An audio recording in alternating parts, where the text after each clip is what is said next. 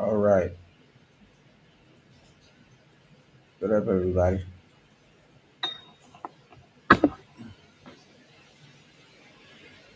Give me 1 second.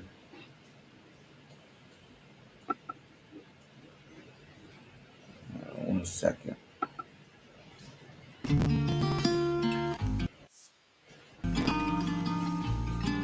Yo, Ed, do you feel like do me a favor, bring me a freaking lighter in here? Take your time, son.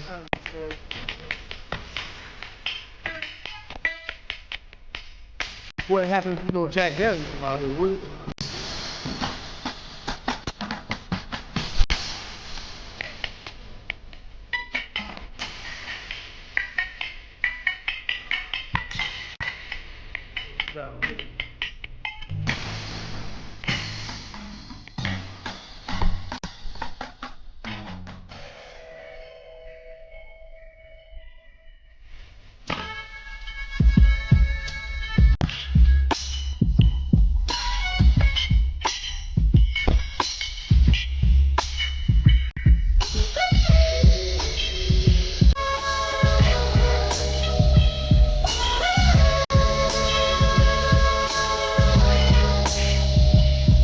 Have you ever been depressed so bad it was a struggle every day not to regret your past?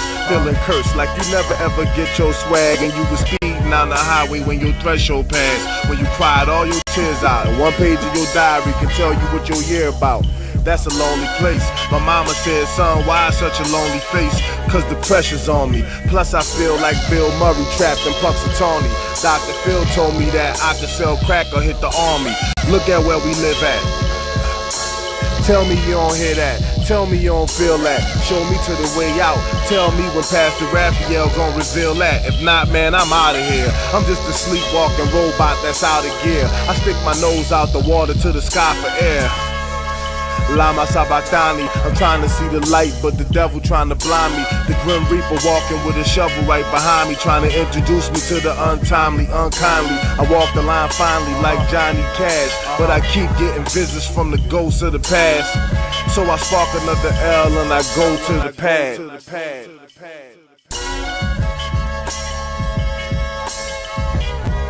Yeah.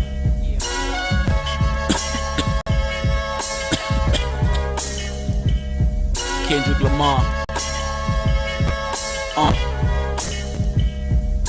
Yeah, I can reconcile being depressed real bad. I'm a thinker, not a drinker, but still I Hennessy drag. Alcohol numbs the pain like when Novocaine stabs in your arteries, part of me, but my city go mad. Via Compton, California, corners with coroners and karma on them. Colors corresponding to gangs upon us. Common corrupted, crippin' pyros cripple the city. Triple the crime, Bible nor the Quran can save. Welcome, don't be afraid, your city similar, right? Where the choppers kidnap the night and the police image your rights. Stare at the sky, wonder where you live to see 25.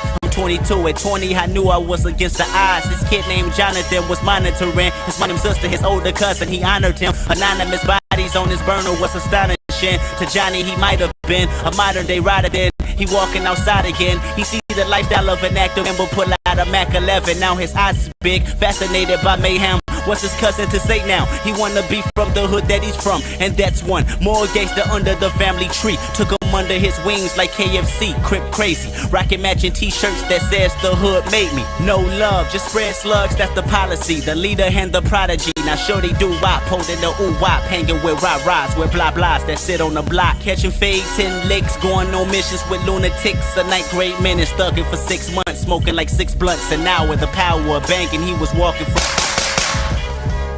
Lil Johnny. I think you'll find, sir, that there will come a time when black people wake up and become intellectually independent enough to think for themselves, as other humans are intellectually independent enough to think for themselves. Then the black man will think like a black man, and he will feel for other black people. And this new thinking and feeling will cause black people to stick together. And then at that point, you'll have a situation where when you attack one black man, you are attacking all black men. And this type of black thinking will cause all black people to stick together. And this type of thinking also will bring an end to the brutality inflicted upon black people by black people. And it is the only thing that will bring an end to it. No federal court, state court, or city court will bring an end to it. It's something that the black man has to bring an end to.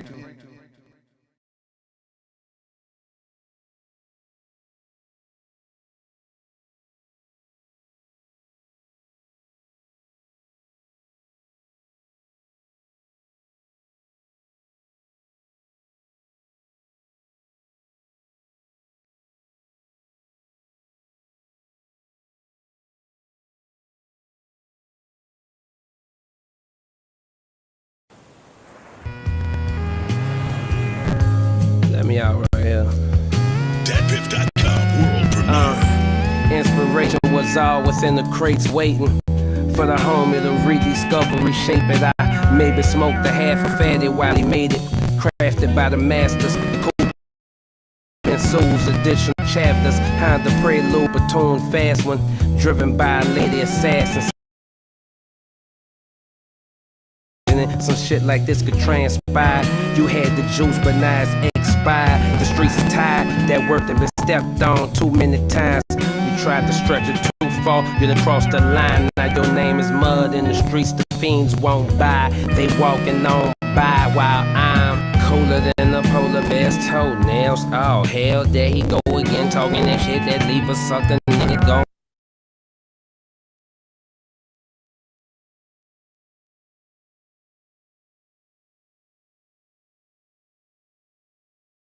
Souls, additional chapters, behind the prelude, super tuned fast one, driven by a lady assassin, scaling the walls of your mansion. You was just lamping, never imagining some shit like this could transpire.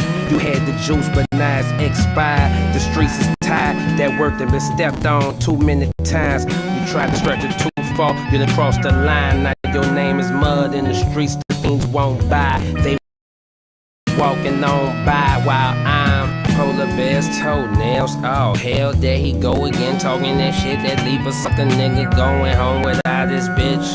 Spit a nigga all about his scritch. Got a plan to get rich. Come through smelling like a zip flick in a big 93 octane lit. I understand that some of these folks is buying regular gas. Some riding trophy cars, some is driving trash. Me myself, I'm top shelf high. Anything else would be uncivilized. Real OG shit is only to be recognized. That sucker shit is to be redirected, corrected, or be chastised. Don't kill yourself trying to live that jet life. Cool, quicker than the Uzi Carbine. And my Ferrari dodging crossfire. Trying not to be killed by niggas from the other side. Or the one time, that's how I survive.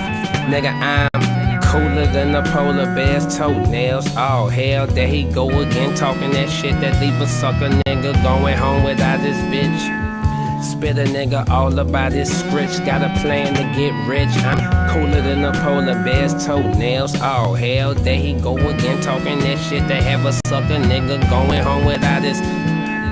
Spit a nigga all about that scritch. Another plan to get rich, huh? Take some easy. Yeah. Never take it all. Ain't did them greasy like brown bags of fried fish. Bring me your nose, bitch, try this. Every line needs a line this. I admit I'm high as shit. I'm at peace with my environment. Cholo lowriders, ladies designed in the candy. Skulls and knives, fire, golden eyes. A Korean stockbroker shit that was no disguise. Split his wig, throw him to the pigs. Discuss murder over cured Italian deli meat. Jimmy shot Johnny in the park over a Jew broad. Facing the wheel, Frankie Valli still playing no. I'm saying no. Why the A's of shoot always got blonde hair? Why? You rock designer jeans, dog, with the ass cut out. Exotic rap pants. I make the Mac 10 tap pants. Shit.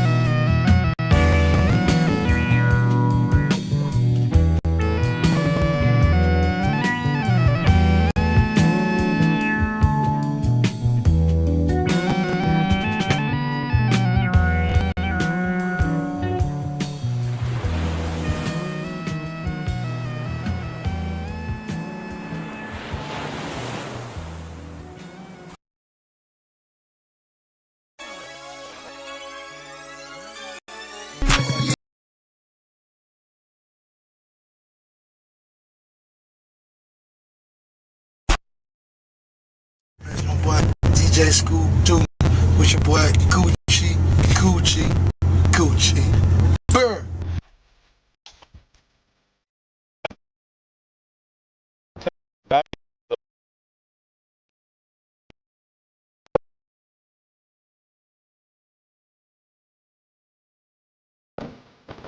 Hey, I'm gonna turn.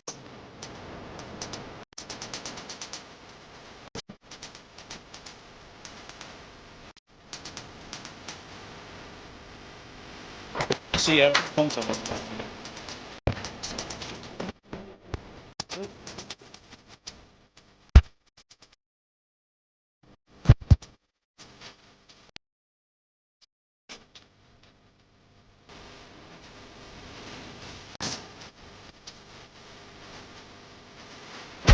Bitches.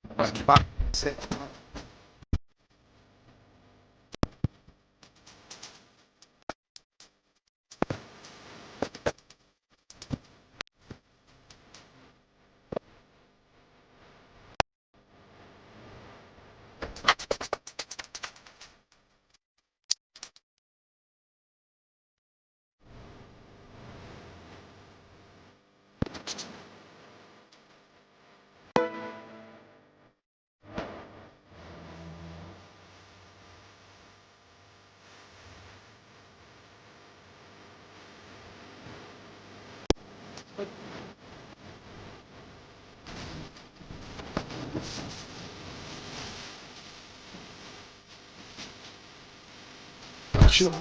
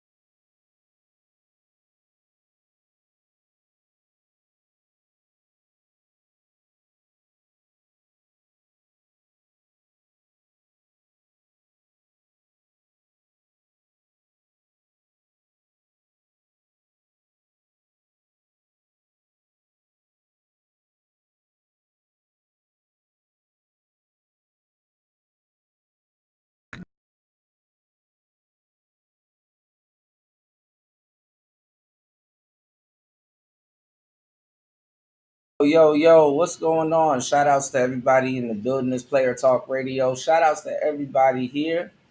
What's going on? Shout outs to Evron. Man, Evron, what you know about Flatbush, man? Yeah, I played a couple years ago underachievers, but the people don't know about the underachievers. Shout outs to Issa Gold and AK. But yeah, man, what's going on, new? Shout outs to the cynical one. Good to see you. Shout outs to Shannon B. Shout outs to DJ Shannon B. You dig? In the place to be. Shout outs to Insane One. What's going on? Cave Reaper said, "What up, DJ Kuda? Would you smash? Oh my God, would you smash Angel Reese? I bet her kitty cat is long and deep for real." I like Angel Reese. She look cool. I like Angel Reese. She getting on everybody's nerves. She about to trade in her basketball career for OnlyFans. You know what I'm saying? I'm telling y'all, it's only a matter of time. Her and cooking with Kaya. You know, they all about to trade it in for OnlyFans. And the funny thing is that the bigger that they get, the more that OnlyFans bag is kind of building. So I know that's sitting on the top of their head. That's sad, man. That's sad. Women, that's another thing. We just gonna have to. I don't know. I think men gonna step away before any of that pops off. But a lot of women and just people in general, I can't just put the blame on them. Worship money. They worship money, man. You know, Shout outs to Tampa Supreme. Yes, Sirski. Good to see you, bro. Yeah, I can't wait. A piece of me can't wait till this Charlie Kirk thing blows over, too. Shout outs to UFO Kamikaze. Shout outs to Ebron in the building again. Good to see you. Y'all, please hit the like button and support the show. We had a great show on the last show. Make sure y'all check that out, man. We did 8 hours, man. A whole shift. You dig what I'm saying? Of some fire shit, man. And also, if y'all want to see what Charlie Kirk has to say in the afterworld, go check that show out. Got a lot of great game in that show. I'm always over delivering and giving you guys some great content. So please, on the way in, hit the subscribe button and please support the show via Cash App and via PayPal because Lord knows we're trying to get to a couple of goals and we definitely need your support to get to those goals. Okay. I told you guys. Let me see. Since we're here, look at this. Everybody now is pretending like, oh my God, we didn't know. Oh my God. Let me tell you how unreliable niggas are on the internet and how dumb people play. This is my channel, right? That you guys need to subscribe to. We almost at 5K quickly, right? Probably gonna burn past that, right? But this is my channel right here. All right, this is the show that we're watching right now. Okay, you go right over here to YouTube Shorts, right? And you can see last couple shorts been doing good. You know, last couple shorts been doing good. But look at this. Look at this. When did this come out? Hey, Cardi, you're beautiful. Thank you. Cardi, insiders are claiming that Offset is publicly bragging about getting you pregnant for the 4th time. Do you foresee any paternity issues with Stephon Diggs? Stop disrespecting me. Don't disrespect me. I got How you feeling? Cardi, your court look is amazing. Who are You're you amazing, wearing? Cardi. I still love you even though you just threw some stuff at I me. don't care. You're disrespectful. Don't do that. Do you see women asking those type of questions to me? Do you see women asking those questions to me? It's legit. Why do you feel as a man you get to ask me those type of questions? Act like you have some manners. And your mama taught you, respect women. All right, Cardi. Go ahead, Rob. Do what's up. Can somebody hand me? See, this the problem right here. Cardi B still hasn't learned her lessons. They literally let her get away with anything. I like Cardi B a lot. I got into an argument with a couple of women over on another website about her being pregnant and showing up to court, especially in divorce court, since she's not fully divorced yet with another man's baby. So you don't even know if it's Offset's baby or Stephon Diggs' baby. And in the divorce settlement, this doesn't really look too good, showing up pregnant with another man's baby or having another man's baby while you're still married. Your marriage is still your responsibility, whether you're separated or not. She's literally going to court for assaulting somebody while she was pregnant, and literally outside the courtroom assaulting somebody else while... Do you think she's pregnant? Let me know down in the comment below. You know what I'm saying? She looks like she's a bit pregnant.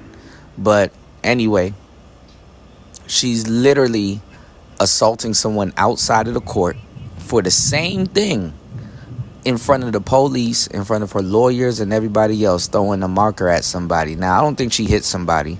I think she probably hit his camera. But it's the same situation over and over again.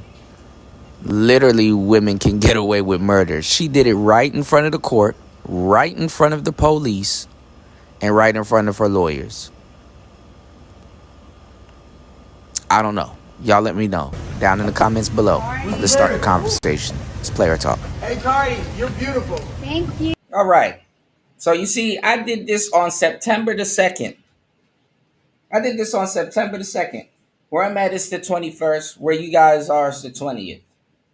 18 days later. Do you see how minuscule and short people's attention span is?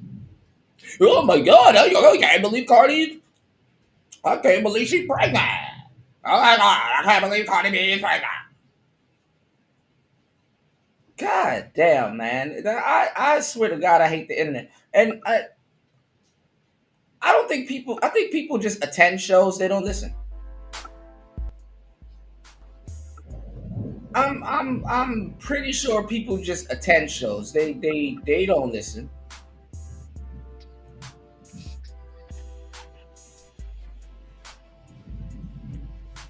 Shout outs to UFO Kamikaze. He said, I told niggas not like us, the not like us bullshit would backfire trying to troll Trump at the Super Bowl while Crip walking was dumb as fuck. Now niggas surprised about the National Guard deployment. Well, hey, true.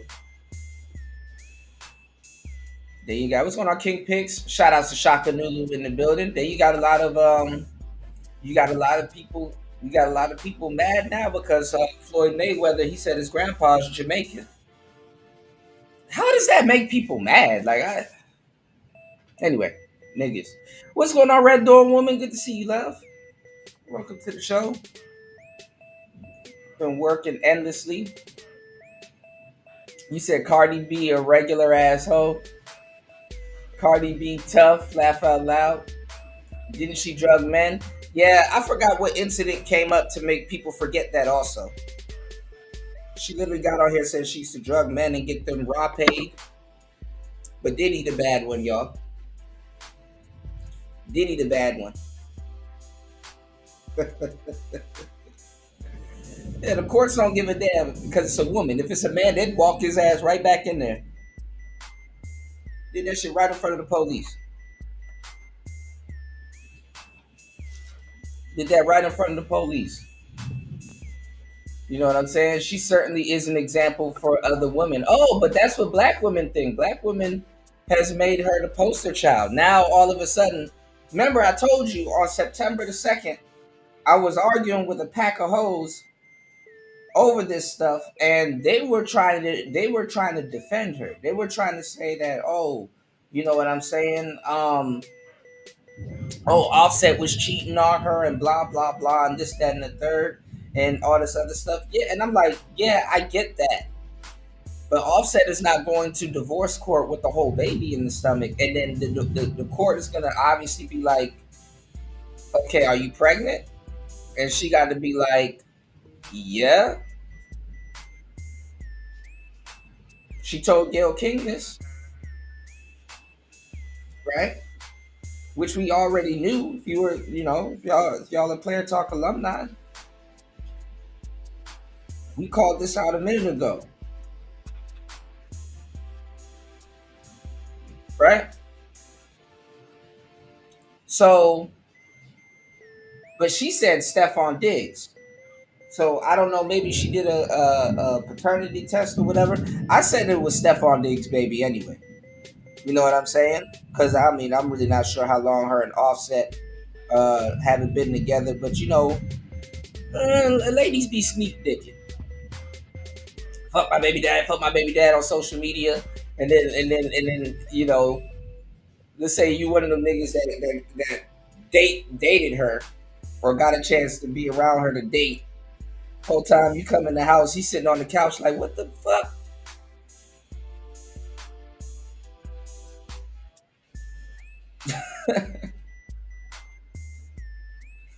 So anyway, let me stop. But anyway,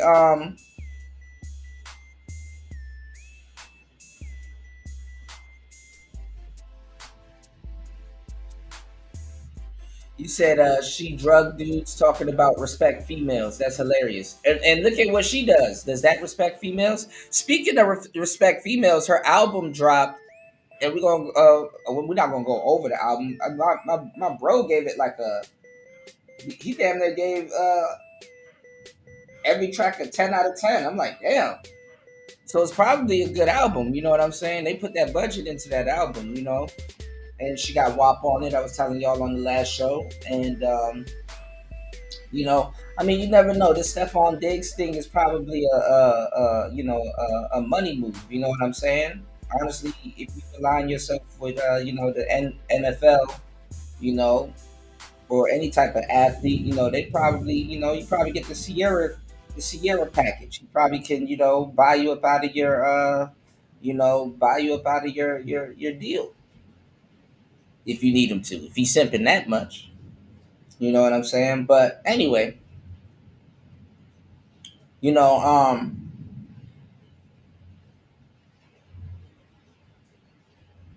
me do this.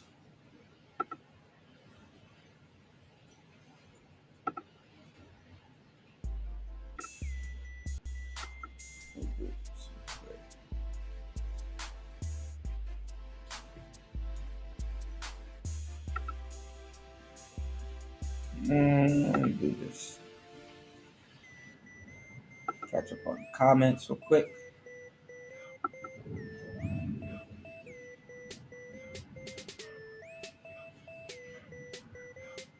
You said niggas troll they sitting president. The small hats, right? Crip walking at the Super Bowl. Yep, absolutely. What's going on, Morbid? Yeah, man. Good to see you, man. Shout out to Morbid Trinity in the building, as always. Did my poll hit the chat? No, I'm still working on the poll. Hold on. I'm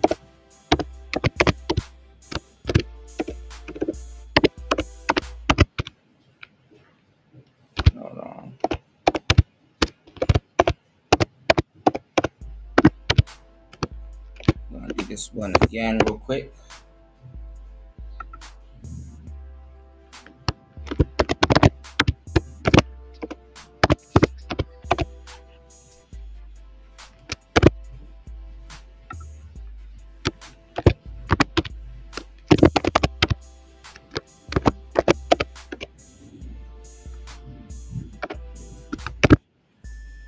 Give y'all some slightly different answers real quick.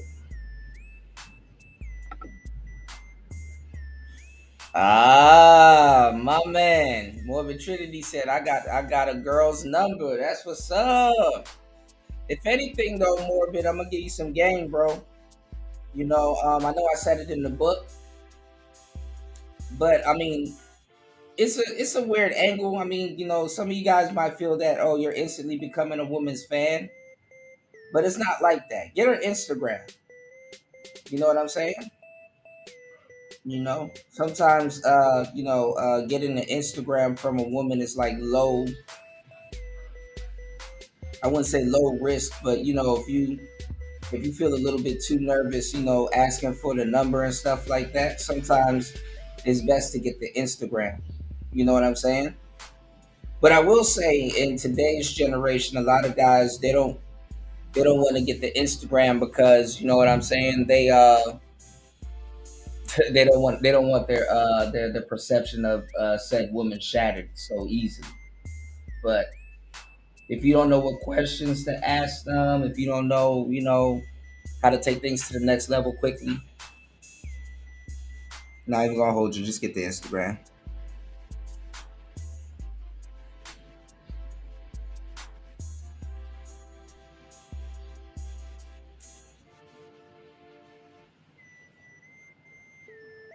What's going on, Chaos? You said you heard Trump said he was on Epstein's video. He would resign. When did Trump say that? When did Trump say that? That man is not resigning no time soon.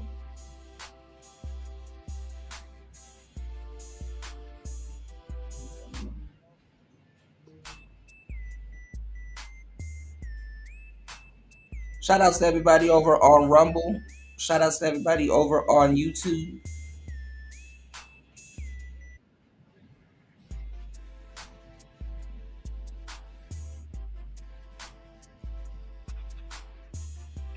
Give me 1 second, guys.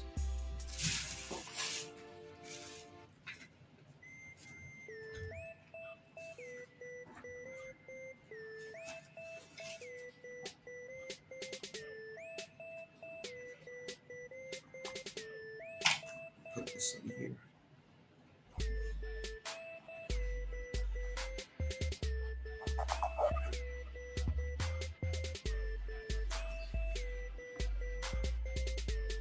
All right. So yeah, oh,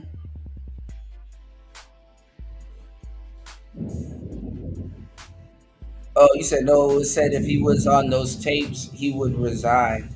Okay. I mean, Trump ain't gonna resign, man. Y'all gotta, bro. He's already the president. Why y'all? Why y'all? Oh my god! I don't understand why y'all keep. The news must be slow this week, man. The news must be slow this week. Everybody's like, "Oh, he's gonna resign. Oh, we're mad." Not you, Chaos. I'm saying in general. People keep. Oh, Trump this and Trump that. Like it's like, bro, he's already the president. He's been the president before. Like this. He's not going nowhere. And if he did, he already made history. Like I don't understand why people don't get this, man. I don't get this. Like people are acting like, oh man, he could become the president again. I mean, he probably could if he put his mind to it. But nah, he's already the president.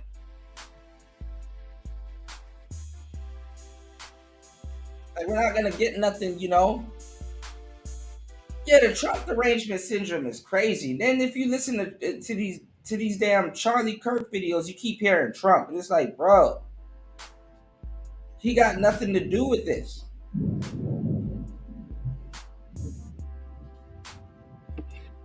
People are like, man, we're gonna unpresident him. Then go impeach him. Y'all already tried it.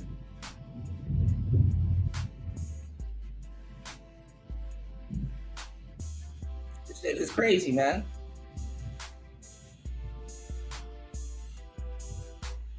All right, this should be a poll in the chat. I gotta, redo half this stuff. But anyway, like I said,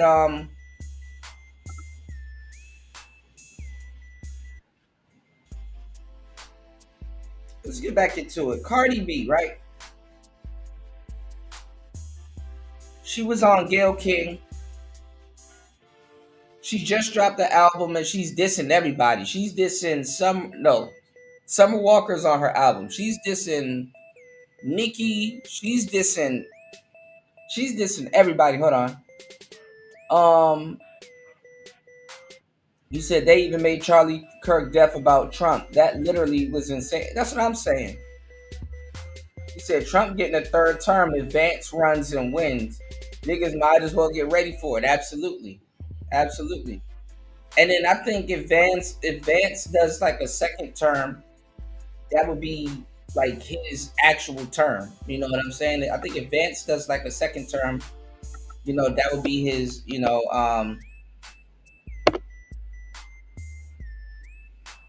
his term. All right, give me 1 second, y'all. Let me do this real quick.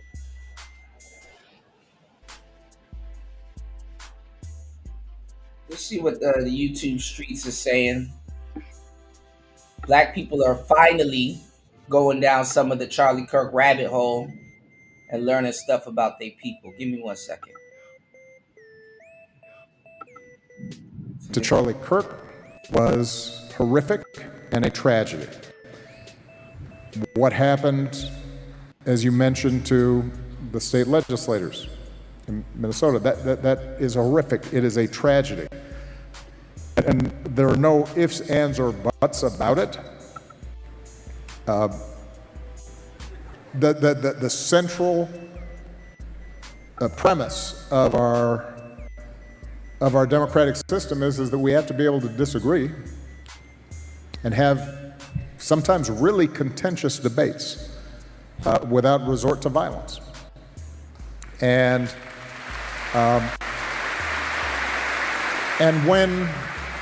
when it happens to some, but even if you think they're quote unquote on the other side of the argument, that's a threat to all of us. And we have to be clear and forthright in condemning it. Okay, so I made a post on Facebook the other day, and I just was, for lack of a better word or a better phrase, I was just mourning the death of Charlie Kirk. Now, keep in mind, I didn't know anything about his work, his talking points. He was just a political figure, and just like any other political figure that I've seen get assassinated, I just rest in peace. Prayers for his family, his wife, his kids. And so many people came under that post saying that white people have been doing this to us since the beginning of time. Why are you mourning somebody who nobody agrees with his talking points? It just has me thinking, like, where are we as a society? How many people do I have around me in my circles, in my squares, or wherever that don't have compassion for death, who could care less if somebody dies, regardless of the point? From what I understand, this man never did anything violent to black people. He never did anything violent to anybody, but specifically black people, because I'm going to get to the point. So why can't, even if I have a difference of view from what he said or what he had or what he believed in, I don't wish death on anybody at all. I can disagree with you all day long. I don't want you to die. I'm trying to convince you to see it through my lens, and I don't necessarily agree with the way you see it through your lens. But there's no point I would incite violence upon anybody. There's no point that I would wish death upon anybody. And it just seeing the comments, seeing what people are posting under people that are just saying RIP to someone.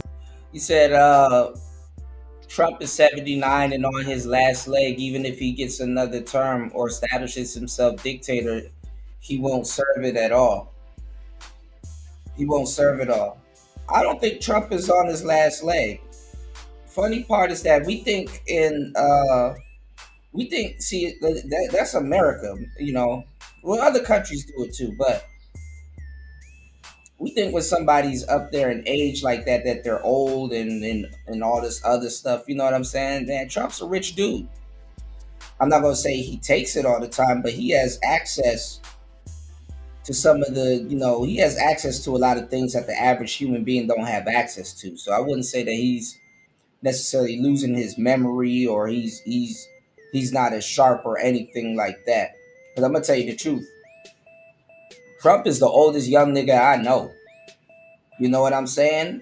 He definitely. When I found out his age, like during his first term, I'm like, he definitely doesn't move like that's his age. He moves like a young dude, like a young president. He's a vibrant president. So he's active, and that's one of the things in America. America tells you guys when y'all get a certain age to go sit down, and it's like, nah, you got to stay active. You know, you got to take care of your body today, so it can take care of you tomorrow. Speaking about taking care of your body today, so it can take care of you tomorrow. Make sure you guys click the link that's at the top of the chat and head over to hempforfitness.com. That is hempforfitness.com. If you guys want to catch up on sleep, if you guys want to catch up on, you know what I'm saying, on your eating habits, catch up on working out, catch up on, just give yourself some vitality, revitalize yourself, take care of your body today so it can take care of you tomorrow. Head over to hempforfitness.com. Check out their wide selection. If you are in America, your mailbox ain't safe because they will deliver to you. You won't have to worry about a damn thing. You know what I'm saying? But yeah, Trump, he moves like a young cat. Like, he moves like a young dude.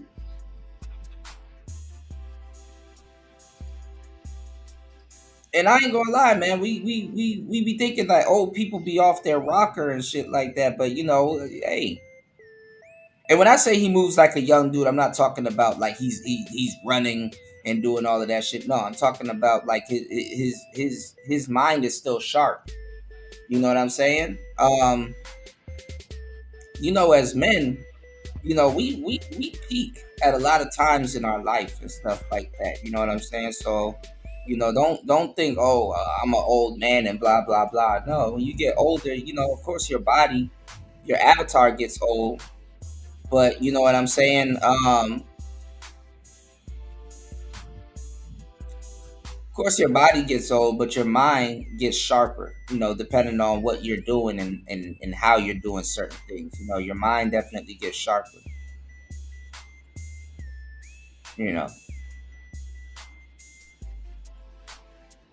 You said niggas focus too much on feeling good in the moment or crashing out over irrelevant shit that they can't think long term or see the bigger picture, man. Trust me, I know. That shit is embarrassing. That shit is embarrassing, man. They lock up like a North Star Cadillac engine, man. That shit is embarrassing. But let's go. Who believed in God, someone who didn't necessarily have the best of views. You can argue that some of his views were not the best, but again, from what we know and what most people that knew him knew, he was not violent towards us. He just had an opinion about black people, and black people are taking upon themselves to voice an opinion about him that nobody asked. Nobody asked them for an opinion about anything, much less someone has lost their life to violence. And the only thing that you could say under a post of someone who just wishes their family well is they've been doing it to us for years. That is a part of the problem. But I find something crazy that when it's black on black crime, I don't see these same people posting under my comment section when I share black on black crime. Why? Why is that, yo? Like, you literally can hear, what do they say, crickets outside whenever I post stuff about black on black crime.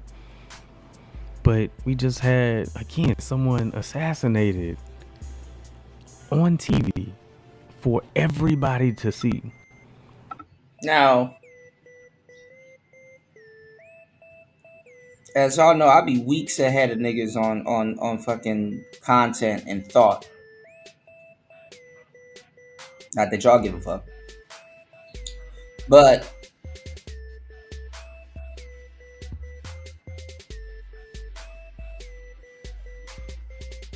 did you know there was another, did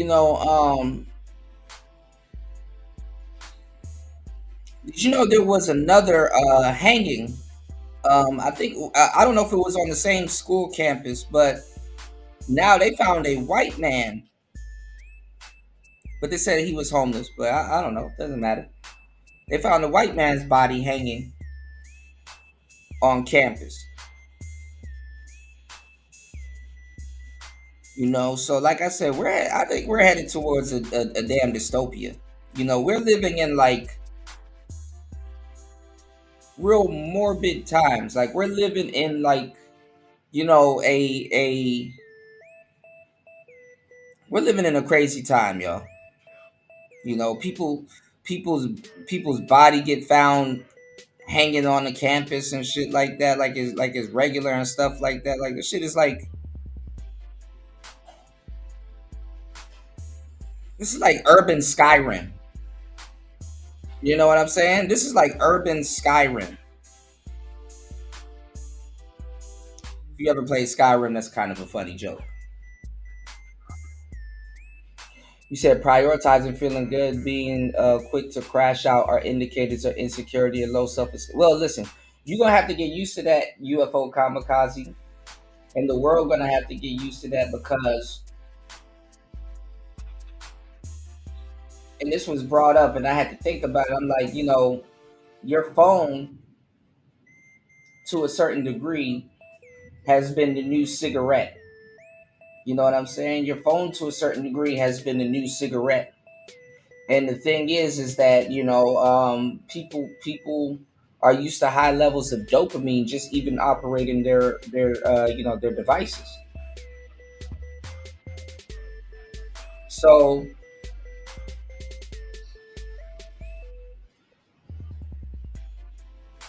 some zombie shit. You know what I'm saying?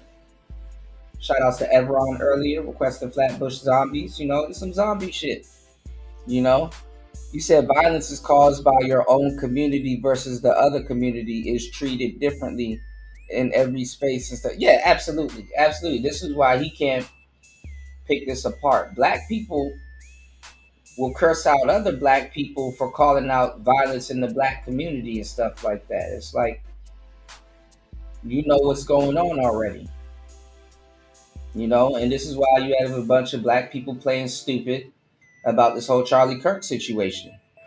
You know, crime is relative. See, black people don't know that. It got to be told to black people also. Black people don't know that the people that commit the most white on white crime is white people. The people that commit the most black on black crime is black people. Crime is relative. People don't like what they see and when they look in the mirror sometimes, you know? And it's the same vein that racism is built out of. You know, the fear of genetic annihilation. But when you want to do something, or when somebody does something to their own people, it's built is rooted in genetic annihilation. But by their own people. If it's by their own people, they deem it okay. It's a tribe mentality. It's a piece of the tribe mentality. You can't hurt my brother, but I can. And if I do and do something, you better not say nothing or I'll hurt you. That's really what the hell it is. You know? Welcome back, War Master. Good to see you, man. Yeah, I know, right? If only. You should see the thumbnail for this video on YouTube.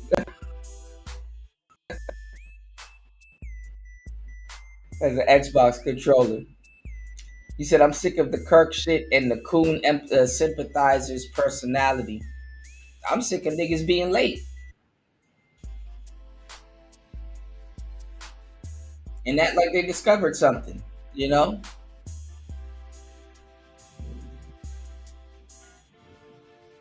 That's the irony right there, UFO kamikaze. The coons are the niggas that are so emotionally invested that invested in what a white man thought about them, that they would get on the internet and say he didn't care about black people.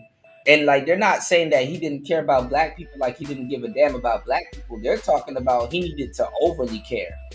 Like he needed to be donating to black after school programs and all kinds of other shit. Like he should be fully invested in black people. And the funny part is like, bro, you aren't fully invested in black people. You know? And that's that. I low key. I'm like them, the real coons, because you can hear it you can hear the lack of Black history in their voice.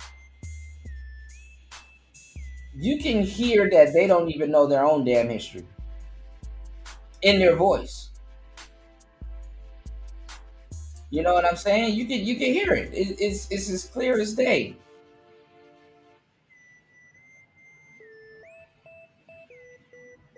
And they don't hear it.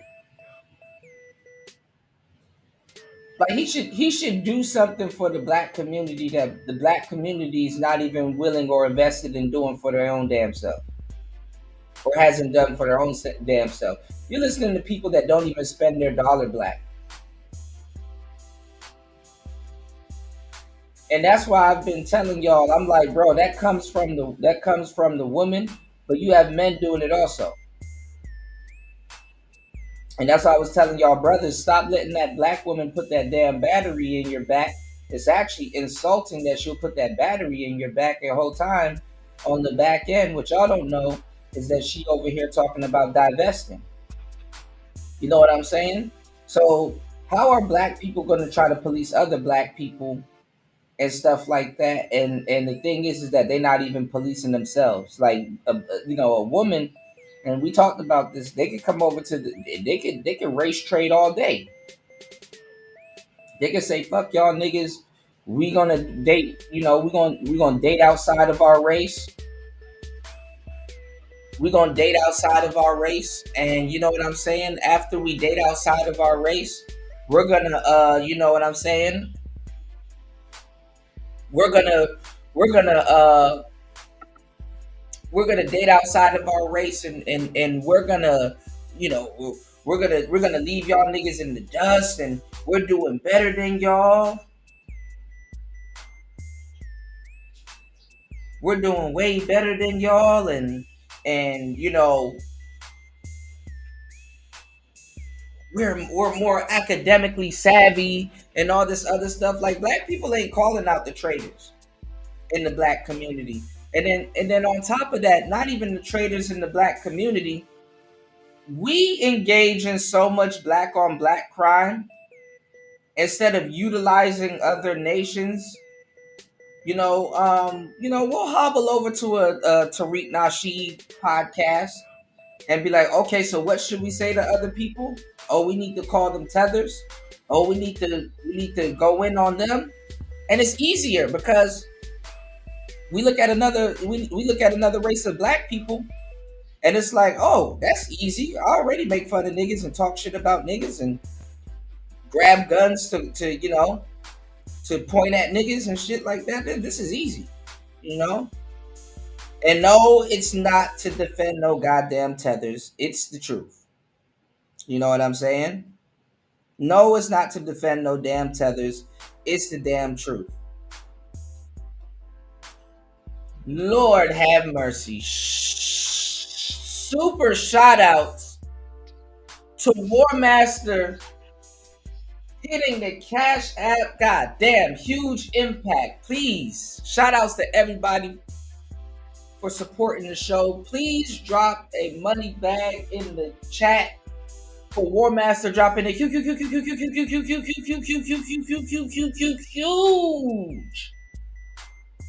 100 ball on the Cash App as always. Thank you so much, War Master, as always. Man, look, if we can actually,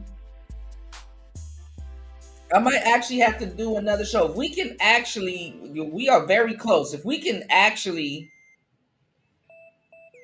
go ham and go super crazy on the support on today's show. Man, listen, I really do this week. I really want to go to the mall and just go run and go grab an Xbox. If you guys could please be heavy-handed on the support on today's show, we are very close to grabbing an Xbox. All right? So shout outs to War Master. Thank you so much as always for supporting and keeping. Listen, I'm putting something together for everybody, but especially for you, for keeping Player Talk Radio running. Honestly, at this point, hold on, let's go. Player Talk Radio. Hold on. Let me see if I can take y'all where the money resides. But let's go. It's Player Talk Radio. Hold on. More. Wendy? Thanks, Chuck. We're standing here in front of the Olympic Liquor Store in Queens where scores of African Americans have been lined up for hours. We spoke to a few of them earlier. Ladies, may we get a word? Hide the money, y'all. There's poor people around. With your broke ass. Shout outs to War Master as always. As always. Thank you so much for supporting Player Talk Radio. Make sure you guys hit the like button and also support Player Talk Radio. And yeah, man, I hope this Charlie Kirk situation is blowing over. You know, I know over here, aside from any new, any new news, we're kind of, I've said everything that needs to be said. We're wrapping it up. And yes, on today's show, shout outs to War Master being here on today's show. That's why I posted the Xbox. We're gonna go over. I'm gonna save that for the last bit of today's show. We're gonna go over Metal Gear Solid. You know, I've been trying to put War Master on to Metal Gear Solid. We're gonna go over Metal Gear Solid, and I wanna make some shocking revelations going over the game Metal Gear Solid, because if you guys don't know about that game, it's very eerie to what's going on right now. You know what I'm saying? It's very eerie to what's going on right now. And I'm not going to lie. Growing up as a kid, I think that the Japanese knew more about Americans than Americans knew more about Americans, you know? Even the Dragon Ball Z black people comparisons are hilarious. You know what I'm saying? And actually pretty interesting. But anyway, definitely stick around. You said, but that's slowly going away because of feminism. Feminism is slowly going away. You know what I'm saying? Feminism is slowly going away. Because women, listen, let me tell y'all something about feminism. The more feminism grows, the more it fucks up women, because women will become the misandrous. You see how women are pushing it's called getting off the titty. After a while, these movements don't need women anymore. I hate to say it. They don't need women anymore to a certain degree. Women have opened up Pandora's box. And it's going to get to the point where, it's already past the point where the LGBTQ community, they're leading women. And they stole from women. You know what I'm saying? Because they're all about feminizing themselves. Because even when women try to turn into men, they're not no fucking man. They're just some goofball woman that's just holding shit up and they're just some goofball women holding shit up and complaining about nothing. They just want a better quality life on the backs of men. And it's the same thing. Like if you even look at heterosexual women nowadays and stuff like that, they're talking about men don't approach them and men don't this and men don't that. What's going on, Raven? They're just women telling men to give them a better life off of their back. They don't care about no damn man. Hell, we not on this planet long enough to be worried about half the shit these women are worried about. So the thing is to, hey, get in and try to live the best life off the back of a man as quick as you can. Because men are disposable. And the thing is that when they let in the LGBTQ, because to tell you the truth, women are the most, I'm going to say this. Women are the most homophobic. And it's even worse on their behalf because they're the most gay. I hate to say this, but for the most part, and I'm sorry, ladies, but this is, and y'all already know. I assume a woman is gay. Every single one of them, I assume that they're gay or have or deal with women. I'm just going to straight up say it. Because that's what they do. That's what women do. They grope each other. They touch each other. I remember I was looking at this video of a woman saying, "Oh, I'm tired of going to the club. The reason When I'm grinding and I'm twerking and dancing on men, why they gotta grab your coochie and why they gotta do this, that, and the third? No, she was saying that she hates when she's twerking in the club and some man is behind her and stuff like that. She turned around and he's like ugly, right? This is some old shit, right? And then she's like, but then the women be doing too much too because they be in the club grabbing your titties and grabbing your coochie and slapping your ass and doing all kinds of other stuff. Why they got to do that? And it's like, okay, well, why don't y'all take those same women to court like y'all would take a man to court? Women are the most backwards, contradictory, homophobic, while having gay friends at the same time. It's the stupidest shit ever. It's the stupidest shit ever. So like I said, the gay community, they have it out for women. And they don't even realize it. They have it out for women. But the funny part is that women make up the majority of the gay community in a lot of cases. But that don't mean shit. You know what I'm saying? That don't mean shit. And let me tell you something. Let me tell you, over the incel, not even, he's up there with the players, and these goofball niggas in the space try to say something to me about that. I'm like, I can tell you don't get no bitches, right? I was telling dudes in this space a minute ago, I'm like, the gay dudes, they got all the baddies around them. The gay dudes keep the baddies around them. And people was like, what are you saying, Kuda? You hang out with gay dudes to get women? And I'm like, no, I don't hang out with gay dudes to get women, but I got some friends that are gay dudes and all they do is have broads around them. And they know that I'm not gay. So guess who I have access to? The broads around them. If you've ever been around a heirloom or a group of baddies and stuff like that, you are going to run into that. And you know what I'm saying? And it's gonna be all good. Ain't nothing wrong with that. I mean, listen, if you comfortable with your sexuality, I ain't worried about no gay dude. And low key, and not even low key, high key, the gay dudes know who gay and who not gay, for real. So they don't try you like that. If you carry that energy, if you carry some weird energy like a lot of niggas carry and shit like that, and they think that they can probably get you, oh yeah, they're gonna try your ass. They're gonna try your ass.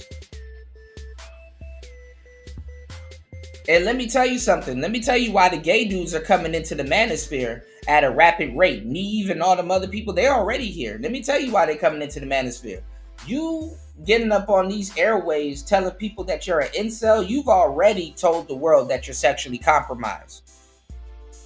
Back in the day, I used to wonder, why are the manosphere niggas accepting them? And I've always said, they're gonna accept them for a couple of reasons. Number one, y'all niggas are compromised.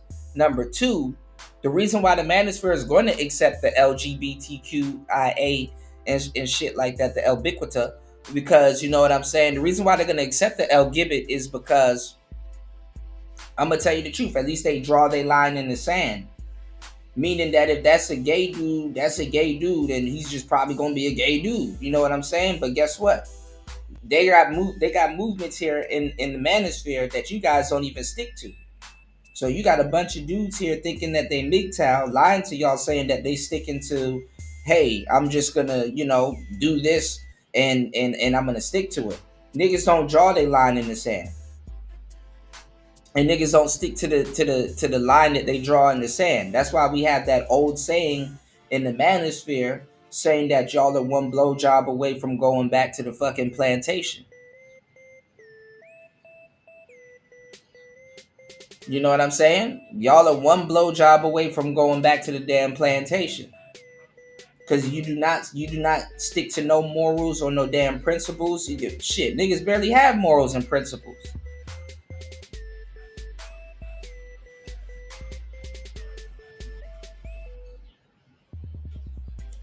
And black people are some of the most sexually compromised people on the fucking planet.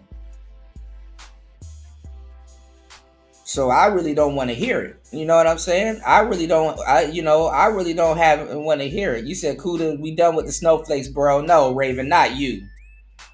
No, that don't sound right, Raven. Not you.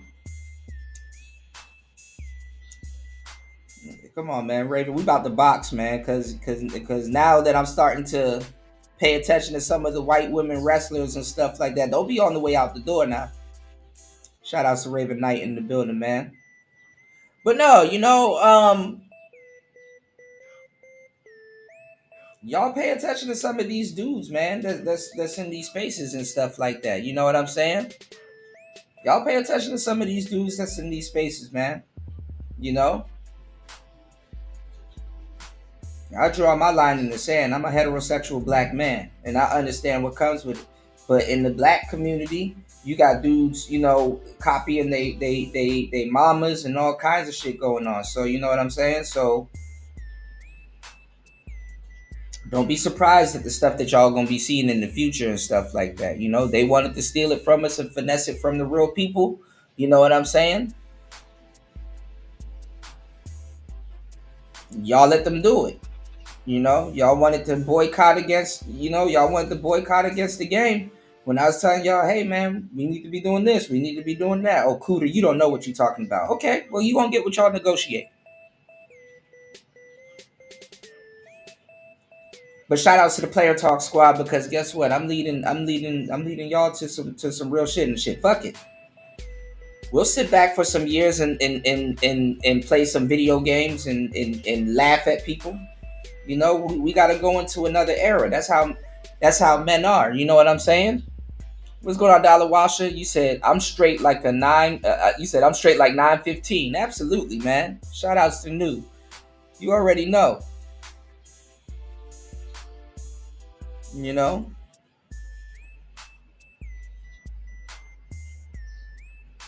But if y'all ever wonder why, Fantastic and a lot of those other people, why they so comfortable speaking to people that's gay on panels and stuff like that, I ain't got shit to talk about with no gay man. We probably laugh at some shit, but like when it comes to like masculinity and all that other stuff, I'm not finna be on Hamps fucking debating some gay dude about male nature and stuff like that. I'm pretty sure a gay dude knows about male nature. I wouldn't count them out. That's just something that I'm not interested in learning, from that source, And honestly, when you listen to women and you listen to men talk about men's nature and stuff like that from that perspective, they're talking about men and lust. And we already know that, a man in lust will do anything. So you know what I'm saying? A man in lust will do anything. Even pay. You know what I'm saying? Even pay.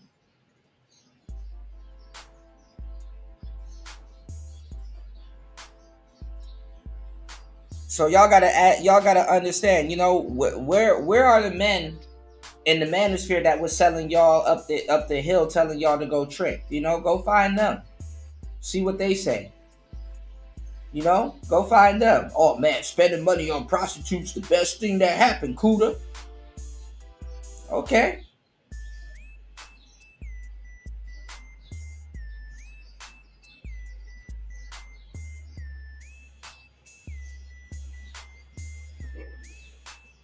Go ahead. If that's the type of caliber of women you want to be around.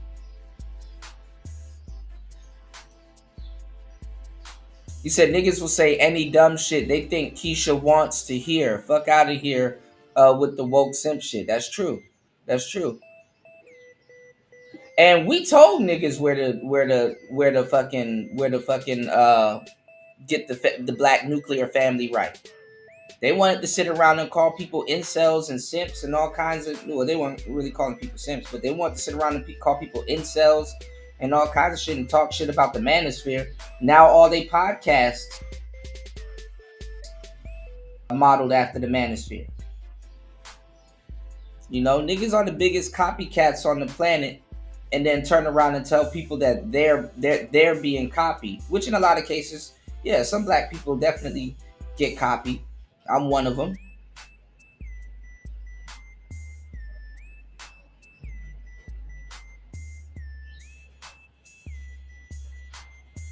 And I've showed y'all several instances where black people just copy other people and then pretending like it, like oh, we came up with this on our own. It's like, actually, no, you didn't. Nah, Kuda, you lying. We invented breakdancing and we invented all. No, actually, there was black people and slaves from Angola that created breakdancing. They labeled a fighting style after it called capoeira. I know, bro. This weekend, this last weekend, there was a whole bunch of people mad when Floyd said that his dad was Jamaican. And I'm like, bro, how does that make people mad? How does that make people, like, I'm done with niggas, man. You said I wouldn't do it in real life, and damn sure don't need YouTube money to do it. What you mean, New? Alright. Shout outs to everybody here. Again, shout outs to War Master sponsoring today's show as always. Please hit the like button and support the show.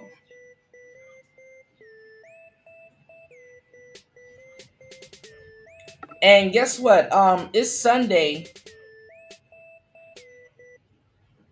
You said, Kuda, you got lost in the Citadel. Oh, I shouldn't have never read this comment. Kuda, you got lost in the Citadel. You said that can't be copied. Listen.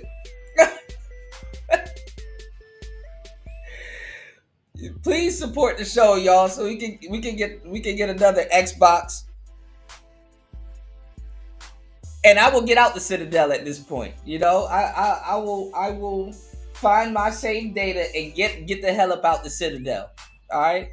You said, are we allowed to share links in the chat? Yeah, go ahead. Especially if it's relevant to the topic, or if you guys would like to come up and you know,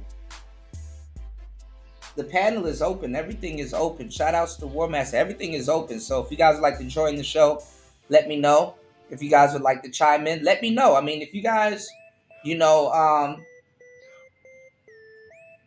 if you guys want to chime in on the Charlie Kirk situation, if you guys want to mention some of y'all favorite video games or something, you know, we here. It's Player Talk Radio. If you guys want to chime in on the Cardi B situation, we're going to get back to the Cardi B situation, though, because she's dissing a bunch of people, and there's some well-crafted bars there, but hey, let's go. She's dissing, I seen she dissed JT. I seen she dissed Nicki, obviously. And I think she dissed somebody else. I think she dissed Lotto, or I don't know who else she dissed, but let's go. And I can't say RIP without being belittled. Absolutely insane, bro. Yeah, I heard Square is moving Final Fantasy to Xbox, which is fucking amazing. And also Metal Gear Solid Delta, y'all.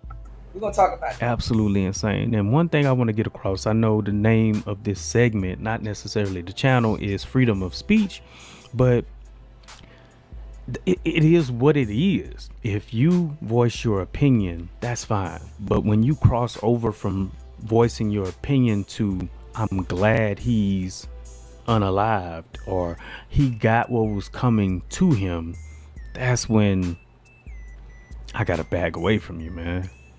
Because I don't rock like that, yo. I wish death upon no man, woman, child. And just because someone has different talking points, which I went back and looked at some of his catalog, and he talked about God, he talked about his family, he talked about not going to college. I have a video about not going to college. It's a scam. I have a video about that. Now, I didn't break it down as professional and use the dialect and terms and verbiage that he used, but I do have a video. You said, if a chick got close to male rainbow friends, best believe she's sharing what happens in the bedroom with them. Of course. And I'm not even gonna lie. I mean, you'd be surprised how much dudes are sexually compromised out here. They're getting, women are losing their men to gay men. Oh, and getting back to what we're talking about earlier, women are sleeping with gay men. That's what I was walking that shit down to. Women are having sex with actual gay men.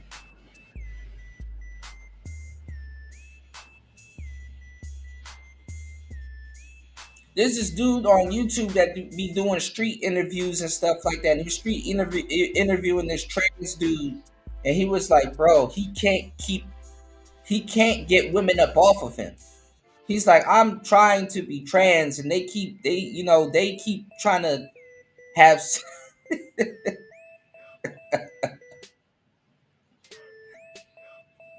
All right, a lot of the shit is going, it's going crazy. They're sleeping with they're sleeping with prisoners. How much times you got to hear that the guards were sleeping with the prisoners? Hell, even Young Thug was talking about how he was sleeping with the prison guards. Those dudes come home and sleep with certain women, and guess what?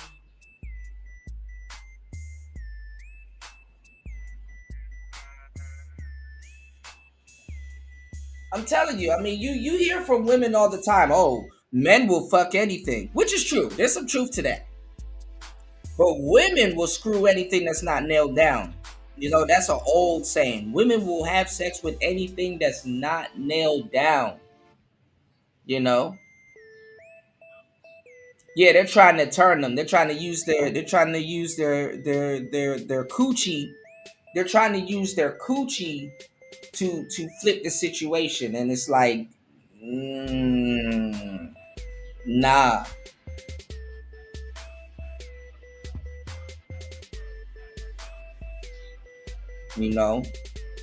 So they learn well into their adulthood. Like, hey, coochie, my coochie can't change. You never heard a woman say, "I got bad coochie." They a lot of times they believe that their coochie can change the trajectory of every single situation. It's crazy. But let's go. Like that. And I'm free. I would hope that I'm free to make a video like that, yo. And I feel like he was free to do the same thing and not have to worry about being unalive. Now, as a Christian man, as he was, and he stated he was, I can understand why he didn't agree with certain things that people did. And like I said, in the L Gibbet, even in DC, I saw it. You have a variation of guys that's turning into studs to deal with lesbian women. Don't ask. That's their shit. Don't ask. But he also has videos introducing himself to people that had different viewpoints or lifestyles in the bedroom, and was very respectful to them. Very respectful. The only thing is, it was just a debate, yo. It's just words. It's just talking. And again, man, it's just, what it showed me was, what's going on, party? There are a lot of people with my skin color. You said risking HIV to turn a dude back straight is crazy work. It's ridiculous work, man. That are in denial about the fact that they are undeniably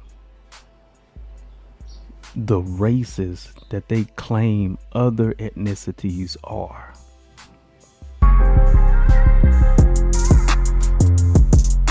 All right. Shout out to this brother. Maybe I'm upset with the time. Look, I'm about to head over to his channel and subscribe. He a smaller channel. Support black people.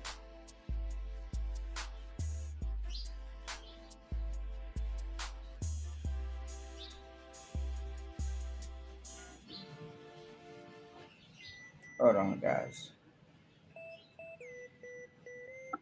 I did want to see this. Give me 1 second. I did want to see this. Give me 1 second. Let me see what you're talking about. He was dead, live, in front of a bunch of college kids, in front of his wife and his 2 children. And I don't think the country is ever going to be the same. Not only because of this horrific tragedy, but because of everything that followed. The dark, disturbing realization that we may not be on the same page as our coworkers, classmates, friends, neighbors, doctors, when it comes to the issue of murder. I was crashing out on Twitter a few days ago, just stream of- She wrote a whole paragraph. Yo, has somebody ever wrote you a whole paragraph and it's like, bro, I'm not gonna read that shit. You done wrote the whole Gettysburg Address on that. She said I was crashing out on Twitter. I see. Right, niggas up here writing a whole ebook in the comment section. Okay, let's go. Consciousness posting about it with run-on sentences and everything. 4 days later, I have a clearer head, but I still feel the exact same way. So we are going to talk about what happened, we're going to talk about the aftermath, and then we're going to get a little personal, because frankly I don't see the country the same anymore, and I know a lot of you feel the exact same way, so we're going to talk about it after we talk about everything else. Charlie Kirk was not a healthcare CEO, he was not a powerful politician, and let me be 100% clear, I'm not saying this to say that it's okay when those people are murdered. My point is that those are positions of power that most people cannot relate to. Like the average. Now let me tell you how backwards black people are, and people in general, not just black people. I don't know why I said black people, but people in general. Because we were just talking about prisoners, right? If you're handsome, it helps. You understand what I'm saying? If you're somewhat handsome, it helps. If you're somewhat handsome, the prison guards and the women will pay your ransom. You know what I'm saying? I mean, it might not help you in you know, around niggas and shit, so Felice Johnson type niggas. But if you're handsome, it helps. And I see a lot of you guys on the what you call it, on the y'all be on the prison bays also, so y'all don't get away neither. You know what I'm saying? You know, niggas be like, oh, what she went to jail for? I can fix her. And shit, you know. Y'all guilty too. But and also too, I got a pre-record coming for you guys. I was editing it, but it's almost done. Cause there's a girl and she bad, you know, she trending. There was a sister, I think she's a rapper too. That literally, I don't know, she I don't know, I didn't really look it up too much, so I got a pre-record coming for you guys. But she literally had a case recently where she had like a choice to do like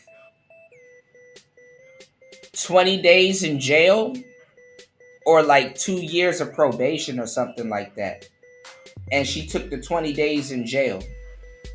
And,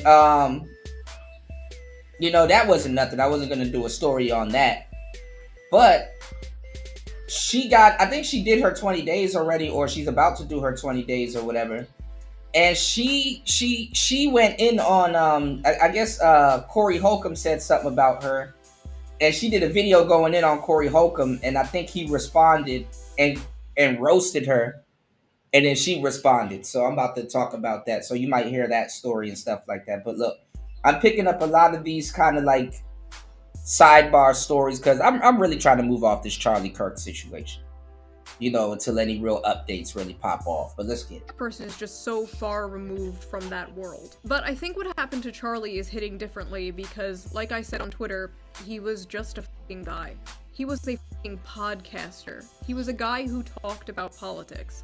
He was a guy who had conservative beliefs. Not everyone knows a billionaire CEO or a powerful politician, but they do know somebody with conservative beliefs. They know somebody who holds some... Oh, I was about to say, the reason why they like that Luigi Mangioli dude or whatever his name is, they don't give a damn about no fucking healthcare. The reason why they like him is because he looks good. He's a handsome dude. Pause. That's what I was told. So yeah, you can damn near get away with anything if you're handsome. Like I said, if they're handsome, they'll pay your ransom. Let's go. Were many of Charlie Kirk's opinions. Because despite what people in their little bubble believe, his core ideology and what he believed is the same shit like your conservative boomer uncle on Facebook posts. You can only disagree with this if you are unfamiliar with Charlie Kirk, or you are unfamiliar with the many different branches and different ideologies of the right wing. Now, don't get me wrong, Charlie Kirk had many bad takes over the years. Like, for example, the two most popular quotes I see people posting are the one where he advocated for stoning gays and black women are too stupid to be pilots, But guess what? Both those things, the two most popular quotes people are posting. Hey, yo, UFO kamikaze.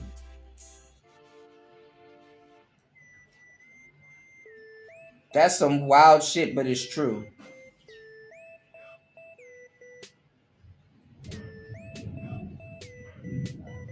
That's some wild shit, but it's true.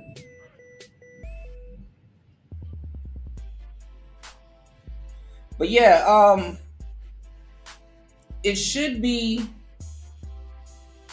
7 p.m. in Chicago, and it should be 8 p.m.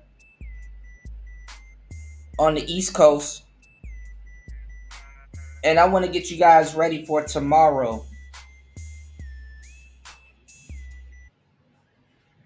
Tomorrow is Charlie Kirk's funeral, you know, or at least his memorial, his church memorial and stuff like that. So pay attention.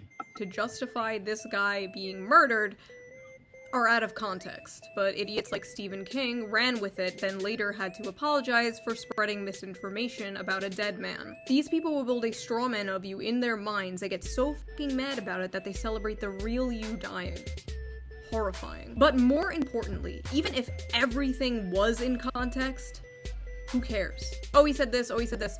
I don't care. There are many things he said that I disagree with. There are many things he said that I think are bad. Who cares? It is just a fact that nothing he said warranted his life being taken away. This is America. We have freedom of speech here. Unless you criticize a certain country, but for the most part, we have freedom of speech here. So after detaining not just one wrong guy, but two wrong guys, the FBI finally got the shooter. Only because his own father turned him in. I guess they were just too fucking busy not releasing the Epstein files to catch a political assassin. It was this ass demon, Tyler Robinson. Right? See, he got that turtle suit on. 22 years old, another iron. And he already showed up in court. I was going to cover that. I got a pre-record for that, but I'm like, And Reddit shooter who wrote a bunch of memes on the bullets, including "Hey fascist catch" and notices bulges, capital OWO, what's this question mark? I fucking hate it here. A lot of people were saying that the shooter was a boy. Yeah, they cream pie hunters, UFO. They cream pie hunters, man. Which is a far-right fan of the streamer Nick Fuentes, and I have no. And then not even that. I mean, like I'm telling you, like a lot of women are gay. You got to make sure that she hasn't slept with some of her lady friends, because the lady friends are the ones that get the pass. You know, you think that, oh, she's just trying to hang out with her girls. Well, one or both of them have been her girlfriend at one point. Idea where that came from. I'm gonna be so honest. I have seen no actual proof of this, and it doesn't make sense because someone further. And I'm not gonna lie. I hate to say it, but some of that stuff is unique to black men. I hate to say it, but even though it happens in the white community, you don't have to worry about a white woman dating her friends like that. And then to tell you the truth, a lot of white women, some are, don't get me wrong. You know, some are guilty as a wombat. But you don't have to worry about white women have had slept with all of her friends, like her female friends and stuff like that, the way you would have to with a sister. You know what I'm saying? I'm just saying. Same thing with other races of women and stuff like that. They kind of draw a line. But with black women, oh my God. You got to make sure she didn't sleep with her girlfriends. You got to make sure that man friend that she's already disrespecting you out the gate with. Because I ain't going to lie. That's just, a lot of guys don't pick up on that. That's disrespect out the gate. Introducing some random guy to me as your brother, as if I don't know. As if, oh man, I just started dating women yesterday. Women introduce guys that they've already fucked as their brother. Yeah, I'm just some 40-year-old man that was born yesterday, and I've never dated. I'm with a baddie right now, but I've never dated a baddie before. I don't know how they operate. Like, there was still shit testing. Yeah, new. Come on, new. You already know. You already know. They be sleeping with they girlfriends and stuff like that. And then this is the kicker. Then they gaslight you like you bugging. Well, I've never dated a dime before. I don't know how they get down. Bullshit.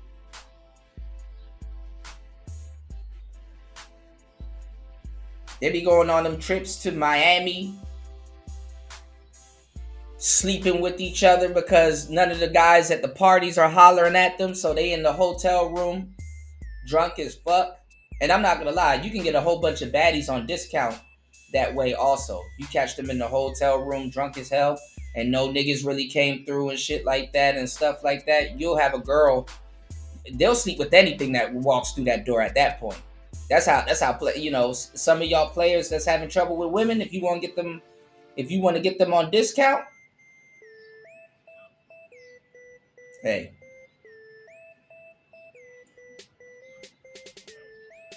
they just want something that's a man, or that has the shape of a man that shows up. You know what I'm saying? I don't know. I don't understand how the manosphere hasn't even grown a set of nuts yet and realized, like, hey, these women that we like, even though they do goofy shit and it doesn't deter us away from them, they will sleep with something that look like Twister and then come on this side of the fence and try to tell me what the hell a real man is and what a real man does. And it's like, when the hell did you start getting standards, bitch? And I ain't gonna lie, I'm glad now that they're putting the lesbians through hell. But they've been putting them through hell for a good minute now, and this is why you see their domestic violence rates shoot up over there and shit like that. You know what I'm saying? Women are so protected. Only in a matriarch this can happen. I mean, only in a patriarch this can happen. So, as men, we definitely gotta, rethink. We definitely gotta rethink this patriarch and stuff like that. And it's the same thing, like I said, with conservative children. If you're a conservative brother and if you're a conservative guy, man, make sure to take time out of your day to pay extra attention to your children. Cause I ain't gonna lie, it just seems like when you have spoiled Democrat kids, that's the worst. I'd rather two Democrats come up with a spoiled conservative. That's probably how you guys were made. So just think of the lateral, think of the opposite. You know what I'm saying? If you could say that, like, a Democrat family can create some of the best conservatives or some of the best Republicans, or the best kids that know politics and stuff like that, or has created some of the best politicians that you've seen and presidents that you've seen, always know that there's an opposite side to it. You know what I'm saying? So make sure y'all spend extra time with y'all kids, because this Charlie Kirk thing is ridiculous. And it's like, maybe the older generation, maybe, just do a little bit of research on him. Maybe it's an older generation thing, maybe his dad was hard on him and expected much out of him, and he didn't know that the later generations of kids now are damn near gay as hell. Dad, don't do that. I don't like that. I want to wear a dress, Dad. But this nigga, for some, and this shit is backwards too. Cause it'll be like a trans dude that's cool as fuck. It's like, bro, like, you didn't have to go this route. Why did you go this route? It'd be like a trans dude that knows how to shoot Dracos and all kinds of shit. And it's like, bruh, the hoes would be all over you. Even though I just told y'all some of those dudes go gay as hell and the hoes are still all over them. The irony. But you have a lot of guys in that community and women in that community that kind of, use the hormones and fuck themselves up, and they want to detransition and all this other shit. So, like I said, we're moving into weird times. And listen, I'm going to tell you the truth. You don't win as a parent. And men know this because at some point, see, women, it happens to them. But men, we anticipate it or should anticipate it, and we know it's going to happen. At some point, if I'm raising a little boy, I'm raising a young lion or whatever, or a young man, I know at some point he going to feel he can take the old man, aka me. You know, he going to feel that he can outpower me or whatever. You know, at some point he going to feel he can take the old man. Cool. Till that day comes, stay strong. You know, anticipate it.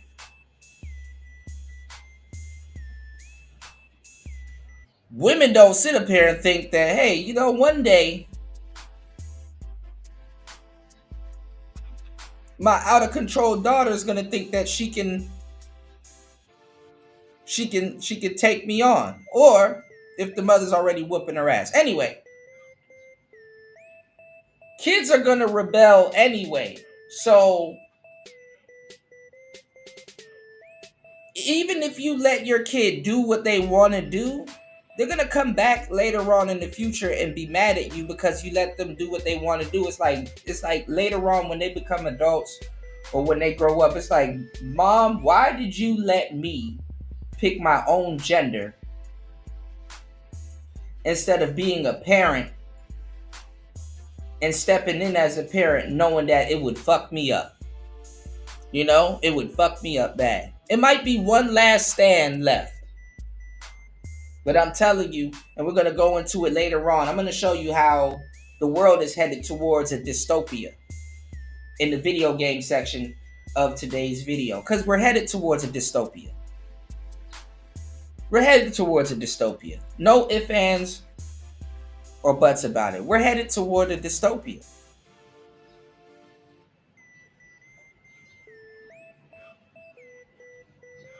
Real talk. And kids have their own agency in the dystopia because they found out how to make money.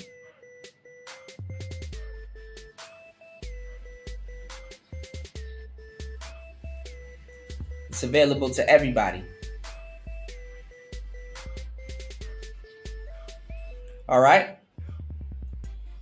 You said niggas on Facebook on my girl, niggas on Facebook on my girl got a girlfriend 2-time. You said women saying pause worthy shit to each other and men popping up talking about play. What is the thing? We've known this party from back in the day. Remember when they used to have designated gay clubs? What happened? That shit is everywhere. There's no designated gay clubs anymore. It's everywhere. You said, bruh, white chicks get down just as much. I know they do.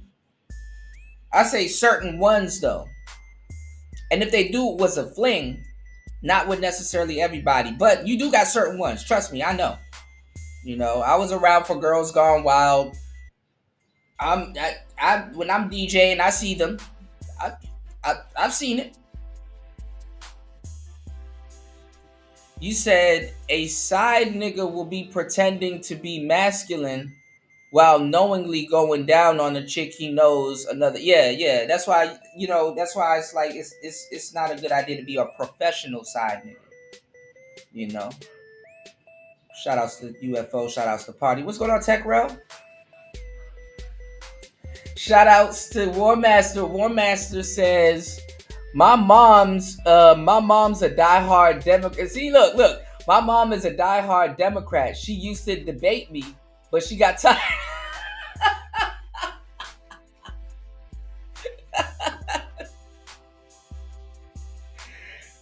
Turning Mom Dukes into content is crazy, War Master. He said, my mom is a diehard Democrat. She always got tired of losing. I love my mama. But you know what's funny, though? I will say this, though, War Master. Because, see, women look at it differently when their boys kind of takes them on. You know what I'm saying? Obviously, some might say reminds them of their father. But anytime, I ain't gonna lie, I'd debate my mother also, and I would win. And I would teach her something, and she'd be like, "How you know about that?" Okay, I didn't know it works like that. And low key, they will have like a smile. Like that's the cool thing. Like low key, they'll have like a smile. Like, okay, my son is sharp. You know. So a lot of mothers, even though depending on a certain situation, they don't mind losing certain debates to their son. You know what I'm saying? Because they want you to be strong. They want you to be, the leader. They want you to, and it ain't no son husband shit. It's like yes, it's not like a prideful thing. But sometimes they stubborn if they know they know, which, Tech Rel said Mayweather, Tyson, and Aaliyah are half Jamaican. What's the problem? A lot of people got mad about that. Yeah, modern women are bi. I always assume that they're bi. Some women are bi. In my Donald Trump voice. Some women are bi. And some women are bi themselves. Either she bisexual or her ass is by herself. What's going on, Tech Rel? Welcome to the show.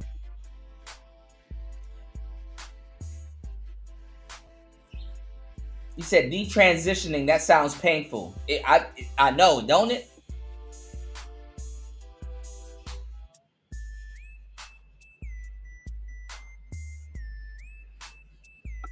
He said, "What master is always right." Yeah.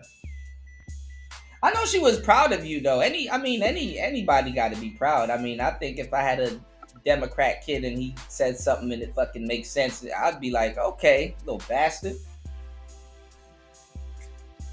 Been watching them damn YouTube videos. All right. Right. Then Charlie Kirk wouldn't call Charlie Kirk a fascist, and they wouldn't say he was hateful. Their proof is that the shooter once dressed up like the Slav squat meme from 2012. And they also found a separate meme of Pepe the Frog dressed like the Slav squat meme. Therefore, the shooter is a groiper. That is like seeing a photo of the shooter dressed like a clown, and then seeing this image of Pepe the Frog dressed like a clown, and then being like groiper. Yeah, if they got that, it's not even that too. If they take another part of it, War Master, is if they take certain hormone pills and stuff like that, it fucks them up when they try to detransition, because like it's like really hard and it's costly for them to reverse what they've done, even hormonal wise. You know what I'm saying? So that's why if you look, a lot of the people in that community are an emotional wreck. And honestly, that community is also the reason. The community is also the reason why you have a bunch of pills and medically and mentally unstable people running around, because they have a emotional chemical imbalance going on. What is the connection? The shooter didn't even post the Pepe image. Like, where did the Pepe even... And let me tell y'all something about this groiper shit. A lot of times people play and they will dress up as people that they don't like. So if you see somebody dressed up as Donald Trump, it's not necessarily saying, hey, he dressed up as Trump for Halloween, he was a Trump fan. You see how stupid people are? People dress up as people that they don't like all the time to make fun of them. Hey, I'm Donald Trump. I'm a stupid dumbass. They do that people do that all the time. Who you gonna be for Halloween? My enemy, if there's a costume of it. You don't think if you're, like, let's say if you had ops and it's Halloween, you wouldn't dress up as your ops or mock them? I don't know why people are this fucking stupid. Sometimes you'll dress up as something that you have nothing to be with. I had a Putin mask at one point. Why? Because it was on sale. It was there. I don't hate Russia. But hey. Can come from just a bunch of liberal boomers not understanding memes. The other thing I saw... And plus, I thought a black man in a Putin mask is hilarious. Black Putin.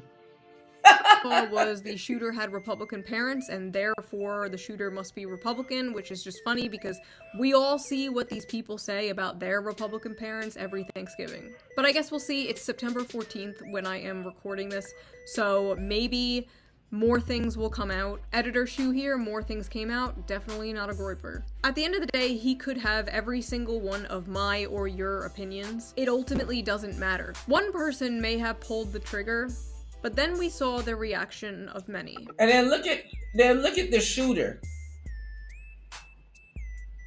Because you guys called it and we called it in the chat. We're like, oh, wait until the incel arguments start happening. How does he have a trans boyfriend / girlfriend that not make him an incel no more?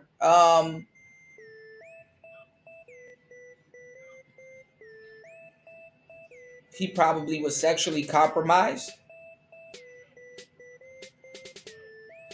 If you think about it, I mean, what did I just got done telling you? That they go after guys that's sexually compromised. You know, why go after a straight man when you can go after the man if you got to question if he's even having sex anyway?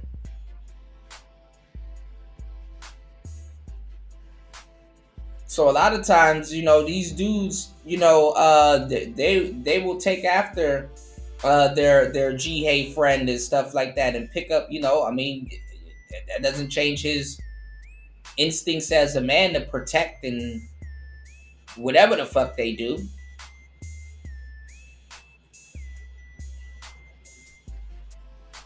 So why wouldn't he change his political party or his stance if he's around that? You know, if that's what he's around, if that's what he, you know what I'm saying?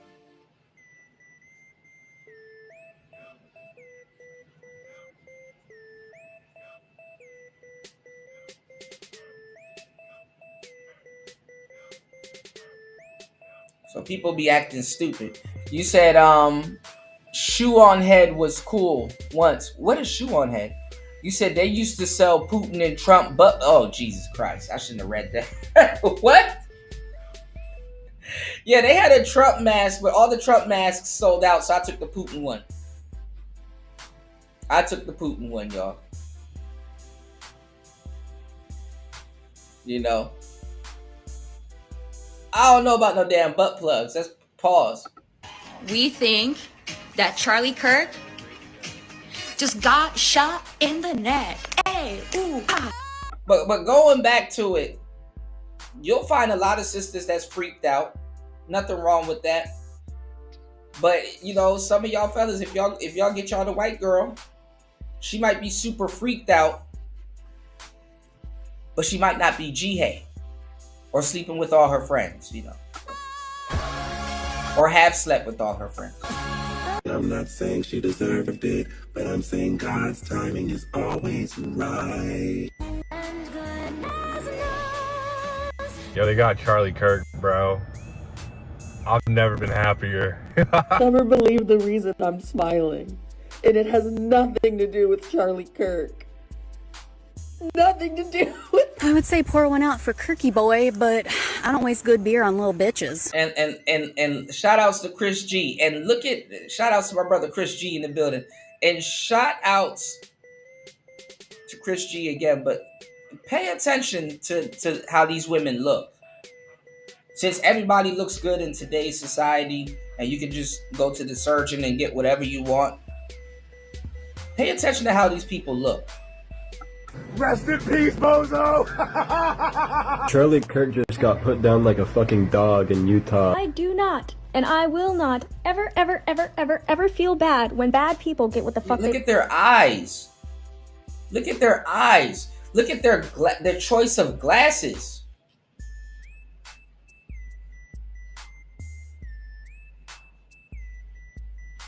Look at who you share the planet with, people. This is why I said black people shouldn't have been up there saying some of this shit. Let them niggas lose their jobs. Go apply for it. You should be mass applying right now.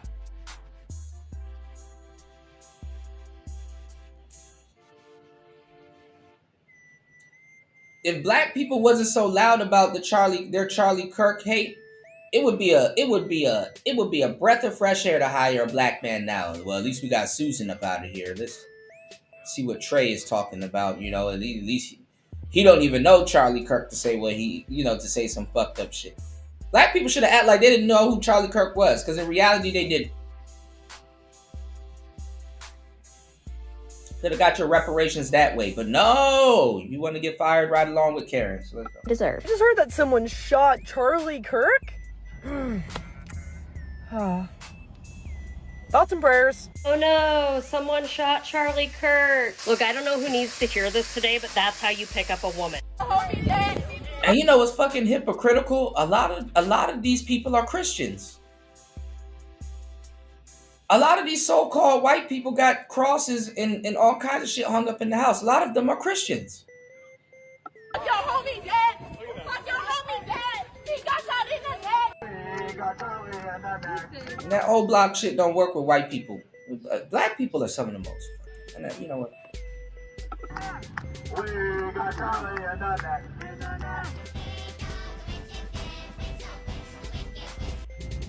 heard someone got shot today. I had a tummy ache this morning. Stay alive out there.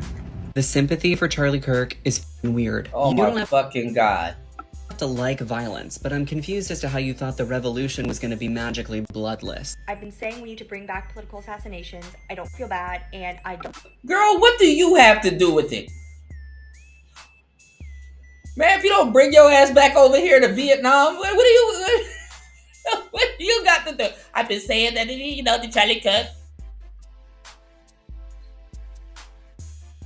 Oh, I'm not going to be on YouTube for any long. I think that everyone deserves the right to free speech. I think some people should be afraid to express their opinion in public. I didn't like No, what he he speaks said, like that. and I didn't like his opinions, and I don't really give a shit that he's dead. The best part of this whole goddamn thing is that he is not martyr material, so his death will mean nothing. It will activate no one. It will impact few. I heard someone on Anton Daniels, and who else recently said it, that Charlie Kirk was talking about black people all day, and I was like, no, he wasn't. The Exhibit A in the camera, this is who he was talking about. This is who he was talking about. He was talking about white people. He was talking about specific white people. Not rice bowl, bitch. But she, what they call him in the black pill sector, rice burner. It's like, girl, what's it to you? She had nothing to do with it. I ain't gonna lie, man. Clout chasing is a hell of a drug, man. Some races of people, I'm gonna tell you the truth. Some of the races of people that you see chiming in on the Charlie Kirk situation, y'all gotta think a little. Y'all gotta think like us now. Y'all gotta be like, you know what? Why is this Samoan dude talking about Charlie Kirk? He didn't mention anything about no Samoans.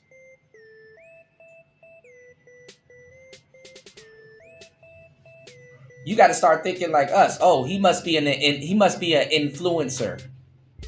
Air quotes. And that's why it just makes the black community's philosophy so funny. Like, if you see an Asian person speaking on Charlie Kirk, it's like you would assume that she would be into the politics of her people and maybe in her like immediate environment, like California or wherever she's from, right? Sort of. But we assume people stick to their own race. But then we're mad when they show their flags at festivals. But okay. It's just great. There are a lot of people that are like, no matter what. Look at these women. These are the sexually compromised women also. The femcel problem is way horrendous, way more horrendous than an incel problem.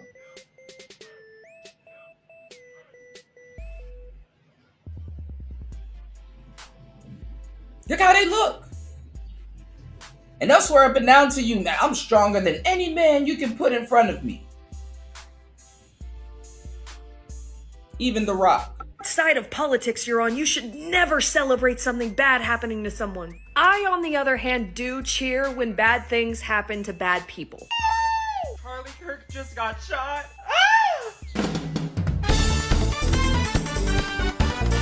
I saw the video before they even put out the confirmation. There was no chance that he made it through that. This wasn't the one we were hoping for, but a welcome surprise nonetheless. I'm surprised that y'all didn't get rid of him sooner. And I'm surprised that you guys aren't getting rid of more people. Like, don't stop with him. Don't let him be the end dog. Get rid of them all. His wife deserves to go too. Y'all keep on talking about his wife and kids.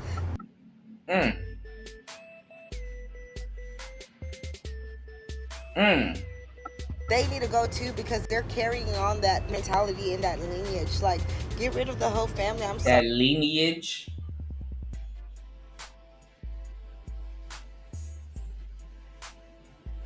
I'm so sorry. Why did you guys stop with him? There were thousands of videos like that. So his wife and kids need to go too. Do they need to get shot the same way?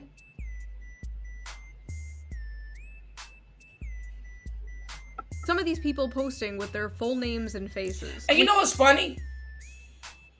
It's how stupid a lot of Negroids are.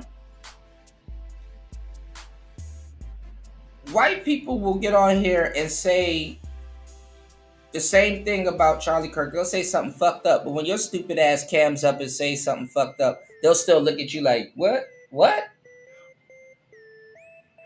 It's how untogether people are. Hundreds and thousands of likes. Thousands of tweets celebrating it with 500,000 likes. And it's important to remember that all of those likes are a real person. Millions of people in this country apparently believe the acceptable response to speech they don't like is murder. This wasn't just a bunch of fringe blue hair SJWs or whatever. They were teachers, professors, doctors, HR workers, healthcare workers, nurses, pediatricians, people who work with kids, people's classmates, i.e. people that blend into society. People that blend into society. And you know what's funny? Because all the stuff that they put on the black community, it has backfired on them also too, because now you got a generation of kids desensitized to white death. And a particular type of white death. So if anybody comes up and reminds them of Charlie Kirk, they're like, oh, get him up out of here. So what am I telling y'all? We're gonna speak your mind, fellas. Do it wearing overalls. Maybe that'll help. Dress up like a farmer if you're going to talk politics. If you're a conservative, dress up like the racist that they think you are. Dress up like a farmer, but be talking some real shit. Nothing gonna stop you from talking real shit, but like have people say, yo, that farmer's spitting. You know, just dress up like a farmer, and that may save your life, you know? Roommates, they are teachers showing our children the gory, horrifying video of Charlie's murder. I'll talk about this. The hippy dippy in this house we believe shitlib mask was ripped off, and underneath was nothing but psychopathic bloodlust. I have seen people on the right celebrate the death of people they disagree with. I've seen it. I remember Heather Heyer in 2017. But I also remember the whole internet, left and right, coming together to disavow and mock the few. I'm not gonna lie, like when they talk about the people on the left celebrating the death of people, I know most of the names that they mentioned. But when they talk about the people on the right celebrating the deaths of certain people, I'm like, who? Some random bitch in Georgia was mocked by the people on the right, and it's like, I guess I don't know. Who? Dozen people from Stormfront who were celebrating her death. This is different. It's never been like this before. It's never been. And that's another thing too. because they make the right seem like they're full of racists, which they are. There's a lot of racist people on the right, but that's to insinuate that there's not a bunch of racist Democrats, and that is not true. That is far from the truth. There's a lot of racist Democrats. As a matter of fact, because they take advantage of that black people don't understand racism. A lot of racist people will shake your hand. A lot of racist people will be nosy and try to see what the hell you're doing and what you got going on and stuff like that. That's kind of that's a part of it. You know, quote unquote, slave masters, if you did your research, wanted to be around their slave. They wanted to know what their slaves were doing and stuff like that. Earlier I mentioned a fighting style called capoeira where breakdancing derives from. You want to know where that style came from? That style came from white people saying, oh, my slaves are happy. Look at them. They're out there dancing and stuff. And when the master turned his head, them niggas was out there whipping ass and learning how to whoop ass in an uncanny way and disguise it as dancing.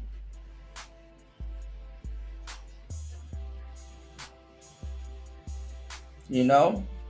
And if they in to disguise what the hell they were doing, they could say, well, I got hurt by dancing, master.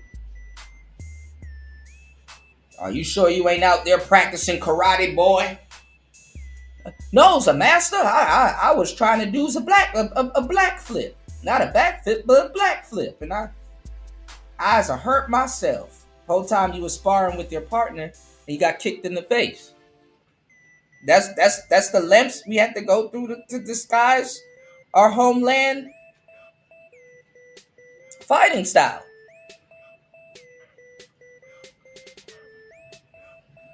From Angola.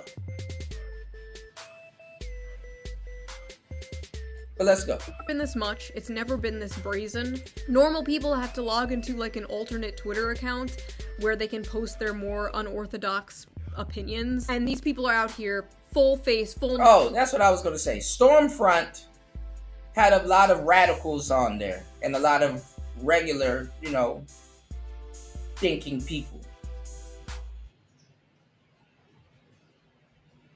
But it wasn't necessarily the right. There was a lot of Democrats on Stormfront too. Name like hell yeah murder. What? The smug, unearned confidence these people have to be openly sociopathic with their full name and face because they live under the pathetic delusion of being on the right side of history needs to end. They will blame you for your death because words are violence. Words are violence, so them killing you is just self-defense. That's why they're using Kyle Rittenhouse as some kind of gotcha. Oh, if you don't condone political violence, why do you support Kyle Rittenhouse? They fundamentally don't see the difference between killing someone over speech and killing someone over self-defense, because these are the same things to them. Also, I'm going to be the one to point it out because of course I am. I saw nobody else do it. Why are most of them women? Most of the people celebrating are women. Like, it's a good, 80-20 ratio all over the internet. What is going on, ladies? Basically, it's on both sides. There's more black women celebrating it, and there's more zonked out white women celebrating it. But let's go. The whole country is shook because last year they realized how many people would celebrate the murder of a president, and this year they realized how many people would celebrate the murder of them. At the end of the day, this is all the inevitable conclusion of the punch a Nazi thing from 2017. Do you guys remember that? We always knew it was a slippery slope. That's why we were against it. And they always say this dumb shit like, if you don't want to be called a Nazi, stop being a Nazi. Even a congressman from my state, New York, was like, oh, if you want to stop being called a fascist, you should stop being a fascist. Yeah, that's great, except you've called everyone. Yeah, that's the problem. They label people something, and then they get mad and tell people to stop being that something that they labeled them. And that person is probably not what they labeled them. So guess what happens, y'all? They don't know how to stop shit. So they have to, fight somebody or do what this person did. And I'm not gonna lie. This is a bad look for the left and the Democrats because this is the thing. This kid was just a random kid. And you see how you have a lot of women, and y'all should notice, and we talked about this with the black community, you have a lot of women calling for all kinds of violence, and them bitches ain't gonna do shit but yell. They're calling for all of this violence, and them hoes ain't gonna do shit but yell. And it took some random kid. They're not even championing him. They're just championing what he's done. That's what makes this even more disgusting. They're championing what he's done. They're not wearing shirts with him and saying, oh, he's our savior, and oh, they know he was just some goofy kid. And the reason why they're going to say why they're not doing that is because, but they're celebrating his work, which is crazy. The reason why they're going to say they're not going to do that is because they're still trying to paint that he's a conservative kid, and he's not a conservative kid. And Democrats should know more than actual kids that turn conservative, because conservative kids stay confused for a good minute. That's another thing I forgot to point out. If you're a kid that came from a Democratic household, chances are you've been confused for a minute until you double down on your beliefs. You know, because it takes a minute,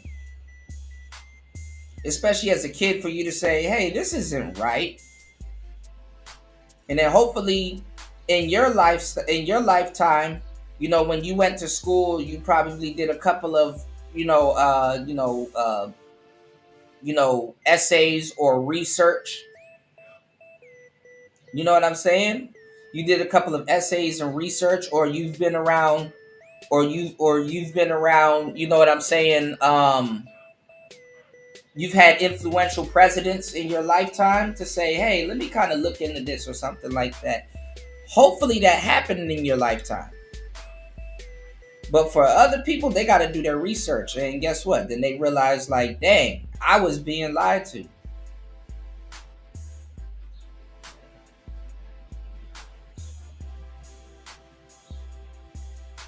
Then it kind of levels out in your teens. What's going on, Insane One? Welcome back. As always. I saw you were in here earlier. Hopefully you got my shout out. Insane One says it's mostly black women and white women and gay men. Absolutely. That's why I don't understand why the brothers ran along with it. You said masculine men just chill and keep their thoughts to ourselves. We know that it don't matter. We're preparing for the BS that will continue from it. Absolutely. And also, too, on top of that, we've seen a man, no matter where he stands, we see a man build something.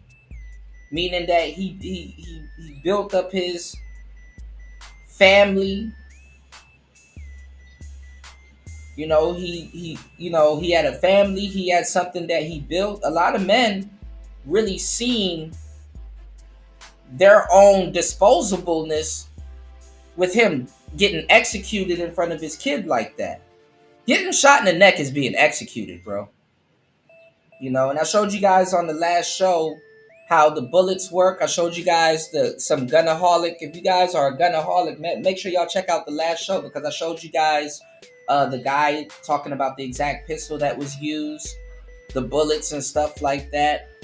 And we talked about being a sniper and bullet drop and all that other stuff, and you know, just different things we talked about. And also we talked about I even showed y'all something where two bullets actually collide together head on. You know, that was pretty interesting. Insane One said most black men I see talking trash about this look non-masculine, and I forget who was showing a bunch of clips of people talking, but I started seeing a pattern and it made me laugh. Exactly. Weak dudes wearing bonnets. And the funny part is that Charlie Kirk didn't look like the super uber gamma male. You know, he wasn't that archetype, but let's go. One and their mother a fascist and a Nazi for the past, 15 years. And I see a lot of progressives in my audience like, Shoo, you're not like Charlie Kirk. You're not a fascist. Here are all the things I have been called Nazi, fascist, reactionary for over the last few years. Would you like to see? I have been making this list since 2023. Let's go. Let's just read this together real quick. Mocking / criticizing pop feminism. Believing adults can do whatever they want. Being pro-free speech. Being liberal. Talking to people I disagree with. Being friends with people I disagree with. Following people on Twitter I disagree with. Supporting Bernie Sanders. That one came from the right. Being registered independent. Criticizing Joe Biden. Criticizing the Democratic... I'm gonna tell you the truth. A lot of liberals mask their racism really well. Yeah, gamified gamma. Party. Not being attracted to feminine men. Not hating men in general. Criticizing Canada's MAID program. Not taking the COVID vaccine. Criticizing the FBI. Criticizing the CIA. Believing the CIA killed JFK. Using an American flag backdrop for my videos. There you go. I was just about to say, especially with white people and certain coon dudes, because I seen they did this with ABL. If you have an American flag in your backdrop, people will assume everything about you but patriotism. That's the funny part. Keep that in mind. I was gonna mention that. I was like, I mean, the American flag backdrop is kind of, you know, if you do your history, you'll see how much things have been masked behind the American flag. And also too, y'all, this is why some people use the Confederacy flag, because it's like, okay, I'm not masking stuff behind the original behind the American flag. This is the original one, and you can kind of get an idea of the ballpark that I'm in, so you can't misconstrue it. But a regular American flag, oh, you can misconstrue a lot of shit behind it. Absolutely. Saying elites, saying working class, saying based. This is why it's a civil war going on, because American patriotism is compromised. Making a joke about Joe Biden eating ice cream. Making a joke about Pete Buttigieg being born in a test tube. Making jokes in general. Being cis, being white, being a woman, being a cis white woman, telling someone to take a shower, not being anti-gun, not being Give me 1 second, y'all. I'm still sick. I'm gonna go get some I gotta get some medicine later, but give me 1 second, guys. Being monogamous, liking Huey Long, celebrating the 4th of July, supporting Assange, criticizing the movie Cuties, praising the movie Sound of Freedom, being against Cuties was a fucked up movie. pedophilia, being against the destigmatization of pedophilia. Ain't that the one with the black girls, the little black girls dancing? Being against children watching porn, being critical of kink at Pride, being against children performing at drag shows, not being racist.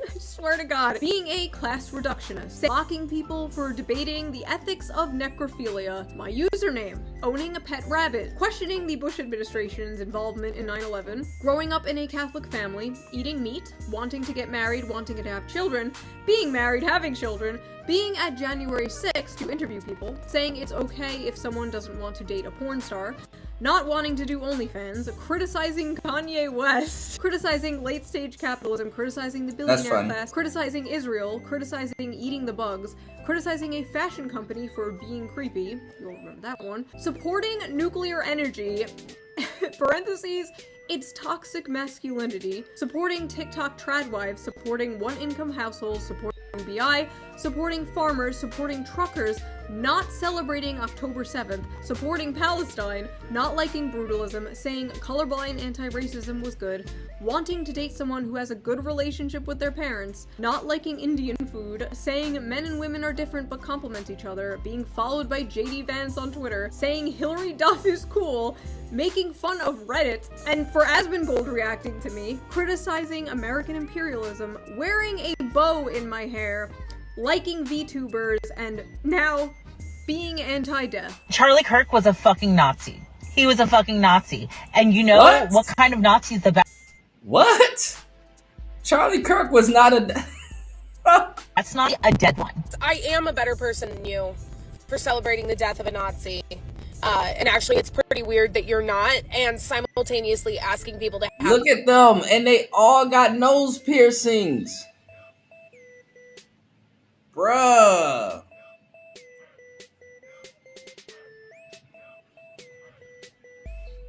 Yeah, I heard he was a tall dude. Yeah.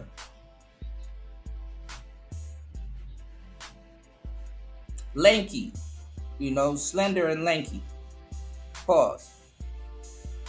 But look at all of them. They all got nose piercings. Even the hidden, like the little small hidden ones. Septum ring theory is... I might have to do my own video on that because we've been talking about this for real. Empathy for the Nazi. Nazis have children and families, right? But Nazis also get shot. And you know what's even crazy? I think his children, he got 2 baby girls. So he don't have a boy. So them saying that his children should go and his wife too, that's fucked up. You just wish death on 3 different women, but you'll get on the internet and act like you're so pro-woman. In the neck. They don't kill you because you're a Nazi. They call you a Nazi so they can kill you. There you go. Now, I'm going to talk about my personal feelings on real the situation because I know a lot of you can relate. I know a lot of you have been feeling the exact same way. So I will try and put it into words for you. I have friends who were friends. Well, Master says the left are Nazis. They do everything Nazis did, but they flip out when you point it out. That's what I'm saying. They're better disguising it.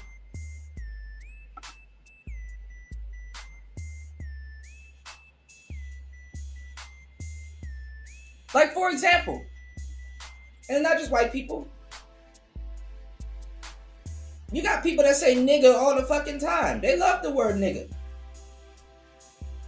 You got people that say nigga all the time. Oh yes, nigga, nigga, nigga, nigga. It's a nigga fest when a nigga ain't around, right? They're not gonna say it around you. But they say it. Shit, some even say it around you. Some is like, ooh, fuck it. Sometimes it slip too. It's like, okay, hey. I ain't the nigga police.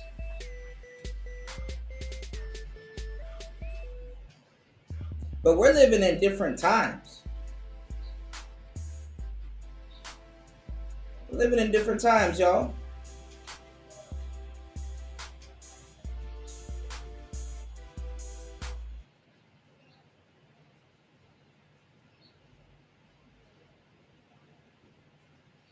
Give me 1 second.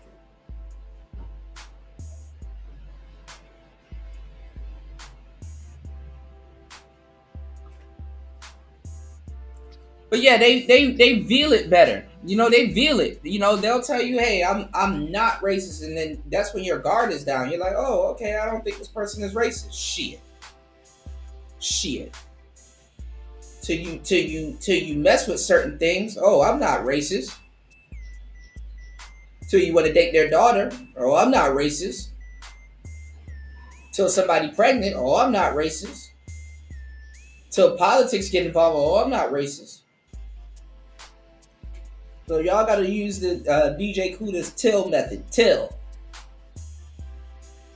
Put till at the end of it. Let's go. With Charlie Kirk, but I didn't personally know It happens. We follow each other on Twitter. I've been to the TPUSA Amerifest in 2021. I actually went there planning to make a video making fun of it, but I had so much fun and met so many friends that I'm still friends with to this day. So, that video never happened. I disagreed with him all the time. You can literally go to our Twitter interactions.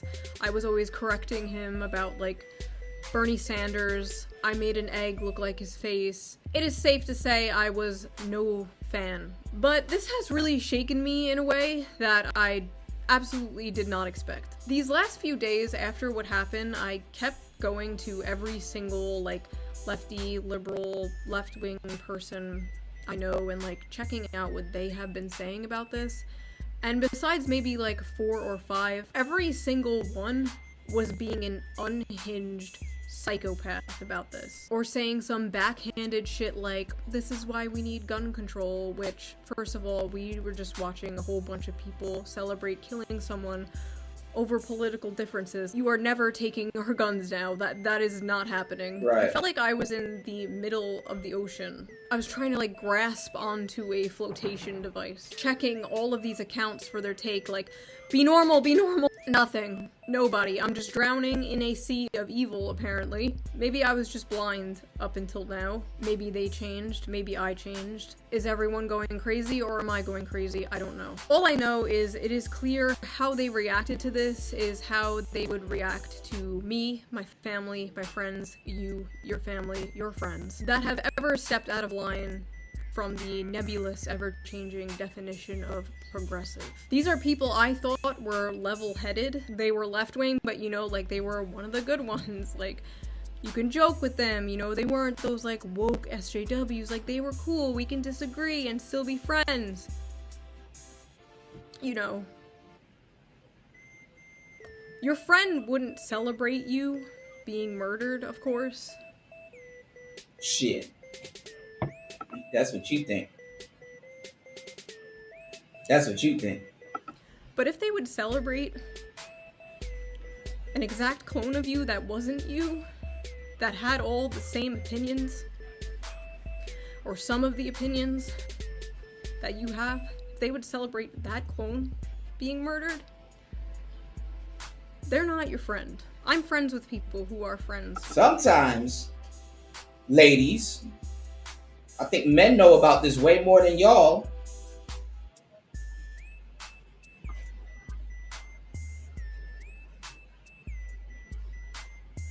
You don't find out they're not your friends until you're murdered. With Charlie, and I see how they are completely broken about this. Seeing them like this, and then at the same time, I got a treat for you guys. Give me 1 second. I didn't expect to put this in, but I got another video in the queue. Y'all would definitely like. Give me 1 second. my other friends posting shit like, "Rip bozo." It's just sick. It's just sick shit. Personally, I would rather live in a world full of Charlie Kirks who would sit down and debate than a world full of people who agree with me but would murder people who don't. Because if it's now normalized to just murder people who disagree with you politically, we don't have a society. Like, that's it. It's over. But some of these people in particular, like, why the f*** are you celebrating? Right. You! Black people. They think you're a fucking Nazi too. They'll make a nice compilation of all the hot takes you've had over the years and spread it around to justify your murder. You don't get it, do you? We are all Charlie Kirk. I have been doing this for 11 years. I have been harassed, doxxed, threatened, whatever, you name it, for 11 years by the left. And it hasn't moved me an inch because that's not how politics works. That's lunch table politics. I've talked about this before. People on your side being mean to you doesn't mean you overnight change your opinions on, like, healthcare. It doesn't work that way.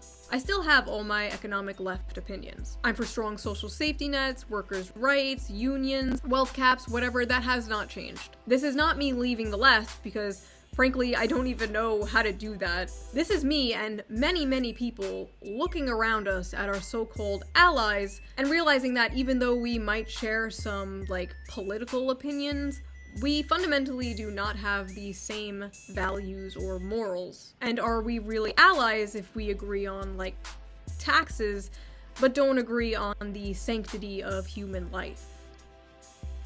I don't know. The way we view death now is just crazy. And I feel like a lot of that has to do with the desensitization, in part thanks to the internet. You used to have to go out of your way to see gore and stuff like that, and now you're just scrolling through Twitter and you see someone set on fire, someone— Oh, that's her. Shoe on and when head. someone Okay. like Charlie dies, it's not even real to people anymore. It's like an it's Avril like a Lavigne. movie or show. Oh, that character died? Good. I hated that character. Like, no, that was a real human being with a family and kids, actually. Right.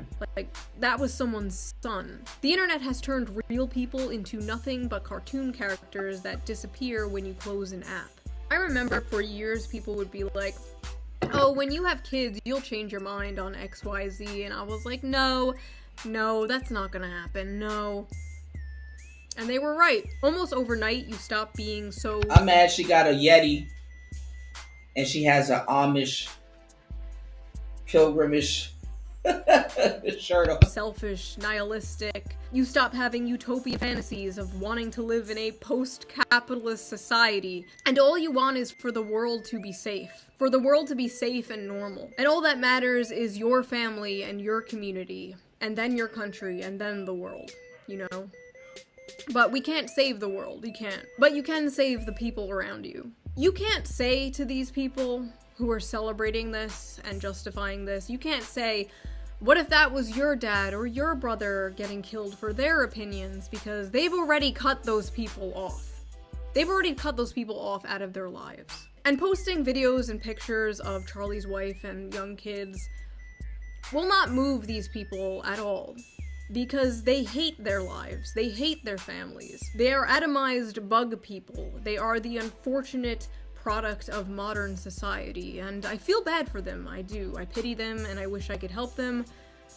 But I have bugman fatigue. And for the people who will come at me in a blind rage with a list of all of Charlie Kirk's, like, biggest hits to convince me that I should hate him, and should not mourn him. If you thought what Charlie Kirk said is wrong, you could have debated him. He was one of the few people left willing to do that, and now he's gone. Charlie was a fan of free speech, but I'm worried whoever comes after Charlie won't be. Like, even from a political standpoint, not even a personal human standpoint, why are you celebrating, like, the most popular college Gen Z political pundit dying? Like, why are you celebrating him becoming a martyr? Say goodbye to that young male vote. All the liberal Joe Rogans in the world are not fixing this. Yeah. I just hope for the sake of this country that political violence does not become normalized, does not become a thing. I really don't want to see that happen. I don't want to see retaliation. I don't want to see us fall into a civil war. I don't know, this has all been extremely blackpilling. I think I'm gonna take a break from politics. I don't know, I'm a YouTuber. Like, I'm not a political pundit, right? I'm not. My goal here, my purpose here is to entertain. Bro, it's you know, it's funny because the Yeti is an ice cream sandwich mic, even though it's like a 360 mic. It looks like a huge penis. It just looks like a huge penis, you know. And then, like, if you ever were gonna put it on a shock, not a shock mount. Even the shock mounts for it looks funny. The shock mounts are like a condom, but no. If you were to put it on a boom arm, it just looked like a penis hanging from a boom arm. This shit is funny, you know. Even like the Gatorade bottles. If you look at the Gatorade bottles, it's like a penis. It's crazy. Is to make people laugh. That is what I'm going to do. Some people put a little bit of dark humor in their products. That is what I will continue to do. The news cycle will move on. The world will move on. Charlie Kirk's kids won't move on. Now you can't unsee it. His daughter won't move on. His daughter does not have a dad anymore. I'm not gonna lie. I kind of and I hate to say I have to agree with Charleston White on this one. His kids ain't gonna remember that shit. But I'm not gonna lie, growing up for them is gonna be a fucked up feat because somebody's gonna share it to them on the internet. Somebody is they're gonna have to see it on the internet at a young age, and I don't know what's gonna happen at that point. You might have two different pearly things running around at that point. You're gonna have a bunch of pearly things running around. That sucks. That sucks. Pearly things. I don't know what else to say. I love you guys. Thank you for listening. They're gonna be pearly things. All right. Speaking of random women in politics, let's see. Somebody did a. Hold on.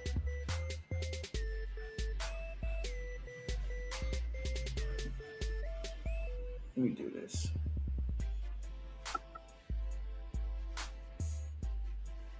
And I really don't trust you on this, but somebody did a video of what would happen if Kamala won. Let's see what happens. 2024 election.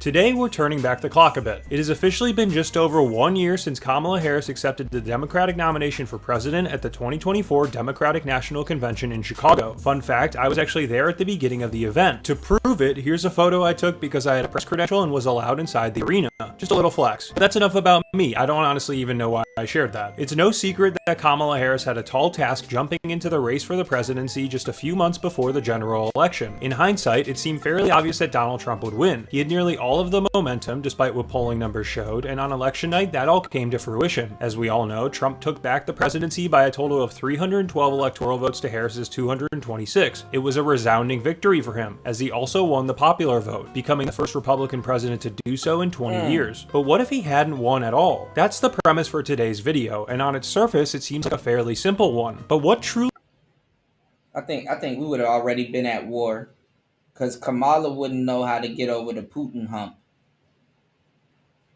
Putin would have ate her ass up. We would have been wide open. As soon as she got in the office, they're like, oh, she don't know what she's doing. If at any point in history America's wide open, it is now. She would have made a fucked up decision. And America would have got decimated. You know? And not just in war, y'all, on everything. On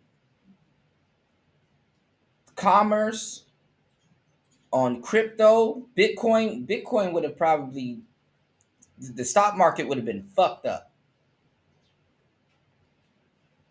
And you can see it now. I mean, at least can a couple of us use our brains? You can see the hindsight now. They would have blamed it on Trump. But guess what? Biden was before Trump. So people would have acted like Biden didn't exist, that it was because of Trump. It was the effects of Trump. You know what I'm saying? You said the left got to understand that Charlie was the best of us. Most of us don't like what we turn into when we choose violence. These goofy leftists won't survive us if we go nuts like them. Well, this is the thing. They've always been violent. If they can't stop something, especially the truth, like nobody goes through hell and high water to stop a lie. It's to the point that the lie is just so blatant. It's like, bruh, obviously that's a lie. You know, the people that tell the truth, as you know, War Master, they'll stick around to see who's believing the lie. Like, man, all right, let's you know what's even more interesting, other than somebody obviously lying, who's running around believing it? Who's pretending like they're asleep? And then that's where you get your answers, you know? So thank God that for the internet, because the internet can give you access to stuff like that. Whereas if, you know, any other time you're just sitting around defending yourself from lies, you know, and it's like, that's clearly a lie. You know, you said it would be Red Dawn with Kamala, man. War Master said Democrats try to destroy the economy any chance they get. The last Democrat to improve the economy was Kennedy. Damn. 50 years ago. Damn. You said just swirly things? That's hilarious. You know how we were talking about the wrestlers like Athena and like some of the black wrestlers that they got today? And we're like, yo, she definitely would date. You could tell like Athena or Mercedes Moné and all of them, they date white dudes. It's different with white women when they date brothers. I see what the white boys be talking about. Because it varies. You know? The dude that Pearly Things was dating, that nigga looked like King Kong. You know? Gorilla nigga. That's what I was, and then I was shocked to find out he's an influencer. I'm like, oh, okay, it's making sense now. You know? So sometimes there's a method to the madness. You got to see, you know, why they choose some of the crazy people that they choose. You know, especially if upon sight you see somebody like, man, this person look crazy. What's to this? There's usually a story behind it. Sometimes they ain't. You know, white women do date hood dudes. That's the thing too, and that's why I told. You know what's funny? That's why I told a lot of brothers. I'm like, yo, be.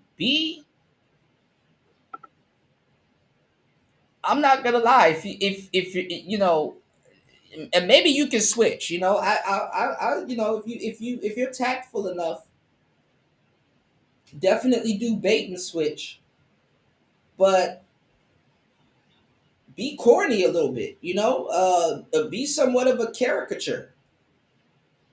I hate to say it, but people like that. Like if you're somewhat, if they're stereotyping you and you somewhat fit the stereotype, but be a likable version. And honestly, but you know what I'm saying? That, you know, don't do it in a coonish way, or try not to do it in a coonish way, because that's what coons are doing. But they're dead serious, you know? Nah, I heard about it, but I didn't get to see it, King Picks. Probably would have happened had Harris won the presidency over the Donald last November. Today, I'm not only going to explore a scenario where Harris had won, but also recap much of what Trump has done during the first several months of his presidency, and see how Harris's policy would have differed from what we currently have in place. What would she have done for People, when they stereotype you, they're attracted to that stereotype, so they like for you to fit that stereotype. So this is some of the psychology that I was talking about when I give y'all the game on people when they date. What's the psychology you was talking about, Kuda? Well, I'm glad you asked. Please hit the like button and support the show. Let me tell you the psychology, y'all. When people want to date you, right? Or they want to be with you, or they're in a, people already have like they have like a perception of you already, which is judging and which can be a stereotype, right?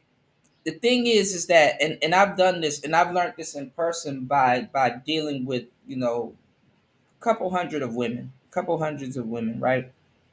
Approaching and stuff like that. I learned this when I was fine tuning, you know, some of my pickup stuff, you know, back in the day. And I've always took the lessons from them. And just being a young player, I've always noticed this. And it's just ain't about, you know, being a player or anything like that. When you talk to people or you have relationships with people, when they view you one way and you end up being the other way or something different, this is why I tell you guys, like, the best part about being a man is that you can take rejection and still turn around and reintroduce yourself to a woman. You know what I'm saying?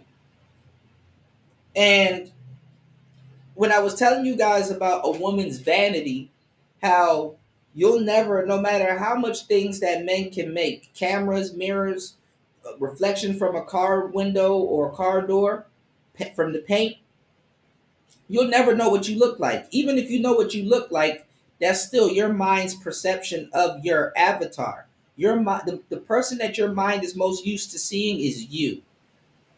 You understand what I'm saying? You still cannot change how people view you. And then also on top of that, people are interacting and talking to a bunch of other people all day throughout their lives and stuff like that. That they don't, their mind is so overwhelmed to a certain degree. They don't have vision when they judge people. So what are you saying, Kuda? What I'm saying is that you'll have a woman that just met you, don't know you, but you're such an amazing guy to her. Like you're far out. It's to the point that you don't even believe it. And sometimes you don't believe in yourself so much, you quickly want to correct her. Actually, you know, I'm, you know, how, well, why, like, if you look at it, like, how do guys fuck up a lot of the interactions that they have with women? They sit up there and run their mouth and damn near tell the truth. If the woman wants to lie on you and give you extra credit for some shit you don't do, let her. Because guess what? You might fuck it up. You will fuck it up by telling her the truth, you know? But if you don't perceive this, or you don't have nothing better, you can't restructure or reframe something. Because sometimes I would have to reframe, like, oh, I know what you think I am, but I'm actually better. Or this is what I'm actually into. Or I observed your outfit and this is what I'm actually, you know, into, right? But you got to know how to cold read people. That's something else, right? But this is the thing, right? Let's say if, yo, Kuda, but I'm not trying to be fake and I'm not trying to sell her you know what I'm saying, a false bag of goods or whatever, right? Well, this is the thing. People will get mad at you because you don't let them project onto you.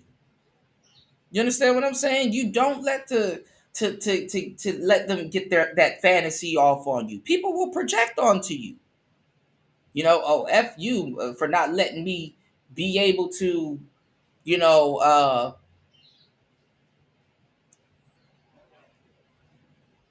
hold on. Give me 1 second, King Pix. Hold on real quick. Do you have a wrench? I thought you had a wrench. You don't have a wrench.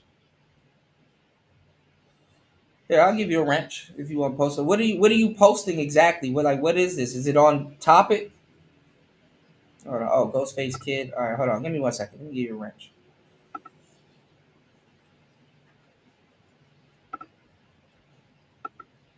You've been coming through for a couple of months. So there you go. Usually people are on their wrench, but I got you, bro. There you go. All right, give me 1 second because I can't really click links at the moment. Hold on. Give me 1 second. I have to. Let me see if I can start this. 1 second.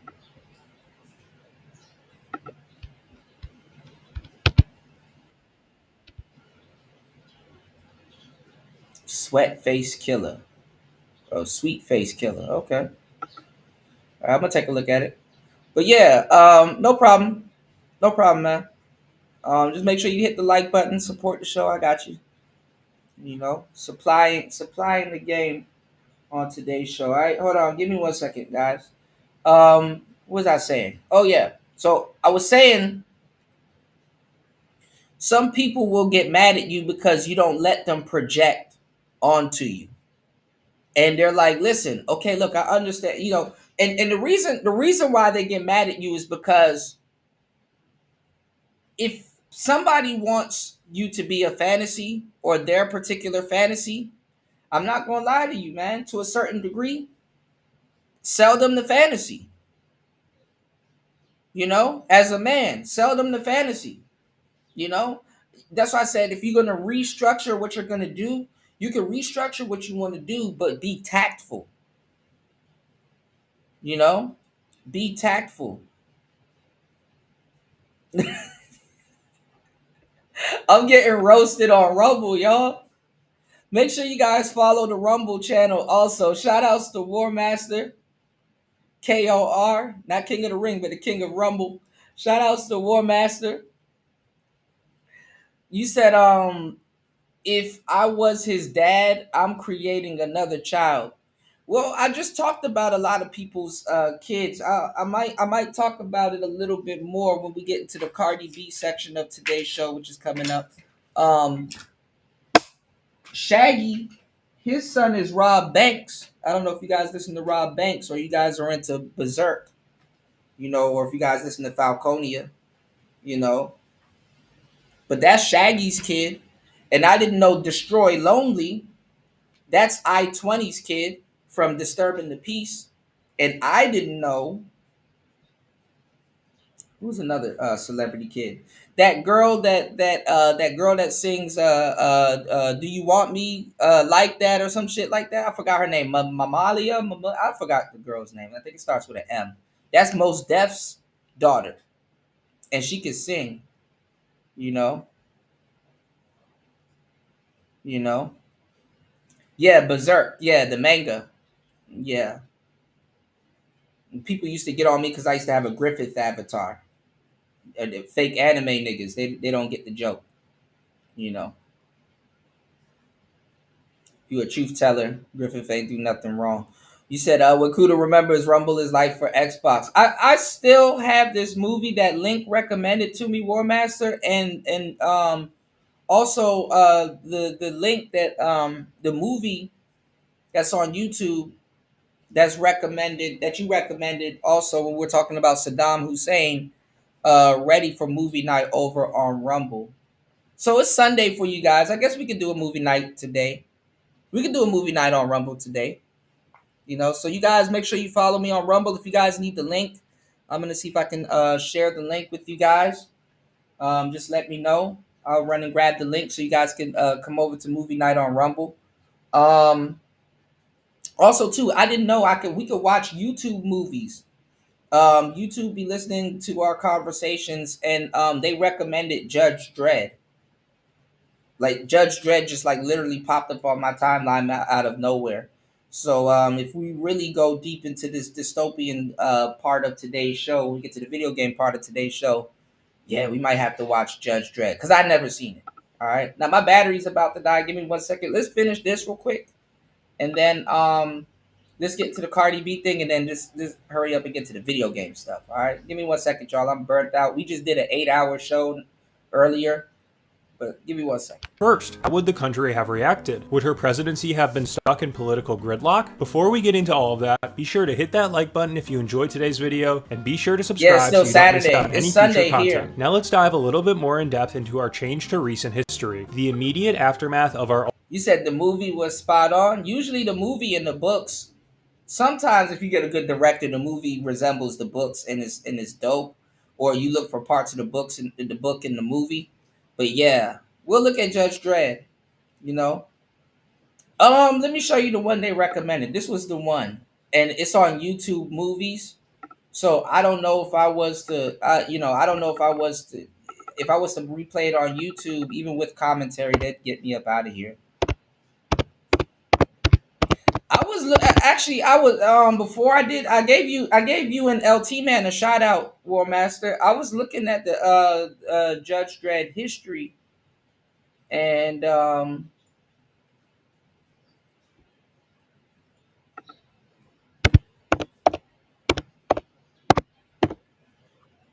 just to make sure I wasn't off. Now YouTube don't want to pull it up. Hold on.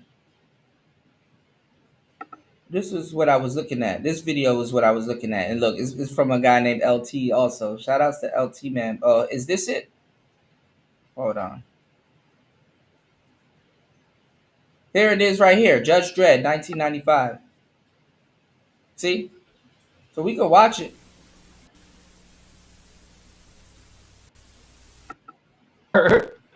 Millions of people. Yeah, man.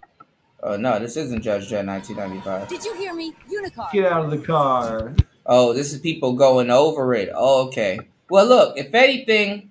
Not together. It's not for this council to play God. Who says politics is boring? Well, actually, no. I think YouTube Movies recommended it. It was the actual movie. Anyway, we'll find it. Oh, shit. They got a 2012 one? Some of these people are remaking these, though. Hold on. Mantle's first venture into 3D. Yeah, see, bro. And these videos get a fuckload of views, and they're goofy, man. Anyway, yeah, it's the movie plot. The plot seemed interesting. You know. Hold on. And shout outs to everybody that tuned in to the last show, because man, Andrew Tate was going crazy. All right, let's get back into it, y'all. Alter election. Picture this. The date is November 5th, 2024, and polls are beginning to close across the east coast of the United States. Exit polling data shows a tight race between Kamala Harris and Donald Trump, much like everything we've seen in the build-up to this election. And early numbers coming in from across the country reflect that. You see, in our scenario today, Harris doesn't win in a landslide. She wins in an extremely tight race, albeit one that's able to be called the same night that the votes are being tallied. In our altered timeline, Kamala Harris hangs on tight to the swing states of the Rust Belt, Michigan, Pennsylvania, and Wisconsin, while Trump, much like he did in real life, flips back 3 other swing states from blue to red in Georgia, Arizona, and Nevada. The Rust Belt ultimately ends up deciding the entire election, with Harris winning 270 electoral votes to Trump's 268, making it an extremely tight race overall. She also narrowly wins the popular vote in our scenario. And they're really acting like Harris stood a chance against Trump. Come on now. Largely because we've never seen a Democratic nominee. That's another reason why a lot of people have Trump derangement syndrome. They hate that they had to watch this process, and it's like, fuck. Gotta vote for Trump now.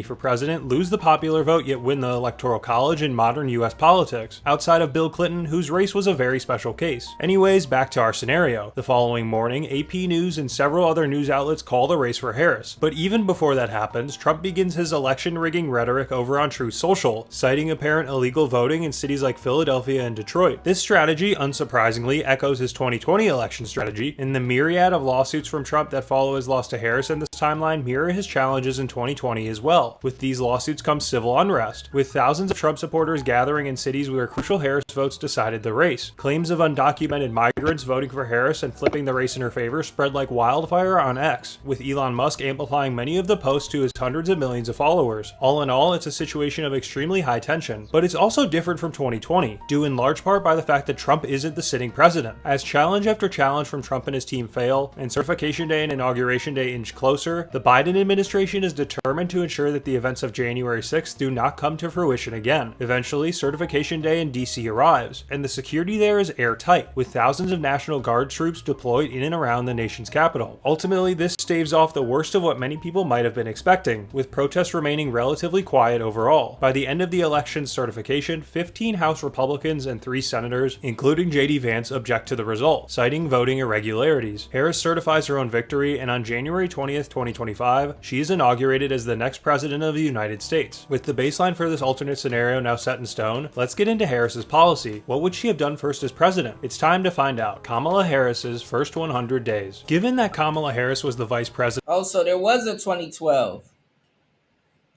But I wonder, is it a continuation or was it the same movie?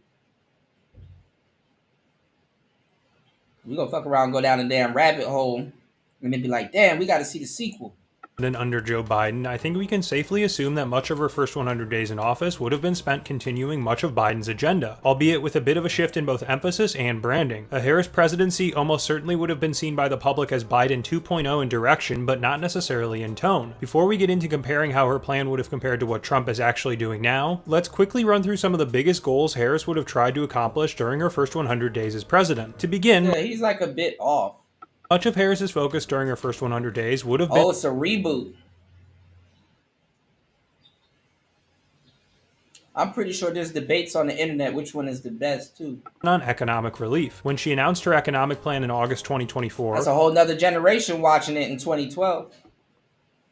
She planned an early push to combat price gouging, particularly on things like groceries. She also would have pushed to investigate things like supermarket mergers and, more generally, penalized bad actors in this area more harshly. Critics of these ideas claim they could be veering into the territory of price control, which could have set a risky precedent, though it's ultimately unclear whether that would have been the case or not. Continuing on with her economic relief plan, Harris's first 100 days likely would have seen a huge— man, why they gotta sit up here and try to run interference for goddamn Kamala?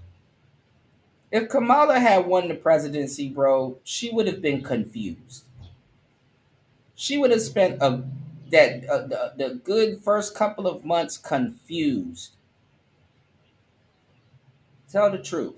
Push to cap the cost of prescription drugs such as insulin, as well as more generally attempting to reduce the burden of medical debt got swindled out of that on Americans by introducing policies to get rid of medical debt entirely. All in all, her economic plan for the first 100 days of her presidency would have been focused on reducing— her plan was to give people weed. Yep, that's what you need, Black America. More weed. Some more shit to kill each other over. Yeah. Everyday costs for Americans. We'll get into the specifics of that, as well as how it would have differed from what Trump is currently doing in a few minutes. For now, let's talk about the rest of her 100-day plan. When it comes to housing, Harris proposed constructing 3 million new housing units over her 4 years. Yeah, they get a check from causing those high prices.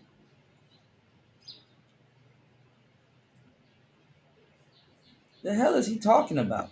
Even I know that, and I'm stupid. Years as president under the Build the American Dream plan. Obviously, this would have been impossible to get done during her first 100 days, but it's very likely we would have seen some sort of legislation passed or worked on related to this early on in her presidency. Her housing plan also included offering up to $25,000. Yeah, they blame Republicans, yeah.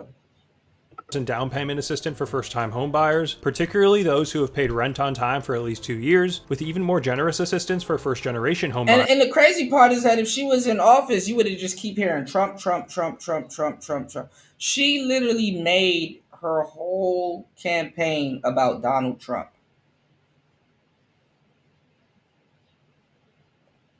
couldn't keep that man's name out her mouth, man. And it's like, okay, we get it. Trump bad. You're supposed to be good. Talk about you.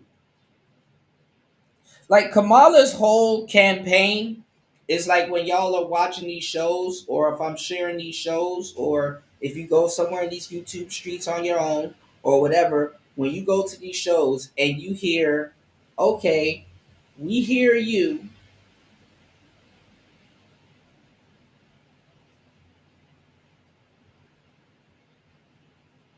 And we hear all the demands and stuff that you want, and that's cool. We'll supply that, but what do you bring to the table? And then you wait, and then she's like, "Well, what do you mean?" That would have been Kamala's whole presidency. What do you mean? Or, when women do actually answer that question, they start naming a whole bunch of stupid shit that nobody asked for. I'm just gonna be there. It's just gonna be my presence. He gets me, and I'm gonna be a companion, and I'm gonna do this, and I'm gonna do that. And it's like, what does he get? It's like a veal deal for them.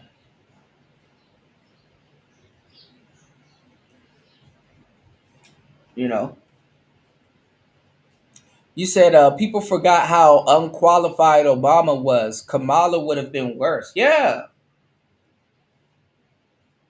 It would have been scary to see her in there with Putin, man. I'm like, oh, Putin about to, we going to war. And listen, I'll pull it up because y'all not going to believe me. So I'll have a white man saying it to y'all because y'all don't believe me. Every single time women were in office, they go to war. It is very much proven, and this isn't just in America. I'm talking about all nations. Cleopatra, all of them, even back to, they dated all the way back to Cleopatra. It is very much proven that women cannot handle power. They cannot handle power. And they don't want to handle, they want power, but they don't want to handle power because guess what comes with that? Accountability. But when your people or you get wiped out, when you gone, there ain't no accountability to take, but hey. Once again, it's unlikely that this would have been entirely accomplished in her first 100 days, but it's something. Chris G said they bring worn out coochie and problems. Something that would have been worked on. Meanwhile, on the topic of taxes, Harris's first 100 days would have had a few focuses, namely tax credits and relief, as well as wealth equity measures. And look at how they just get up on here and lie. Harris ain't about to relieve no fucking tax credit. Didn't Biden lie and got y'all to vote for him, and he laughed too? Didn't he clearly tell y'all, hey, I was going to get rid of y'all student loans? The key word was.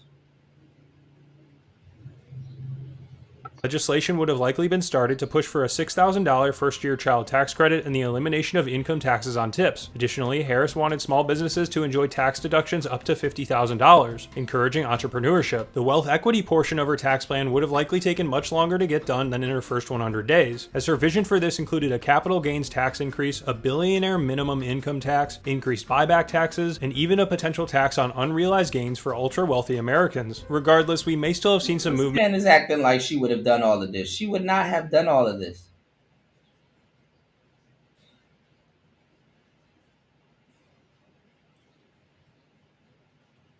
If Kamala had won, I would have bought all kinds of box wine stocks. Box wine would have went through the roof. I see a lot of people stole my box wine jokes too over the years. To get the ball rolling on this front. Now let's get into a really hot topic, immigration. During her campaign, Harris admitted that the U.S. immigration system was broken and supported bipartisan expansion of Border Patrol agents. In her first 100 days, he said Obama said his Stovall ready weren't Stovall ready. Harris likely would have pushed for Congress to pass. My bad. I said, Jesus Christ. I cannot read this small screen. My eyes, y'all. Obama said the shovel ready weren't shovel ready. God damn, Stoffel.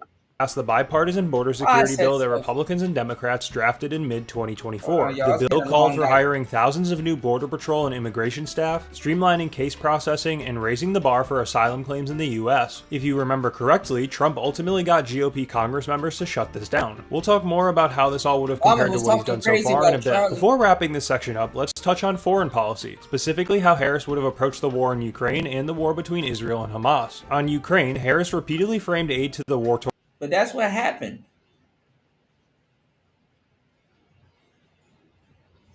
That's what happened. A whole lot of BS, man. They never canceled those student loans. That's why I'm like, you know, why don't the people just talk to Trump? Like he's literally, I mean, he's not gonna put up with no bullshit. I mean, usually when people come over to him, they're usually coming to him with some bullshit. Then they get mad because he's not signing in a bunch of bullshit.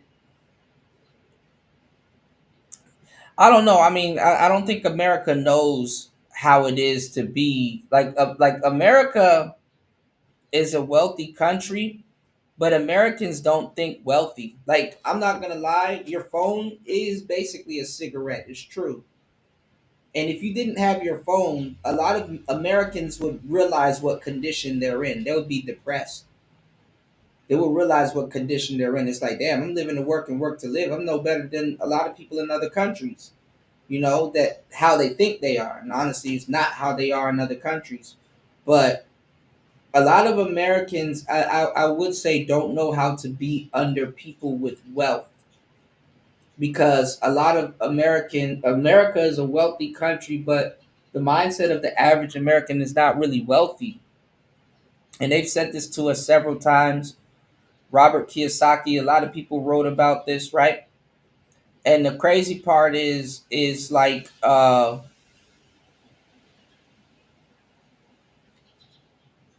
they will go to Donald Trump with some BS. And Donald Trump is looking like, okay, I hear what you're saying, but what I'm looking for is how is it going to benefit Americans in the long run, and if it's going to make me look good. I mean, you know, you definitely got to throw that in there. You know, Donald Trump, he wants to look good. What politician or president don't want to look good? You know, is this going to make me look good for years to come? He's not just trying to sign any old bullshit. The Democrats, on the other hand, they're like, okay, we hear what you're asking for,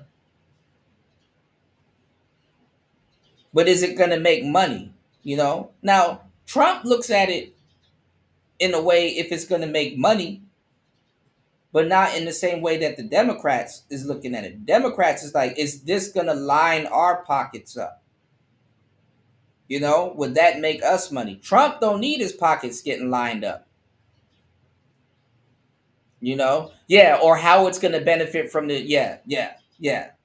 Spot on, King Picks, yeah. Spot on. You know?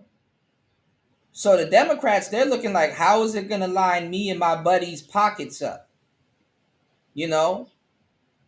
How are we going to benefit from this? They're in it for their personal benefit, you know? Whereas Trump, the reason why I say a lot of people don't understand how to work under real money, he's more looking at the longevity of it and how it operates and how it looks, you know, how it makes us look. Democrats don't care. They know they're going to be out.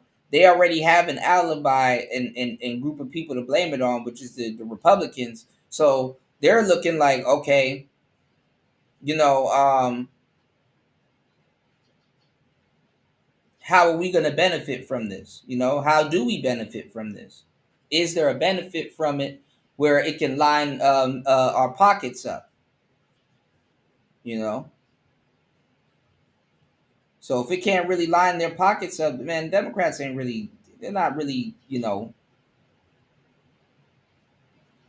But people that don't need their pockets lined up and saying, oh, okay, well, on top of that, it can benefit benefit this or make this some money or something like that. You know, that's how they look. They're not thinking money forward like the Democrats are. You know, and then on top of that, Democrats be fucking up the bag also. But let's go. Foreign country as essential and rejected any land for peace deals. During her first 100 days, it was expected that she would have made an early push to move appropriated funds quickly for weapons to be sent to Ukraine and press Congress for any top-ups if needed. She also likely would have kept saying no to peace talks with Putin if Kiev didn't have a spot at the table as well. I don't even think she got the ovaries to sit down with Putin, y'all. I don't think she got the balls to sit down with Putin.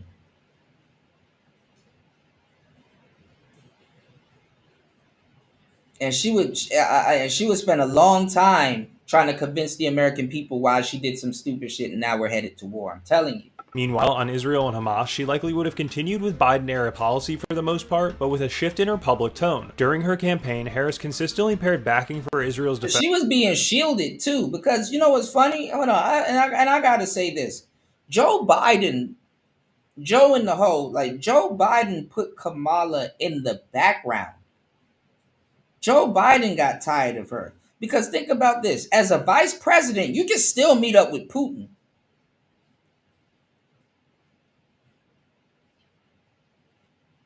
Yeah, they try to they rob you, but that's what they do. They rob you, but they put it under the guise of that you're sharing money. You're sharing money. Oh, we're taking this from you, but don't worry, you're sharing it with the world to make the world a better place. You know. Whereas the Republicans have more of a charity, but you eat what you kill. You know, you eat what you kill mentality. Whereas the Democrats is trying to convince you that, oh my God, but they don't want to kill. Republicans are like, then you don't eat. You're not of any use. You know? Listen, if you're not of any use, but you can vote, the Democrats are they really want you to, they're like, okay, look, you listen, you don't have to be shit. We will help you, but you need to, we understand that you're not of any use, but if you are of any use, you need to be voting for us. That's how they carry it. And people are like, shit, okay. I can get food stamps. I could continue to scam the system and feel like I'm getting away with something when I'm really robbing myself on the back end. Shit, okay.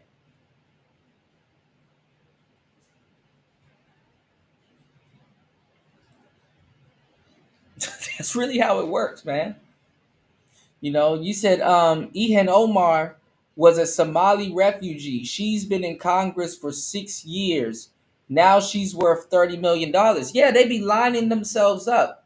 And when Elon was doing that whole, when he did that whole thing, it was like, he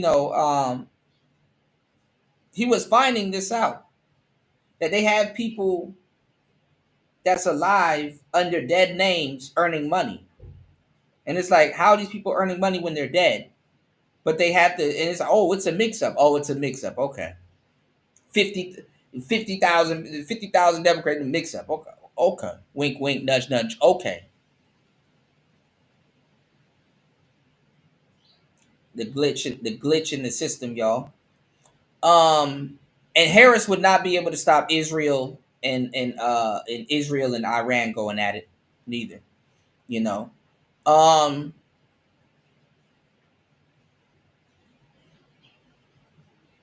He says Harris says she won't give up pushing to the end of the Israel-Gaza war. Well, there you go.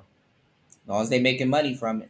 You said that shit makes sense to the people excited for Charlie's demise. Absolutely. Fat with a septum piercing.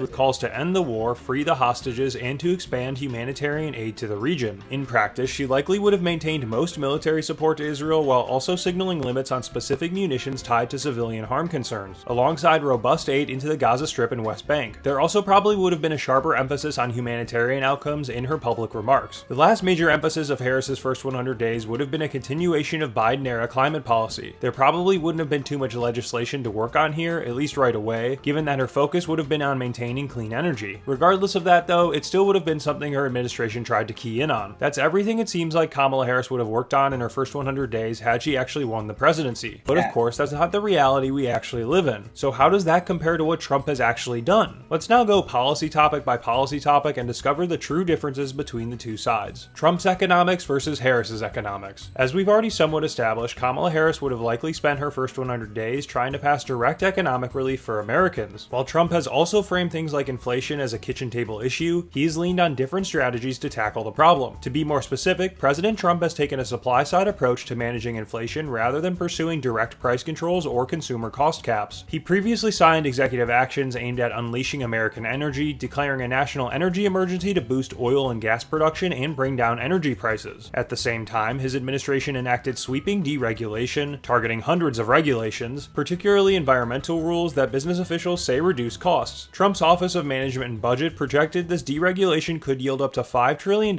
in cost savings for businesses in 2026. However, other assessments claim that Trump's efforts could carry unintended consequences. For example, Trump's One Big Beautiful Bill actively reduces clean energy incentives and expands fossil fuel subsidies, potentially increasing household energy bills by an average of $165 to $270 annually, and leading to $1.1 trillion in lost GDP over the next decade, according to some estimates. Speaking of, let's talk more about the One Big Beautiful Bill, which was a key component of Trump's economic plan during the first 100 days of his presidency. Trump signed it into law on July 4th, 2025, and the tax policy in it marks one of the biggest contrasts to how things would have looked had Harris won the presidency, though there are a couple commonalities as well. For example, Trump's One Big Beautiful Bill effectively eliminated taxes on tips while also increasing the child tax credit. Harris's tax policy would have accomplished both of these, though she likely would have increased the child tax credit by even more than Trump did, and that's about where the similarities end between the two sides. Trump's One Big Beautiful Bill basically solidified his 2017 Tax Cuts and Jobs Act into permanent law. That 2017 act lowered the corporate tax rate. Well, let me ask y'all a question about Trump's big beautiful bill about taxes. Well, no, never mind. Sorry. From 35% to 21%, and trimmed individual tax rates across most income brackets. As I've already mentioned, it also expanded the child tax credit. Supporters argue these moves encourage business investment and boost growth, though critics argue they added trillions to the deficit and disproportionately benefited corporations and higher earners. Harris, meanwhile, would have had a different strategy. She emphasized a more redistributive approach, so to speak, calling to raise taxes on billionaires and capital gains while using the revenue to expand working family relief through the form of larger child tax credits, eliminating taxes on tips, and boosting small business deductions. In short, both aimed to give families more breathing room, but Trump leaned on across-the-board cuts to spur growth, while Harris's focus would have been on shifting the burden upward to deliver targeted relief to the middle class. The last thing to touch on before we wrap this section up is housing. Trump never really campaigned on a housing plan, but for Harris, it was a core part of her 2024 platform. We already touched on what her housing policy would have aimed to do, but Trump, by contrast, has not advanced a federal housing construction plan. Instead, his team has emphasized cutting regulations that they argue make it harder and more expensive to build houses. He has also supported scaling back some rental protections, aligning with a philosophy that if private markets are less restrictive, it will drive affordability in the housing market. All in all, the tone of how they presented their economic plans differed significantly too. Had Harris won, her emphasis for passing this legislation would have been on protecting families from exploitation and taking the stance of consumer protection. Instead, we now have Trump's angle of unleashing American industries, which we've seen in multiple of his executive orders. With all of that in mind, it's now time to shift gears to a different topic, immigration. How does what Trump has done so far compare to what Harris might have been doing on the issue? Let's get into it. Trump's immigration policy versus Harris's immigration policy. As we move into immigration, this is another area where Trump and Harris would have had just a tiny bit of overlap in rhetoric, but very different strategies in practice. Both talked about the system being broken, and both agreed that stronger enforcement at the border was necessary, albeit they communicated these points in very different ways. From there, though, their approaches would have started to diverge. To start with Trump, his second term has been extremely hardline on immigration. That shouldn't really be a secret to anyone at this point. His first days back in office included signing an executive order called Protecting the American People Against Invasion. This executive order set the tone for his immigration agenda by expanding expedited removals, penalizing sanctuary jurisdictions, and requiring undocumented individuals illegals to register with federal authorities. Since that point, we've seen ICE raids in major cities across the United States, and his administration has launched high-profile operations like the Midway Blitz in Chicago on September 8th, which began targeting undocumented immigrants in the city regardless of whether they had a criminal record. He also overturned long-standing rules that had kept enforcement away from places like churches and hospitals, signaling a willingness to put aggressive enforcement above community protections. Harris, on the other hand, campaigned on passing a bipartisan border deal, as we've already discussed. That deal would have created more Border Patrol agents, asylum officers, and immigration judges with the goal of speeding up decisions and tightening credible fear screenings. Like Trump, she wanted to move faster on deporting people who didn't qualify for asylum, but she was clear that her method would have been through legislation and structured reform rather than sweeping executive orders. In that sense, the commonality is obvious, as both leaders thought that more enforcement resources were needed, but Trump has overwhelmingly leaned on executive power, while Harris probably would have leaned more on lawmaking. Trump's approach in this regard was also just more aggressive in general. Anyways, looking at status protections and asylum more specifically, what up, Larry? Trump has moved to revoke temporary protected status for groups like Venezuelans and Haitians, which left hundreds of thousands in limbo before a judge blocked him from doing so. He also rolled back asylum eligibility, which removed protections for people fleeing domestic violence. In contrast, Kamala Harris was more likely to preserve protections for dreamers and farm workers while still raising the bar for He's I don't know, he's putting Kamala in like this like privileged spot. Like, I don't know, like he may think real highly of her if he thinks she was going to do all of this with no problems.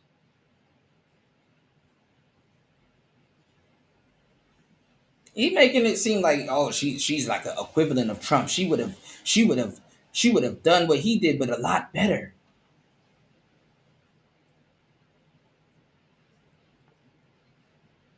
You know what? In a weird way, I'm not gonna say he's no slouch or no pushover. What's going on, EB? Shout out to EB in the place to be. I'm not gonna say that he's no slouch or a pushover, but like if she couldn't even navigate a election with Donald Trump and win and say, hey, let me go to McDonald's so I can look good because I worked here before and I'm not too good to flip a burger. Like, if she couldn't navigate an election with Trump, how is she gonna do all of this shit? Yeah, he thinks like she's competent. Like he like there wasn't gonna be no problem doing all of this shit. Like, come on now.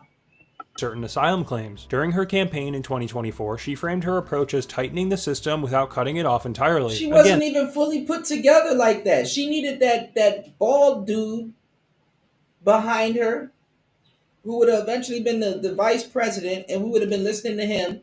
She needed a team of men to do what she needed to do. And don't even get me started on the broads that like Kamala, because they're like, she's doing it all by herself. No, she's not. It was really Kamala and her orbiters. It's Kamala and her team of simps, and maybe her husband. That's who would have been the president.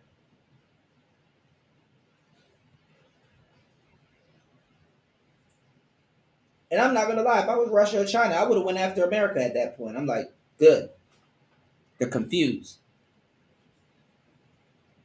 Yeah, and that's what I don't like too. They don't give Donald Trump a fair shot because he's saying that exactly. That's exactly what I'm saying, party.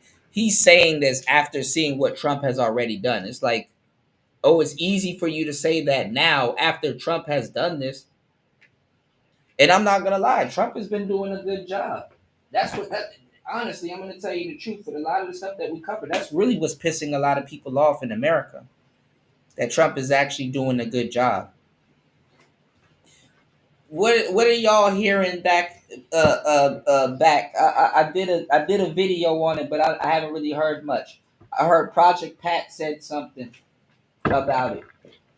How is Memphis? Is Trump sent the National Guard to Memphis? What Memphis talking about now, or have they reached there yet? Or maybe come this week, they'll be out there. And they're talking about the mayor out there talking about some. I don't think he should be sending the National Guard out here to Memphis and blah blah blah. And it's like, boy, have you seen the stats? I'm not even a stat cruncher, and I see that Memphis is number one in crime. Memphis is number one in crime. And I seen the mayor out there, the black man, talking about some take it easy. Fuck out of here. He said this is his way of saying Trump is doing a good job. Yeah, if he that's another thing. Catch them on the back end. If he thinks that Kamala would have done some of the stuff that Trump is doing now, then hey. Kamala don't even have a plan. That's the thing. And then when she did have a plan, it was some bullshit. It was like, even the Democrats flipped during the election when Kamala. They were like, "Yo, where's Kamala? Where's she been at?" Remember, Kamala went missing a good part of the election. She went missing. Now it's coming back to me, y'all. My elephant memory. Kamala went missing on the last part of. She went missing just like Biden on the last part of the election, and then she came back with a plan. And every time she would talk about Trump. And then she came back with a plan, and it was some bullshit plan to give black people weed. And it's like anybody that knows anything is like, well, kind of makes sense to try to give these niggas some weed. Because the shit she about to do, you need to be sedated. You need to be sedated. The shit she about to put niggas through, you definitely gonna need to be sedated. You gonna have to be in La La Land. That shit is an insult. Bringing out Megan Thee Stallion, telling us we're gonna get some weed and some other stuff. That shit is goofy. And then listen, on top of that, after she done locked endless niggas up for weed. There's just a sliver of common ground here, but not much. Both Harris and Trump aim to prevent abuse of the asylum process, but Trump... Yeah, but there's a lot, but don't put weed on black people. Black people and niggas would sit up there, man, I like that. They dumbass. Black people need to stop being the face of weed. We need to stop being the face of violence and all kinds of other stuff. Other people, not just black people, smoke weed, y'all. I know that's hard. I know, and it's a fucked up stereotype. I know it's hard to believe. But I know a lot of black men that don't smoke weed. Don't want anything to do around it. Don't put it around me and stuff like that. I remember one time, and I stopped smoking. I remember one time I was at a bus stop and it was this white dude firing up a juicy ass joint, and I had to walk away from the metro bus stop. I'm like, nope. Let me stand on the other side. The bus or whatever come, I'll catch it from here. I remember I was real young. And I'm like, because I'm here, I got dreads. They going to think it's me. Whole time it's him. You know? I said, nope. You're not going to catch me today. Because they're going to come after me. You know? I get pulled over walking. You know? I get my ass beat by the police so many. I've gotten my ass beat by the police not doing nothing so many times. I remember when I first got a couple of my cars and stuff like that, man, I got my ass whipped on the back of the trunk by PG police. And PG police is a different breed, y'all. They like LAPD on the East Coast. You said, so if your homies got you Meg Thee Stallion and some pop for your birthday, you wouldn't be glad? Nigga, King Pix, I will be sitting in jail right next to Tory Lanez like, man, we got to get this bitch. We got to get this bitch. I'm not gonna lie to you. I'm not finna lie. I'll be sitting right beside Tory Lanez. What's going on, Skyfall? Good to see you, bro.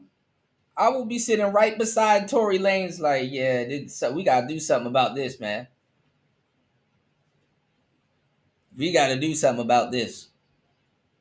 You know, some weed and Megan Thee Stallion sound like a good time. But unfortunately, she partying with people that don't know how to party. When Megan Thee Stallion was up there twerking and shit like that, go look at the audience. The audience was like, yo, should we clap? I'll show you. I'll do you one better. I'll show you the audience. Hold on. She had Megan Thee Stallion out there singing that stupid Japanese song. Watashi washita. What the fuck? What are you talking about? Hold on. Look at the audience. Hold on.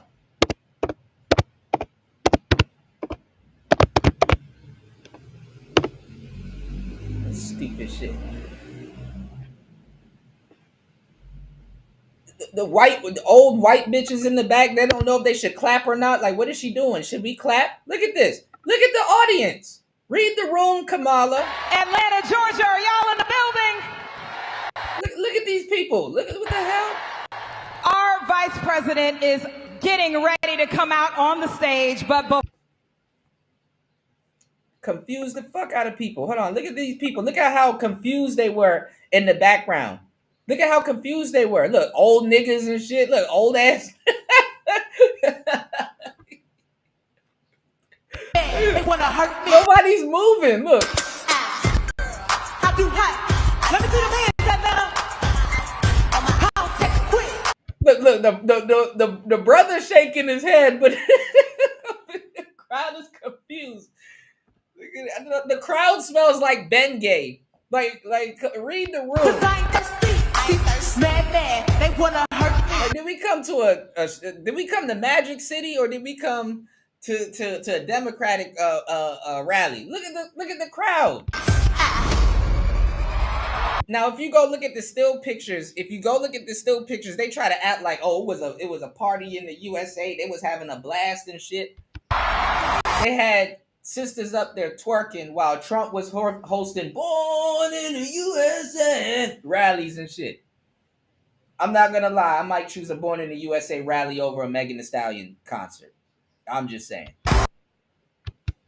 Hold on. Where'd the sound go? Hold on, y'all. I ain't gonna lie, she filling out them pants though. God damn. Hold on, y'all.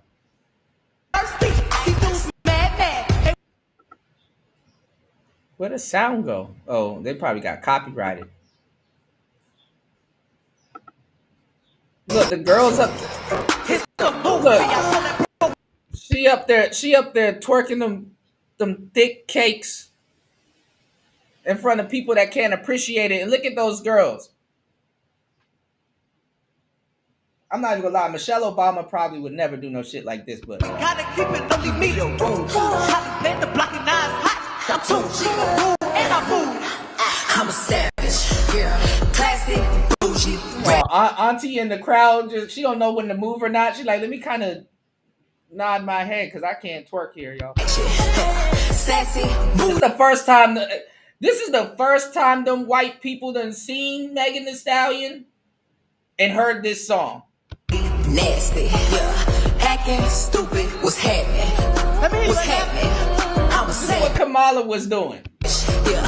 Classy, bougie, ratchet. Yeah. Sassy, moody, nasty. Yeah. Hacking. Now, if it was the early 2000s, Kamala would have won. This would have sold them over. Oh my gosh, she's better than Hillary. She would have won. Hillary, the reason why she lost, she was too busy trying to play around with hot sauce in her purse and all kinds of shit. She was just trying to be a nigga too much. That's how she lost. And I know people are going to lie and laugh. I know it's kind of funny because ironically, I thought about it too. I'm like, that's funny. Somebody said Donald Trump can only win elections against women. You know, like basically saying that he can only win if he's going against women and shit like that. That kind of was funny. I was like, all right, I ain't gonna lie, the two people he did run against was women, ironically. But it's like, come on. Of course that tells you what Democrats think of niggas. Man, weed? We trying to be serious and they're offering some... Bro, I swear to God, if I was to hang out with Obama, and remember, Obama was the... Remember, listen to what I'm about to tell you. Remember, Obama was the cool president because remember, there was the picture of Obama smoking weed. Remember that? I wouldn't smoke a joint with or pass from Obama if you, well, I don't know. You heard me, I don't know.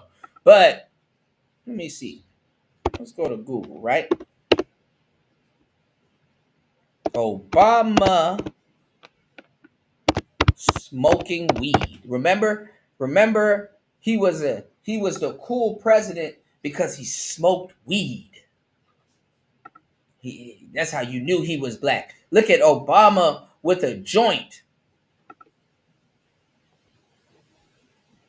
Obama was the cool nigga president because he smoked some weed. Look at it. Obama with the Bush getting faded. That's what they think of black people.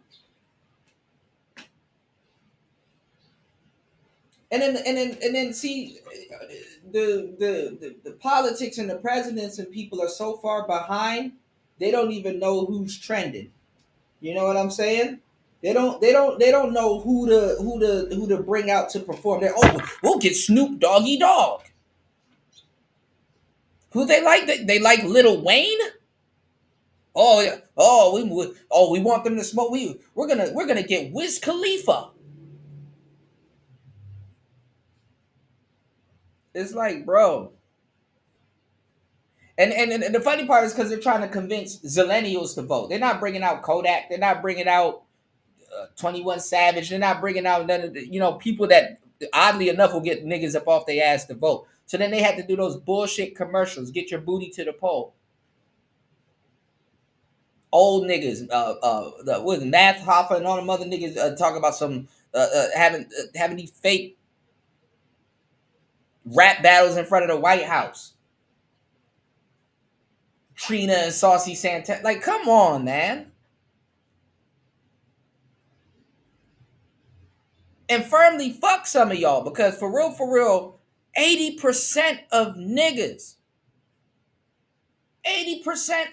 voted for Kamala. And guess what? Your black woman still turned around and cursed you out. Imagine that.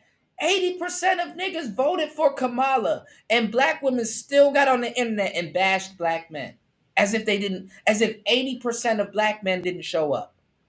That's a good percentage.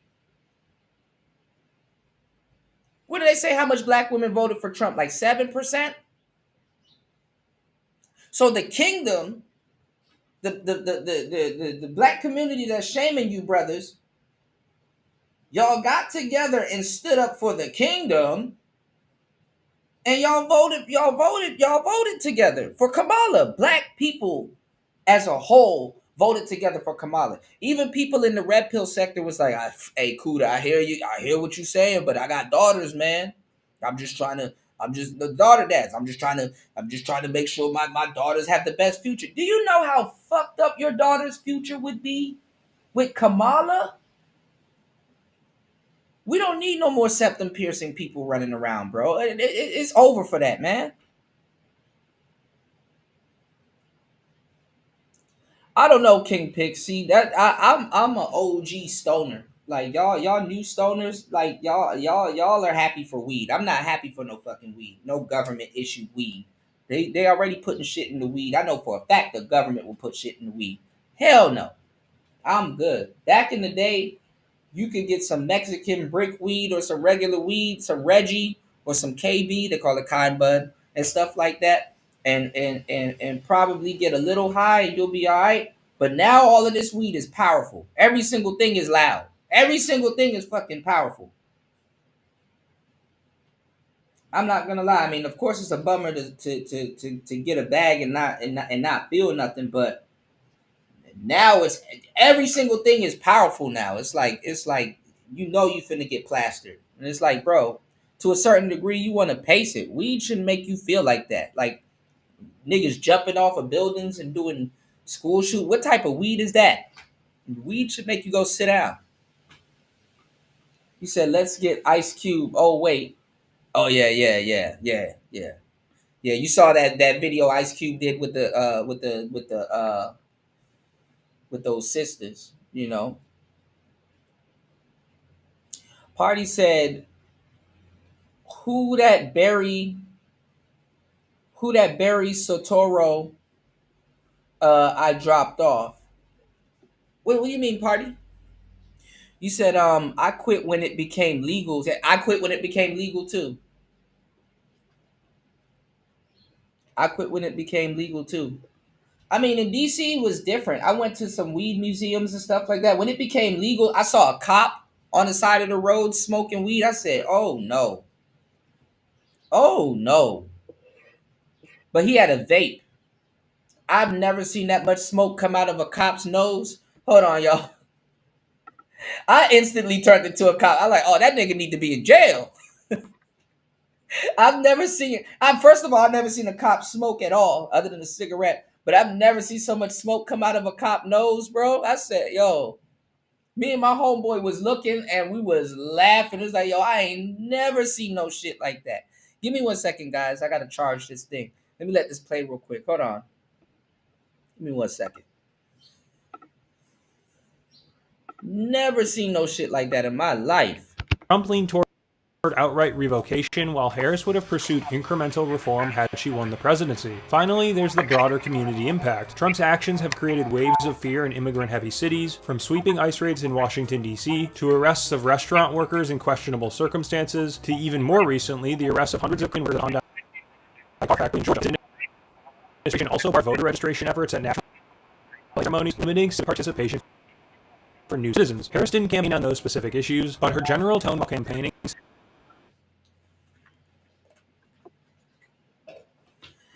Now, it scared a lot of people because the DMV area, DC, Maryland, and Virginia. Oh, Barry Soto. Okay. I'm with you now, party. Barry Sotoro is funny as hell.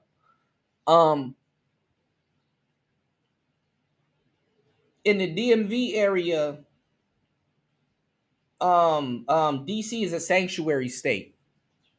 You know, so a lot of that immigration stuff was on Trump's doorstep for a good minute. You know, for some reason, well, it's not even for some reason. A lot of people, they just go straight to DC, not necessarily to march, but to let people know that there's an apparent problem. So,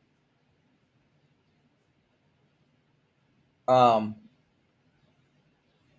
is a sanctuary state and immigration problem in the DMV. she would have blended enforcement with a focus on protecting families and expanding citizenship opportunities. In other Yeah, and that's the thing, Larry. I mean, you would think that the drug dealers, their shit would slow up, but nah, people still like buying weed from off the street.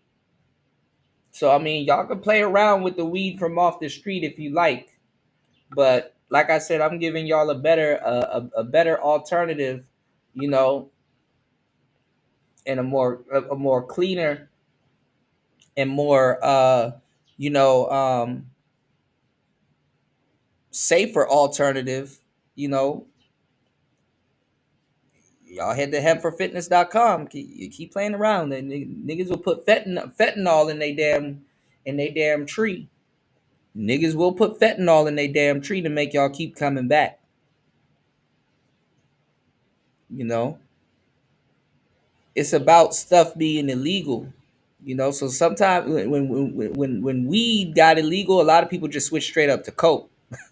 Let me get some of that mushroom you got there. Let me. Is that ketamine?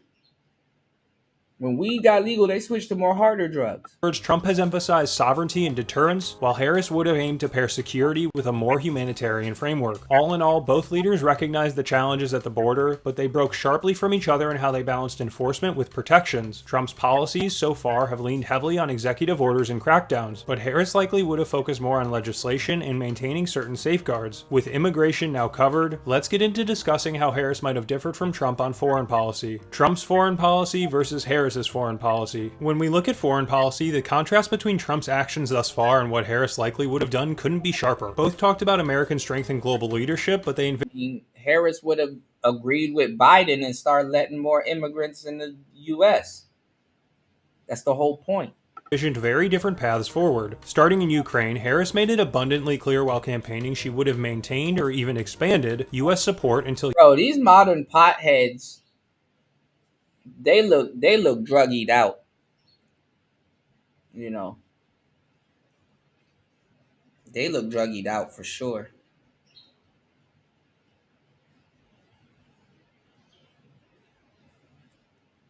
You can tell it's not just weed. It's like, bro, it's not just weed in that. You know?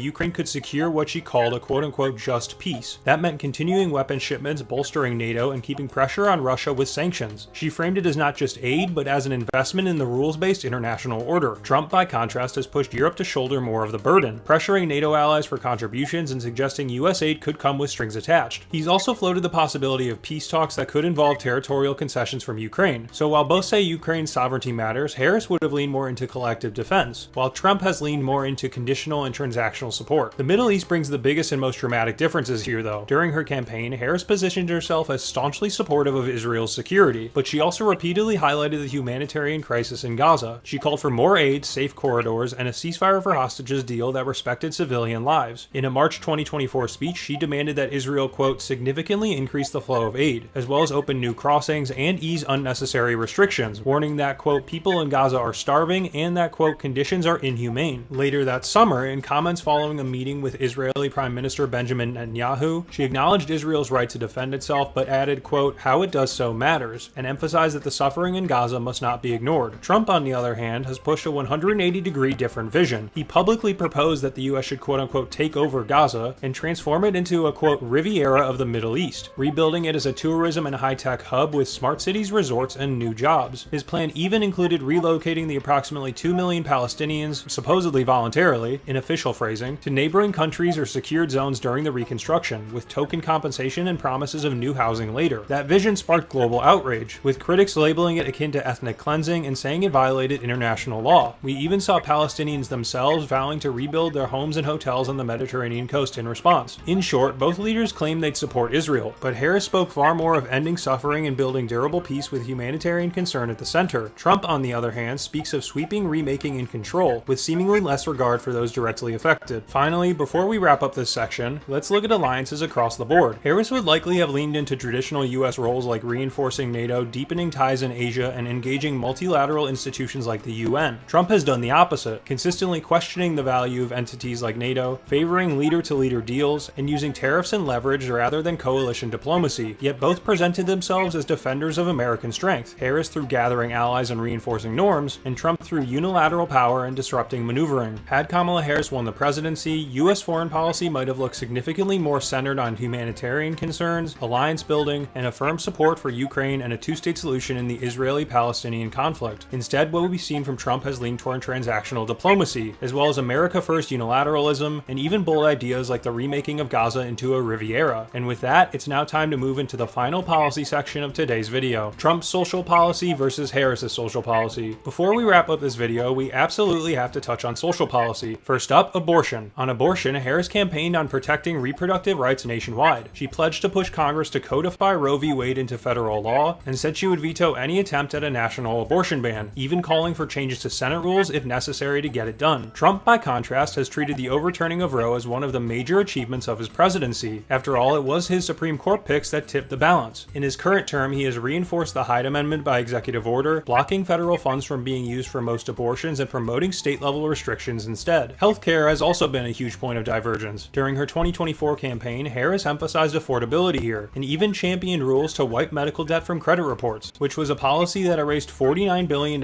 in debt from about 15 million Americans that got announced in January of this year. She also helped direct federal funding through the American Rescue Plan to cancel billions of dollars in local medical debt while she was vice president. It's very likely her work in this area would have continued had she won. Trump, on the other hand, has pursued a rollback of parts of the Affordable Care Act, instructing agencies to expand waivers and exemptions as part of his broader push to reduce the federal role on healthcare. Civil rights and protections for LGBTQ+ Americans marks another clear split. Harris supported codifying non-discrimination through the Equality Act and oversaw federal rules protecting LGBTQ+ Americans in healthcare, education. And Kamala would have went into hiding if she won. Stop it, man. She would have just... What is this dude talking about?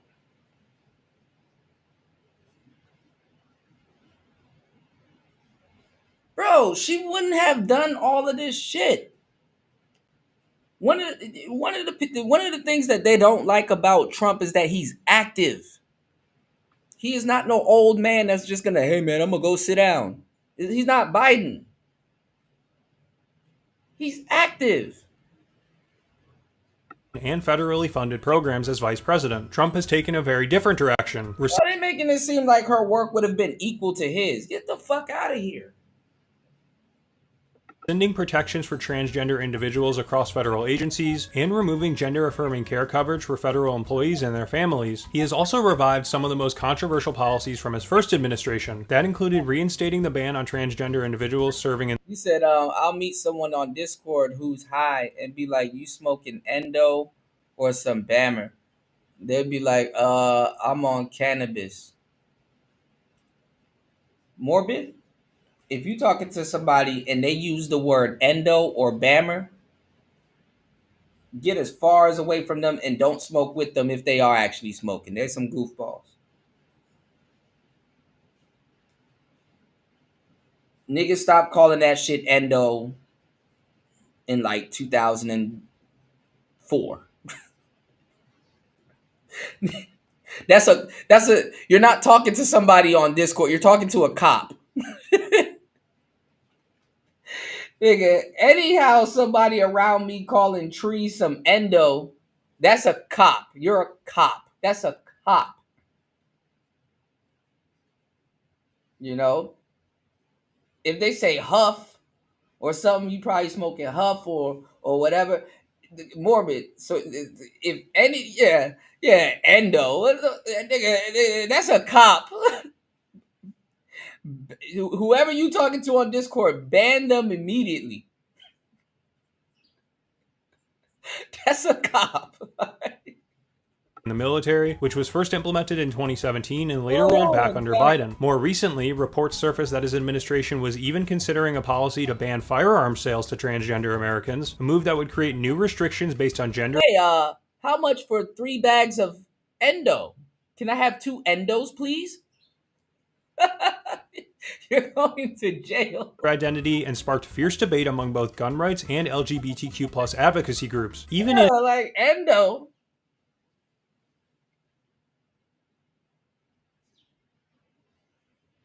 You say he wears knight armor in public. It's like, bruh, are you are you smoking dro? Like, bro, I'm not gonna lie, dro was the best I've ever smoked. And trust me, I've smoked goddamn near everything under the sun. Moon rocks, all kinds of shit. You said, oh man, y'all busted me on that one. I'm just saying, you know, some veteran stoners at some point, you know, I mean, we had the best generation for it. But, you know, yeah, I'm older now. I will take a cigar. No weed for me. I'm good. Have fun though. You know. You said even Dro is old. Yeah, Dro is old. Dro. They don't even make Dro no more. Everything is damn near hydroponic looking, but they're not. You know the old way to grow Dro. That people ain't growing Dro no more. All of those names when we were coming up are old now, like purple, Dro, blueberries, and stuff like that. Then you have the more moderate names, you know, the more somewhat modern names, like, and those are old too, like Master Kush, OG Kush, Headband, AK-47, Wedding Cake, Green Crack, Girl Scout Cookies, White Widow. Those are still old names. Now you got like different types of runts and some other stuff. Even runts is becoming old also. You know, those are older names now. What are they calling it now, y'all? Za. That's Generation Z for you. Za.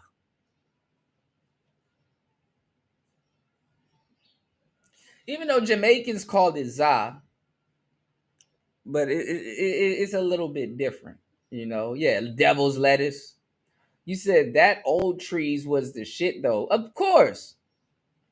You said I know it's more potent now, but still I miss the older days. That's what I'm saying. Back when I used to smoke blunts using Phillies and stuff, yeah, and Swishers and Game Leafs and all kinds of stuff. He said dust, yeah, your own brother hand you some dust.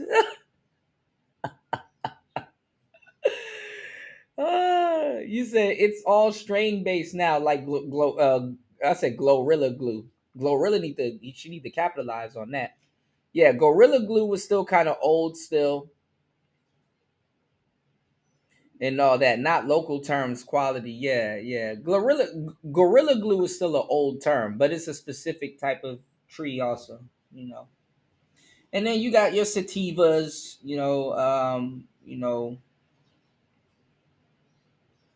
And some other stuff. So Education, the difference in your own brother hand you some dust.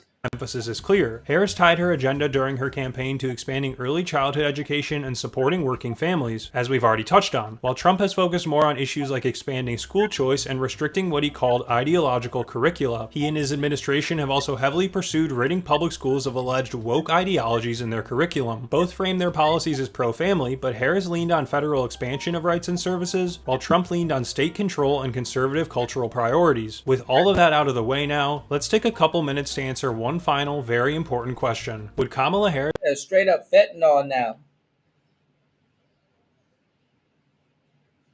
and galaxy gas have been stuck in political gridlock? I'll just be straight up with you all. My quick answer to this question is probably, but let me explain why I think so. When Trump took back the presidency last November, it wasn't just a resounding victory for him, but a resounding victory for the Republican Party in general. We saw Republicans win majorities in both the Senate and the House, which basically meant that Trump had, and still has, free reign to try to pass whatever legislation he sees fit. I don't believe Kamala Harris would have been afforded the same opportunity. As I mentioned at the beginning of this video, had she actually won the presidency, I believe the race would have been tight. I also think Democrats wouldn't have been able to hold on to the House. The Senate could have maybe remained split, but if we only flip the presidency in our timeline, that means that Harris would have been working alongside both a Republican Senate and a Republican House. In other words, that's pretty much guaranteed political gridlock. And given the backlash we probably would have seen from many Republicans had Trump lost again, my guess is the Republicans in Congress wouldn't have been too eager to work with her. So unless she tried to make some sort of huge compromise from the policy she ran on, they ain't even smoking fatty now, they smoking ether.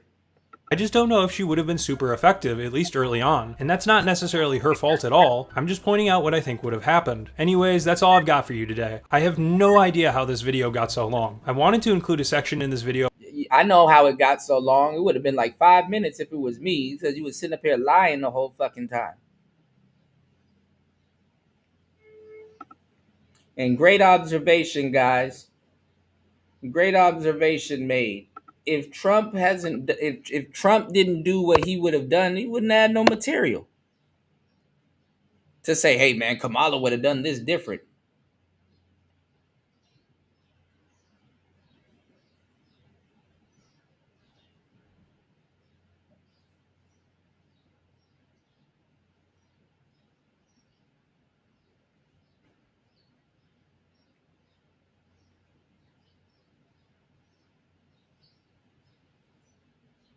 Oh my God. Hold on, y'all. What the hell is fucking O'Shea talking about now? Hold on, y'all. It's your boy, O'Shea Duke Jackson, back at it again with another episode of The Celebrity Junk. As you guys know, a lot of the content creators, especially in the pro-black space, have been pushing back on the Charlie Kirk supporter. All right, we've heard people such as Tariq Nasheed give his opinion. Dr. Umar Johnson is also giving his opinion. But then there are check this out, party. He said Yvette Carnell is doing this against Charlie Kirk fans. Have black people not fucking learned? Stay out of it. Like the Charlie Kirk has nothing to do with black people. They keep thinking that he's been talking about black people the whole time. He barely mentioned black people. Others, such as Yvette Carnell. And again, the takes of both of them, from my opinion, are excellent. Yvette Carnell and Tariq Nasheed agree on many things. But there is... I'm gonna lie, Yvette kind of looked better with the hair, because she looked crazy. She looked crazy with that stud shit she got going on. There are others, such as Yvette Carnell. And again, the takes of both of them, from my opinion, are excellent. Yvette Carnell and Tariq Nasheed agree on many things, but there is a small difference as far as, I would say, leverage is concerned, okay? And Yvette Carnell is brilliant. Make no mistake about it. Both of them are, but Yvette Carnell is, very, very thorough, very precise, very academic in her presentations. And respectfully, despite the things that Charlie Kirk was saying about the black community, she weighed in on a really good segment. I believe it was a clip from a larger show called America's Marketplace for Hateful Speech. I want to play a particular clip of that, and then we're going to come back. This isn't a problem that ADOS caused, and it's not a problem that we can solve. But we have been victimized by this kind of dehumanization language. When you go get a job and that person that's listened to rest in peace, Charlie Kirk, or somebody talk about us. Bro, nobody's talking about black people. Bro, black people got on here and lied to y'all. Was like, man, y'all was saying that the shooter was black. The shooter was not black. Nobody black knows Charlie Kirk to even want to aim a gun at him. Stop inserting yourself inside of this. Oh, well, he had a bunch of bad things to say about black people. Actually, no, he didn't. You're listening to clips taken out of context. Go sit down. Well, we just gonna make this about us. Because now at work, when you hear people say rest in peace, Charlie Kirk, what does that have to do with you? Yo, black people are setting themselves back 1,000 years with this one, y'all. Humanizing way about our culture or whatever. It's just in the market. That's what I'm saying, party. All the negativity black people talking about this situation going, man, listen. Asking for it. Well, no, and this is a cheap form of attention. Market for ideas. There's some ideas that should be in the trash. Like, people don't understand the best way to get the attention that you quote unquote want is to have it happen to you, not go look for it. But people are so confused and they want attention on their terms so bad that now they're gonna annoy the people that's supposed to be giving them attention and not get the attention that they want. There's some ideas that should not be in the marketplace no more because nobody should be shopping for that no more. America needs to change. America needs to become a different kind of country. America needs to become a more thoughtful. Up here acting like she addressing the nation. The Charlie Kirk shit don't got shit to do with black people at all. Country and a less violent country. But then again, we have been saying that you've been slaying our leaders forever. So we've been Nah. Black America is not less violent. We need to fix Black America. We not even fixed within ourselves. How we gonna worry about white on white crime when that's a given? And niggas don't even understand that. Black America, never mind. You know what?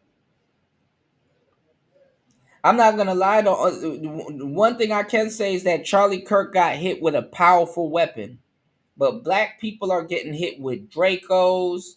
They're getting hit with AKs. They're getting hit with switches.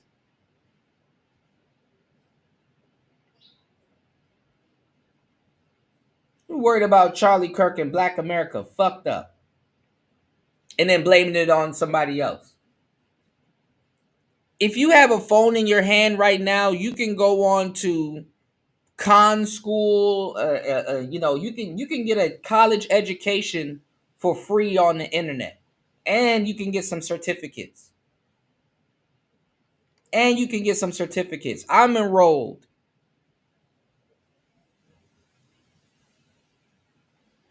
If you have an internet connection and a smartphone, I'm not even gonna lie. Just that alone, you can't blame shit on white people, bro. You can't. All of them dudes that's out there on the block that have that have phone service, you can go on the internet and actually educate yourself while you're sitting there on the block and learn accounting or go learn something else, you know? Party said I will continue to say it till they stop. Niggas said that they was gonna shut up while sipping on a tea on top of burning buildings cause of the elections. They ain't shut up since. Exactly.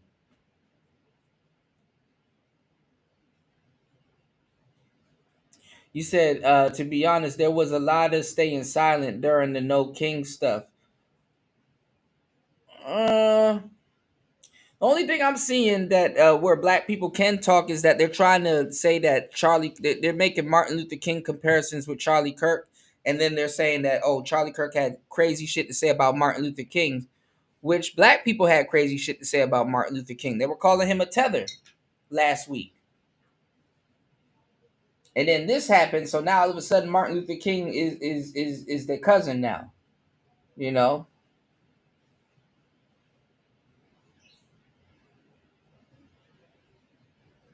And then the irony of it, Nick Fuentes is kind of like Malcolm, and Charlie Kirk is kind of like MLK. Their MLK. Saying that every time one of our leaders get gunned down, we say, America, what are you doing? I wonder, will this open any eyes? Now, Yvette Carnell, again, makes some oblique points. I would suggest you go and watch this. She talks about how black people feel when the dehumanizing language is there. And of course, we see the increasing hateful speech coming from a certain part of white America. And now they're trying to disguise. And then the funny part is that they're acting like white America is responding to black people. White America is not even thinking about black people. White America is talking about Charlie Kirk, not black people. This speech as free, okay? And so we know that in freedom of speech typically is that you can say how you feel, most likely towards the government, and the government cannot jail you, okay? But that's different from hateful speech.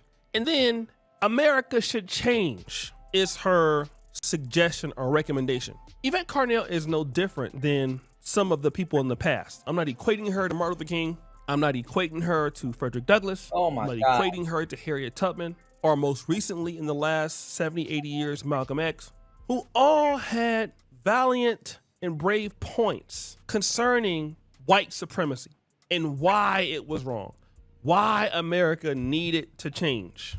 But nobody will change unless you have leverage over them. Black people want to have arguments and no leverage. What is the difference between the Jews? Or let me... Bro, we haven't even changed in the last 40, 50 years. Party said they don't see another 40, 50 years on board because the game masters just flipped the board. So who are you to say what they view as their own? They studied yours. He said black people should worry about rebuilding their culture because it's ass. Fuck the rest. I agree. This shit is it's trivial at this point. Say recently the Muslims. I was living, of course, most of you, when 9/11 happened. 9/11, 2001, I believe I was 20 years old. Said I've heard everything from MLK was a Republican to MLK was a socialist. Yeah, they were calling him and Malcolm tethers. So MLK is technically a tether, and Malcolm, I think, technically would be a tether too. And I believe the president was George Bush at the time. And George Bush II, the younger George Bush. The hatred that was out there about Muslims was great. It was so great that Punjabis, other people who were even thought to be Muslims, had a hard time, okay? So now it was just open season. You could say what you wanted to say about these people because what they did to America was wrong. It was the Twin Towers at the World Trade Center in New York City. But Muslims understood something, that they needed political power. So they started lobbying. They started spending money. And now they're a protected group. You can't go around like you used to talking about Muslims in the way that you used to back in those times. All right? Gays have gotten stronger. We already know about Jews. But black people do not understand leverage. And they cannot, and we cannot rather, make other groups cover any territory. We cannot even defend our home turf in the black community. So we don't own our businesses. We don't spend money with each other like we used to. And so we don't have the ability to come to the table with some unification of a lot of money like Jews do, like certain other groups do, like Muslims do, even though we have more money, we're in bigger number than some of these people, but we can't make anybody cover any territory. We don't have leverage over anybody. And so no one will change without leverage. Without leverage. What it takes is for you to have leverage over somebody, you have to once value who you are, value your community. You have to play some gatekeeping politics within your community and see the way we treat each other will magnify as to how much leverage we have on other groups. But right now, if we're distorted, if we don't find any value in dealing with each other, it's not going to matter. And she's right. Like, I mean, I don't have a problem with the argument, but America needs to change as if it's going to change. It's not going to change. What are you doing to make it change? People who can make stuff change will bring resources. We have the ability to generate those things. We have the ability to do a lot of stuff. We're the number one consumers in the country. We don't have the number one ability, though, to really work together. And that's what our leverage is, and we don't have it. So therefore, other groups who are more unified than we are will make us cover ground, like in the black community. If you don't own your own liquor store. How you have a phone and you don't have the ability to work together with your brother when you can work remotely with other black people that you necessarily don't have to see?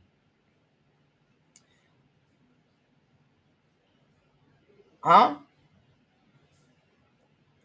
You can still work together with black people that you don't have to see. I only ask y'all that question because guess what? I know the answer to it. It's about black people being better than you. It's really rooted in jealousy. It's not even if black people work together. It's just that you don't want to see somebody that looks like you doing better than you. That's not you, but is you, because they black too. I'm telling you, if you open up a black Chinese restaurant, same cuisine, same quality, same everything, right across the street from a Chinese restaurant, black people will go right to that Chinese restaurant. They will skip your restaurant and go straight to the Chinese restaurant.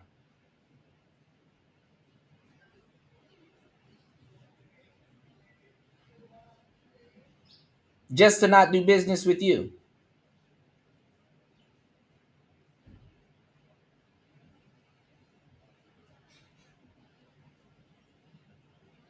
Really? Again, I said before, can y'all name 5 black banks? Black-owned banks?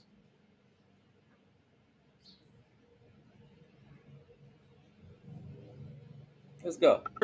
Your own grocery stores, your own gas stations. Your money can't amplify with your group, okay? Like $6,000, $7,000 invested into a community. Actually, if it goes through that community, it could become like $20,000 or $70,000, right? It could move like that. It could be like that kind of investment that goes through that community, all right? This is the situation that we're talking about. And then other groups got to respect it like they did in the past. Look at Haiti, that community in North Carolina we had. Mound Bayou in Mississippi. Tulsa, Black Wall Street. Those are communities that they put pressure on whites. And the funny part is that when other races come to America, they don't know. They're just so happy to be in America. They put them in the hood. Black people are actually in a premier business spot because they get what's called a dual income strategy. So if I put my Chinese restaurant in the hood and I'm a Chinaman, I can make money off of my people and I can make money off of Chinese people or other people that enjoy that food.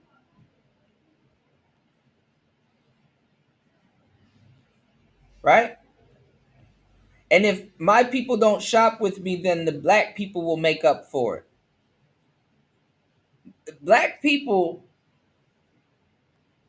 don't even realize how much money they would make if they did do business and take over the hood. and keep the businesses intact and not have the gang extort people and stuff like that and fall off halfway. Because you can do business with the white man, you can do business with the black man, you can do business with the Asian man, you can do business with you are in a premier spot where diversity is there. If the trust is there, though, you have to build that type of quality and trust. There was this guy in Miami, it was a black dude, and pretty sure he was a Zoe or he's Haitian or whatever. And I don't know what happened with it. I think he just went to jail not too long ago, or if it's the same dude. But he has this thing called the what's it called, the one touch or the something touch, the perfect touch or something like that. It's like this lever where you know how you crank your dirt bike or your motorcycle or let's say your ATV. You only got to do it one time instead of sitting there trying to start the engine and push it all the way through and make sure you get a good extension on it and crank it. You only got to do it one time. And he was selling to everybody in Florida. You know, Florida is diverse. You know, he was because everybody rides dirt bikes and all kinds of motorcycles and stuff like that. So you had the Latina man, you had the black dudes, you had the white guys, you had the Cubans, you had the Zoes, you had the Jamaicans, you had all different types of people, and he made a lot of money. But that's what they do, they when people come to the States, they put them in they literally put them in the hood, but they're not from those areas, so they don't know. And what a lot of people don't know is that when people get sent to America, they get briefed. They're like, yo, watch out for them black guys, because they know they know where they're putting them. They don't know. They're just happy for the opportunity. He said, I think the concept of cultural appropriation scared a lot of non-black customers from major business, to be honest. I don't know, man, because black people are thieves also. Black people be stealing also. You know? Everybody has what's called sample culture, where you sample something, you know, or their own version of the same thing, but it's called something else.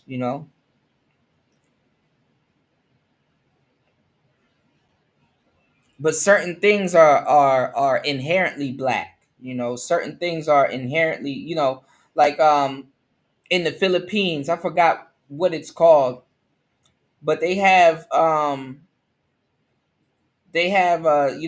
Filipino people where they do dumpster diving, and they take like all of these scraps and stuff that they found from the dumpster, and they put it together and fry it up again and make a different meal out of it, and they turn it into food. Something that was once considered trash gets turned into like cuisine, really good food. And if you look at American cuisine, Black American cuisine, it's the same thing. Like in slavery, they used to eat the scraps and stuff, that was put under the table. And this is where you get chitlins, and this is where you get certain, cuisine that in turn got called soul food. You know what I'm saying? It gets called soul food. And then now it's like an American delicacy because it has a ritual, and it also has like it also has its own culture behind it. You know what I'm saying? Because it was once considered throwaway food, and then once you jazz it up and stuff, and then now all of a sudden it's a delicacy, that was made from the slaves and stuff like that. But the average people running around screaming whatever they claim, and they don't know that they don't do their history. So a lot of stuff that Black Americans and stuff that is culture in America We don't realize that it's culture in a lot of places too, but we don't understand how unique, how unique our culture made it, And if only people could see the magnificence in themselves, it wouldn't be no second guessing. It wouldn't be no second guessing. And how we're raising up our boys is so backwards. You want, when you have a son and you want to tell your son, like, hey, listen, there's an importance of our last name. There's an importance that comes with our last name. This is why you need to have pride in finding a wife and passing this on. You come from a strong lineage. There's an importance to our there's an importance to our last name that you have to keep and uphold.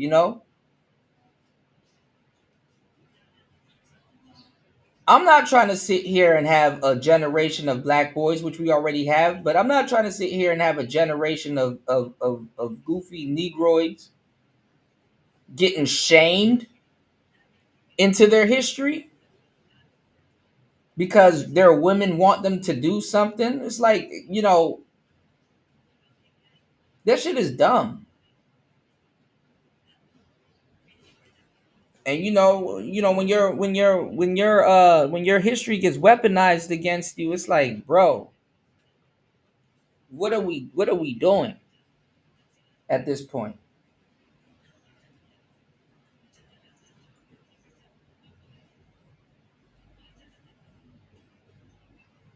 Other people get to enjoy their history. Yours shouldn't be weaponized against you.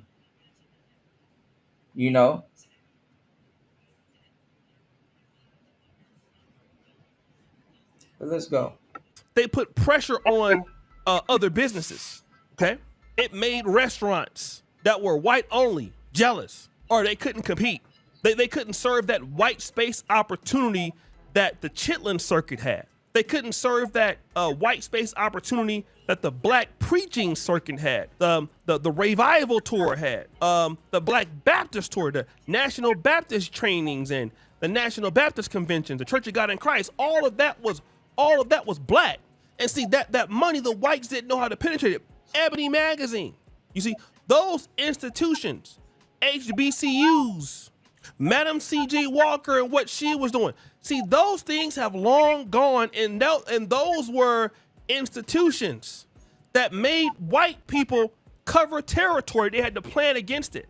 What about A.C. Gaston, author George Gaston, a man who was a millionaire entrepreneur who used to provide financial and business support in Alabama. A guy at the time who was worth maybe somewhat of, I don't know, what was he worth, like $300-400 million. You have those people here and there, but those are institutions that serve the purpose in your community. And then you have your business class. Then you have your intellectual class. People like Yvette Carnell, okay? These are the people that understand reparations and go to bat for you when they understand these things. She may not be in the business class, but she can make people cover ground in that way. Then you have your religious class, but that's what Israel and the Jews have. They have their business class. And when you mess up with them, they keep you out of things. They punish you. They make you think about talking about them. Our business class can't do that, but the Jews can.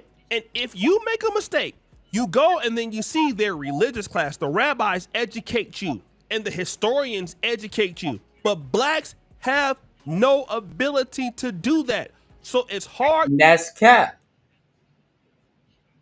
Blacks have always had the ability to do that.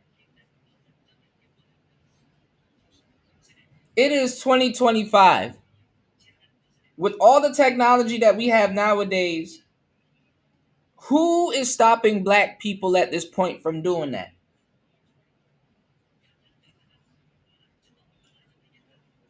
And it's funny when Charlie Kirk or anybody else that's not black says this, they get mad. Who's stopping them? To tell America to change when your infrastructure is weak. We got the opportunity. It takes time. We have to have people on the move. And we're going to have to understand that. Once we can get that straight, what Yvette Carnell's talking about it does make sense. She's brilliant. She's way more intelligent than me on these issues. I can tell you that much. Her, and I'll even say even Tariq, they're much more. She said some random shit that niggas been saying the whole time. America needs to change. Oh my God, she's smart. No shit. You think? America needs to change. I don't know if you notice or not, but America's gonna change with or without you, black people.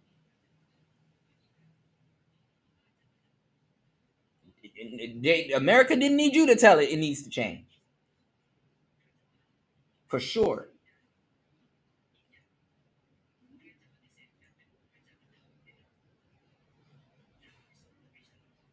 Oh man.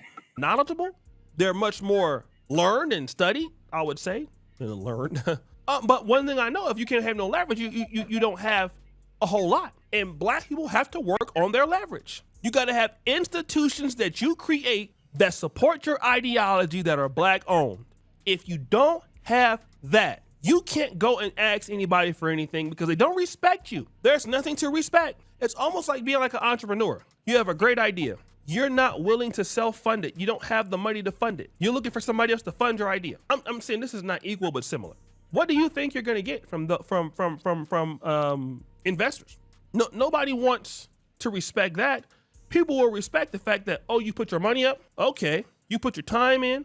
You got it this far. Okay. Now I feel like I can come in and help you from X, Y, and Z. This is how most businesses work. Okay. So guys, what do you think? It's your boy Usher Do Jackson Beck. Actually, you're not supposed to put your money up for business. You're supposed to, he just lectured you this whole time telling y'all about leverage. You don't put your money up for business. You leverage and get the money and the funding for business. They definitely won't do business with you if you put your own money up because there's nothing after that. At least if they say, okay, you leverage and you still have a backup reserve, which would be your own money, then we'll do business with you. Because you want to know what's funny? The people that's about to lend you some damn money, they leveraged the money they about to lend you. Yeah, never mind, man. You have so many people in Black America that sits around and tell the truth and give black people the game, and it just falls on deaf ears, man. I'm not gonna lie, man. The cell phone makes you equal, brother. That cell phone is a portal to the world now. You have a whole library in your hand. If you want to play Candy Crush all day, so be it. But I will tell you, you can go on the internet and download ebooks and educate yourself on anything you want to learn. You understand what I'm saying? You can go and get a whole new skill so that you can jump into a whole nother arena and not be replaceable. You got YouTube tutorials. You got all kinds of different things on every single thing that you want. To sit up here and say, oh, well, it's the white man and Charlie Kirk held me back and all this. Like, come on, dog.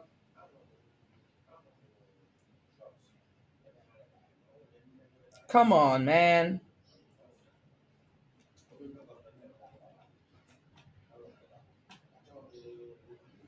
Come on, man.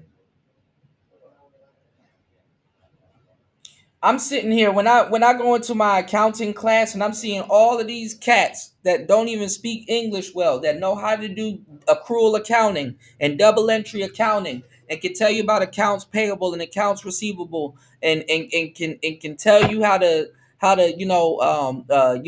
reconcile deferred accounts and stuff like that. I'm like, damn. Hello, are you trying to use QuickBooks?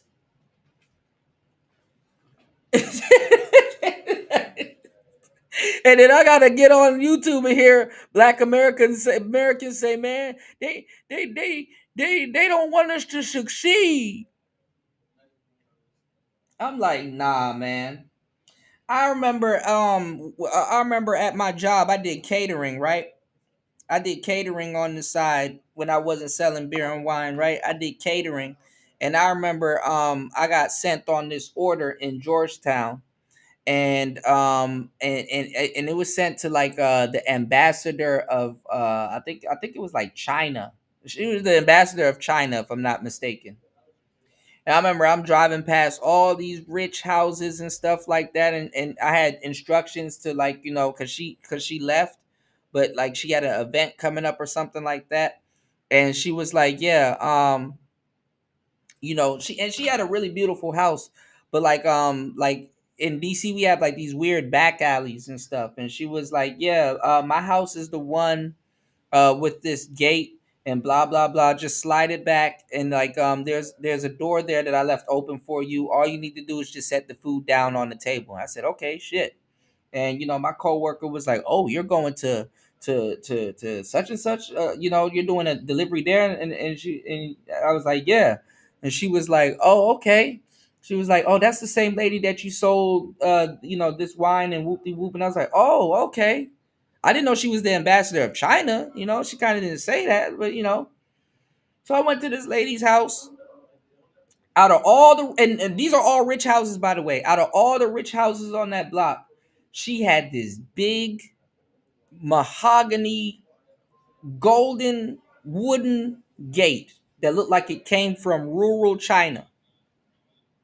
And I said, shit. Like she said, I slid it back, and there was a red sports car there. It was a two-door, I think it was a G35, but it was tricked out. And she had like this Zen backyard, and like this shit looked like a movie, bro.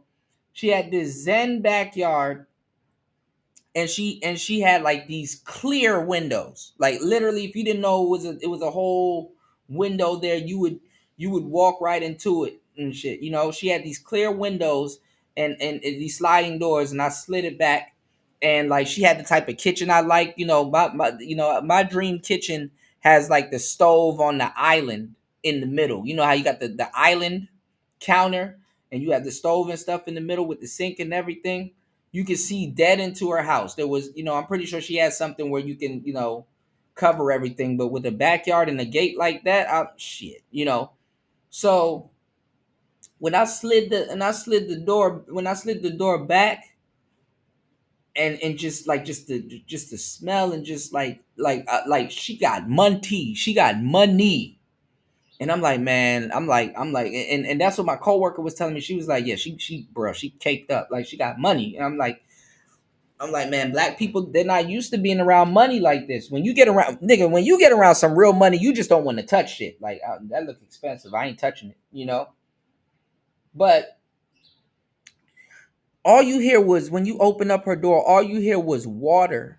And I'm like, oh shit. And she had like Buddhas hanging around everywhere. So I know I'm at the right person's house. And she had like Buddhas and stuff hanging around everywhere. And she had this big ass Buddha in her, like close to where her kitchen was, where I'm setting all the stuff on the table. So I'm going back and forth from my truck and putting all the stuff on the table. And she had this big ass Buddha statue, and it was jade, and it had water running down it, but you couldn't really see the water because it was just running down every curvature and stuff. And it was just like one of those things where you could just sit in front of it and just meditate. It just instantly calms you. Man, after seeing all of that shit, I jumped back in my truck and turned on the radio because the radio was on. I jumped back in the truck and turned on the radio, 93.9 WKYS. And this was back when I think it was the Jordan Concords, or was it Bread 11s? No, it was like the Jordan Concords. Like back in the day, they released like this black, gray, and blue Jordan Concords. and it was like a day after or a day or two released. And I'm driving back to the store, and I'm hearing black kids, another black boy, because one already got shot, but I'm hearing another black boy got shot over his pair. And I'm like, bro, I'm like, man, I just came from, God taught me a really great lesson that day. I'm like, man, I just came from like just seeing how other people live and stuff like that. And on the way home, I gotta hear about, like, I just came from some inspiring shit. And then on the way home, I gotta hear about how kids are dying over shoes. As if they came from a fucked up household. Let me tell you something. If you buying some of these J's and these Jordans and stuff like that, even though some of them don't really cost too much, it don't matter. But if you dying over that, that's still a luxury, bro. To even have Jordans. I know why, and I gave y'all the game on that. But I'm just giving y'all the game. Like, it's like you dying next to nothing. I'm really not trying to hear what people have to say. Yvette Carnell, why don't they send her ass to the White House to bring back some tangibles? Shout outs to Flex. Why don't they send Flex down to the damn White House? Bring back some tangibles. Why is Cardi B and Megan Thee Stallion going down to... Better yet, black people are so dedicated to the Democrats. Why don't Kamala? Big Mala. Why don't Kamala seek out Yvette Carnell or Tariq Nasheed or Dr. Claude Anderson? I'm pretty sure she knows they exist. Your own brother hand you some dust. Your own brother hand you some fucking dust. Why don't the women go seek out the other women?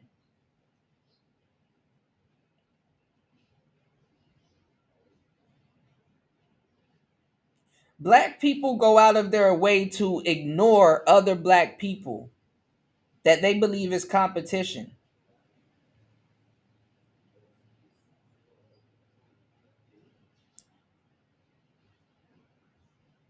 Why didn't the United States pay for Dr. Francis Cress Welsing's funeral? He said, I got friends from Nigeria who I brought to Discord. Phones really did change things. Absolutely, Morbid. Everybody in the world is equal now if you have an iPhone or Android.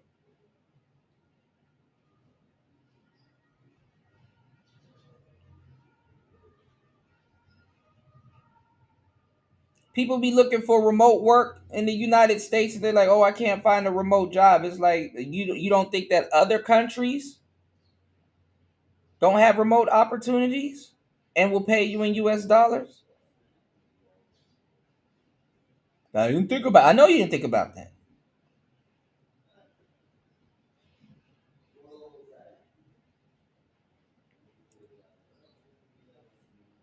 Man, the American mindset will fuck you over, man. It's crazy because it's an isolated incident. I mean, if that's all how can you teach people to think different? If, like I said, if you have a phone right now, I made another ebook. Yeah, while I was sick yesterday, I finished up another ebook, but it wasn't really an ebook. It was like it was a bookkeeping journal that I made, and I just said, hey, let me put. I'm having a hard time putting it up on Etsy and Google Play Store and all that other shit, but so I got to figure out a way to get it out there. But it is basically a bookkeeper's journal, and basically it's a journal. It's a journal for a year's worth of bookkeeping. you know, and I'm like, shoot, what's something that I wish I had? And I sat there and I put it together and created it. And I'm like, if there's any other new, new bookkeepers out here that definitely would need help, this book can help them. So I'm like, okay, let me publish it. Let me sell it on PayHip or something. Figure out a way. But I gotta manually, you know, find the customers. But hey, it is what it is. Until I can get it up on a website.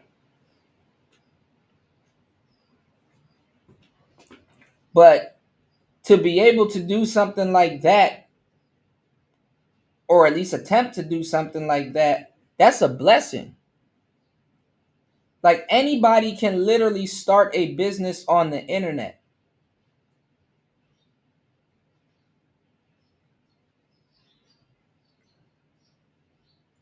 And like I said, I like cigars.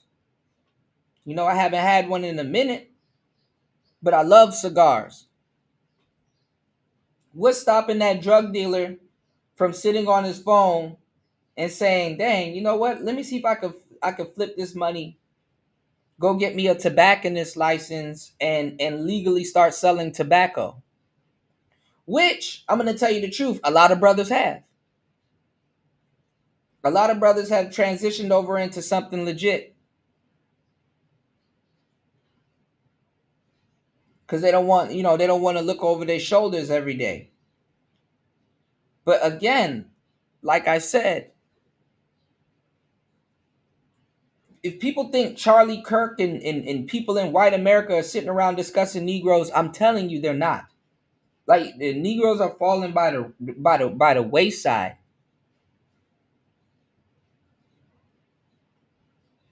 And it's even sad because it's when they start learning their own history, they're like, "Oh, everybody wants to be like us. Oh, everybody wants us. Oh, I'm a hot commodity. I did." Oh, it's like, bro, you're just now finding this out.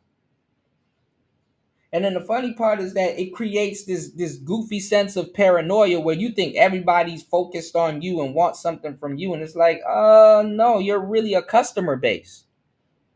You're really a customer base.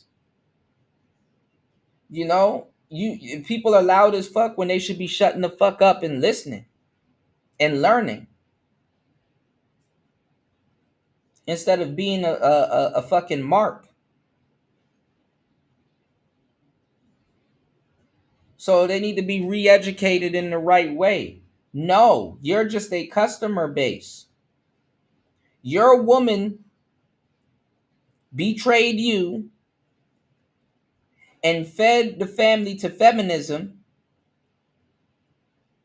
and a good part of the black economy gets exploited because of this dynamic. Your woman is a commodity and a great and loyal customer to somebody other than the black man. Let me ask you a question. What do you know in the black community does the black man sell to the black woman? What do you know? What do you know as a black man in the black community that the black man says, "Hey, baby," like what he can sell, what he sells? This is why in movies like Baby Boy, see, y'all got the right one. Y'all got the right one. I know exactly what pressure points. I know exactly how to make y'all think and what will make y'all think. This is why if you go watch the movie Baby Boy, you should see how Tyrese made a killing selling those dresses and selling those wigs and rizzing up the sisters. And they knew he was selling stuff that he stole off the back of a truck.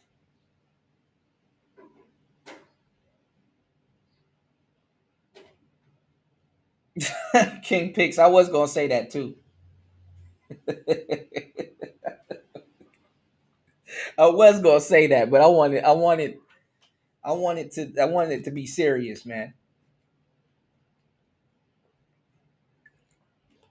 But in all honesty, the black man could do that. On some player shit, the black man could do that. If black men Since we have a commodity like that, a sexual commodity like that, if black men wanted to be gigolos, they could have been gigolos. And the funny part is that a lot of black men won't need a pimp. But men don't believe in themselves enough to sell some goddamn meat, you know?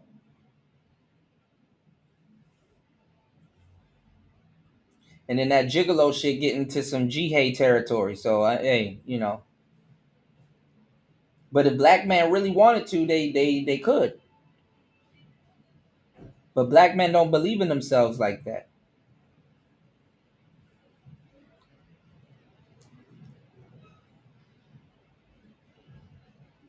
That's the irony.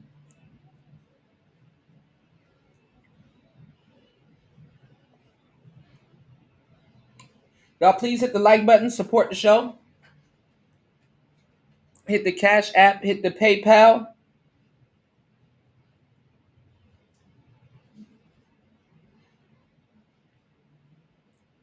No, black men believe that black women are giving them something when giving them coochie and stuff like that, rewarding them. And it's goofy that men turn that into a sport and then turn around and get mad that they don't understand women. You know?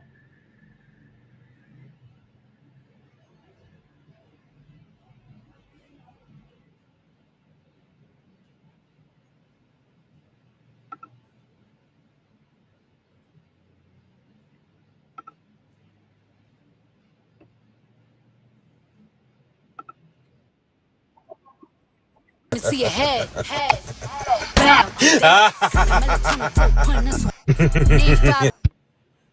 Cardi B going in on Bia. All right, let's switch to this. Let's cover this Cardi B story real quick, and then we're gonna get a little bit into Metal Gear. I'm gonna just have to do a whole show on Metal Gear.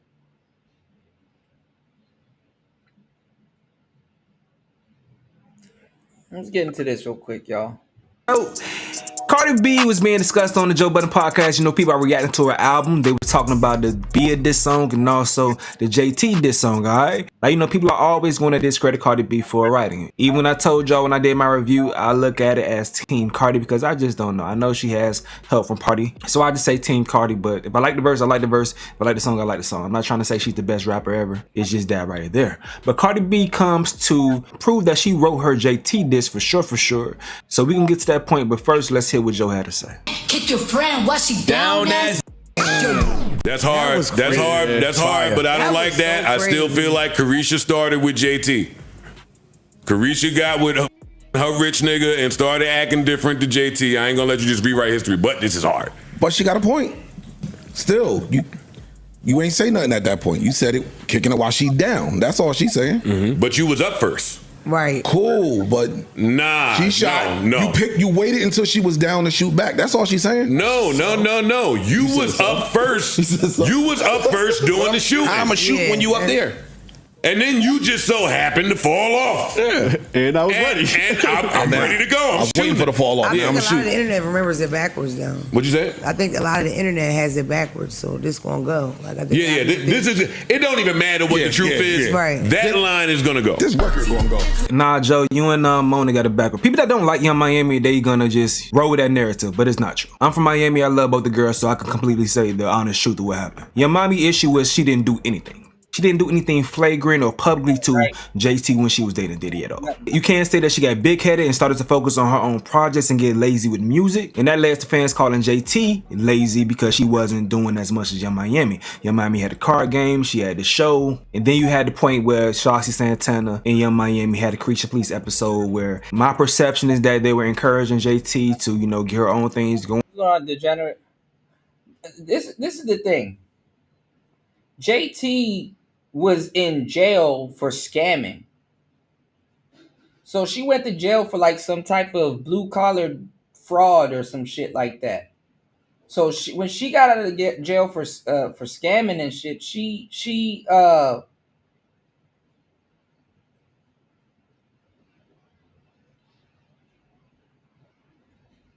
you know, she was writing her own lyrics and stuff like that. And the person that was writing Carisha's lyrics was Lil Yachty. Little Yachty was writing Carisha's lyrics.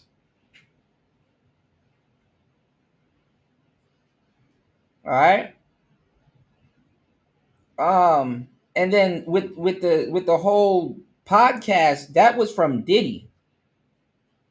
Diddy gave her that podcast on Revolt.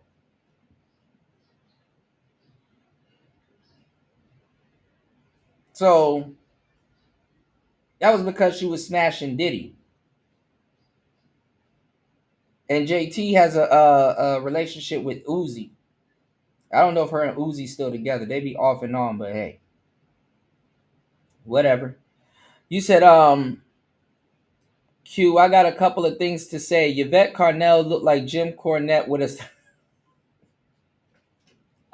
a...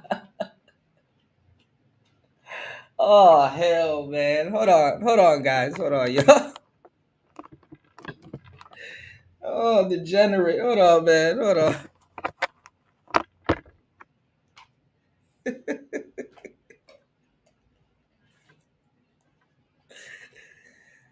Oh, fuck.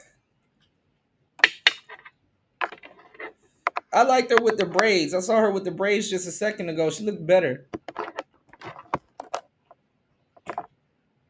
All right, hold on.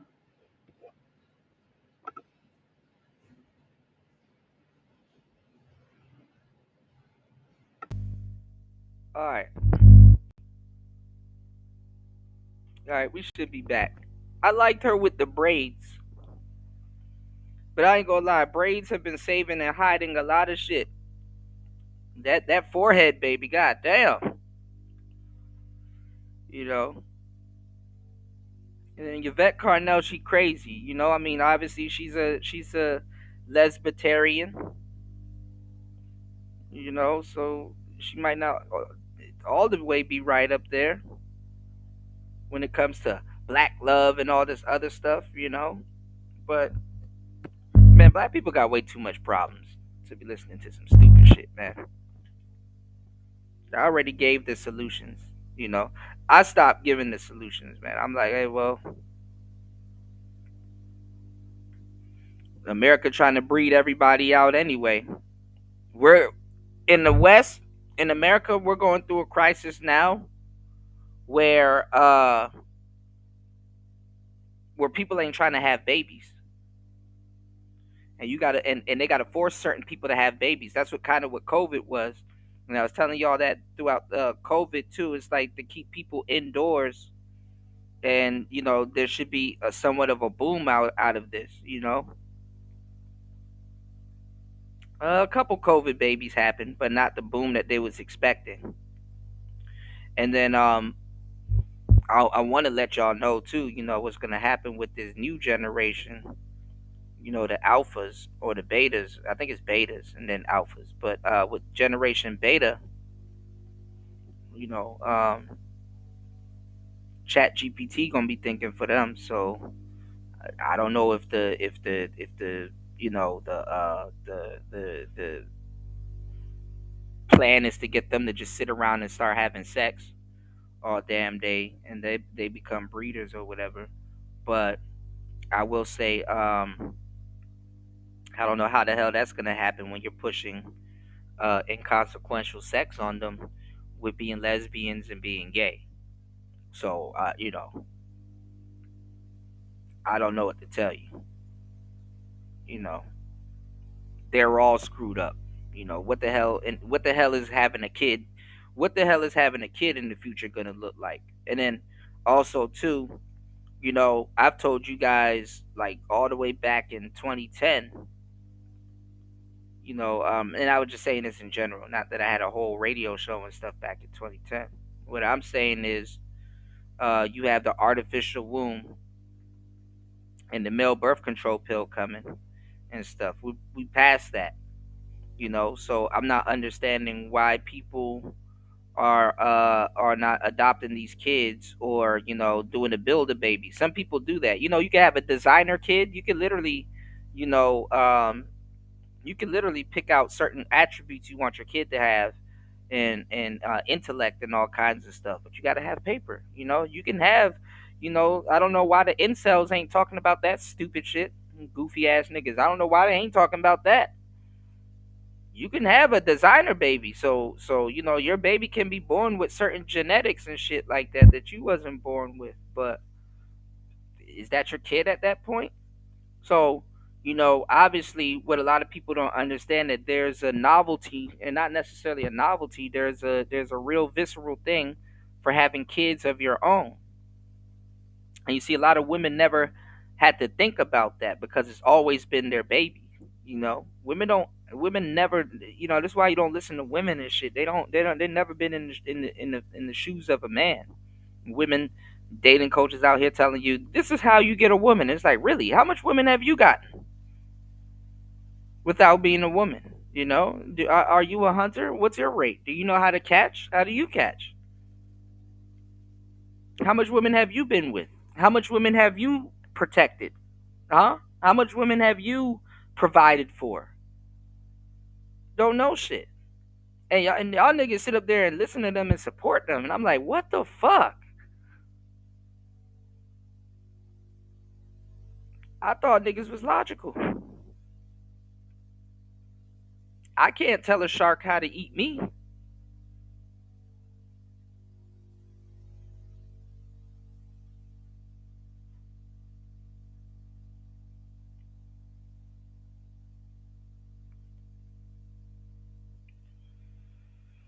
I ain't listening to no fucking Yvette Carnell. Shout outs to her though, no disrespect, but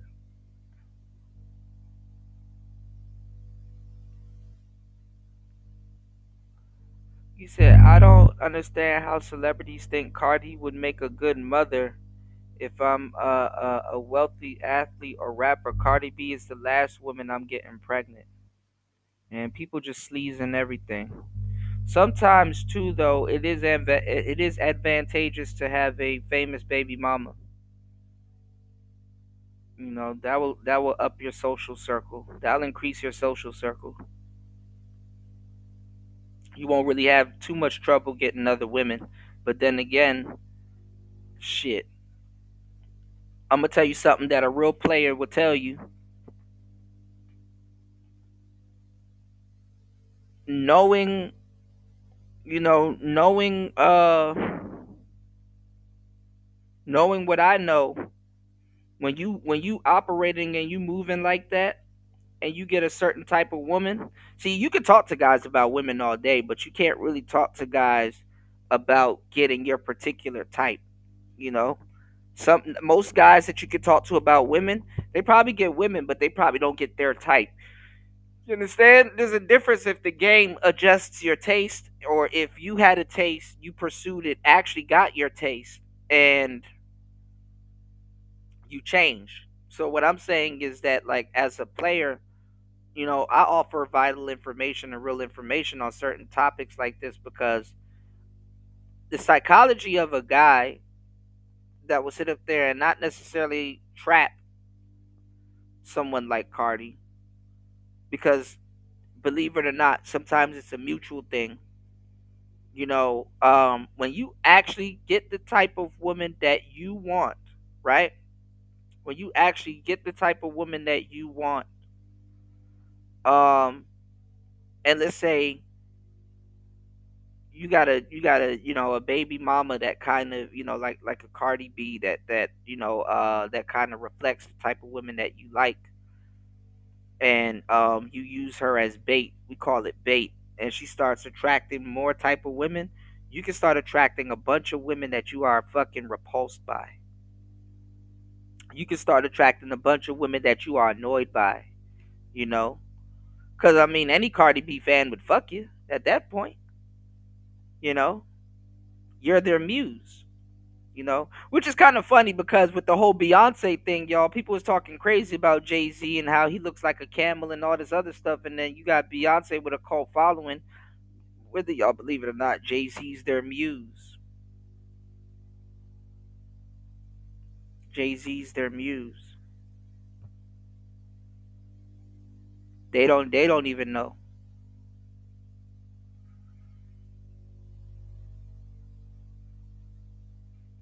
Anyway, I'm not gonna go too deep into what I'm saying, but anyway, You know, when you use certain women like Cardi B as bait, she attracts a certain archetype of women that you think is good now, but when you grow older and mature, you realize, bro, that's not even my type. I don't want anything to do with those type of girls anymore. Um, my baby, you start looking at your baby mother like a goofball. She's a goofball. She's really of no service to you. You know.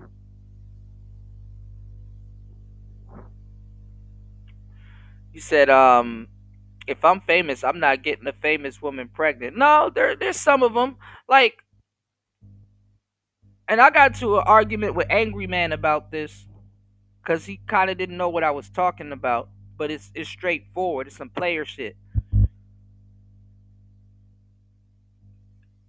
To a certain degree, and this is why they got R. Kelly's ass up out of here. To a certain degree, a woman can make you a sex symbol. A woman can make you a sex symbol.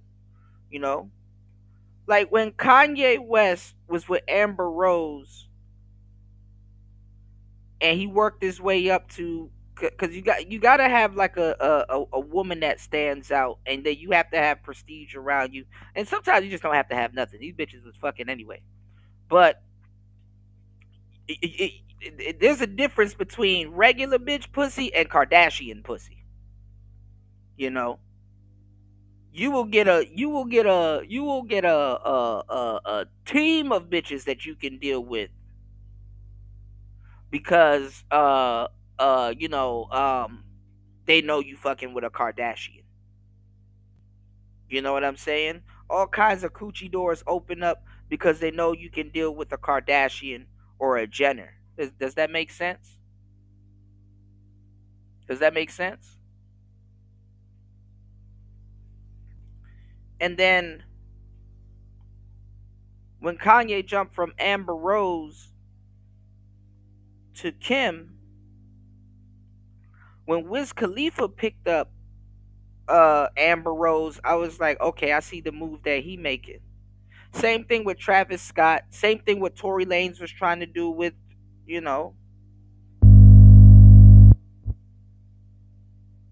got to be prestige. All those Kardashians and stuff, and those people they go after black men.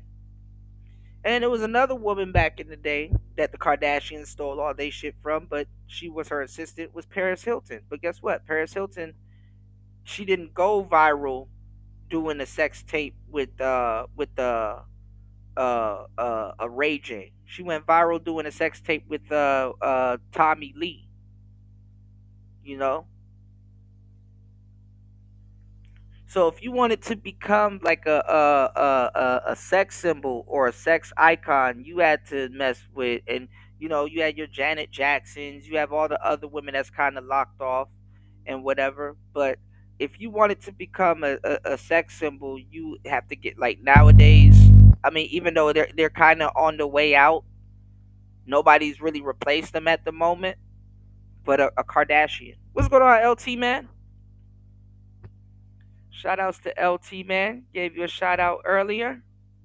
Yes, sir. What is this, LT man?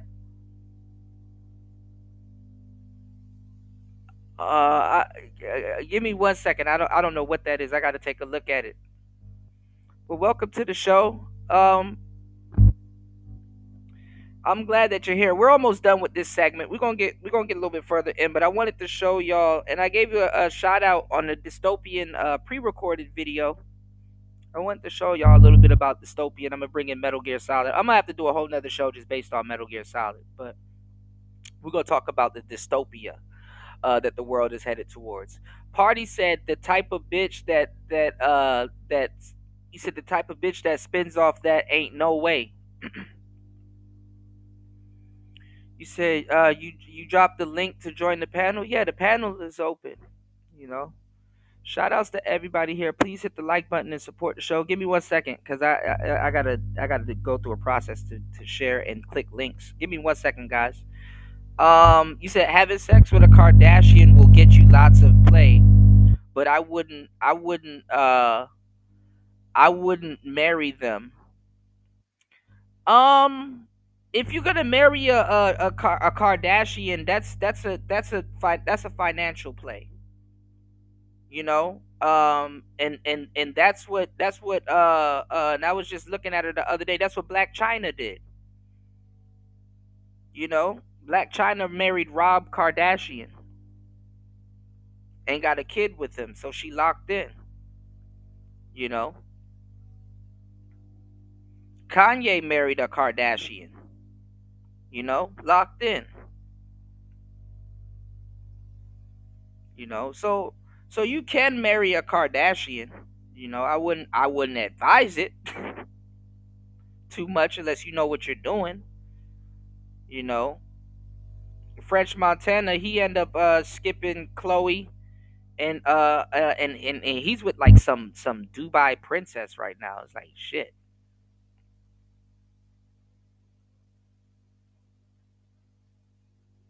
Shout outs to LT man. Yeah, man, it's 10:43. I think in Chicago, if daylight savings time didn't kick in yet, y'all. You said getting ready for bed, late dinner with the family, sleeping. Came in to say much love and respect, fam. Most definitely. I'm gonna get into cause I was talking about Judge Dredd earlier, and I was saying if I'm gonna see if we can play it on movie night because it came up in my search. It came up in my search after we was talking about it because you know YouTube monitors our conversations and stuff. So I was gonna see if we could play that on movie night and stuff like that. But it was like a bunch of goofy stuff on YouTube that came up. But I think it is on YouTube. So I'm gonna see if I can if we can watch it because it looked interesting. I looked at a summary of it and it looked pretty interesting. But um I'm gonna we're gonna be talking a little bit about a dystopia kind of, you know, all the stuff we've been talking about on the show today. You know, yeah, ain't nothing wrong with going to sleep at 10:45. Shit, ain't nothing out there anyway. You know, ain't nothing out there. Ain't nothing outside, y'all. You know, that's you know that's something to work towards. You know, be in bed by 11 p.m. Even as a night owl, I say this. You know, that's something to work towards. You know, ain't nothing outside.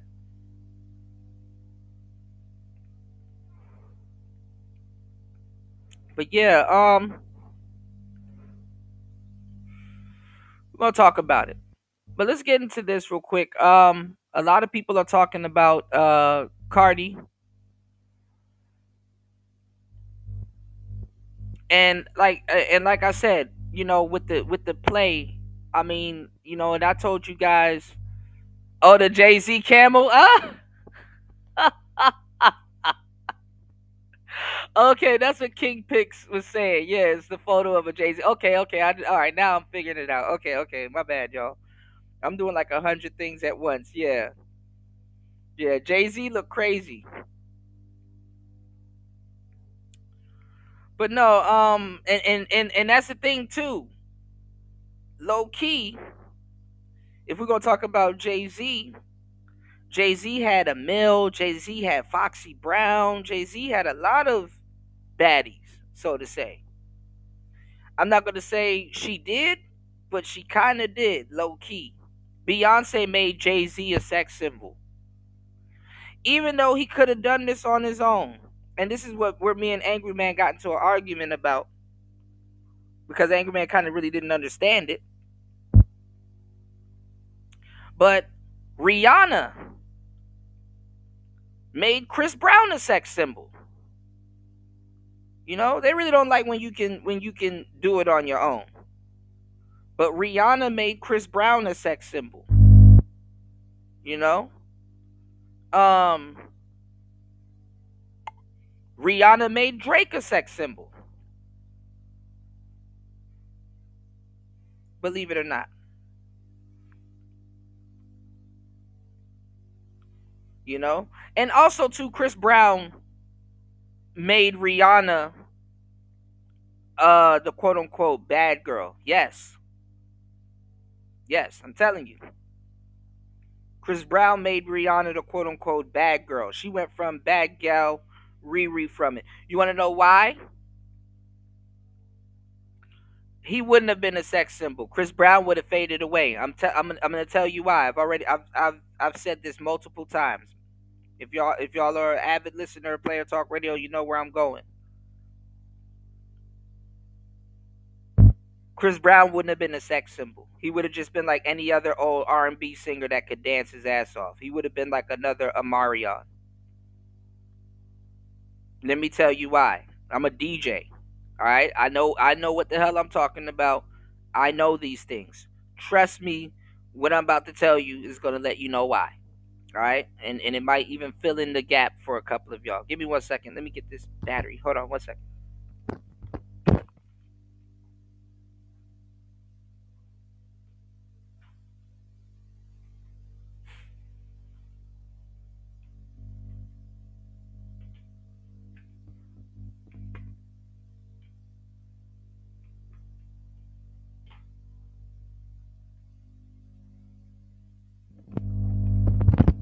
Let me tell you why. In music, you have this thing called the Disney curse or the Nickelodeon curse. Either or, they're damn near the same thing. All right? Y'all go look at everybody from Disney. Y'all go look at everybody from Nickelodeon. Y'all go look at everybody from back in the day. It's called the Disney curse. Okay?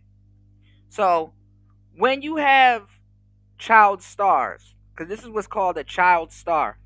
When you have a child star, everybody believes that they know that kid because they see him, how they grew up. Oh, this kid has a silver spoon. Oh, little Bow Wow didn't have to worry about being broke and being in the hood and all this other stuff. It's called the Disney curse. And when you have like a Disney curse, or you have like a certain the childhood curse and stuff and things like that on you, what happens is you have to harden up your image. Okay? This is why Justin Bieber had to go through hell to harden up his image. This is why Miley Cyrus looks crazy right now, but back in the day she had to hang around Juicy J and all these other people that don't match a damn thing what she talking about to fucking harden up her image and stuff like that. You have to harden up your image. Certain people that didn't get a chance to really harden up their image and it fucked them up because they didn't know how to do it or didn't understand it. You have Bow Wow, which he's not doing bad. He's actually doing the best out of all of them. But look at That So Raven. That So Raven looked crazy. Go look at Orlando Brown. Crazy. Go look at all like Bow Wow is the only person that can really eat off his catalog for real, and didn't have to really harden up his image. But he tried a couple of times with Cash Money and a couple of other people. But you have to harden up your image. You got to harden up your image. That's what it's called, the Nickelodeon curse. Okay, so this is why Justin Bieber, after a while, start hanging out with black people and getting pulled over in the Lamborghini and being drunk and all this other stuff. Sadly but surely, when Rihanna and Chris Brown got into that dispute, that saved Chris Brown's career because to a certain degree, yeah, he has a abusive nigga on his jacket, but the thing is that it hardened up his image.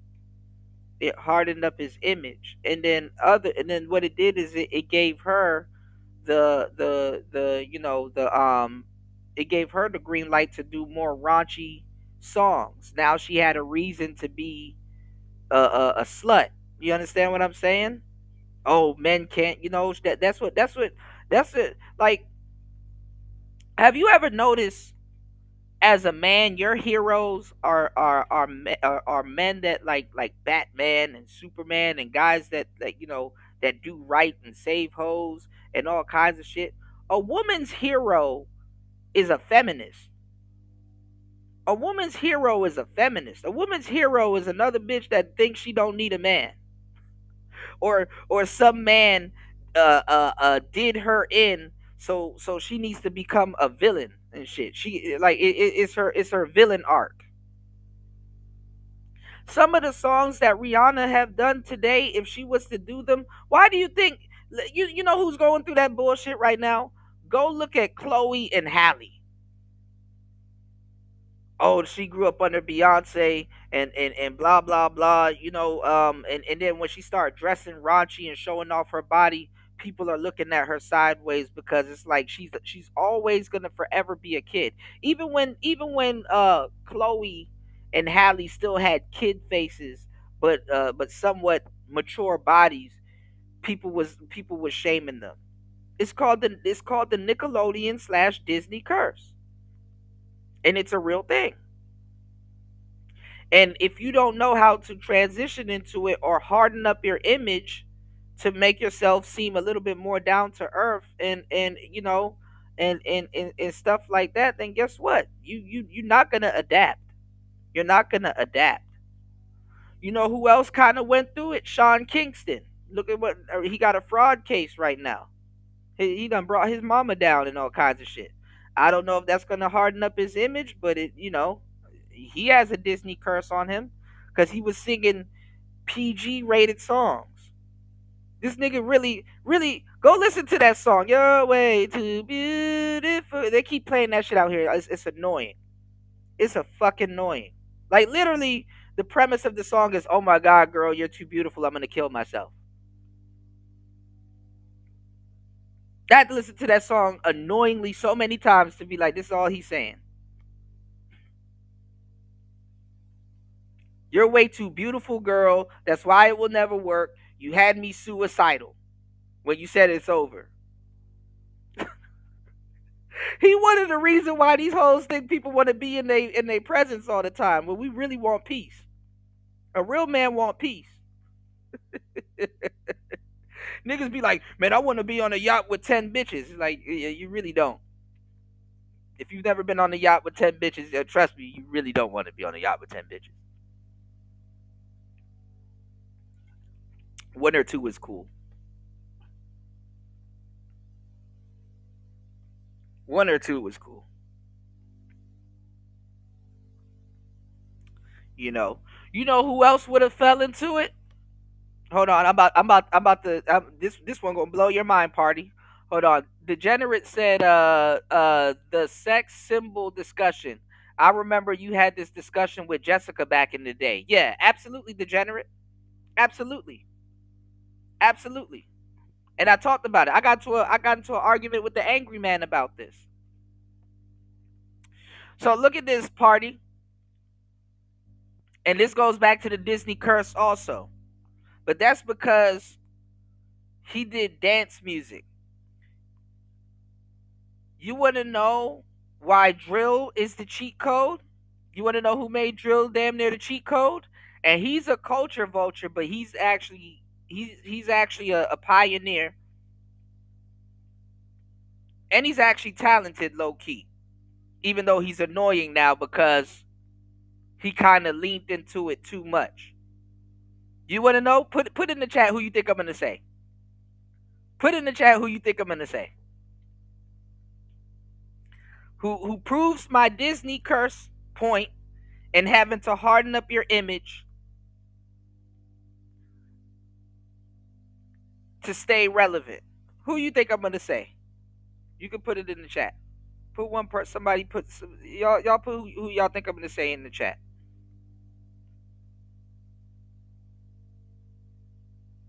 Who y'all think I'm going to say?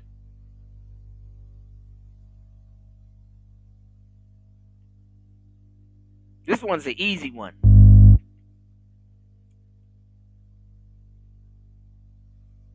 This one's an easy one. We'll wait till y'all put somebody in the chat. Who y'all think I'm going to say?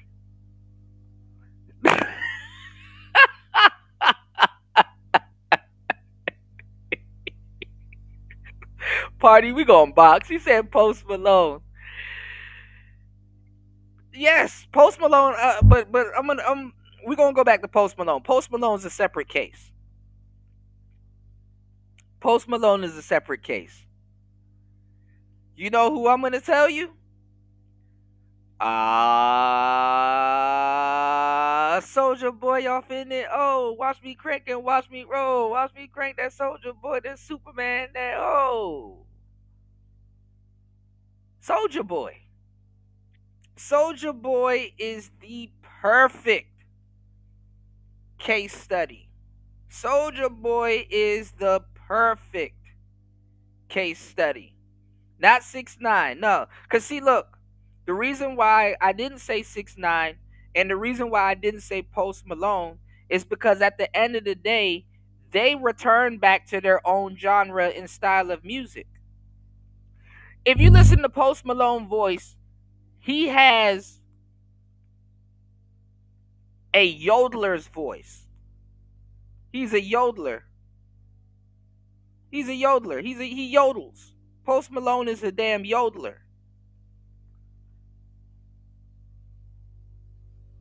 He came out with White Iverson. You know, White Iverson. When I was ballin', I was young.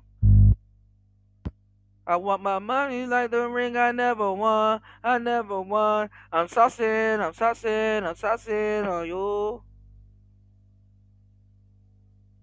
I ain't gonna lie, he used the hip hop card to get in.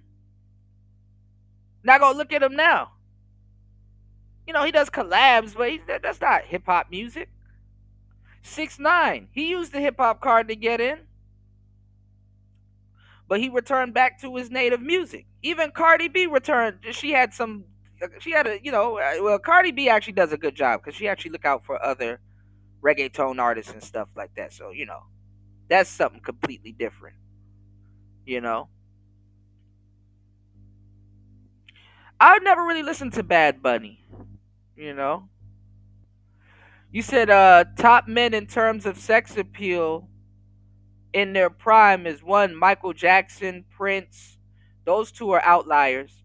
Prime Justin Bieber. No, actually, women like Justin how he looks now, even though he looks crackheadish. Chris Brown, they like him how he looks now, even though he looks crackheadish.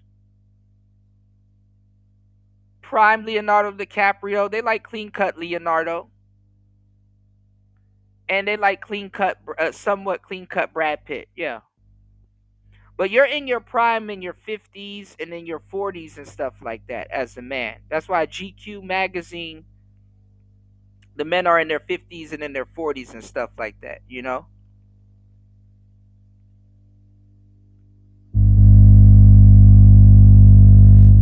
Yeah, Post Malone is he instead of leaning into the black shtick, how he started, he's leaning more into the more redneck, kind of roughneck looking, you know, shtick. You know? You said cap. That's not cap.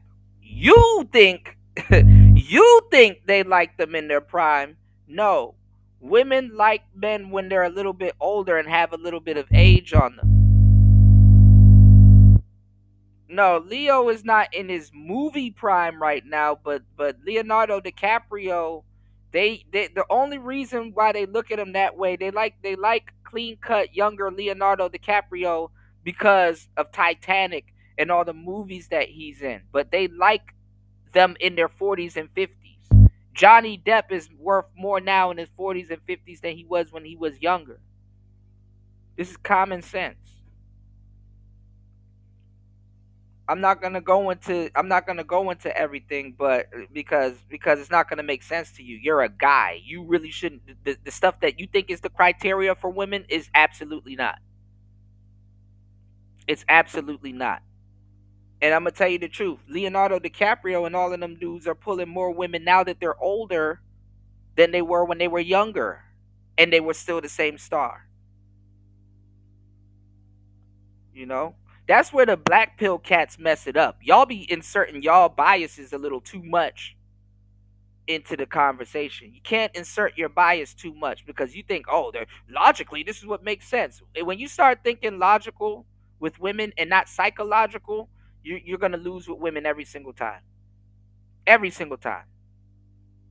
You know, because that's what makes sense to a man. A man is like, oh, uh, women going after men in their 50s makes way more sense. In their 40s and 50s, it makes way more sense. It's not going to make sense to a man because we're not looking at it like that. But when you get to that age, you already know. It's like, okay, I see what it is now.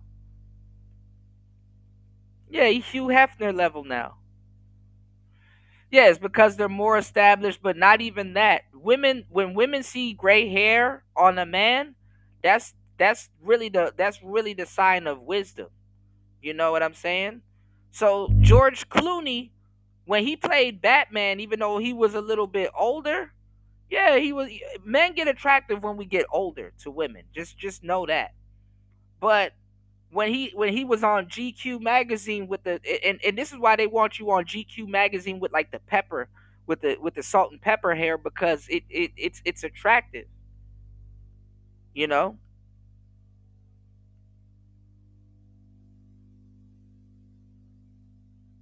That's true. If he focused on ass all day, he wouldn't be in his prime. Right, right, right. But even then, even young actors still don't be getting the women that you think they get. You know what I'm saying?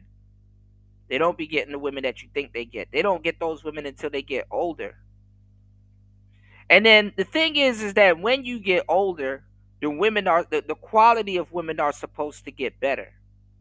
And I say that with double quotes, you know. Yeah. Even yeah, and right, party. Any man, you know, all kinds of men they get more attractive when they get into their 50s. All of us are going to be if we take care of ourselves, head over to hempforfitness.com. Like I said earlier, if we take care of ourselves, all of us are going to look great in our 50s. And then also too, it's not even that. It's your mindset also because, you know, you've lived long enough to not be anxious around women, hopefully. You lived long enough to not be thirsty and goosing after women, hopefully. But also too, as a man, especially as a young man, you see men in their 50s goosing after women as if they came out yesterday. That's because they plateau to a certain degree and they win the lottery. So it's like, yeah, they got a trophy. More women are looking at them, but they're still thirsty, you know? So logically, what I'm telling you, you know, some of the stuff will say, oh, well, then there shouldn't be thirsty men in their 50s. And it's like, no, that's not the case. There's going to be a lot of thirsty men that's going to get attention from women that they normally wouldn't have got attention from in their 50s. The thing is that if they wasn't around women, if they wasn't around, you know what I'm saying? Then they still gonna kind of have to trick their ass off, you know, which they're not. That's why I've been trying to warn the younger cats about like the obsidians and the couple of the guys that be running around here in their 40s and 50s telling y'all the trick. It's not it's an old man's game. It's not a young man's game. As a young man, you need to be developing all these characteristics. You need to become null to women. You need to become dull to them. Like women to you shouldn't be sharp. They should be a dull blade. You should be around so much women. You should know damn near, I wouldn't say everything about them, but you should be around them so much that you have a resting demeanor. You understand what I'm saying? You have a resting demeanor around them. And you're gonna thank me a lot older if you're younger and you're listening to this, or even if you're in your 30s and you're listening to this, and or in your 40s and you're listening to this, you know, you're gonna thank me a lot more because the thing is that when you're dull to them, you're gonna see how this demeanor is going to be fucking this aura is gonna be uber attractive when you get into your 50s. You know? Because what looks bad is a thirsty old man that would have gotten play anyway, but he destroyed his own play. But at that time, when you're that age, you're not gonna care about that shit. You're not gonna care about that shit because you're not trying to go to Disney World. You done been there a bunch of times. You're not trying to do certain things, you know, that younger women are trying to do, you know. So if you genuinely don't care or you're not interested in, yeah, you could be flying through women, but you know, what is it to be that age and have somebody around you that don't like you for who you are? You know, it's a shame if you don't. You know, it's a shame if you don't build character when it get. You know, when you at least get to that point. You know, and you outlived a lot of people too, man. Shit. You know. Yeah, you should be a coach. Yeah, yeah. Yeah, you should be a coach. Yeah, niggas never leave the field, right? And what happens? You got star players, people that are super talented when you're a coach. That's why people be like, coaches don't play, baby. That's one of my favorite sayings, when people be trying to ask me about the game, and man, coaches don't play. But no, when you're a coach, you got the talent, you got the juice coming to you. You know? You got the juice coming to you. You don't need to go seek the juice out. The juice is made for you at that point. But if you're not, if you haven't really got your ducks in a row, then guess what? You got to go search for juice, or you could be a part-time coach to certain people. You know, and that's kind of why the older generation kind of, especially in these, you know, in these parts of the internet. This is why the old generation kind of look down, the younger generation kind of look down on the older generation, because they're like, shit, with all this technology, why am I listening to this dude when he having a hard time bagging women in his 50s? There's so many times he's gonna be alone as a man. Shit, they looking at an older cat like he should know better, you know. And shit, to a certain degree, some of these young cats, they can out trick the older cats, you know. So I mean, y'all, hey, look, if you in the street for the dirty meat, just don't say I ain't tell you, you know, or give you the game.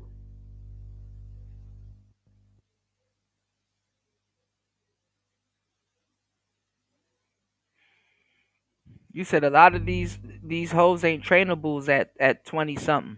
After they hit 25, good luck. You can't really train a broad after 25, unless it's for the specific relationship y'all have, and that's barely, you know. You said it does look pathetic when I see LeBron still playing at 40. He should be focused on growing his brand like Jordan at 40. Well, you know what? I was just talking about that with the WWE stars, cuz like the other day I was just on the last show I was telling you guys, and we were talking about it. We were talking about Athena, AEW. We were talking about the black girls that be dating the white boys, and I was talking about a lot of the the a lot of the I was talking about a lot of the new wrestlers nowadays, man. If you go look at the ages of the women wrestlers and the male wrestlers, man, they wrestling in their 30s easily. Diamond Dallas Page, I didn't know, started wrestling at 36. He would have, back in the day, he would have been considered old. If you have an older traditional mindset looking at sports, yeah, LeBron is going to seem old. But if you look at sports like baseball and stuff like that, they be in their 40s. But you got to look at sports now, how everything has changed. How some of the moves that they're using right now, it's safer for both wrestlers. And then how wrestling and sports is right now, even in the UFC, even in the UFC,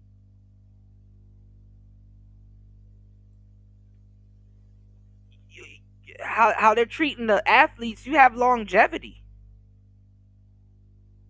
Because people aren't getting kicked in the face like that, and there's treaties and things, like the rules of today is different than the rules of yesterday. Like basketball back in the day, a Steph Curry wouldn't exist. Steph Curry would have got bullied back in the day. He would have to wear a face mask.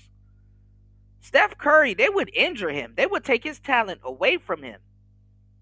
Nowadays, something tragic has to happen, or you got to come down on your leg a certain way, or fall a certain way, and shit like that. Like the new rules opened up doors for people that wouldn't have a chance. A Steph Curry could not exist in the early 2000s and in the 90s. You know, it was dudes like Allen Iverson that opened up the door for like the smaller cats and stuff. A Steph Curry could not. I'm telling you the asshole truth. A Steph Curry could not exist. They would have taken his. He would still not be playing. They would have taken his talent away from him. You know. But now, these athletes, they're healthier longer. You know what I'm saying? They can play longer. There's a little bit more longevity. You know.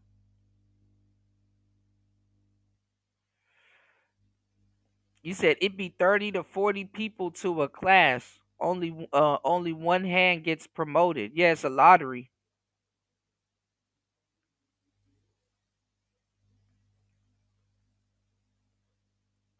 You said I've personally been able to turn multiple lesbians straight. They're not straight, they're bi.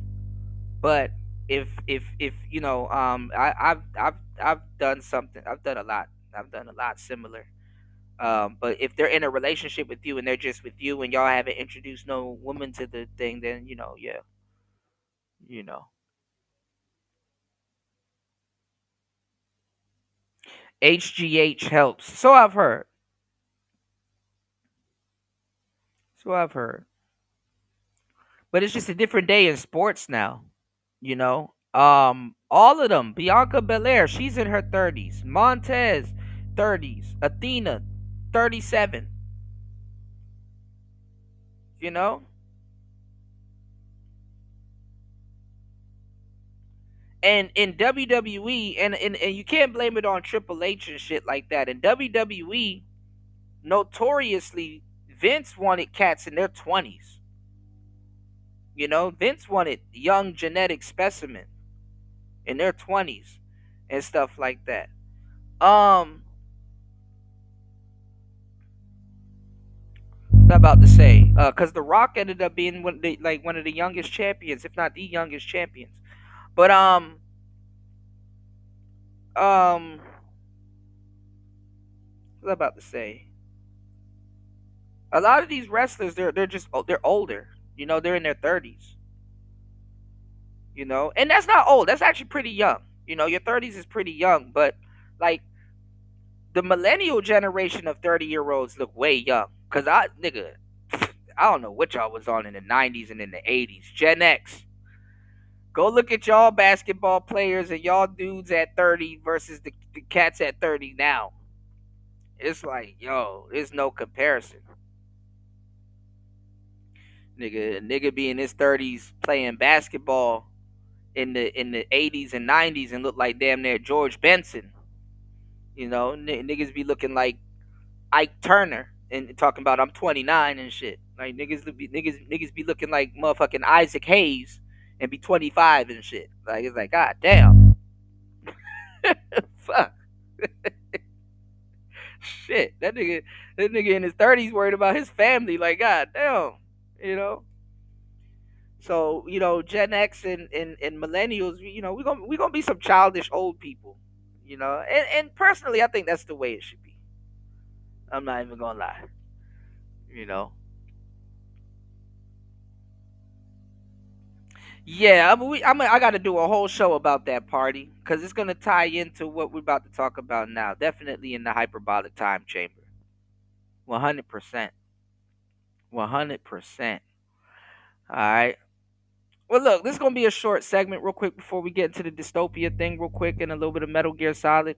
But this though. Not feed into the fans, but people look like they were talking down on JT. That was the perception online, and that fed into what people say that Young Miami was doing to JT, but she wasn't doing anything publicly. And once again, like I said, is what Young Miami didn't do is because it was perceived that whenever she would get into an issue with any rapper, she being JT, Young Miami would sit back on the sidelines when JT would be arguing with people like Cardi B. So fans were speculating about a possible beef, especially over time when JT started to argue with Glorilla and Young Miami and step into that argument as well. All right, so you know JT got cool with Nicki Minaj, so Nicki Minaj fans hated Young Miami because she was being nice to Cardi B, showing love because of the feature that they got on the song Twerk. Then you had JT. I think Uzi set that up. T's lyrics on Sideways and no bars that fans thought was a beef. So Young Miami being insecure probably thought those songs had diss lyrics towards her on them as well. Looking back at it, those lyrics probably were disses. Then the Diddy shit hit the fan, followed by their public fallout that came from JT tweeting sneak disses and leading to Young Miami getting into it with a Nicki Minaj fan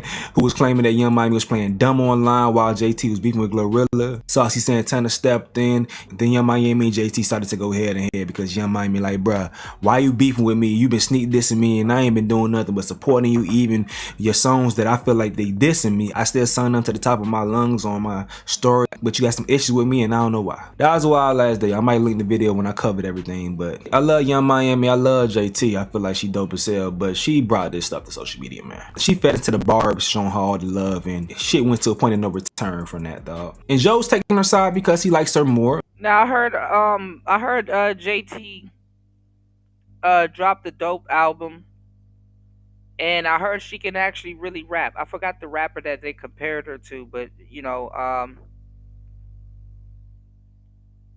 she wrote her lyrics and all kinds of stuff. I mean, she's a different type of sister.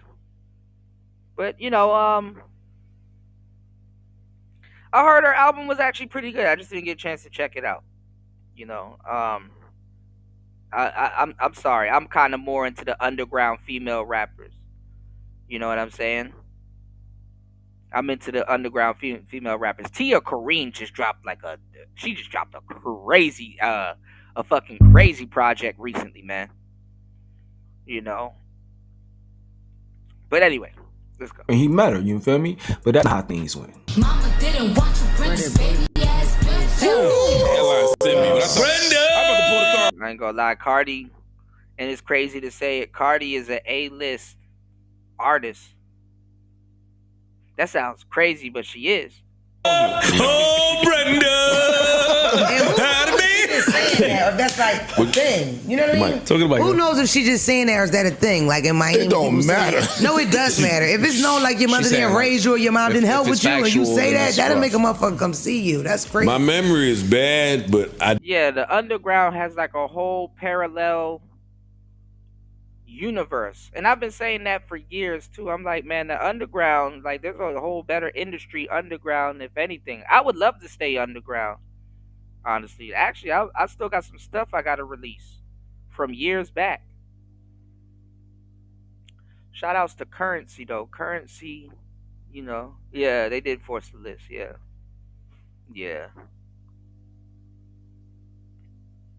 But I ain't gonna lie, Cardi is at the top, but with some assistance, you know. I mean, she had some of the best writers over at Atlantic. You know, Lotto. I'm not gonna lie. Early this year and last year, women were running the game. You know, because and I was telling you guys about it last year. They had a whole like before, and it happened this year too. Before summertime, there was no summer anthem. There was no summer anthem. Last year, there was no summer anthem, but then when Drake and Kendrick got into it, then they not like us kind of, you know, y'all, that song was forced down a lot of people's throats, you know. A lot of people do downplay the writers, though. You want to know why? Because recently, and Party, you know this, right? Recently, yeah, they saying it's a classic. Yeah, my bro just did a review for it, but I gotta pick his brain on it. But recently producers started getting their credit. You know, people didn't know about South Side and 808 Mafia and all that other stuff unless they heard like the Tag and Young Chop and all these other people. You know, they didn't know about any of that stuff. They don't know about the producers and stuff like that. They thought Drake made the whole thing. That's how ignorant people were. You know, or you know, they thought people made the whole thing. You know, they don't do splits. You know what I'm saying, bro? They don't do the breakdowns and stuff like that. How the writer gets a credit or a point on the track or a couple points on the track. The same way the producer gets writer credit on the tracks, you know? So cap and gown. So but this is where Nicki Minaj comes in. I got to give Nicki Minaj her credit cuz Nicki writes all her shit, you know? And honestly, they say no artists write all their shit, and I thought about it cuz you know, people be in the studio and they be like, "Yo, what word would go good with this?" or "How should I say this?" and stuff like that. You know, that's all studio work, you know? But yeah, Nicki she writes all her shit, you know. And like I said, out of all the female rappers, Nicki handled it. She handled it correctly. You know, Nicki handled it correctly. You know, she didn't get pregnant. You know, I'm not gonna lie, she did Safari a bit dirty, even though I liked Nicki when she was riding around with Safari. But you know, hey.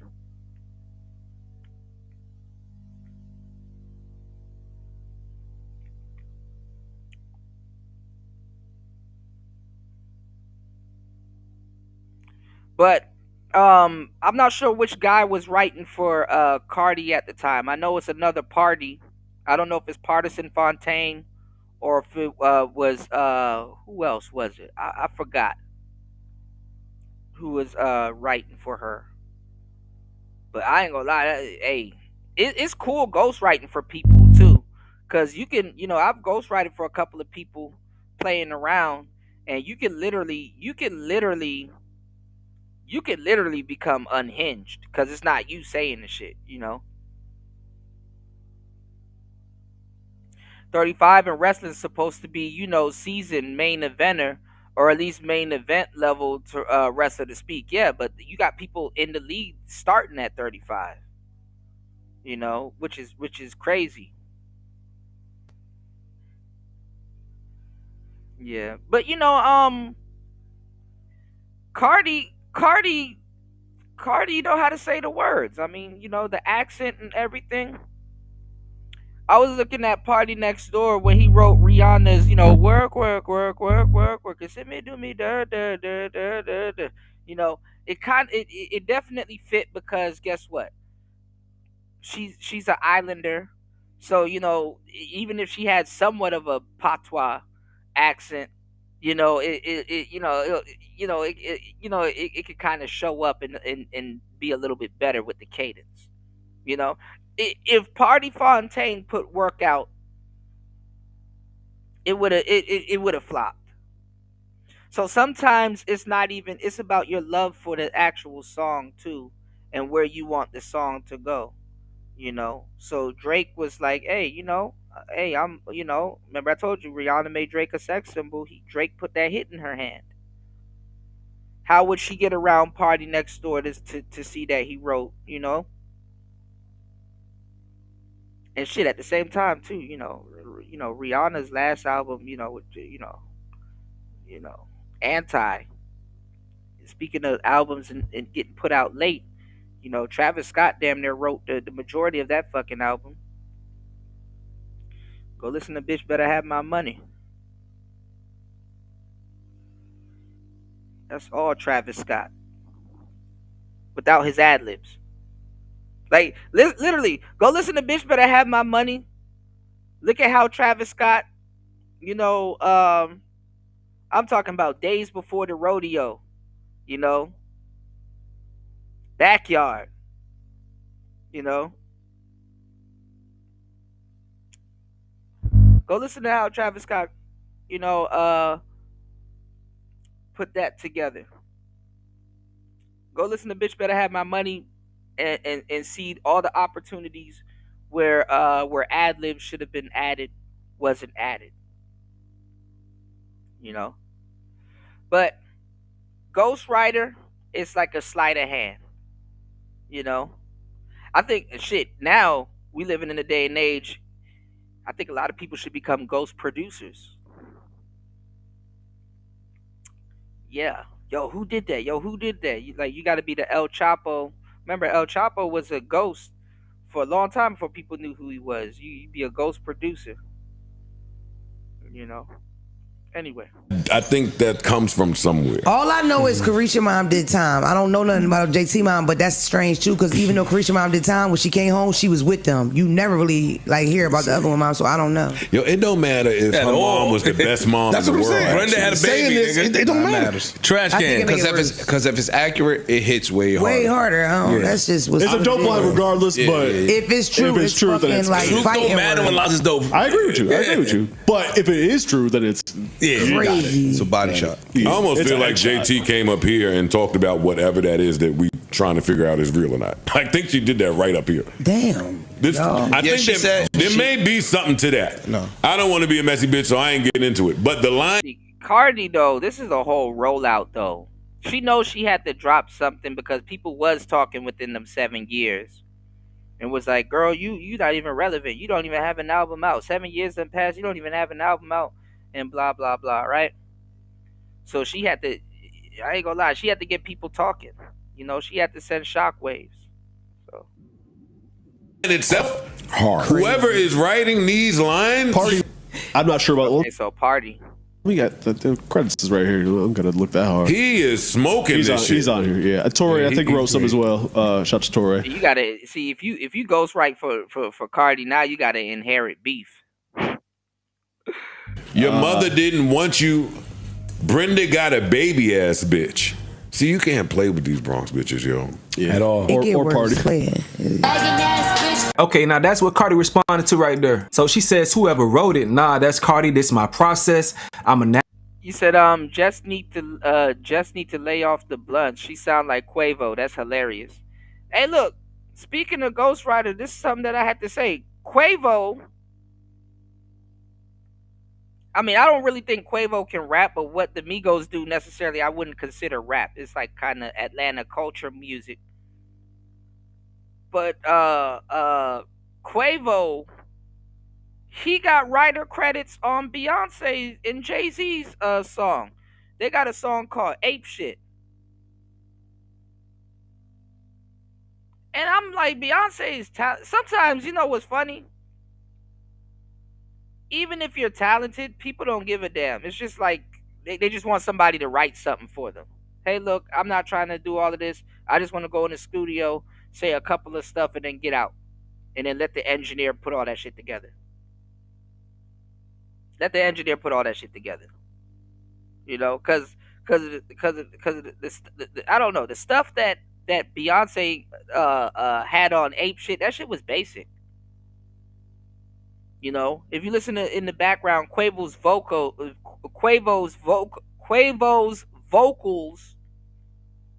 were in the background. Like even remember when Sierra broke up with Future and she had this song called I Guess? Future was screaming and singing on that song, and I played it the other day called Throwaway. You know? Go on for that nigga, get it over with. Future was singing, crying, and screaming over my Savages. No, it wasn't my Savages. What's the other half of Throwaway? Was it my Savages? Hold on. Now I'm anyway, Future has a diss song that was on Monster to Sierra, and at the end it's another song he did the Drake thing, called Throwaway. You know, yeah, it's the other half of Throwaway, and it's called it's gonna be okay, okay, oh, it's gonna be okay. And then there's another half. What's the other half of that song called? All right, yeah, I know it's getting late. My mind is putty now. Anyway, Sierra had a song called I Guess. I think I don't think she wrote it with Future, but guess what? She had a guy on the background vocals that sounded just like Future. So it's like, okay, you kind of know who she talking about. Obviously, when she broke up with Future, you kind of know who she talking about. You know. But anyway, Ghost Riders, y'all. It's another element to music. It ain't that bad now. Now you got AI. Now you got AI ghost writing shit. So that it's a real ghost writer. Who's your ghost writer? Suno? Natural roaster, and you already know I'm quick with the mouth, so I'll be coming up with lines, then I record myself, then lay it later. Don't give me backhanded tens, because I always will be able to prove my shit. So she shows the date to July 19th, 2024, all right? Bitch, bring the baby ass bitch, run away, dirty foot ass bitch, backdooring ass bitch, hit on your friend ass bitch. You see her going through it in life and put her on blast on social media ass bitch. You a hating ass bitch, ungrateful ass bitch. So the lines defending Young Miami, they're in there as far as her writing her own shit. The Brenda's Got a Baby bar, that's in there as well. So it seemed like she has her stuff and she has people that help her put it together the right way, or probably come with some more lines, whatever. So this is part of her I ain't gonna lie though, Cardi B is a gangster though. I've done my research on her.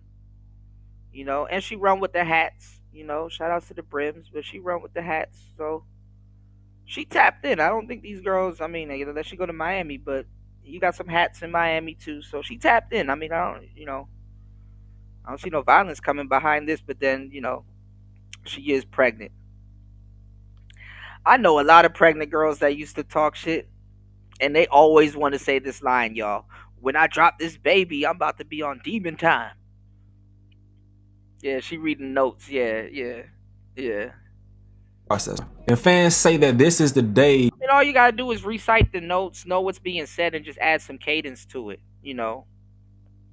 I'm gonna tell you the truth.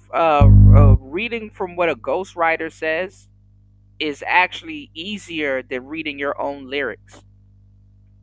Cause I swear I be writing my own stuff and still be having brain farts, and I'm like, bruh, you wrote it. But what happens is when people realize being an artist is actually hard, it gotta sound like how you said it in your head.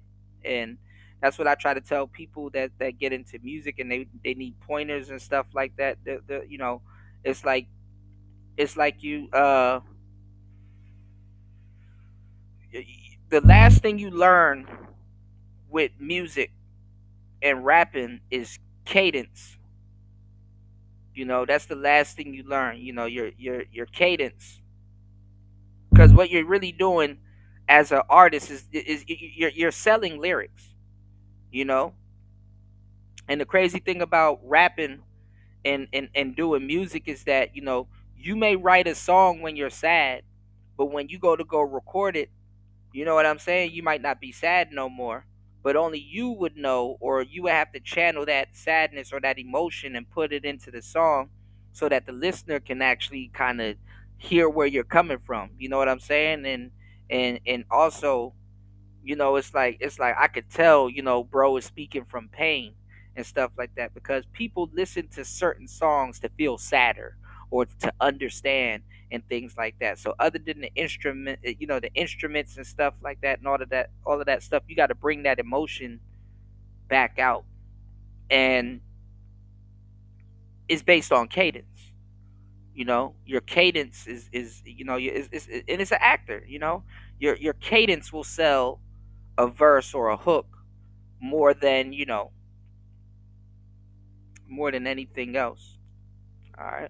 That JT. So sometimes when you come from another culture and you have like an accent or something like that, sometimes it actually works out for the track. This Cardi B on City Cinderella, July 19, 2024. Let's see, when did JT's project City Cinderella drop? July 19th. So as soon as Cardi B heard JT's diss on City Cinderella, she went to recording her diss to JT. I wonder what JT's studio, where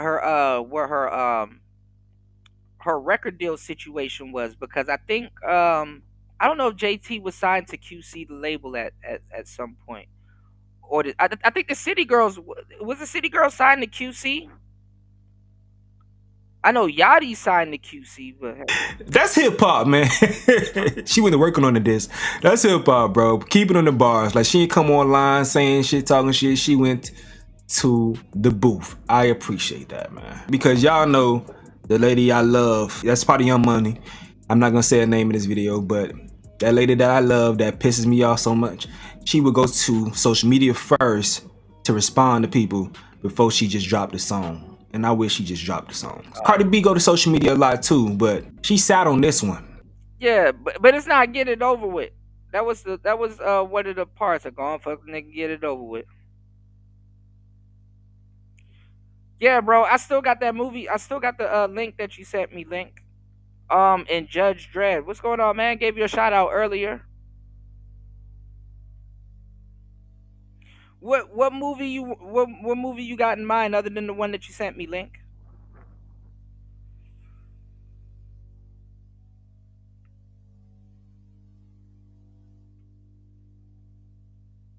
Let me see. What's the name of the song? Hold on.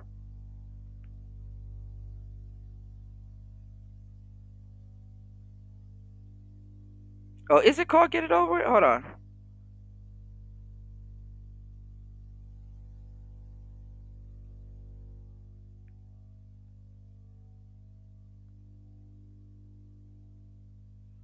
I know it's Throwaway slash... Yeah, I love Throwaway. Yeah, Throwaway slash Get It Over With. Yeah, okay, yeah. Yeah, I know it's Throwaway. It's gonna be okay, okay, oh, it's gonna be okay. Yeah, it's a switch up. He did what Drake did.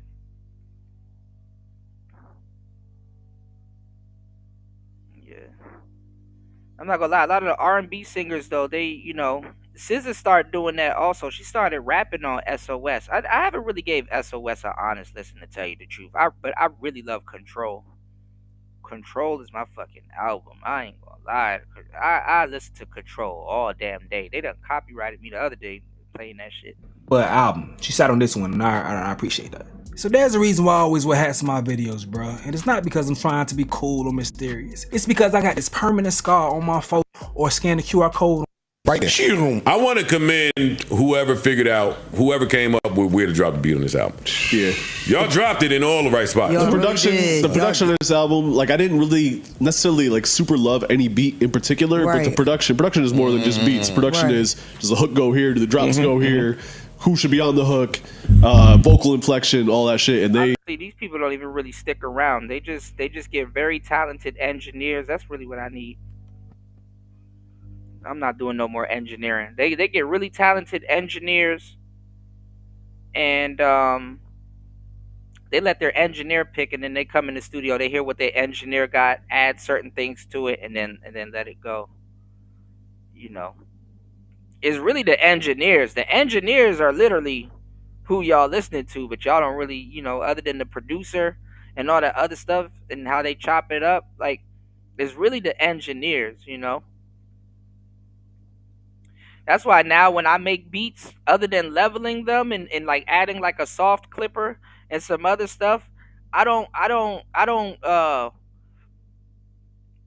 do a slight master, but I don't really do too much to the beat. As long as the beat sounds good, it is good, because the engineer finna manipulate all that shit anyway. So aside from the beat makers, y'all, little do y'all realize y'all are really just listening to the engineer.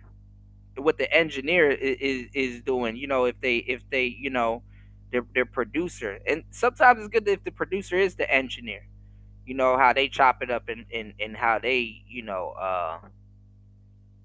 what they doing with it. But hey, it is what it is. You know. You said I knew when drill hit for real, cause these niggas suck for real. You said I be telling niggas I can make basic shit and it. No, but you know who was a engineer, and I'm not even gonna lie, and I got crucified for saying this, and he made way better beats, but nobody gave him his props. Young Chop. Young Chop was baking was Young Chop is the reason why drill got big. A lot of people don't know. Young Chop was breaking down Beethoven level types beats, you know. Young Chop was breaking down some of the symphonies and stuff that Young Chop was using. It's Young Chop really why Chief Keef got on and how drill blew up like that, cuz they sucked, you know. And most gangster rappers suck, you know. Cuz I remember when I was rapping, all I was around was shady niggas and you know. And I'm going to tell you right now, I'm like, I be, you know, when we used to go to certain places and stuff like that, and you know, you had people that was there that was good, and you got people that was there that was learning how to rap and stuff like that. That was ass. And I'm looking, you know, there's a guy in our group that's learning, but he you know, he's not a rapper. You know, I would be considered like a rapper. He's a street dude. You know, he don't understand. And it's a lot of little goofball niggas at them little open mics and shit like that. And it's like, bro, look, we trying to keep the peace tonight, bro. Just please don't say this nigga sucks, because we will have to babysit him the whole time, because he will take your head off, you know. You know, and he's just learning and stuff. Yeah, and DJ L, yeah. You already know, party.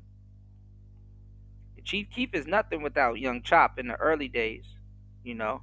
And I caught flack for it because I said that Young Chop, his beats are more advanced than Dr. Dre's, which they are, you know, and in two different styles. But Young Chop, I'm sorry, bro, like that fat nigga is fucking talented. You know, go listen to Who's These Niggas, I Don't Know Them. That's my shit. I ain't gonna lie, you got, bro, Chief Keef's a beast, bro. You gonna have me listen to some vintage Chief Keef, man. But nah, when you were saying that drill artists, drill rap saved artists that were ass, the reason why I threw Soulja Boy out there because, Soulja Boy was working with Chief Keef in his earlier days. You know, you know, what's the name of that song? What's it called? Well, go listen to that song, Foreign Cars.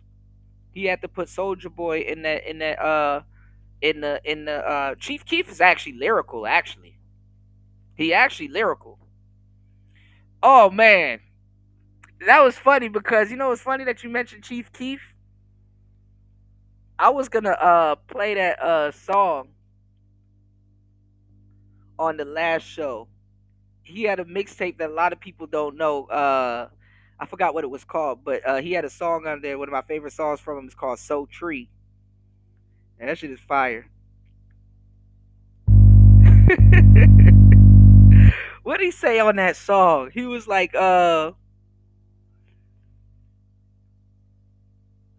he's like, "Slick, I'm trying to get 20 bathrooms.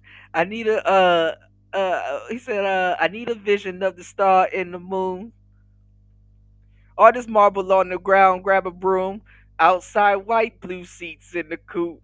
Cameras all around it, I can see what you do. 20 inches on it, now I'm riding through the snow. Cops on my ass, now I'm riding real slow. Got one cousin missing, all he do is sell dope. Every time I visit, he in the kitchen with the stove. He don't even want to fuck the bitches and the hoes. Every time I visit, he in the kitchen with the stove." That shit funny. That shit is hard.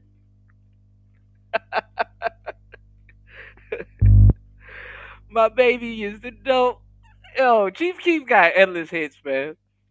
He definitely deserves his flowers, though. No lie. You said we worked with the main engineer who did a lot of the drill shit around the time. Yeah.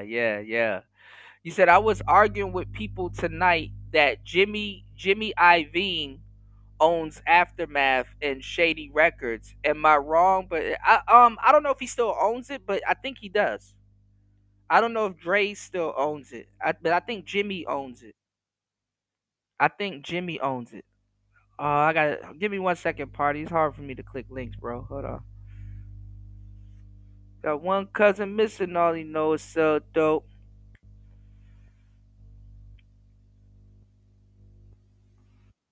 Oh yeah, Spy Kid is the shit. Hell yeah. Hell yeah. Yeah, Spy Kid is the shit. Man, they ain't ready for Keith, man. They ain't ready for the Cozart. But no, it's Young Chop. Young Chop is the reason why, drill music is out there like that.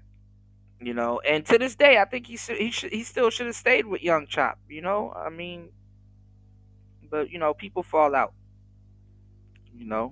Young Chop was going crazy. I think Young Chop is out right now. I'm not sure what he got going on. He started rapping too, but he went crazy, and they arrested him for shooting on his porch. Whoever he was shooting at. So, all right. So let's do this real quick. Give me 1 second. Yeah, what? Absolutely crazy. Nailed it, guys. Hey, this is high production value. I keep telling y'all, Team Cardi slid. Team Cardi slid. Great album. Throughout. Said that bitch. You just started. I think Jimmy Iovine still owns Aftermath. For some reason, I think Mariah Carey dated him first, and then she. I think that's how she got with Eminem.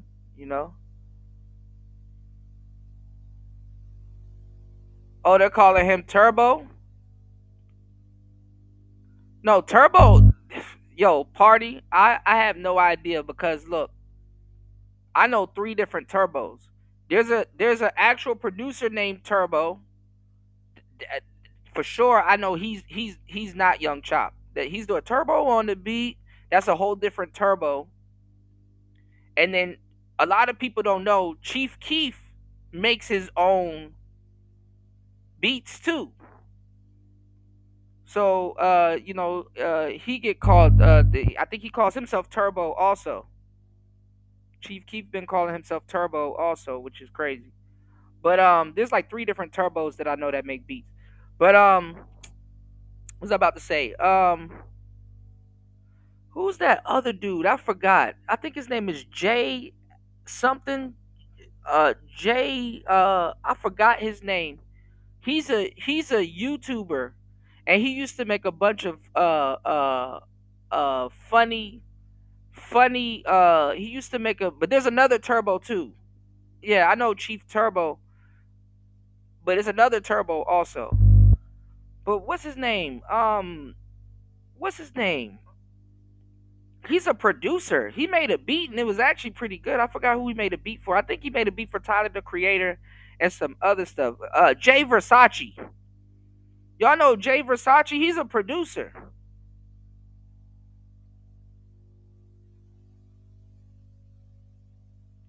Hold on. Let me see.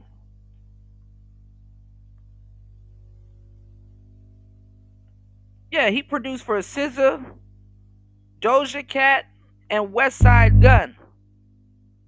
That's fucking cool. I didn't expect him to be a producer. Man, we gotta have a music show soon.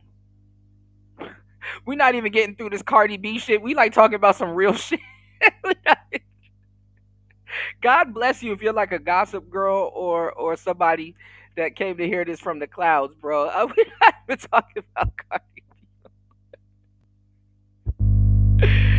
Oh, fuck. You just started getting dressed, bitch. Yo, and I'm a friend. JT is a friend of the show. For sure. I love JT. For sure. We love JT. We're friends. All the people that I she's dissing support on this Bia album. too. Like, yeah, and Nicki, obviously. And Nicki. Nah, Everybody. be a corny. Yeah, being is corny. like She being. said being breath stink. It looked like it stink. Damn. My bad. Don't do that. Come on. Yo, we dropped the beat on YouTube. Drop the beat out. Yeah, being is corny. I like Bia. Me too. Wait, do you think she can rap? I thought so, but that diss like just threw me off where because I was like expecting something. That diss was terrible. It was so bad. Like, It was can she terrible. rap? Like this is the moment. But she can rap. Maybe dissing just ain't her thing. Some people, that they step out of their lane and fuck it up. I told y'all niggas when she did that she needed to leave that tree alone because it'll fall down. Yes. And y'all was like, I don't know. She can rap. And I think it affected her negatively too. I think people clown. Well, a lot of people switch sides because Cardi B was kind of going through some shit.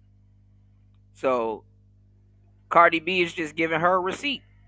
It's a receipt, Her motherfuckers just laughed at her from the jump. Like It's not about it. She could rap and she could do a diss record. I didn't hate Here I go using wrestling terms for some real shit, but that's the truth. It's a receipt, it either. But Cardi is different. Yeah.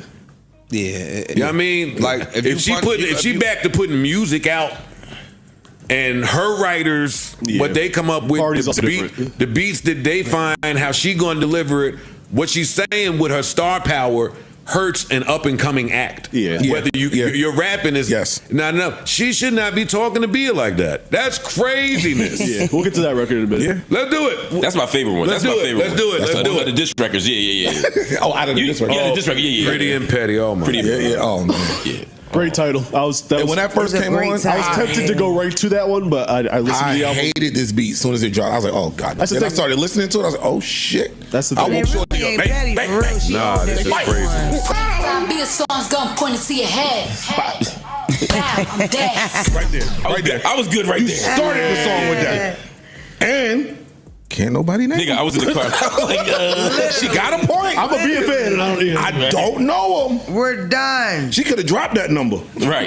She said 3 and I'd have been dead. She shot high with 5. We're goners. Yo, something is wrong with y'all.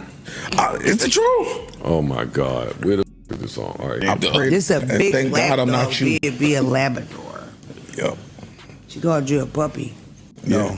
Just go do it. Big dog. Big dog. Disrespect. This is It's disrespectful. Bia didn't deserve this, man. Bitch, you got a whole second verse. Be careful. Bia didn't deserve this. I ain't gonna lie though, Cardi B know her ops are listening to her.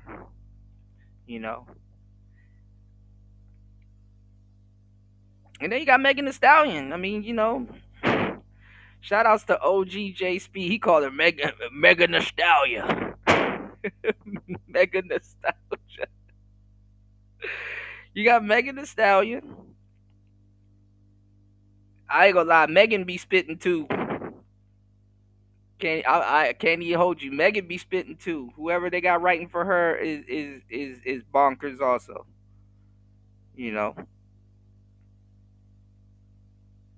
Megan be spitting too. I mean, whoever they got writing for Megan Thee Stallion, shit.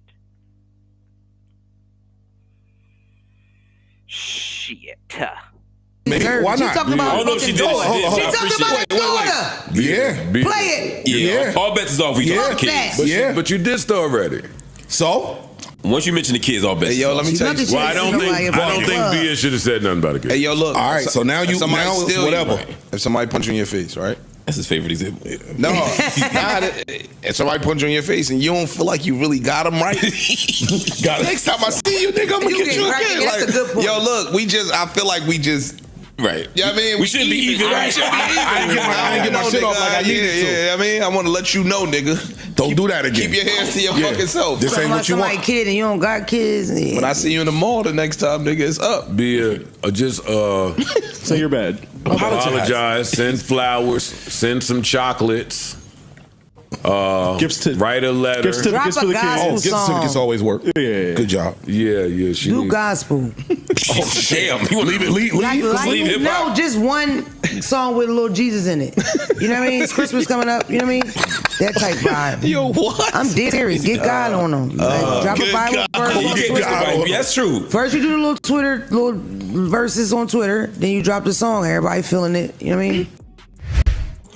All right, so what's crazy is that B is. I'm not gonna lie, Cardi B is an artist though, cause she be doing like off the block, freestyles and stuff like that. Like she don't be too good to be doing certain things, even though she could act like that, And a lot of people say Nicki act like that, But hey, if you don't got to do it, you don't have to. But hey, Trends has been each his own. spiking since being mentioned in that song, being name dropped. That's one thing you got to worry about when you are somebody that's a superstar. You name drop people. She has been spiking. Even her Spotify, all her sales are boosting. Her streams are boosting. They say bigger than any regular day in the past decade. All thanks to Cardi B mentioning her on the. I'm not even gonna lie, Bia and Sweetie look like the same chick. Hip hop is saturated, y'all. Album. That type of shit happens, man. But all right, dog. Speaking about Joe Budden and Cardi B, all right. So it seemed like she was taking some shots towards Joe in the podcast on the Breakfast Club. Let's tap in with that before we sign out the video. You guys talk about people, but it's like, imagine if you like come every single day and talk about one person every single day, every single time, and then it's like, all right, you don't do it for this person, so why you do it to me? But and it's constant and it's constant and it's every week. Like it's like what's up? Now you got my attention for real.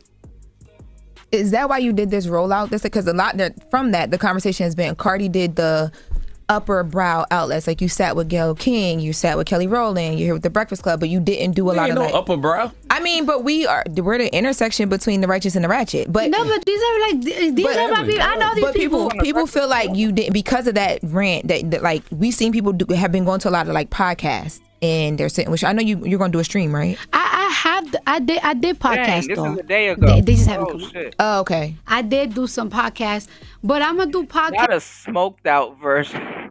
With people that like me. Like, why do I gotta sit with podcasters that I don't like? I'm like for what? Like, if you don't like me, like, why am I gonna go to your shit? Mm-hmm. Like, so I could like what prove what to you? Like, you don't like me, and it is what it is. Then. And you pregnant, so you can't swing on nobody if you want to. No, I cannot hit people. I don't hit people. Then, like, I see a lot of people going like to streamer stuff. I like Fanu. So I'm planning to do a stream with him. Like when real soon though, not like right now because I have so much on my schedule. Like, and if a nigga say he about to check out that new Cardi B outfit.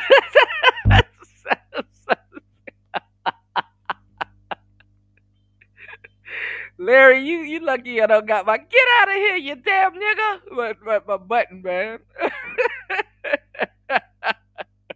It kind of does, but we not in those era. We not in that era no more, man. But now Cardi B be spitting though, long time ago, a minute ago, back in the day, right? Like in the 2000s, you could play like a Ashanti album or an A. Marie album. Now it's all everything is pause worthy and no homo worthy and stuff. But it's like come on, man. This Ashanti album. That Ashanti album had them speakers knocking. Your subwoofers subbing and them kickers kicking, man. Dark Child. That's when producer they'll talk a Dark Child, man. This him and Polo the Don from back in the day. What? Niggas would look at you sideways when you it's like, oh, bro got beats for the hoes. He said they made her a list and trying to act like she doing A-list shit. They made her A-list and trying to act like why she doing A-list shit. Yeah. Well, no, that's what they've been holding over her head for a minute, that she hasn't dropped the album in 7 years. So, a lot of podcasters are lame. What they do is they get clippers. That's what I'm looking into. I'm gonna just get like clippers. I need clippers, man. I'm like, shit. I need to get a team, but that's saturated too.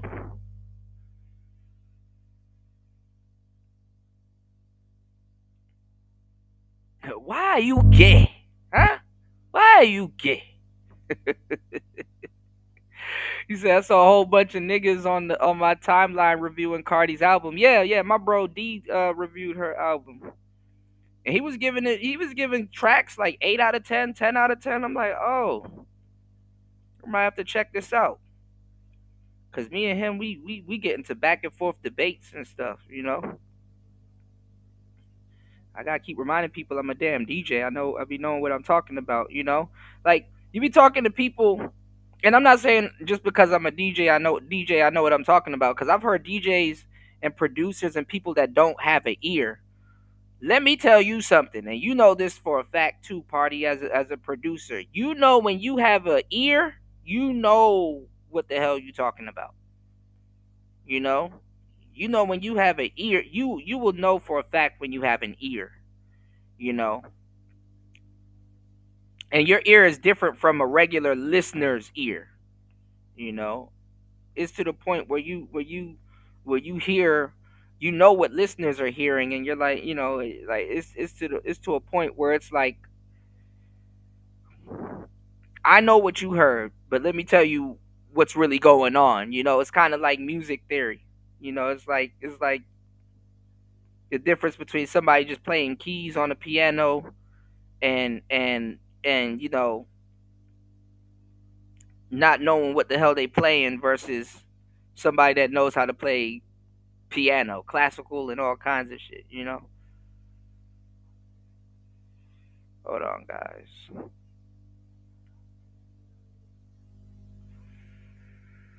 You said, hell, Missy albums are fire. Missy's a producer. I remember when Beat Club was popping off, and I was talking to Timberland in the chat room, and he was like, "Bro, a lot of the stuff I learned from Missy." I said, "Damn." I ain't gonna lie, I like Timbo, but he kind of lost me with the Suno thing.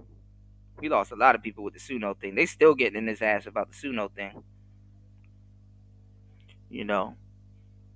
Timberland said he learned from Missy. Why are you gay? When I feel like genuine love, like, cause I'm gonna go to him. I'm not really like a streamer person. Like, I'm not up to date with that because I'm just old. Mm-hmm. Like, I'm 33, but I know the younger kids like it. But it's like, it's not really like my thing. Like, even on TikTok and stuff, like, you don't see me doing TikTok dances, not because Instagram though. There's something wrong with it. I'm just a little older, and I just don't. No, he didn't scam me. He almost got me though. I definitely wanted that MPC Live 2 with the Timberland beat pack on it. He almost got me.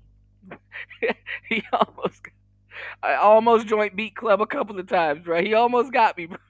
He almost got me. Know how to do that shit. Mm-hmm. Do this video 10 goddamn times. I'm tired already. Like, what I like and what I see on my timeline, that's who I'm gonna go to. Like, if I like you, I'm gonna go to you. And you pregnant? Like, you ain't got time to be sitting down with nobody you don't fuck with. I cannot even say pregnant because I've been doing everything. I have literally done everything and anything. Like, even after those days in court, I was still doing shit. Like, I have 6 a.m. mornings to all the way, like today. Like, I woke up today at 6 a.m. My night was finished at 3 a.m. because that's when my party finished. Then tomorrow I have to wake up and I have to do these meet and greets and I have to meet about 4,000 or 5,000 people. Like, it's like, it just don't stop for me. But it's like, I'm not gonna go to podcasters that I don't like. Why am I gonna go sit down with you? You don't like me. You talk mad shit about me. You contribute to my pain. You contribute like to my pressure. So why am I going to sit down with your ass? I'm going to sit down with people not like, because people are like, oh, you just sit down with people that kiss your ass. No, I like positive people. I like people that make me feel good. I like people that be like, you know what? I like them. I can hang out with them. If I don't like you, why am I sitting down with you? To prove what point? You know, people think you actually pay me. They think you pay me to talk good about you. No, I don't. I just really, and I really just be talking to Charlamagne. Not all the time. Like, sometimes you wouldn't even believe the things that we be talking about. What we talk about the most? Politics. That's right. That's true. That's what really we be talking to most of the time. That's what we really be talking about. Like, even the other day, I was so busy, but I was gonna hit you up. Like, it's like, I would have had some jokes for you. I would have had some jokes for you to tell a nigga, like, not even to be messy but like to be messy, but it's like I know you could have came harder, Charlamagne. Come on now. Are you talking about he was being called a girl? Yeah, like it's like, well, I'm being called a girl. Like it's like you telling me that I'm not securing my woman. My woman is financially secure though. That's a fact. So ain't nothing wrong being financially a girl. secure. I ain't gonna lie, we needed to go over that too, cause that shit was kind of funny. Did y'all see that Breakfast Club Dame Dash interview? Man, I got sick right after that. That shit was funny. I got caught in the rain, y'all. Bruh. Woo-wee. And I like Dame Dash, but the table's kind of turned. But we'll see. I mean, maybe, I don't know if Cardi B is a conservative. She was running around with Bernie Sanders not too long ago. And then, I think Kamala got her too. But that's what I'm saying. I'm like, well, why the hell would I listen to Yvette Carnell and all this other goofy propaganda and shit like that, and y'all niggas sending Cardi B to the White House, you know? And respectfully, I mean, it's not, you know, I like Cardi B. Cardi B is one of my favorite artists. You know what I'm saying? I got mad respect for Cardi, but why are y'all sending her down there? You know? Now, granted, they be sending Republicans. They be sending like Garth Brooks and Bruce Springsteen and some other people, and they, you know, the Republicans, they send their own celebrities down there, but they don't put a camera and a mic in front of. They don't be shooking and jiving. You know, they don't be shooking and jiving. I'm not saying Cardi B shooks and jives, but they're like, you know, they're looking for her to say something funny. Yeah, it was a check, absolutely, right? They're looking for her to say something funny and do something funny. Like, go look at her court case. That shit was a damn joke. You know, obviously she had to show up, but she's funny. You know, and crazily enough, a lot of white people like Cardi B. You know, but they like the love and hip hop Cardi B. So, you know, that wasn't really nothing for her. She had to jump back in love and hip hop mode and stuff like that. She was up there cursing and screaming and stuff like that, and she pulled the YSL Woody and shit on the stand and stuff, but you know, it wasn't serious. It was like celebrity court. Like, you might as well have just sent her to Judge Mathis or some shit like that. You know what I'm saying? But it's like what was I about to say?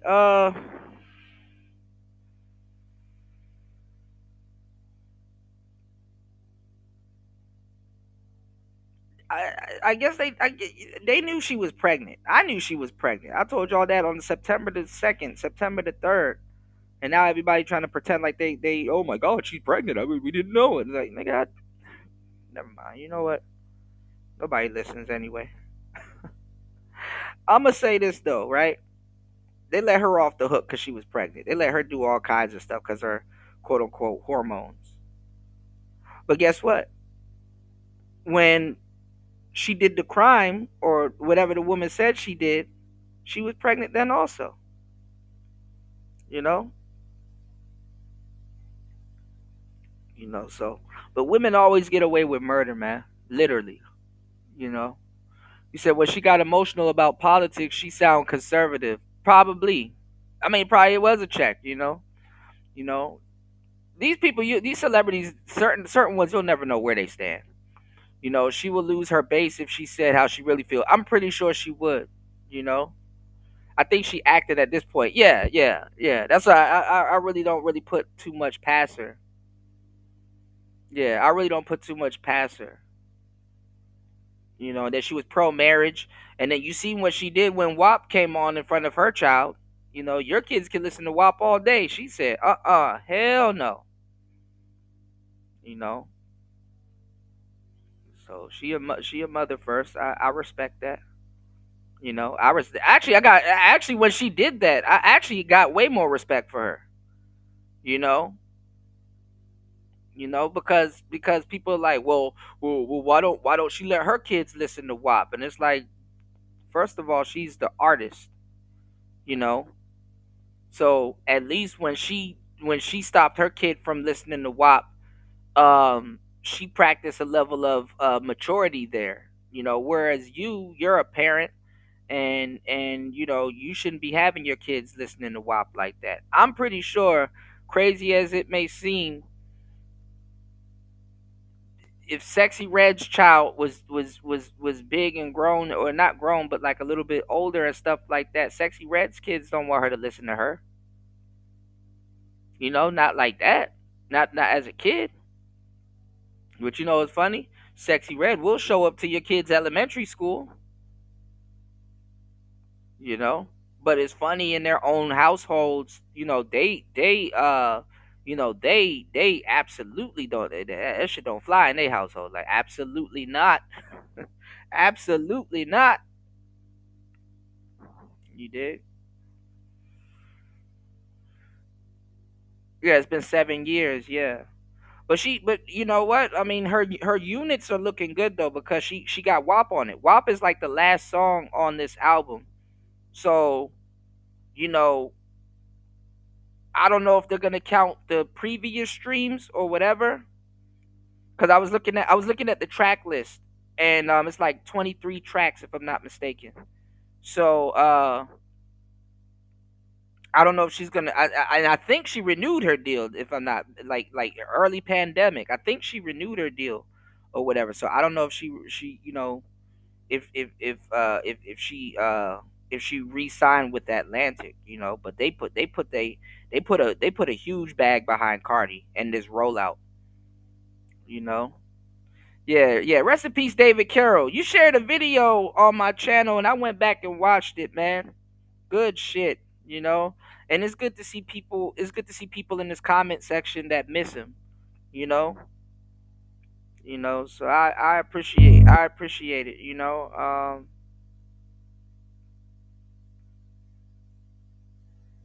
we ain't gonna have no more David Carrolls, man. I see O'Shea be copying him with the clock and stuff on his videos and stuff like that. Like, man, people don't know where that shit come from, I had to curse somebody out the other day. He's like, man, you don't know nothing about no damn Kevin Samuels. I'm like, man, you're not even tapped in. Shut up. He was acting like he knew Kevin Samuels and shit like that. I'm like, bro, you never even spoke to the man. There's videos of me online arguing with Kevin Samuels. Like, you never even spoke to the man. And the funny part is that, I told him too, he got mad because he don't know who BGS is. I'm like, y'all niggas think y'all listening to Kevin Samuels. Whole time you listening to BGS. It's, you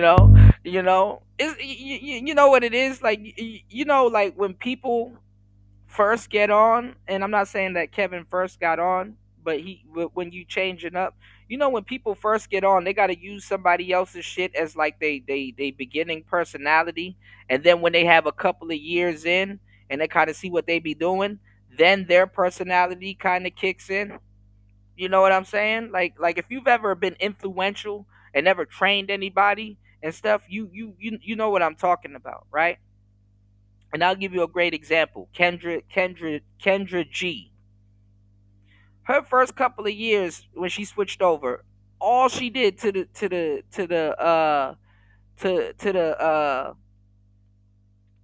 all she did in the beginning was copy Kevin Samuels until she kind of fine-tuned and refined what she was doing and synced in. That's why the spine and the skeleton of what she's doing is still all Kevin Samuels.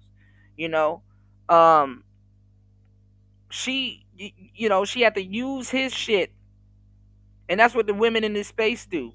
They take our shit and they have to use our shit as training wheels, and then once they start developing their own little shit, now all of a sudden, by the time you confront them or say, yo man, you've been stealing from this person from a long time, then they somebody else.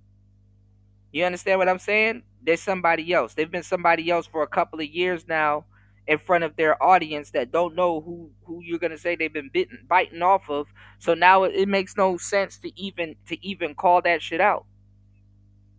And then the niche don't even stick up for you when you jump out there like that. So it's like, well, if I do say something, it's for the people that know. But the people that know, I mean, How far is that gonna get you? You know, they're sitting up there watching her channel like, just that's the thing. This with this whole Charlie Kirk situation, right? You know what's fucked up? And I got to get this off my chest and have it recorded. You know what's really fucked up? YouTube and social media and all that other stuff. And this is why I ask you guys to definitely support us, because we working really hard. Bro,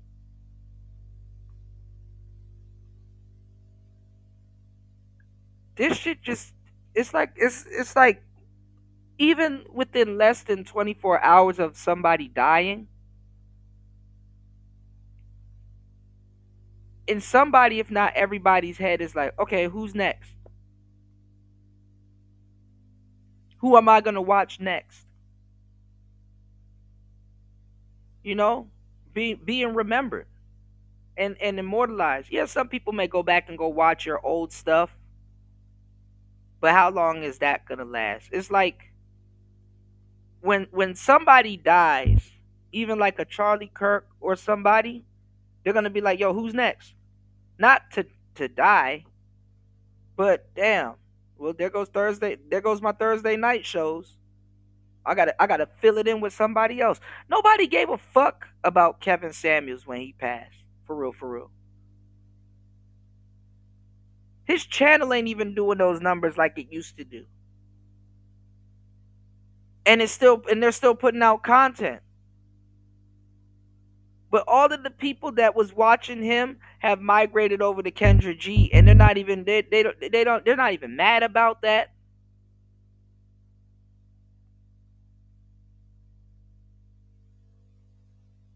They're not even saying, yo, you took, they're sedated, honestly. And that's not a dating joke. They're sedated. Like they will see that you stole from somebody, and then it's like, oh wow, who's on the next Pop the Balloon? Man, I gotta tune into the next Pop the Balloon. The next Pop the Balloon. The next Pop the Balloon. Like it's like forgotten. What's going on, Tyrone? You said the knowers is a small group. Yeah. It's like but it's like they're just sedated. It's like I'm gonna give you something else to watch. Like it's not necessarily an equivalent.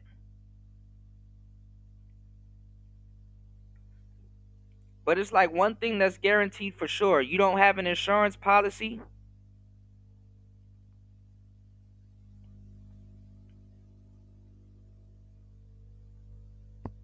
this shit don't come with a 401k plan. Sometimes it's borderline slavery.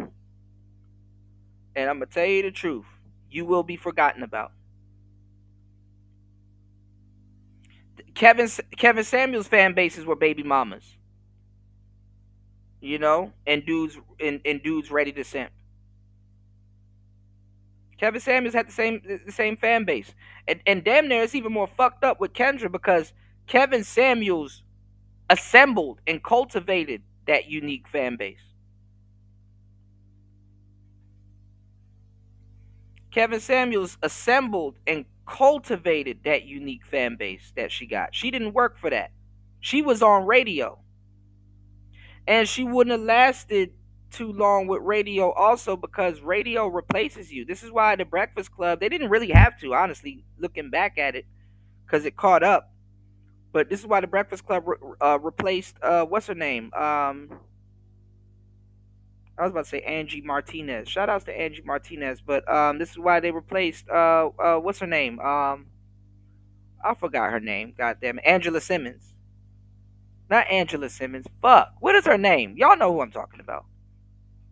And now they got two Jess Hilarious and Lauren LaRosa up there.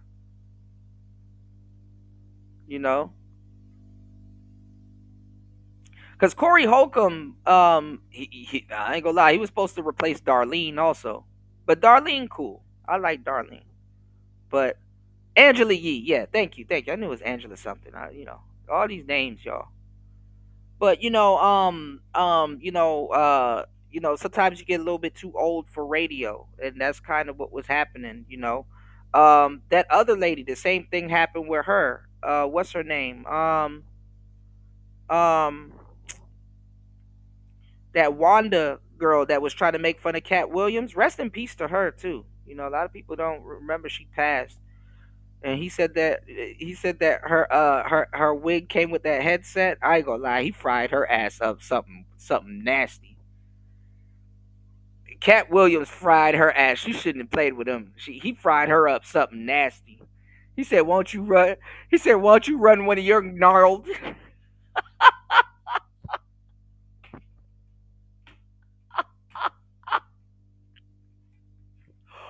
She was talking about his permed hair. He said, "Won't you run one of your gnarled fingers through it?"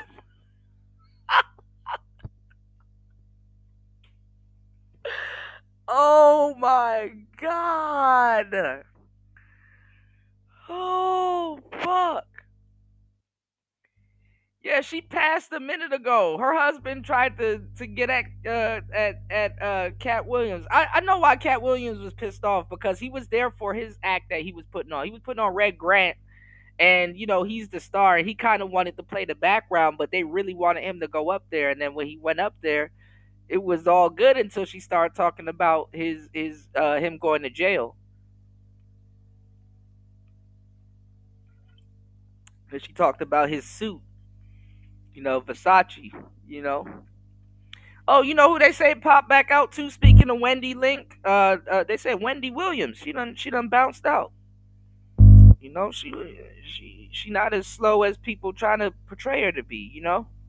Sometimes you got to do that for the public though, to regain back your damn brain and shit. So I heard she was at a game not too long ago. So shout outs to Wendy Williams. Hopefully she makes it back into media a little bit. This shit is stressful, man. This shit is stressful. What's going on, True Prodigy? What's going on, player? Good to see you. As always, good to see you, man. Real player in the building, man. You said it's the common pillars of rap now. Always involving YNs, ass, baby mamas, rap, money dreams. Yeah, yeah. Angela Yee, she's been wanting to leave the Breakfast Club for years. She was on the way out, but I mean, it's a little bit different with radio. You need a voice for radio, but she doesn't have the face for radio anymore. People want more younger. They want more younger, relatable people. So I hate to say it. When women get more aged, you lose viewership. You lose viewership. You know. Is Howard Stern still making is he still a thing? Is Howard Stern still doing his thing? I wonder, did he replace that sister? He had a sister that was working for him. She was actually pretty funny, low key. But radio, you can be as old as you want as a guy, but radio is still a youth game when it comes to women. Yeah, she passed a minute ago. Yeah, she sent her husband that cat with a gun. Yeah, yeah. That was a terrible roasting though. He said, "Won't you rub one of your gnarl?" Like, because you got to say the G and the N. Gnarled is. I ain't gonna lie, man. Shout outs to my older sisters, but I'm telling you, man, like a lot of older sisters, y'all hands, older women. If you want to know a woman's age, look at her hand and her feet.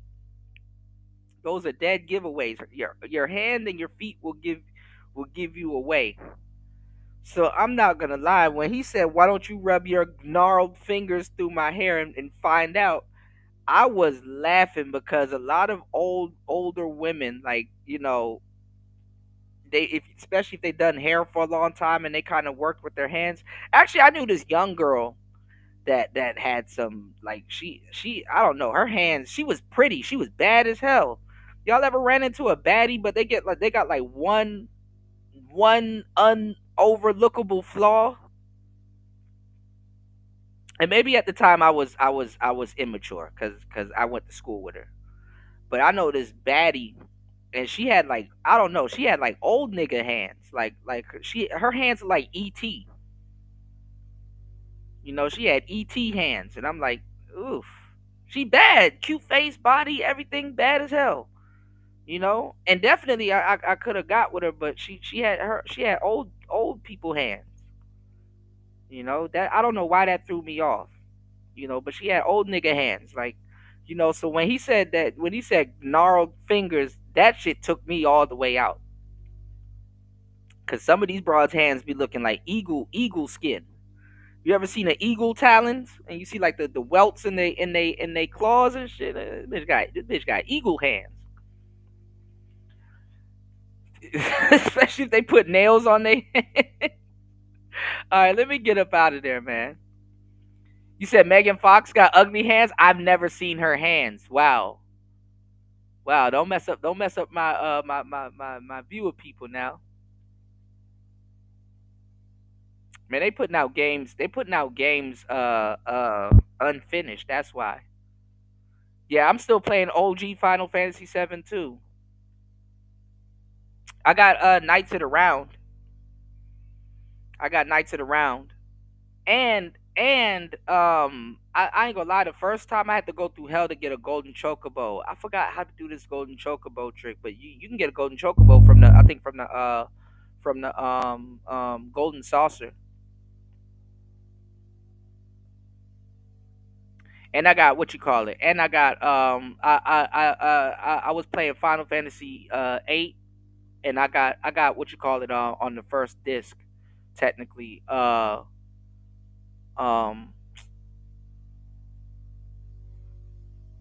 I got Cloud's Gunblade, the Lionheart. I mean Squall's Gunblade, the Lionheart. I got Omni Slash on the first disc of Final Fantasy 7 too. You said Megan Fox looks good, but yes, her hands has surgery. What her hands look like? Her thumbs were slightly deformed. What? Yeah. You know what? You know what I like more than Knights of the Round? I like Doom Train. I like Doom Train. Doom Train is my favorite Final Fantasy. Uh, I like Doom Train. You don't know about damn Doom Train.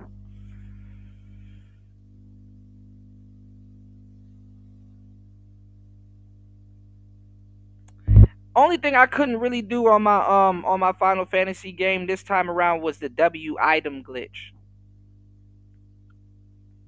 W item glitch. You said Megan Fox is an example of someone that should have never gotten themselves done. I mean, hopefully that surgery don't fuck her up. Have y'all seen Miley Cyrus? Miley Cyrus look like oof. She looked crazy.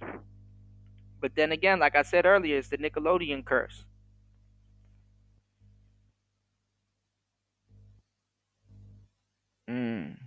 Okay.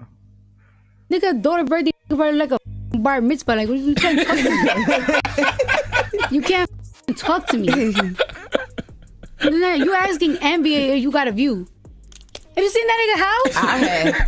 See his wife closet? I'll never leave. Thank you for coming to my daughter's sweet.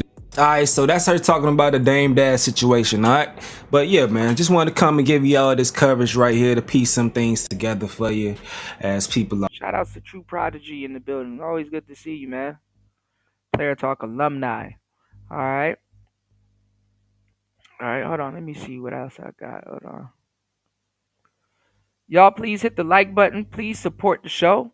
Hit the Cash App. Hit the PayPal. We're really trying to. I definitely trying to get a Xbox and a new equipment. Hold on, guys.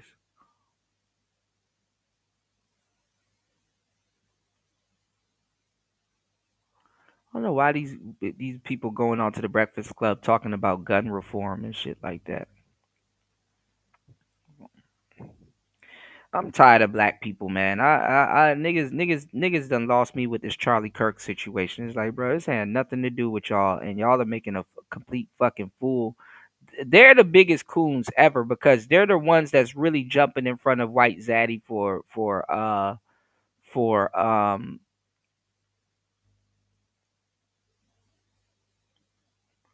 they're jumping in front of White Zaddy for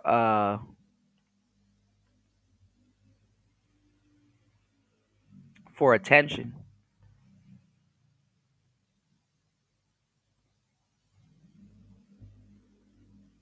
All right, let's look at one more.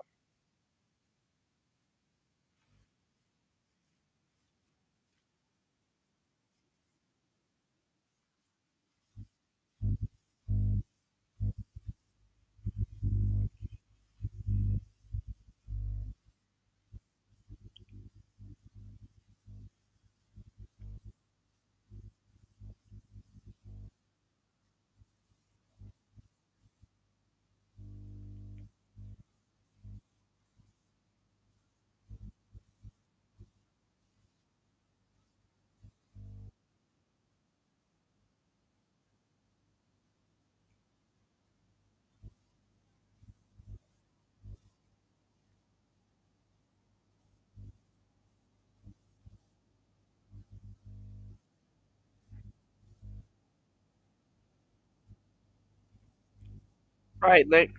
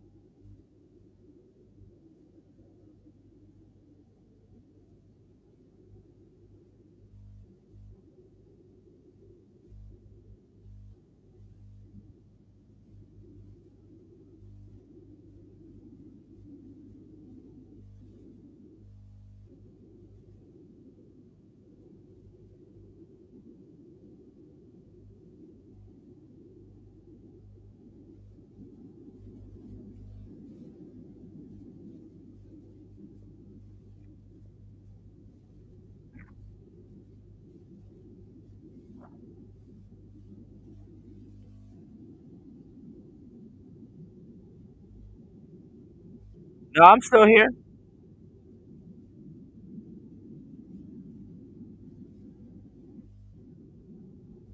Wasn't our chaos?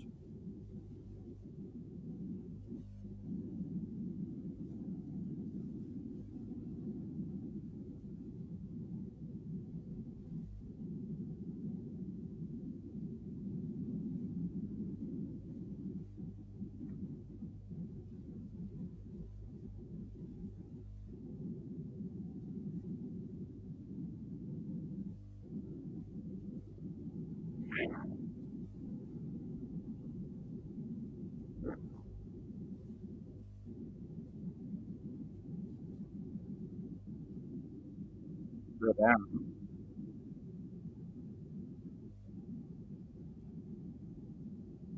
Oh, you can't hear it? Y'all can't hear it? Hold on.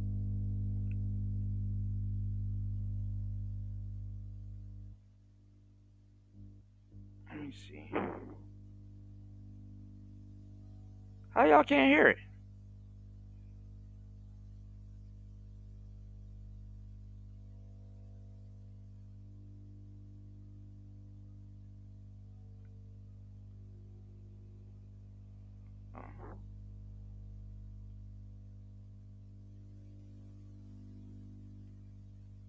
This is up. This is up. Hold on. Hold up.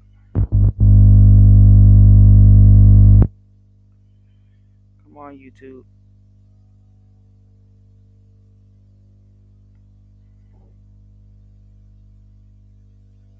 Okay, why is the audio not working? Hold up, y'all.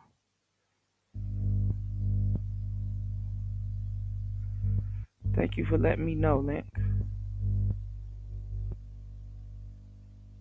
Y'all probably can hear it throughout my headphones. I got my headphones. Hold up.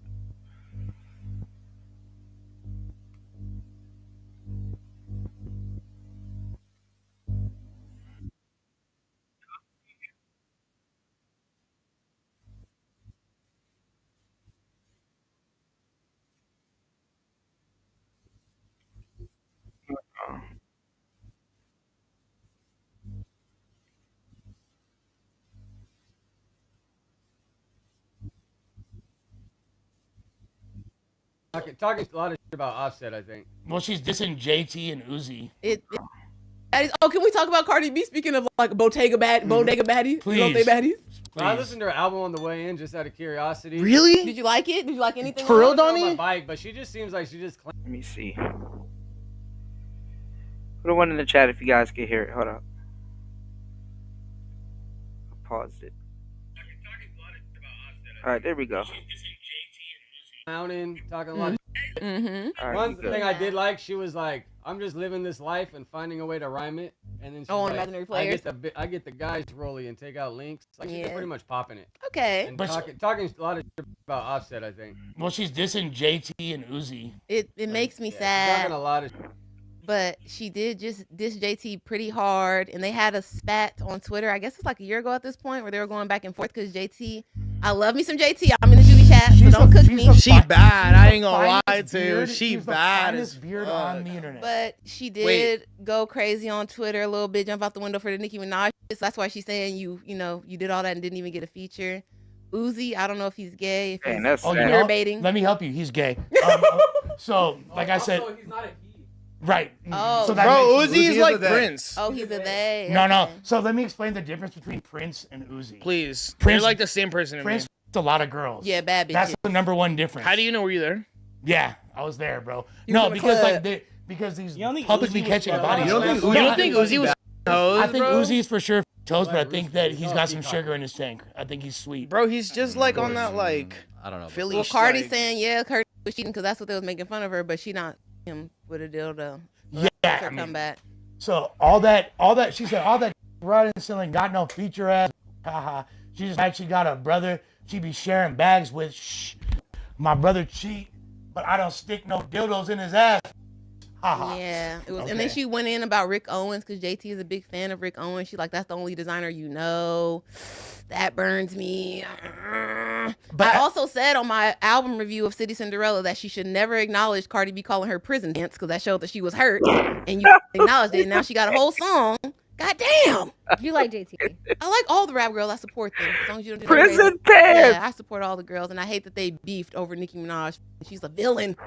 Nicki's not a villain. She put all of them against each other. Nicki the GOAT. Nicki is the GOAT. And Cardi B was on their biggest song, Act Up, so it just looked stupid. But I think I think it does look stupid to a certain extent. Now I feel like with Cardi B and JT, it's more sinister and it's deeper than the surface. So I think this is just Cardi B responding. But in reality, JT does have a song with Nicki Minaj. I think it just has. Just hasn't come out. It hasn't cleared. Well, that was like that where she let everybody on it. That don't really, to me, that don't count. I mean, it doesn't, but it does. Because it was like, and she took the opportunity, in my opinion, from what I seen on Twitter, to make all of them girls her minions. And it was so nasty to even see it happening. Like, because she's just in the mansion, doling out, oh, do you want to come to my house? You want to come to the So you don't Friday like Nicki studio room? Minaj? It's not that I don't like her. I feel like she tarnishes her legacy doing all the crazy shit on the internet. She's definitely not helping her legacy. Yeah. She's gonna forever be a legend. For sure. It doesn't matter. But she's gonna have an asterisk. But at the end of the day, you guys have to understand that she was being attacked. She was under attack in the entertainment business because she was too powerful and she literally had more leverage than any female rapper She was in just the the only entertainment one. business.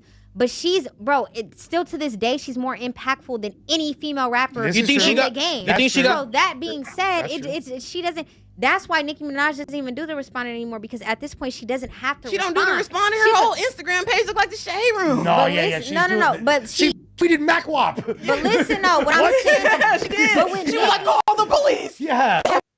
But when with Nicki though, but with Nicki at the Nicki coked out. end of the day, it's like she's really up there. You could put her in, bro. Like she said, I'm in the. She said I'm top 5. Go argue. No, she said I'm in the top. Go argue over top 10 or top 5. She doesn't even have to be like, bro. She's listening. Nicki is the Jay-Z of female rap. It's just insinuated that she's at the top, so they just set her out and talk about the other rappers.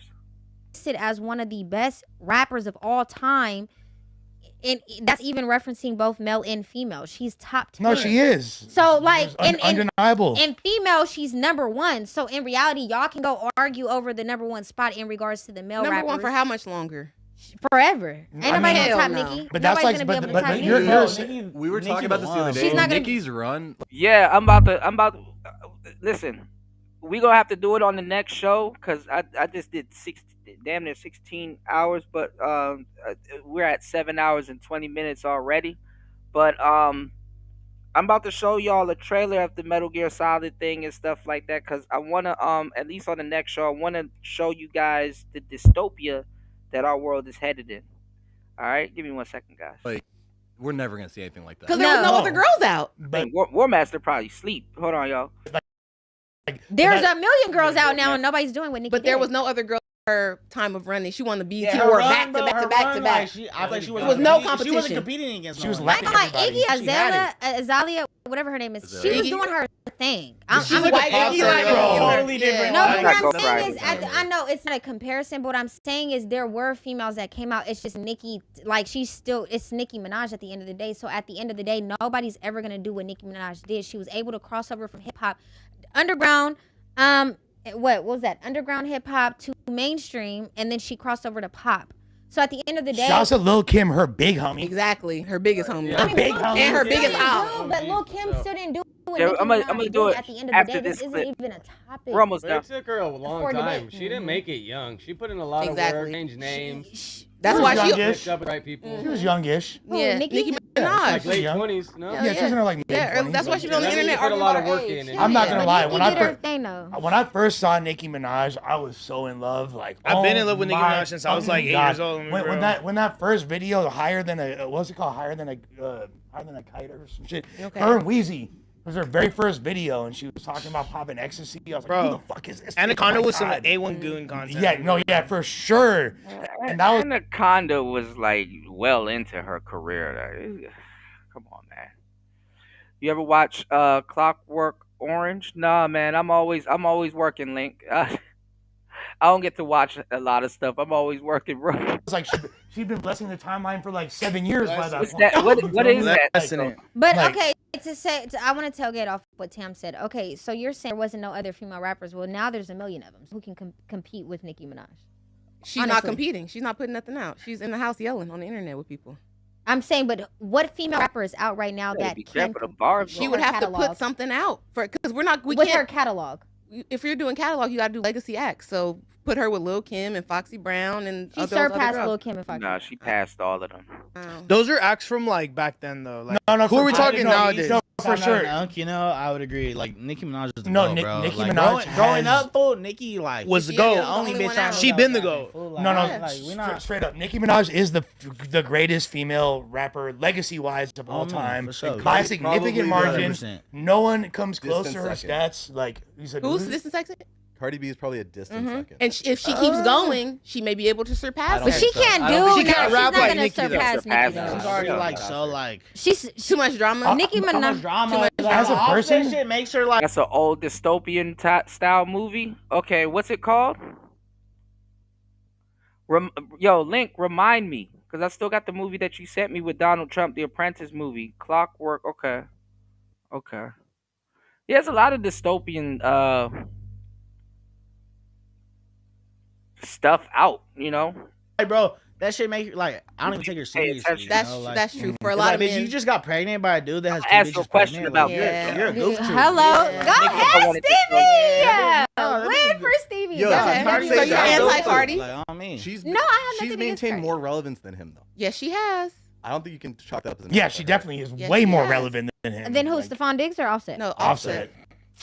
But Okay, he- all the guys in the room, who's better, Nicki Minaj or Cardi B? Nicki. I'm hitting Nicki Nicki, Minaj. right? I'm Cardi. Not in the whole. We're saying the whole package. It's Nicki, bro. I would rather have sex with Cardi B than Nicki Minaj. You're tripping, bro. Bro, that's because you want to fill up that fantasy in the back of your head with that. Cook his ass, Jalise. Cook his ass. You want me to explain? You're right. It's because I've had sex with like a lot of girls, Nice. so I know that Cardi B. Your for girlfriend sure, is gonna beat your ass when you get home. I just want to let you know. I met like 3 girls. She's in my gonna life. beat your Like, ass when you get home. I know that Let's Cardi just B. lying. Let's just actually. I'm a virgin. Cardi B is way better at doing sex than Nicki Minaj. Is obvious. But that's because Nicki Minaj. What do you mean? But that's because Nicki Minaj hasn't slept around. Yeah, I was just talking about that the other day. Shout outs to Party and shout outs to everybody here. Yeah, bro. Bro. And you know why I was talking about it, Link? I was talking about it with this whole Charlie Kirk situation.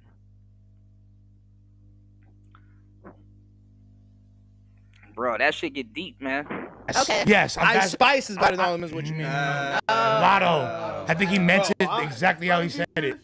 Lotto is beautiful. Her face is beautiful, and what she added to her body. I don't think there's like a famous Well, I like Lotto, but I would take Ice Spice. I will take an Ice Spice. girl that I'm before Ice Lotto. Spice. Like, to be honest, Lotto. she might Oh, be see, the Lotto. get chose. Lotto or Ice Spice though? I think Ice Spice got to change her name. I'm just saying, like have it like a AKA Ice Spice. Ice Spice is just gimmicky. Lotto or Ice Spice? So you don't Lotto. think? So in the future, if Lotto That keeps going, threesome how would be young she is, diabolical. you don't think she That's could all I'm surpass saying. Nicki Minaj No. at some point? Lotto. Absolutely. No, accolade wise. Here's the thing. Yeah, for real. Here's the thing. They're already like Nicki out the gate. Her rookie year put so many numbers on the board, and then just continued. Someone would have to have like a 5-year run of multi-platinum records in order to even To surpass Nicki. What about Doja Doja Cat? Cat? Even enter the conversation. Doja Cat is objectively. Love Doja Cat. There's gonna be like a. Doja Cat. She's the closest one in my I'm gonna opinion. get some There we kickback go. on Cardi B. this. Doja Cat. You I'ma can't get- compare the two Yeah, though. Superstar, Hey, beyond genre. Superstar. from a- She can rap too. Strictly rapping ability, Doja Cat clears all these. Even Nicki Minaj. Wait. Hell yeah. So Yes. you think? Clears her. Wait. You think Doja Cat clears Nicki? Clears Nicki. Clears. Doja Cat. Who? As a rapper. Doja Cat. Exactly. Chill out. I know it's an unpopular take. Yeah, and Yeah, it Doja is Cat can actually unpopular, perform. but I've seen Doja- Nicki Minaj Doja- and Cardi live. There's no competition with what That she Doja Cat bad. has going on. Yeah, Doja can clear her out. Patrick Beck. I'm not even gonna lie to you. Oh, I didn't know that. Okay. I don't know who be at No Jumper these days, you know? What happened with Candace Owens? When did Flacco put this out? An hour ago? Fuck. All right, let's listen to this real quick. Hold on, y'all. The podcast is being called to the carpet by their own audience and being held accountable for their misinformation. Their audience ain't having it. They are really upset because the Patrick Bet David podcast said a lot of things about Candace Owens that wasn't true, that was verifiably not true. They made a really big mistake. Yeah, lush one. But the thing is, the mistake they made was just too bold and blatant to be accidental. And people are starting to think that maybe this mistake they made comes with a more sinister reason. Turning Point USA, when Charlie was hosting the debate between Dave Smith and the other gentleman, he asked him point blank, is Israel an ally of the United States? Dave Smith said no. So that's where Dave Smith is, who happens to be Jewish. But here's a couple different thoughts here. Candace is a shock jock, and she is such a good one, man. She is such a good one. So like I said, my top 3 is still SZA, A. Marie, and Doja Cat. Were Candace and Charlie friends? Yeah, they were. I challenge anybody, please help me out here. Show me one picture, one podcast, one evidence that they've even been in the same room in the last 2 years. The last thing I found, the last time they did anything was on October 3rd, 2023. Ironically, a couple days before October 7th. Show me any evidence that they've been in touch, they've been in dialogue, they've done anything together. I would love to see it. So they were friends. I don't think they are friends. I think that Candace is capitalizing on Charlie's death. I think she feels horrible. She doesn't feel good about this. But Candace is an opportunist. I don't know if Candace Owens is telling the truth. I don't know if this Charlie Kirk death is anything more than what we've already been told, which is You know, like this crazy kid took his grandpa's rifle, went to the event at Utah State, and shot and killed Charlie Kirk. I don't know if it extends beyond that. I don't know if Charlie Kirk had an angry meeting with an Israeli billionaire. I don't know. But what I can tell you is if Candace Owens is being discredited with lies, then that means she has to be somewhere near the truth.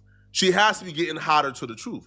Because if your only response to whatever she's putting out there isn't to respond back with facts, but to try to discredit her with lies, then she has to be somewhere near the truth. So they can't discredit her by combating whatever she says with the facts. They're now trying to discredit her relationship with Charlie Kirk to then say she can't speak for Charlie Kirk, they weren't friends. But we know that's a lie. They said Bill and Charlie were cordial, they're friendly, there was no conflict. Yeah. We were in the room the entire time. Did he say that? Yeah, he was trying to claim the red pill. He had like those money podcasts. Like it is like two different podcasts. Like the money something and another one. Yeah, he was trying to claim red pill for a minute. He had pearly things on his show too. Bro, all of these dudes just be grifting, bro. Yeah. Straight up. Fact check me on this. So at some point, we're going to have to acknowledge something about Candace. Here we go. Here we go. Can you read this? I've been asked by Bill Ackman even more times, and I was traveling with Charlie Kirk to find out what's the truth. But his team was with him 100% of the time when he wasn't in hotel room. Here's what they told me. Bill never yelled at Charlie, never pressed him on BB, never gave him a list of Charlie's offenses against Israel. There was concern raised about having Tucker at SAS. What is that? SAS. What is Student that? Action Summit. Action Summit. We It's don't like live a in. And Charlie's TPSA. reply was, honestly, people telling me not to have Tucker makes me want to have Tucker, and I'm going to lock him in for AmFest 2. Charlie personally told me he had a very cordial relationship with Bill, and the event was productive. Those are the facts. Okay. So that's subtly saying, Candace, you have no idea what you're talking about. Can we agree upon that? So at what point are we going to say, well, maybe Candace just is completely unbiased here? So there's justified criticism of Israel? Sure. There's biased or unbiased? Biased. You meant to say biased. You're saying she's biased towards Israel. Man, this is the same type of arguments black people be having. Like, yo, why she at the funeral? She don't even fuck with him. It's the same shit that black people do, man. Who cares? Who cares if Candace Owens knew him or not? Who cares? Or against Israel. Oh, okay. Well, is that fair to say? You're being biased. All the lies you're about to hear them tell on Candace Owens is all because they're running point for Bill Ackman, right? This billionaire, right? This Israeli billionaire who had a meeting with Charlie Kirk to talk about some things that he didn't like in the media and how Charlie Kirk can assist him by squashing some anti-Semitic tropes. He even told Charlie Kirk, hey, listen, man, you know, your stance on October 7th, I don't like that. Your stance on this, I don't like that. You giving platforms to Candace Owens and Tucker Carlson and these anti-Israel dudes, I don't like that. That's a Ben Shapiro call. And then also, too, because black people don't watch this stuff. They're not in the loop like us here. They didn't like that Candace Owens did a show with Nick Fuentes. Anytime you do a show with them or have them speak out, they just say it's platforming them. So, and that's a really big deal. Taking into consideration that Bill Ackman has a relationship with a lot of the donors that donated $100 million to Turning Point last year. So that's all Candace Owens said. Candace Owens never said that Netanyahu is behind Charlie Kirk's death, that Netanyahu killed Charlie Kirk. She never said that. All she said was, this meeting is strange and it's weird, and they were upset at Charlie for certain things that Charlie has said and has allowed to be said on Turning Point. I think that's... I like Flacco. Flacco be in these spaces. He be cloud watching. But why is he talking about this? Did I miss something? What? His audience ain't... Oh, hey, you know what? Hey, shout outs to Flacco. Fair. I don't feel like that means that they were screaming mad at Charlie Kirk or they was threatening Charlie Kirk. No, they was just upset about certain things. So they're creating this entire big deal and getting ahead of the story. Candace Owens just said, hey, I'm doing my investigation. Adam is getting ahead of the story to then say, yo, Candace Owens said that Israel is behind Charlie Kirk's death, but here's why she's lying, when she hasn't even told the lie that you're accusing her of saying yet. Yes. Okay, so there's justified criticism, there's unjustified criticism, there's lies and deception, and then there's just outright hate. I would ask you, what... until Nick get that monkey off his back, I really don't take him too seriously. Category is Candace in regarding Israel? I don't know if she outright hates Israel, outright hates Jews. I'm not there. Why don't y'all interview her and ask her? Why don't y'all interview her and ask her? Is her criticism completely justified? Is it completely unbiased? Or is she using lies and deception here? Last point here. You offered Tucker $100 million to join Valuetainment. True or false? Yes. Did you post it on Twitter at the time? We posted. We went to his place. We sent the guy to his place to make the offer. So there was a formal offer and a formal contract. Documented. If someone's going to offer Charlie Kirk $150 million, don't you think there's going to be a public statement, a contract, a tweet? Is it just, yo, buddy, you want $150 million? Come on our team. As if that's the normal practice. As if when somebody wants to pay you for propaganda, the normal workflow to buy propaganda is, hey, Twitter, we're paying Charlie $150 million to spread propaganda for us. As if that's the normal workflow. When does this happen? This is like completely asinine. It doesn't make sense whatsoever. And they didn't bring on this other dude. I guess when the list came out and they started putting us on that red pill list, he left. Who works for Turning Point, and they have him testify to back them up. Hey, I've been working at Turning Point since 2015. I haven't seen Candace Owens in person since 2015. He even said something like ludicrous as if like, yo, Candace Owens and Charlie Kirk are no longer friends because I haven't seen them associate with each other for 4 years now. You're on the board of Turning Point?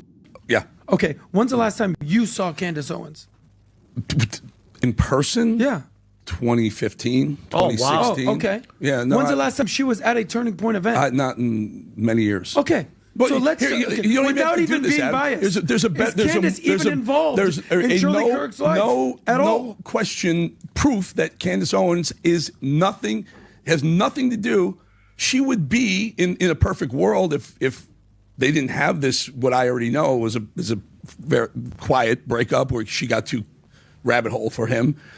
She would be the logical heir to the TPUSA throne, but she's not. And now she's not even invited. Correct. So this is so their divide is. Wait a minute. Well, I don't know. I mean, it seems like she's not. What she's not invited to? She's not invited to his funeral today or his memorial. And I would say that Candace, it was kind of weird because his wife, it's like his wife damn near turning into a damn superhero. The look in her eyes is like, ooh, they done got a loose queen out here in these streets. Nick's wife look like she ain't. I mean, Charlie's wife look like she ain't playing with whoever. Type shit. And Candace was on the same shit. She was like, I'm a ride for Charlie and blah blah blah. And it's like, well, he does have a wife. I mean, I know that's your friend, but he does have a wife.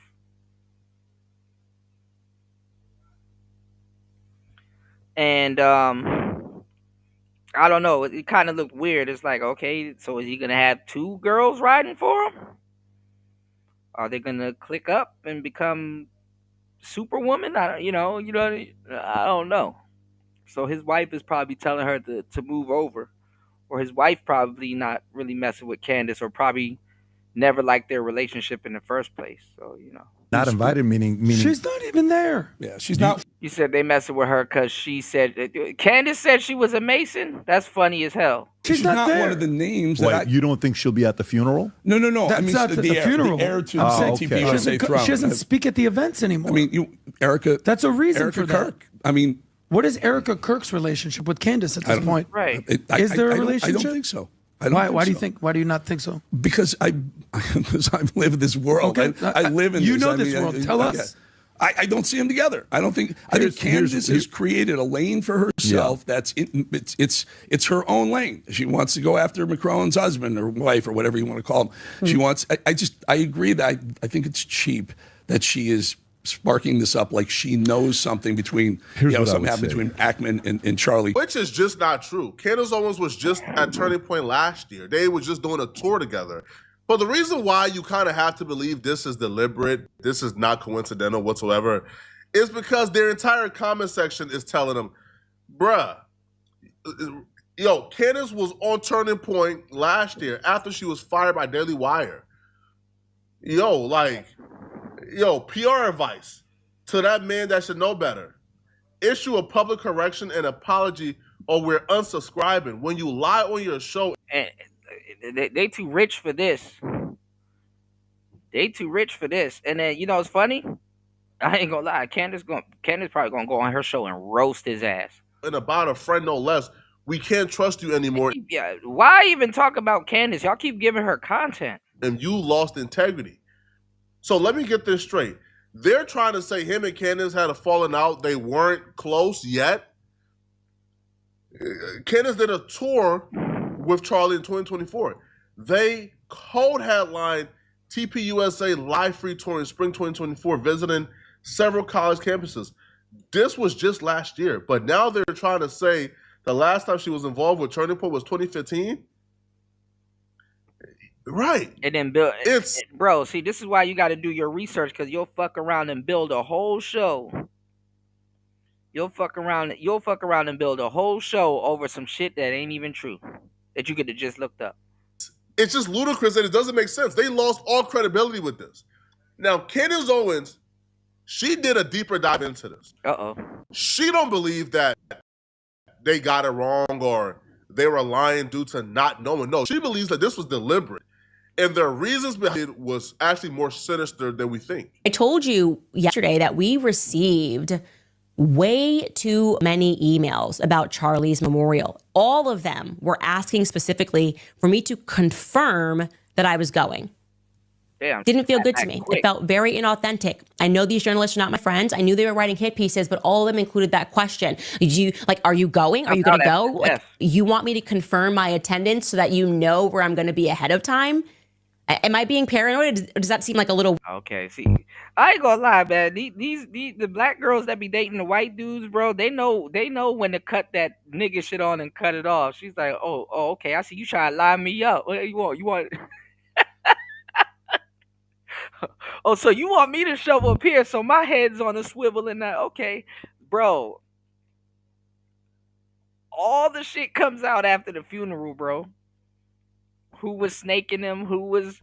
Dang, bro. Candace out gangster a whole team of white dudes, bro. Gangster. You said, all we know, she's a bed wench. All we know, let Kirk treat her like a pet dog and call her the N-word. I don't know if he did all of that, bro. I doubt he did all of that, but she moving like a gangster right now. Moving like a whole gangster. Weird. Even on PBD's show, where he just gives a platform to a guest to completely lie for 2 minutes straight, there is this random second where... She needed this, though, sadly, because, like, everybody, she kind of calmed everything down after she got that whole royal family thing wrong. PBD rather oddly says something along the lines of, you don't think she's going to the funeral? Like, they keep talking about this. Let's take a listen again. At some point, her crazy kingpin credibility, is going to go down the tubes because she needs to bring receipts. Bill Ackman brought receipts. How long was that tweet? It's still going. I think he was there in the still room. reading it. Andrew Colbert was there in the room. You're on the board of Turning Point? Yeah. Okay. When's the last time you saw Candace Owens? In person? Yeah. 2015, 2016. Oh, okay. Yeah. No, When's the last time she was at a Turning Point event? Not in many years. Okay. And not she's not because even she's- invited. Correct. So this is so their divide is. Wait a minute, not invited meaning She's not even there. Yeah, she's not there. one of the names What, that I. you don't think she'll be at the funeral? No. That's I mean, not the heir, funeral. The heir to Oh, the okay. CTP She USA throne. She doesn't speak at the events anymore. I mean, Yeah. Okay, so first and foremost, why did they all want to know if I was going to this event? I said there is no way we are going to this event now. There's a 0% chance. First and foremost, why are you saying invite? Anybody can go to it. You just buy a ticket to the event, and you're all working to try to get me to confirm that I'm going. And you're doing this as if you're trying to like push my buttons and be like, we got to make her get into her ego so she like shows up and like posts it on social media. Nope, actually, while I'm attacking the feds, maybe not going to a public event, which the feds are organizing, is probably a very good idea. I'm good. There's certain things that Candace always says, and you be like, man, Candace, bro, you What's gotta going go on, back to your Bron? grandmama house, Shout out bro. to Bron's Flat Power Like, guy. I understand your husband worth $100 million. You gotta go back to your roots, man, and learn how it feels to be black in America again, bro. Nah, she And then good. there's certain things she says, like this one right here, where you said, nah, she ain't lose it. She good. Nah, she still knows she an igga.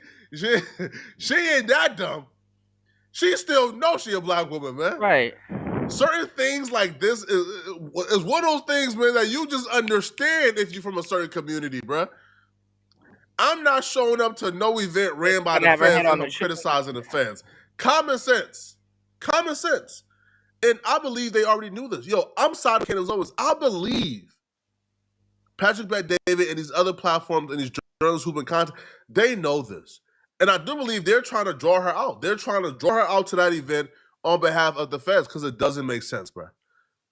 But I mean, she got a husband and stuff like that. Her husband's pretty astute, I'm not gonna say she's gonna be at Charlie's funeral, like at like one of his long lost exes, but hey man, Brad keeps him a baddie, man. Some of y'all don't understand the mammy culture. Mammy culture is a little bit different, You don't listen. This is the problem with guys. Y'all be distracted by the hoes. It's not the hoe you should pay attention to. It's the mammy. The mammy was the leader of the hoes. The mammy was the madame. You know what I'm saying? Hoes are good. It makes no sense learning the bed wenches and the hoes. Hoes are gonna model themselves after the mammy, no matter how bad they are. But let's go. They got researchers, they got producers. Candace is a baddie. She's a baddie. She that little black chick that you wanted to date in school, but she was just weird. Candace is a baddie. And she educated. Shit, you said, nigga, I bet you send one Candace Owens into McDonald's, or if somebody got your order wrong at Red Lobster, I bet you send one Candace in there, you gonna get that shit for free. And they about to make it rain on you and give you extra shit. Candace, you gotta sit back and just let her go. Candace ain't a 4. Come on, man, you tripping. Candace is a cold 7. She's a 7. She's a 7. She's an adjustable 7.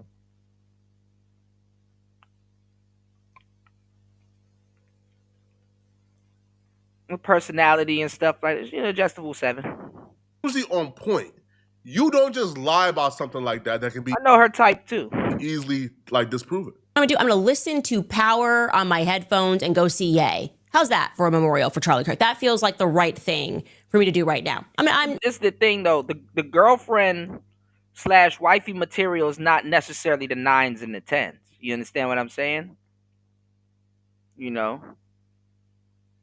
I'm not going to this memorial because it's strange. To lie like this is very strange. For context, just so you can realize how odd this is, I spoke at Turning Point's conference too. She might be a 7 in Detroit. No, she's like a 6.5, 6, walking around regular, and then she get dolled up. She'll be a 7. 2 conferences last year.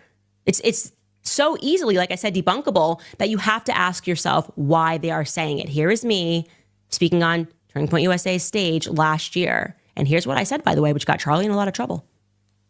Well, let me tell you something, America. It does feel so good to go everywhere in the world and to realize that there is awakening, not just happening here. Let me tell you guys, it's happening all across the globe. People are starting to ask the hard questions. And you start getting close when they start to call you names. They instantly want to suggest that there's something wrong and there's something backwards about being America first. You're starting to hear the way they're framing that now. When you say you're America first, they'll ask you, what do you mean you're America first? Do you mean that you're an isolationist? Do you believe that we shouldn't have did what we did during World War II? All of these things trying to pollute it. It's not that difficult. America first. First name America, last name first. We put this country's interests before the interests of foreign countries overseas. All of them. I don't care. Yeah, it kind of went on and on, but it was kind of me saying, especially since 3 months earlier, I had gotten fired from the Daily Wire, like, Israel, you're not special. And yeah, Charlie got in trouble for the stuff that I said on stage, and then they came inward. I told that I was not allowed to speak at AbFest. The donors were making threats, but like I went on tour with Turning Point last year. It's so on their website. It's so this is like the strangest thing. We could pull up this website. Live Free Tour, Charlie, Kirk, and Candace Owens. Quiet breakup. No one did their Why are we doing this? It's very strange. Here's all the places that we went to last year. Now they are pushing these headlines that are so far beyond the realm of reality, like the one that I just showed you, where they say that I'm angry. And then when you look into who's writing these articles, like Victoria Churchill, you note that she has a connection to AIPAC. You kind of have to start asking those questions. Is the Patrick Bet Davis show, or they bought out? Because it doesn't make sense. That was a quick Google. Yo, when was the last time Candace Owens was at Turning Point USA? It pops right up. So to go out of your way to lie on Candace Owens and to misrepresent the facts and to just absolutely tell a falsehood, and they got researchers, they got a producer, they do a lot of discussions before the show, for that to just be something that just gets ignored. Because Adam came to the show with this on his mind. That's why he invited the dude. He came with this on, yo, I'm going to do this hit piece on Candace Owens. So you do your research for your hit piece. You didn't do you just like ignore like the basic pop-ups, which would be, her and Charlie did tour last year. Hey, bro, like even in the pictures that she posted with her and Charlie, that's from the tour they did last year. Like the videos of them on the road, that's from the tour. I don't know, man. It sounds like there's a lot more people being offered money than Charlie, okay? Let me know in the comment section, what do you guys think about this, man? Do y'all believe that Candace Owens... All right. Shout outs to Flacco. Flucky. Shout outs to Flacco. All right, today's show kind of went too far in the weeds, but nothing wrong with it. We'll start the next show off of it.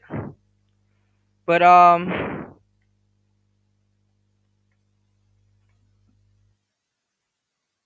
let's take a look at Metal Gear Solid Delta. This game right here is fucking fire.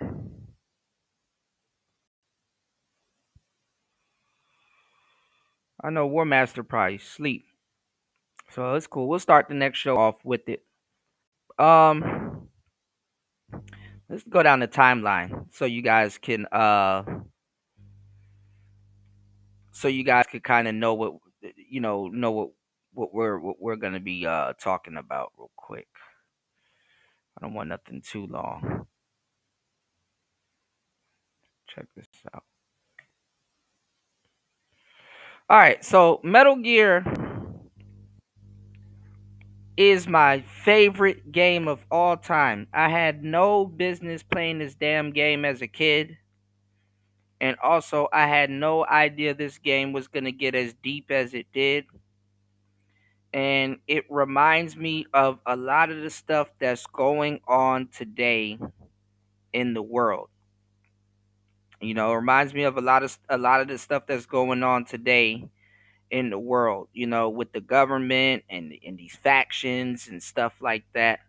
And this isn't the perfect game, to show you guys what type of dystopia I think we're gonna be living in, but this is the perfect game to kind of show you guys like the government, the political side, just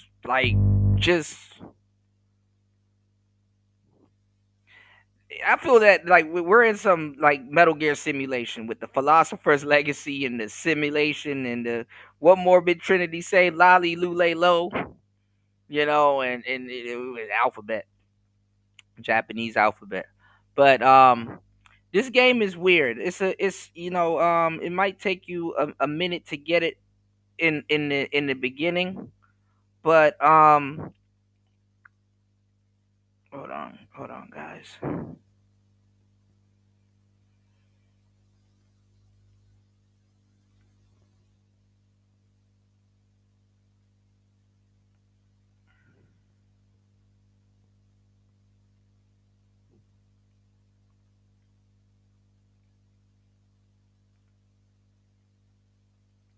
Yeah, this game is weird. So in the beginning, it might take you a minute to get because there's a bunch of snakes, ironically.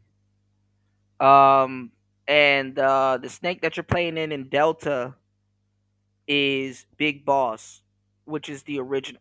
Fuck it. Let me just check it out. Here we go. Who am I, really? This is Raiden.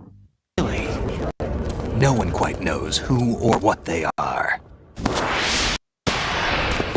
The memories you have and the role you were assigned are burdens you had to carry. It doesn't matter if they were real or not. That's never the point. And this is in Metal Gear Solid 2, which is not Metal Gear Solid 2, but it's technically 2. But Shalashaska, Lale Lule Lo, Klibskin Doobidly, Klinklebuple, and other words that sound like my grandma trying to remember my name. She's not well. I'm not gonna lie, I forgot her name. What's Fortune reminds me of Jade Cargill. Anyway, this is the first Metal Gear that you play, and it was on I'm not sure if it was Nintendo or Game Boy. But anyway, you end up fighting this guy named Gray Fox, remember that name? And you end up fighting Big Boss, and you end up killing him with your bare hands. Big Boss is your dad in this game. All right, keep that in mind. The universe of Metal Gear began all the way back in 1987, with its latest canonical release hitting our systems in 2013. That's over 25 years of snakes, Raidens, other snakes, some different snakes, and a big boss or two. The stories of the two first Metal Gear games, Metal Gear 1 and Metal Gear 2, were not particularly difficult to follow, but don't think for a second that stopped Kojima from retroactively unpacking their lore to a sick degree to affect the series' later entries. This requirement to have a lore knowledge stretching almost 3 decades just to understand the minute story details of a game that treats their chronology like a pinball machine, bouncing back and forth until I'm so confused and hot in the face that I put my fist through the glass case, is what makes understanding the story and timeline of Metal Gear so unbelievably difficult.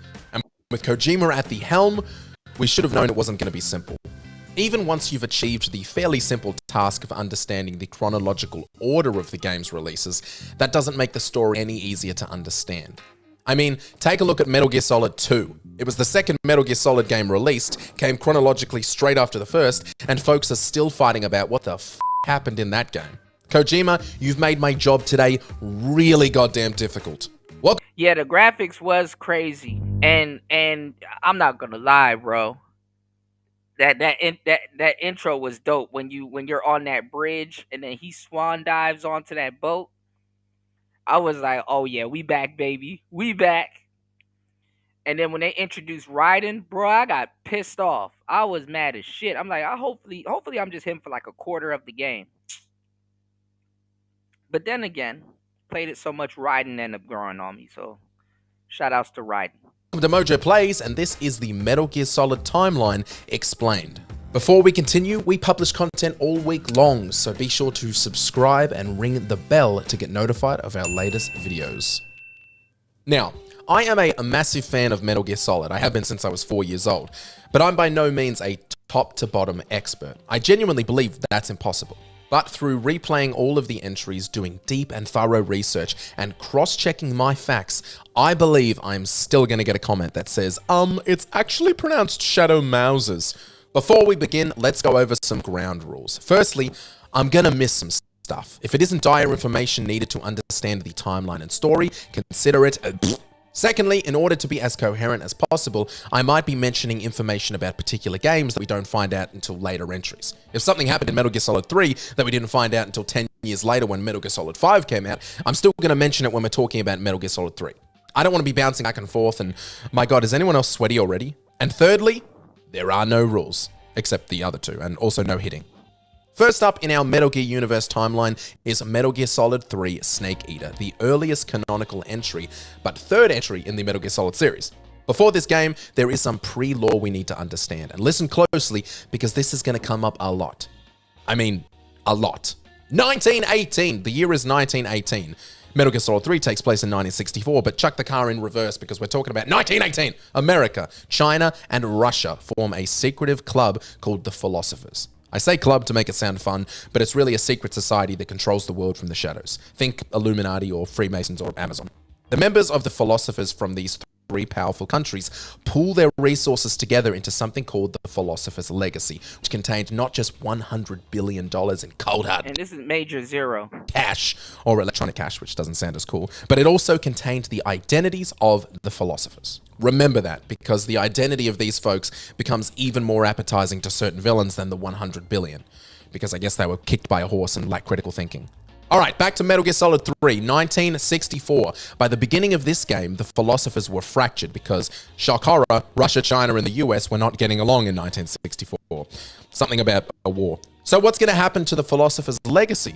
We'll get there, you cheeky animals. Alright, focus. Metal Gear Solid 3, 1964. I'll say it again, who cares? Shut up. An American operative by the name of John, codename Naked Snake, parachutes into the Soviet Union to complete an operation titled The Virtuous Mission. His objective? Saving a weapons scientist by the name of Sokolov.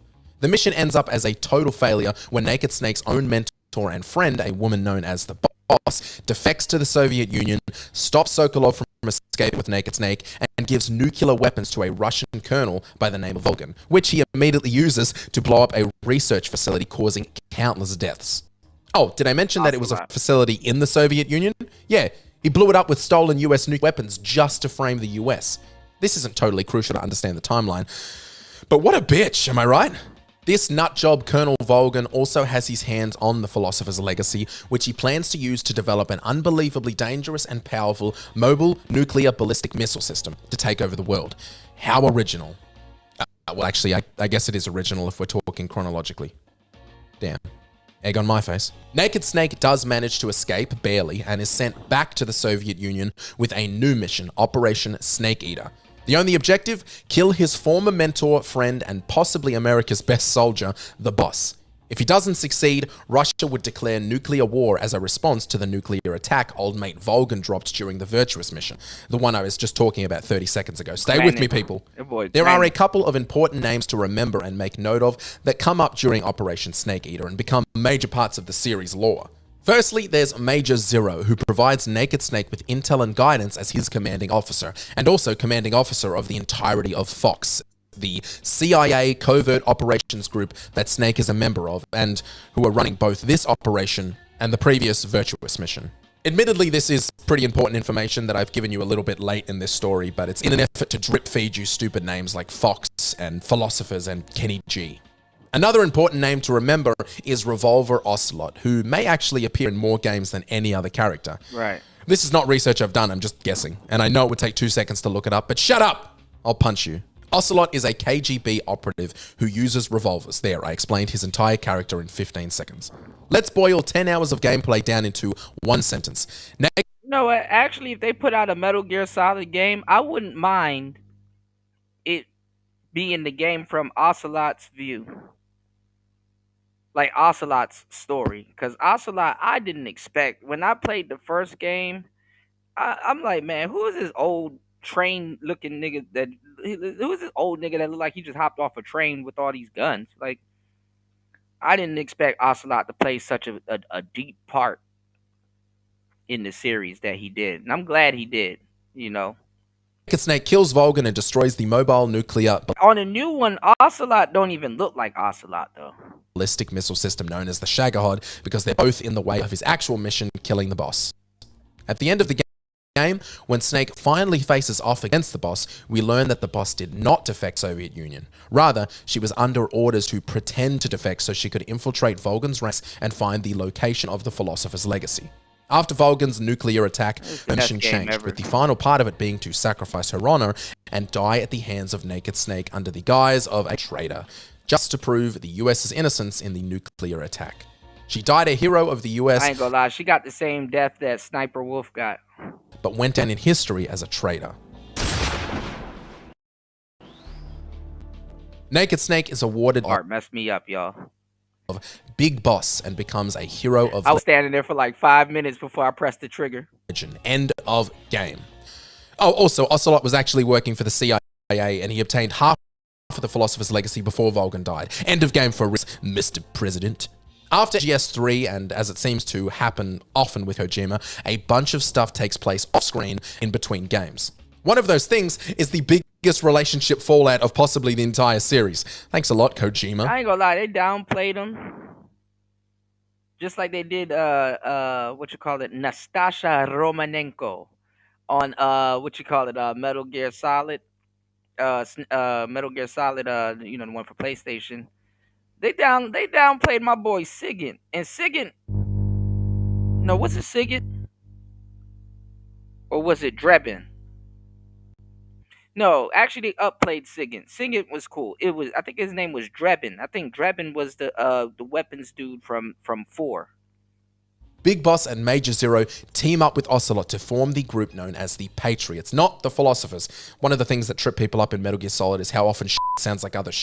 Patriots, Philosophers, Shagohod, Shalashaska, Metal Gear, Metal Beer, a new beverage I've been working on. It's completely solid and tastes like ass. The Patriots! These three boys use Ocelot's access to the Philosopher's legacy to reform the Philosophers. F*** you, Kojima. The new goal of the Philosophers was to unify the world in the name of the Boss. There is more nuance to this, but to save us some time, Big Boss and Zero grew apart due to their own individual interpretations of the Boss's will. Zero believed in control over all people through force and power, while Big Boss believed in a world where soldiers were seen as more than just tools. If you're wondering why these two views on totally different issues force them to clash, my advice is don't think too hard about it. Accept it and move on. It's kind of like someone saying, I love dogs, and someone else saying, well, I hate horses, and then they kick the shit out of each other for some reason. Moving on. What I'm about to tell you is such a staple of the series and is so casually talked about that I think we've all forgotten just how f***ed up it is. After their big blowout, Zero steals Big Boss's DNA and creates clones of him. This whole operation was titled the Les Enfants Terribles Project. Wow. Terrible twins. 2 of these clones went on to become Solid Snake and Liquid Snake, and there was a perfect third clone named Solidus Snake. Rightfully upset, Big Boss left the Patriots to start his own military group called Militaire Sans I'm going to put it up on the screen. This group's focus was to provide help to those in need, regardless of ideologies. Okay, we finally reached another game, Metal Gear Solid Peace smoking Walker. that cigar. Big Boss establishes a base of operations for the MSF, which he calls Mother Base. Kazuhiro Miller becomes second in command, and all is well. That is until a rogue CIA group takes over Costa Rica and installs a nuclear deterrent by the name of Peace Walker. With the help of a child soldier. Now, Peace Walker, I heard, isn't a part of the story. I heard it's canon. Or parts of it is canon. But, yeah, anyway. Soldier named Chico, Big Boss eventually destroys Peace Walker and then begins building his own nuclear deterrent for the MSF called Metal Gear Zeke. Cool name. Uh-oh, things obviously go sour. An agent of the Patriots named Paz takes control of Metal Gear Zeke, threatening a Vulcan-esque repeat by using it on the US and blaming the MSF, unless Big Boss joins the Patriots again. Don't worry, I'm going to skip through the gameplay again. Big Boss destroys Zeke, bada bing, bada boom. Paz dies, but not really. It's later revealed that she survived, but was kidnapped by the XOF, another rogue CIA organization. XOF? Isn't that just Fox backwards? Yes. Now let's all roll our eyes collectively. XOF were originally formed by Zero to act as a support team for his Fox unit, commanded by his executive officer, Skullface. Their existence was completely secret, which is why you never heard about them during Metal Gear Solid 3 when they were apparently totally there. The XOF's overall purpose was to ensure the survival and success of Fox operatives during missions. Success by any means necessary. XOF members would secretly provide tactical support and field intel to Fox operatives during missions, as well as clean up after them, making sure that the operatives left no trace that they were ever there. Skullface grew to resent Big Boss and Zero for taking all the glory, and in response to being upset about stolen glory, he captured both Paz and Chico, imprisoned, viciously tortured, and most likely sexually assaulted one or both of them, and sent Zero a pin laced with a debilitating disease which would slowly destroy Zero's cognitive function, rendering him a vegetable. It's worth mentioning here that in the years before Zero lost all... Now, this happened in Metal Gear Solid 5. This was also a prequel, but y'all got to remember, hold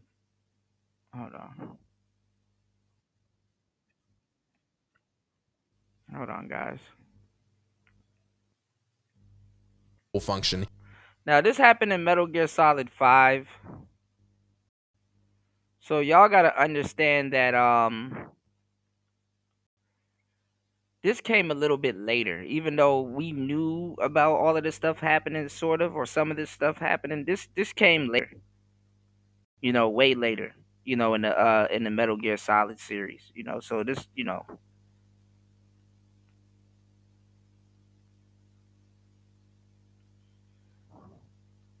is weird, but let's go. He organized the creation of an AI network that would act as the Patriots moving forward. And to say it once more extra loud for those who are still confused about the Patriots and Philosopher's timeline after the events of Metal Gear 2, Zero created an AI network that would act as the Patriots in the years before his death. Okay, does all of this stuff sound familiar? AI networks?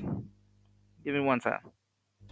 Peace Walker is done. Let's raid on to Metal Gear Solid 5 Ground Zeroes, where Big Boss single-handedly mounts a mission of Paz and Chico. Let's do another gameplay skip and focus on the important details. Skullface well and truly expects this one-man rescue mission, and in anticipation... And Skullface was like a filler villain. Plants 2 bombs inside of Paz, while simultaneously preparing an attack on Mother Base through the use of well-planted C4, which was to be placed secretly around the base to lie in wait in preparation for a later ambush. Skullface is no shit. He's a sneaky boy, and if it weren't for the whole Skullface, he'd probably be pretty good on The Bachelor. No, I hate that joke. Cut it out. When does the ambush on Mother Base take place?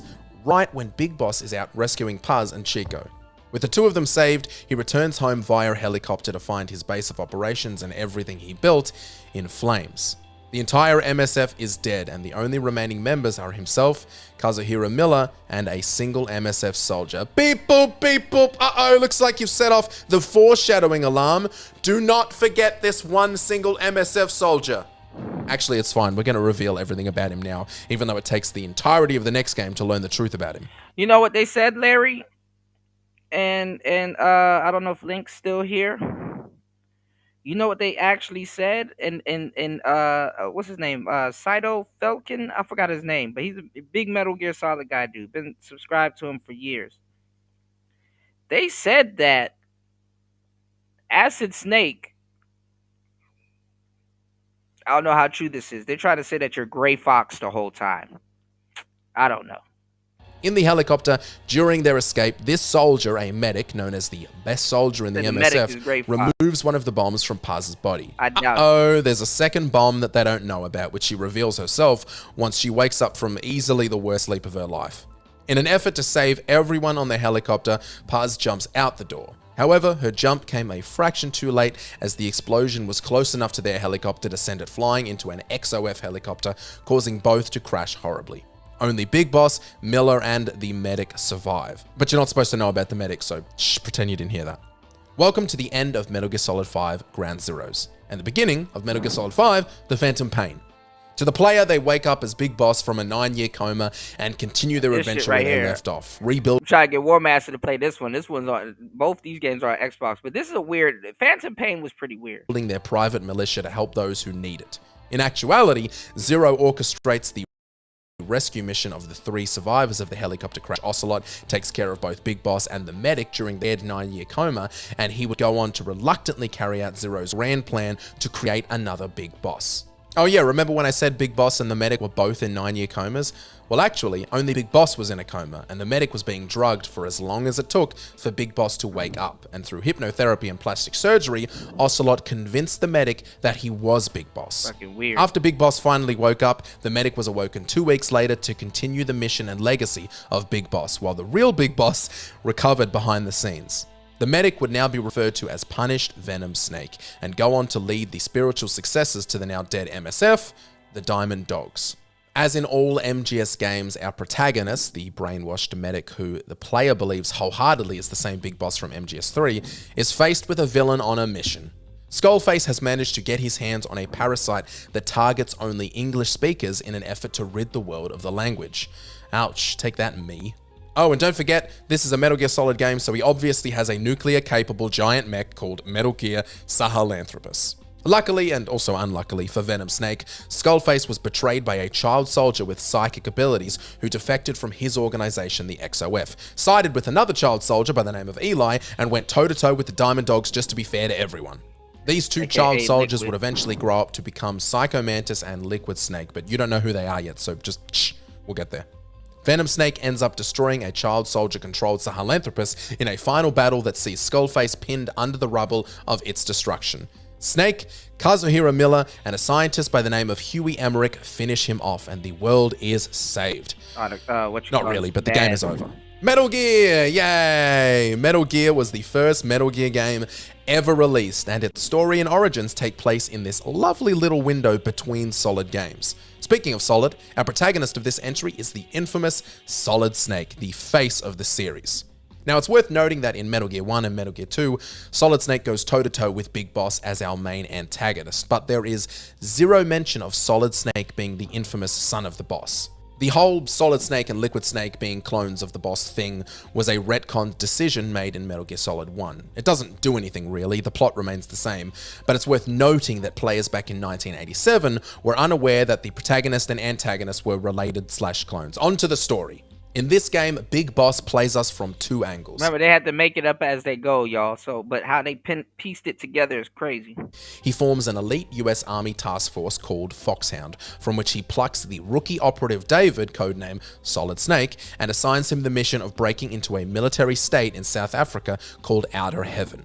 The mission has 2 objectives: rescue another operative by the name of Grey Fox, and destroy a giant, you guessed it, nuclear deterrent called Metal Gear TX-55. What we don't learn until the end of the game is that Outer Heaven was built and commanded by Big Boss himself, and once Snake eliminates the Metal Gear, Big Boss reveals himself as the leader of Outer Heaven. Snake subdues his former commanding officer, leaving him to die in the exploding base. So why did Big Boss send this rookie operative from Foxhound into his own base to destroy his life's work? There are 2 running theories. Originally, it was just seen as a way to cover his ass. Big Boss expected Solid Snake to fail. He didn't want to blow his cover, so he sent a rookie operative. Simple. Turns out Solid Snake is actually quite hardcore though, so that ruined his plan. The retcon theory came after MGS5 was released 26 years later, and we learned all of the previous information we've just been discussing. The Big Boss that was running Outer Heaven was actually Venom Snake, our brainwashed medic. This is a fact. The theory built from this revelation in MGS5 is that Big Boss was using Solid Snake to kill Venom Snake in an effort to fake his own death, giving himself more freedom to continue his operations in the events of Metal Gear 2 Solid Snake.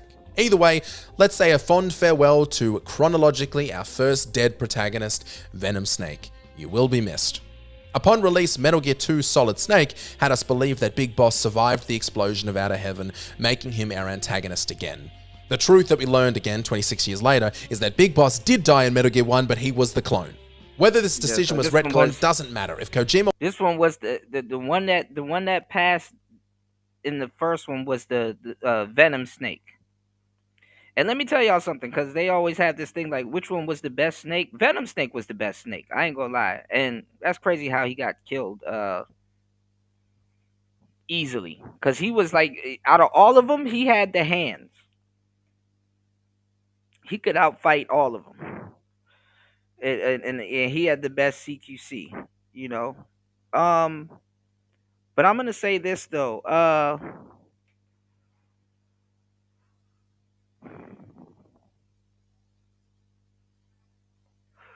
He had a prosthetic hand, and he was just the best snake, honestly.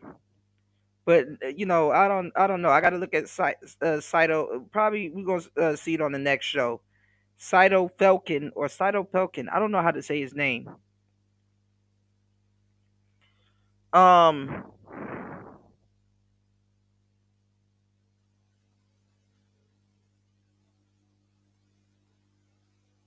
He tried to say that you're basically Gray Fox. If he hasn't already told y'all a story about Gray Fox yet. What was I about to say? Venom Snake. He's the best snake. He could beat all of them in a fight. Thoroughly mastered CQC. Now, there was something that was said. There was something that was said about Liquid, because they were trying to make it seem like Liquid, like Snake was a deadbeat father. Like Liquid never grew up with Snake. Like he doesn't know his dad, and he does know Big Boss, but the Big Boss that he grew up with wasn't Big Boss. It was Venom. So I don't know.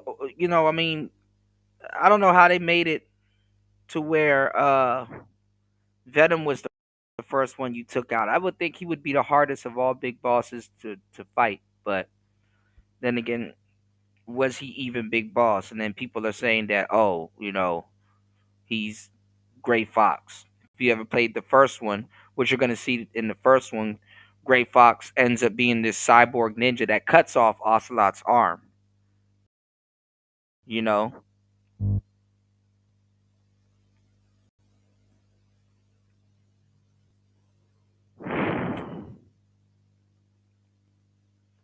All right, we should be back. I don't know why everything's acting stupid when I'm trying to explain everything. Yeah, the game is super complicated.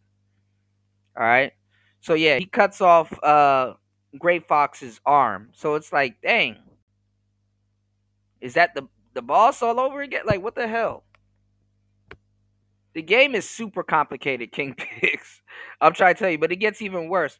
And if you guys don't know, Ocelot was the baby that was cut out of the boss. He was cut out of her stomach. She had a baby with the Sorrow from the Cobra unit, who already passed. But let's go. Wants to make this canon and say that he had all this planned for almost 3 decades, then that's his decision, and you leave him alone. The real Big Boss sets up yet another military state in Central Asia called Zanzibar Land, where Metal Gear 2 Solid Snake takes place. Foxhound, now under the command of Colonel Roy Campbell, sends out Solid Snake, trusting him to infiltrate and destroy Zanzibar. To add more complications to the situation, Big Boss has also kidnapped a scientist who has a method to mass produce an oil alternative. With an unbelievable amount of control over such a valuable resource, as well as another nuclear-capable mech, Big Boss plans to gain leverage with as many countries as possible to improve treatment of soldiers around the world. Doesn't seem like such a bad guy when you look at it this way. From Solid Snake's perspective, Big Boss need to be shot. Ready for another edition of Let's Turn hours of gameplay into a few sentences? Let's go! Solid Snake tries to rescue the scientists, but discovers their corpse instead. He obtains the formula for the oil alternative, takes down the nuclear-capable mech known as Metal Gear D, which was being controlled by Gray Fox, the operative Solid Snake rescued in the previous game, who reveals he has always held allegiances to Big Boss. Solid Snake takes on Big Boss, and using an improvised flamethrower, he burns him alive, escapes Zanzibar, and lives happily ever after. That's not true at all, but he does escape from Zanzibar. Let's say a fond goodbye to our second chronologically dead protagonist, Naked Snake, aka Big Boss. Oh wait! We didn't learn this till the events of Metal Gear Solid 4 over 18 years later, but Big Boss's still And this is 18 years in real life. alive body was recovered and put into stasis by the Patriots, and he was kept barely alive through cryogenic sleep and nanomachines, as one often is. Let's leave Big Boss in stasis and we'll come back to him later on.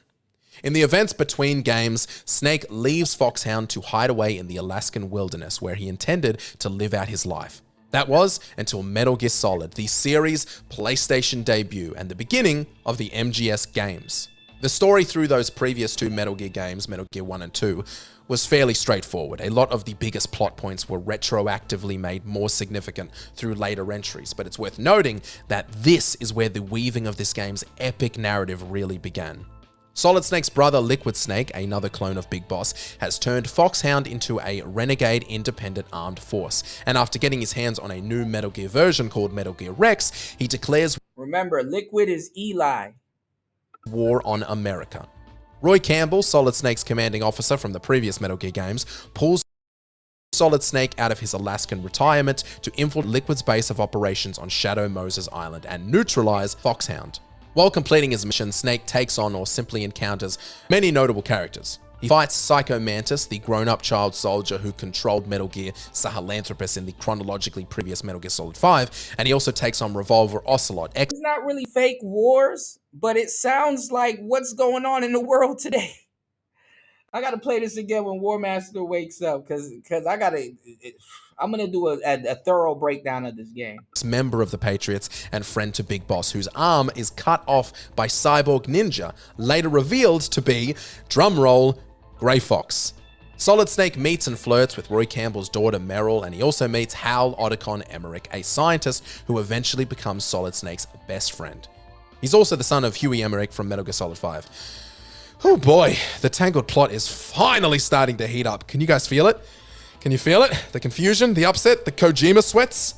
At the end of the game, Liquid tricks Solid Snake into activating Metal Gear Rex and uses it in a battle against our protagonist. Solid Snake obviously takes on the nuclear-capable Mega Machine with nothing but a rocket launcher or stinger and emerges victorious. Because he's Solid Snake, and he ain't no bitch. Atop the wreckage and in a very anime-styled showdown, Liquid reveals that he is Solid Snake's twin brother and goes on to say that Solid Snake got the superior genes as the son of Big Boss. After an epic battle, a car chase, and a crash for the ages, Liquid dies from a manufactured heart attack, all thanks to the Fox-Die virus Snake was unknowingly carrying amongst his other nanomachines. He did pretty well to get this far. I mean, he didn't die from any of that other stuff. Like the big f***ing car crash. In a post-credits scene, Ocelot is speaking to the President of the United States, revealing that Liquid was in fact the superior twin, and he then grafts Liquid's arm to his body, replacing the one that Grey Fox chopped off. Finally, in one of the wildest endgame twists and setups of all time, this president is revealed through Ocelot's dialogue to be a third clone of Big Boss, a perfect clone by the name of Solidus Snake. Shadow Moses is wrapped up, and we can all walk away knowing that nothing bad will ever happen to anybody ever again. Metal Gear Solid 2! Metal Gear Solid 2 Sons of Liberty takes place 4 years after the events of Metal Gear Solid 1, and we step into the shoes of another new protagonist, a Foxhound recruit by the name of Jack, codename Raiden. Raiden infiltrates an offshore facility called Big Shell, which had recently become terrorist-controlled. Big Shell was built as a decontamination facility directly following the sinking of a tanker that spilled thousands of gallons of crude oil into the New York harbor. We saw the sinking of this tanker during the prologue of Metal Gear Solid 2 while playing as our main man Solid Snake. The tanker spill would be referred to as the Big Shell incident, and thus Big Shell was built. Unfortunately, all of this was completely orchestrated to cover up the creation of Arsenal Gear, a massive mobile fortress that could launch nukes from anywhere while deploying mass-produced Metal Gear units known as Metal Gear Ray. Jesus living Christ, that's a lot of things happening because of other things just to make other things happen. I'm gonna pass out. Let's keep going. A whole arseload of gameplay happens, and towards the end, our former US President Solidus Snake reveals he orchestrated the Big Shell incident and creation of Arsenal Gear to challenge the Patriots, who still control everything from the shadows. Solidus's goal is to identify the Patriots, kill them one by one, and restore freedom to the people, which sounds kind of cool to me. So Solidus, and I don't understand how or why Kojima written it this way. Solidus is the president of the United States. Yes, one of the Metal Gear Solid, one of the clones has become the president of the United States. So, how did he hide that? I have no idea. But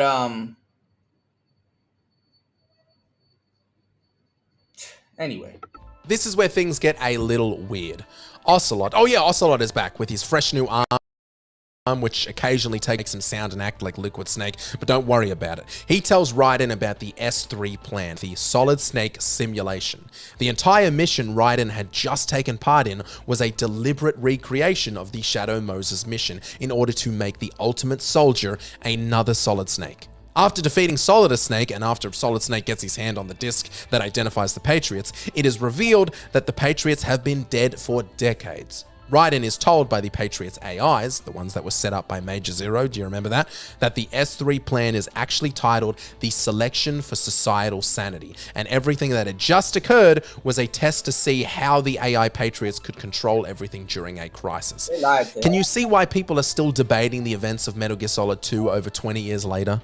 Home stretch, folks. Metal Gear Solid 4, our final canonical Metal Gear Solid game. But strap in, because it's an absolute doozy. Set in 2014, the player steps back into the shoes of Solid Snake, who, due to being a clone, has aged much faster than the average person, and is now lovingly referred to as Old Snake. Forget Fallout and their war never changes speech, and enter Solid Snake and his war has changed speech that begins the game. Private military companies exploit the war economy that plagues the world. Nanomachines are embedded in every soldier. Yeah, definitely we're headed towards this, but this is not the exact utopia. I said utopia, dystopia that I think we're headed towards. But let's go. In the world, suppressing symptoms of PTSD and improving everyone's combat awareness, and Ocelot, who is now controlled by Liquid courtesy of the arm transplant, owns the 5 largest private military companies, and he brings them all together to fight for the Patriots' control over the world. With the Patriots' control, Liquid would have access to the nanomachines implanted in soldiers through the Sons of the Patriots system, and in an instant, he could cripple every soldier on the planet. It is again Colonel Roy Campbell who leaves retirement to convince Snake to hunt down. Doesn't that sound like the chip? Neuralink? Let's go. And Liquid, and across the game, Solid Snake chases Liquid around the globe, witnessing the results of Liquid's many nanomachine controllers. In almost all cases, he causes brain damage and trauma to soldiers by turning their nanomachines off, forcing them to live all their horrors and PTSD in a single moment. Liquid eventually obtains Big Boss's DNA, which actually turns out to be Solidus's DNA, and gains direct access to the Sons of the Patriots system. Renaming it, yep, Guns of the Patriots. Boo. Liquid steals a giant Arsenal Gear-esque ship and names it Outer Haven because he's an original thinker. Aboard this ship is GW, one of the Patriots' AI systems. Liquid plans to destroy the Patriots' main AI core, JD, and then take control of the entire network via his already obtained system, GW. If you're lost, don't worry, you've done really well to get this far. With the help of some brilliant science minds, Snake uses a computer virus called Fox Alive on GW, which is supposed to destroy the Sons of the Patriots system. In a massive twist, it goes a step further and severs the Patriots' control over everything in America, destroying a decades-long domination.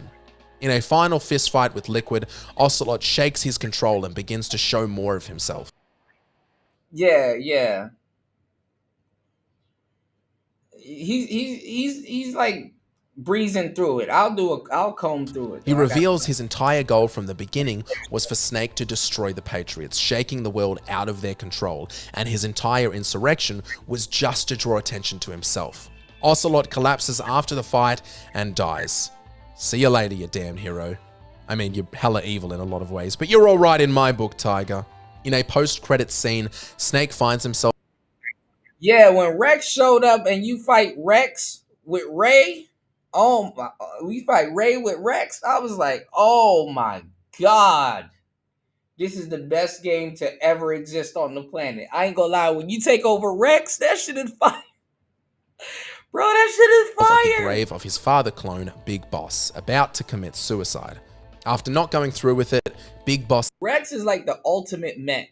Himself approaches, awoken from his stasis and rebuilt using body parts of Liquid and Solidus. With Big Boss is the vegetative Zero in a wheelchair. Big Boss pulls Zero's plug and reconciles with Solid Snake. Unfortunately for Big Boss, Solid Snake was injected with the Foxeye virus earlier in the game, which, unknown to him, kills members of the Patriots simply by being near them. And finally, after enjoying a final cigar, you say goodbye to our guy, our hero, Big Boss, Naked Snake.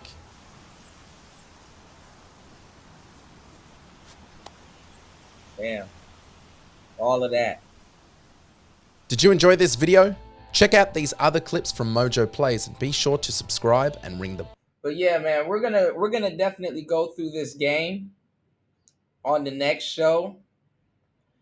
Cause man, if a lot of the stuff that happened in this game didn't happen in real life, you know, a lot of the stuff that happened in this game is happening right now as we speak, you know, with Neuralink and all kinds of different stuff. But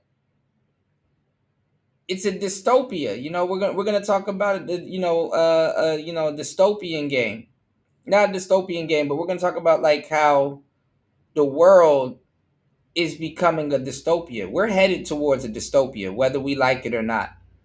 You know, I'm thoroughly convinced. I'm like, yo, we are headed towards a dystopia, and there's a lot of dystopian games that I do like.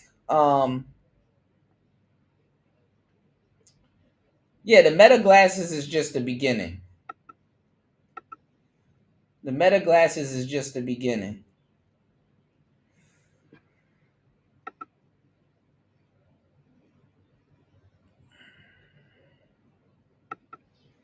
Final Fantasy IX is a dystopia. And then I think, which one was it? Was it 12?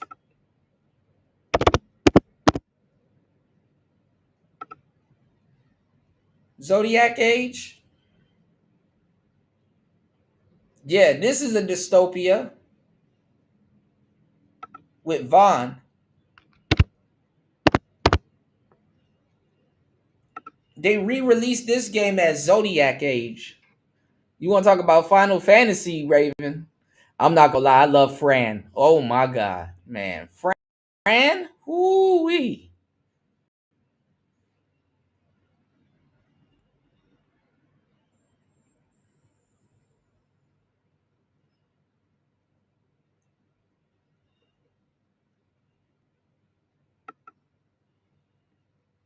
Welcome to the complete story of Final Fantasy XII. A game that is perhaps as beloved by some as it is underappreciated by others. Final Fantasy games seem to have a habit of changing things up. And in the case of Final Fantasy XII, many seem to have felt that the game diverges too significantly from what they had come to expect from a Final Fantasy game. For those who were able to get on board, however, Final Fantasy XII features a satisfyingly intricate political plot, fueled by excellent character drama, all the while being delivered by well-written dialogue and some of the best world building the series has ever seen. I'm Peter from Birds of Play, and in this video I hope you'll join me as we revisit the world of Ivalice to celebrate the story of Final Fantasy XII. We have a long journey ahead of us. Do they have tactics for the phone, the new version? And I hope you'll be with us every step of the way. A crowd gathers as a parade marches through the streets of Rabanasta to celebrate the union of Princess Ashe of Dalmasca and Prince Rasla of the neighboring kingdom of Nabradia. The two of them blissfully fond of one another despite the political nature of their marriage. The couple's happiness is short-lived, however, as the Arcadian Empire invades Nabradia. So him, Bosch, that guy that you saw that looked like Triple H, he was supposed to be the main character of this game, and they end up making it Vaughn at the end. Forcing Prince Rasla to return to defend his homeland with the aid of Dalmasca. Charging into the fray at the Battle of Nalbina Fortress, Slur struck. Is it a new one for the phone? Please don't play with me. Please, Raven, don't play. Please don't play. By an arrow and killed. His lifeless body carried off by Captain Bosch von Rosenberg of Dalmasca. It came out on the 3rd. Oh. As the fortress into the hands of the Empire. With his native country all but obliterated, Rasla is laid to rest in Rabanasta. His now widowed wife, Princess Ashe, greatly mourning his loss. After the fall of Nabradia, the Arcadian Empire sets its sight on Dalmasca, with overwhelming military might. Seeing no other way to save his people, King Ramenas agrees to sign a treaty, conceding to imperial rule. Upon hearing that the treaty signing is not but a pretense to murder the king, Captain Bash, along with his good friend and comrade Vostler York Azelas and the young soldier Rex, infiltrates the palace in order to save him. Rex gets separated from the others, and as he finally catches up to them... What's it called? Let's look it up right now real quick. What's it called? Hold on.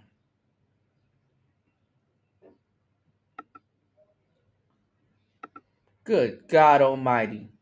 I'm trying to get War Master over to a bunch of turn-based games, you know. I ain't gonna lie, Pokemon made and break a lot of turn-based games. Is it Final Fantasy Tactics, the Invalid Chronicles? Hold on.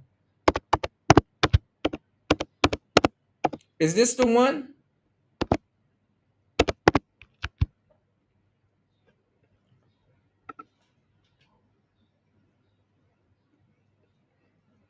Two months ago.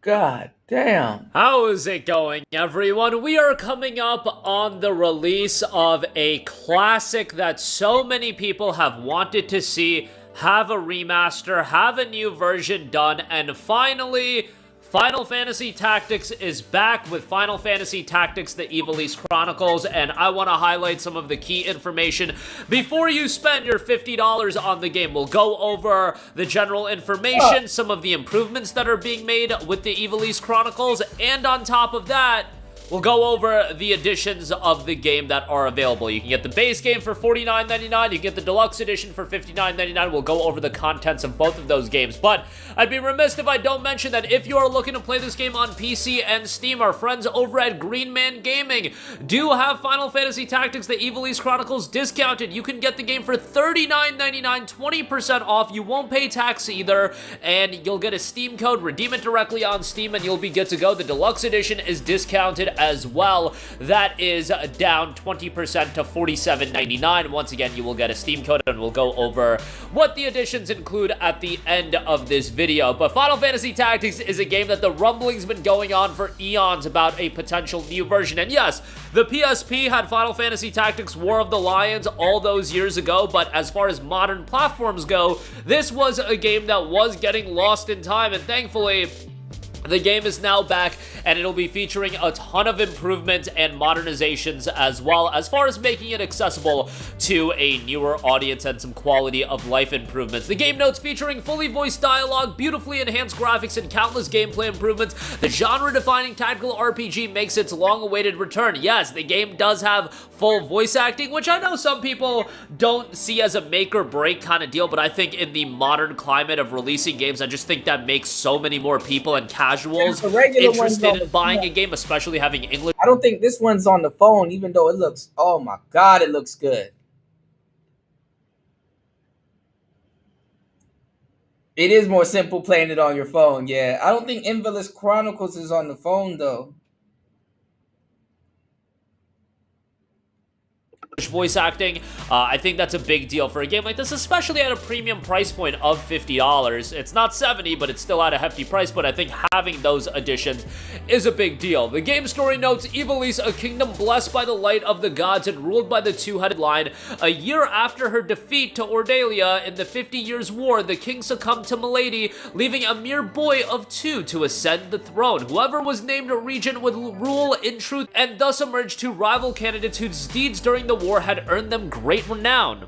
Goltana the Black Lion and Larg the White Lion were destined to clash, and the resulting conflict would become known as the War of the Lions. Against this backdrop appears Ramza, the third son, one of Ivalice's leading military families, and his childhood companion, a commoner raised amongst nobles. As they endeavor to chart a course through this tumultuous age, a mighty current draws them ever closer to the abyss. Once again, you'll have that strategic tactics combat, you will have difficulty options, and you will have the ability to adjust the difficulty on the fly. So So, you know, if it gets a little bit too challenging, which Final Fantasy Tactics can certainly go in that trajectory, you will have the option to adjust that a little bit. Lead your party in exhilarating encounters with strategic positioning and forward planning, determine the outcome, use the varied terrain of 3D battlefields to your advantage, skillfully manipulate the turn order, and victory will be yours for the taking. Character growth and customization combine a wide variety of jobs and abilities to craft your very own strategies. This is one of the key elements of Final Fantasy Tactics that adds a ton of depth to it as far as utilizing the variety of jobs and implementing them in the right battles and implementing the right ones in the right battles. And as your party members grow, they will gain access to more jobs, each with its own unique abilities. Once learned, abilities can be used even after changing to another job, with over 20 jobs to master, including White Mage, Black Mage, Dragoon, and many others from the Final Fantasy series, and hundreds of abilities to learn. You have the freedom to experiment and discover the combinations that best suit your party. Chocobos and other creatures can also be tamed and led into battle. Now, the game will obviously be having some graphical refinements. However, if you do want to completely experience the classic experience, you will have that option as well. With improved graphics, fully voiced dialogue, and refined gameplay, the enhanced version provides the perfect way to immerse yourself in the world of Ivalice. Along with the fine-tuning of several features and battle mechanics, the inclusion of the more accessible Squire difficulty setting makes the enhanced version an excellent starting point for the first-time players. You'll have that Squire difficulty as an option. Keyword there, option. If you want the game to be a little bit easier, you know, the game was pretty difficult back in the day. Squire difficulty will certainly be making it more accessible to a wider number of people. However, if you do prefer to have the classic experience, the classic version reunites the graphics and gameplay of the original 1997 version with the renowned War of the Lions translations for a unique way to experience the beloved title. The enhanced version of the game supports a wide variety of controller options, and it has support for keyboard and mouse on PC. The classic version only supports the controllers. Keyboard controllers are also supported, but mouse controls are not supported, so a little bit interesting as far as that's being handled on PC. Again, this is going to be an enhanced experience while staying true to the original release, and it's based on the original game while featuring new UI mechanics, having the original music. New added conversations are there. However, those conversations have been written by the original director Yasumi Matsuno. Again, the script has been slightly edited and rewritten for Yasumi Matsuno for the voiceover, fully voiced in Japanese and English. And as far as difficulty options go, you do have the Squire difficulty, but you are going to have your standard or more difficult options as well. There are also other quality of life enhancements such as fast forward, auto-saving during battles, and one of the key changes of the game is the ability to get Cloud as a companion earlier on in the game, so Cloud can be integrated into your party and trained a little bit more so than getting him later in the game. As I mentioned at the top, there are a couple of editions for Final Fantasy Tactics, the Ivalice Chronicles. You do have the Standard Edition, which will be $49.99 on all platforms, and by pre-ordering the game, you will receive white equipment for Ramza, the weapon and the mithril knife, accessory and spiked boots, consumable items with 10 high potions, and you'll get 10 ethers as well. Those will just be consumable items. You know what's funny? Tactics is the only one I have not played. Items in game, and the items can be obtained by pre-ordering the game and will not be included with purchases made on or after the game's release date. That is with the base game and the deluxe edition. Then you do have the deluxe edition that'll give you some more in-game items. It's $10 more expensive. You'll get the weapon in the Academy Blade, you'll get the headwear in the Academy Beret, combat garb, the tunic, accessory, ring of aptitude, boost JP earned while equipped, consumable items in 10 Phoenix Downs, black equipment for Ramza, and red equipment for Ramza as well. Nothing too crazy, but if you want to spend the extra $10, go ahead and do that. The system requirements are obviously nothing crazy, given that this is a upgraded release of a PS1 game, although, you know, new visual refinements. AMD Ryzen 3 2300X, Intel Core i3 8100, 8GB of RAM, AMD Radeon RX 460 or an Intel Arc A380, GTX 750 Ti, 15GB of install space, which is great. Recommended. Same CPU lineup, 8 gigs of RAM, once again, RX 470 or an A380, a GTX 750 Ti as well for 1080p. Look, this game is going to be very, very easy to run. It is Steam Deck playable, not verified, noting that some in-game text is small and may be difficult to read, so keep that in mind. But the game will be out on the gamut of all platforms: PlayStation, Xbox, PC, Nintendo Switch 1 and 2. It'll be available on both of those, and it's the return of a classic that is beloved by so many people. Final Fantasy Tactics: The Evilise Chronicles is officially out on September the 30th, and if you do want the game cheaper on PC and Steam, link in the description box below to Green Man Gaming if you do want to check that out. That's going to do it for me. Let me know all of your thoughts in the comments section down below. Let me know your excitement level for Final Fantasy Tactics, The Evilise Chronicles. A lot of big games coming out around the same time, a lot of JRPGs, a lot of lengthier games, so it'll be interesting to see how many of you are jumping into this one. That'll do it for me. Let me know all of your thoughts in the comments section down below. Sound off there. Thank you for watching, and goodbye. Hey, man. Hey guys, we hope you enjoyed. Woo-wee. There's another game too called Nino Kuni, and there's another one with this girl that I saw that looks interesting, man. I'm really trying to jump back into gaming head first, man. Dang, Evilise Chronicles. I gotta do my research on it, man. Dang. Yeah, September 30th it dropped. I'm not gonna lie, Raven. You might have to get this, bro.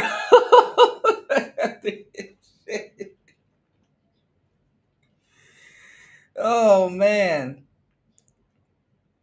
Have you played what you call it?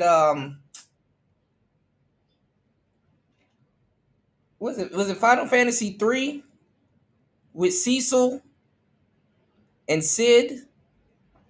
And then they have another game that most people don't know about called The After Years.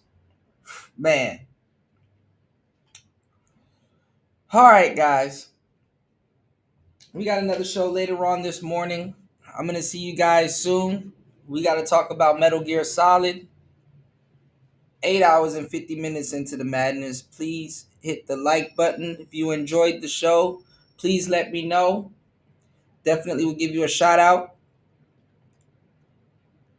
Let me know. It's Player Talk Radio. I am your gracious host, DJ Kuda, right back at the helm of today's show. See you guys on the next one. Shout outs to Raven. You said out of all the balls to end, Tactics was the worst, man. You know what that reminds me of? It reminds me of Chrono Trigger. And I've been playing a good amount of Chrono Trigger, y'all. Be safe, everybody. It's Player Talk Radio. See you guys on the next one. It's Kuda. Peace.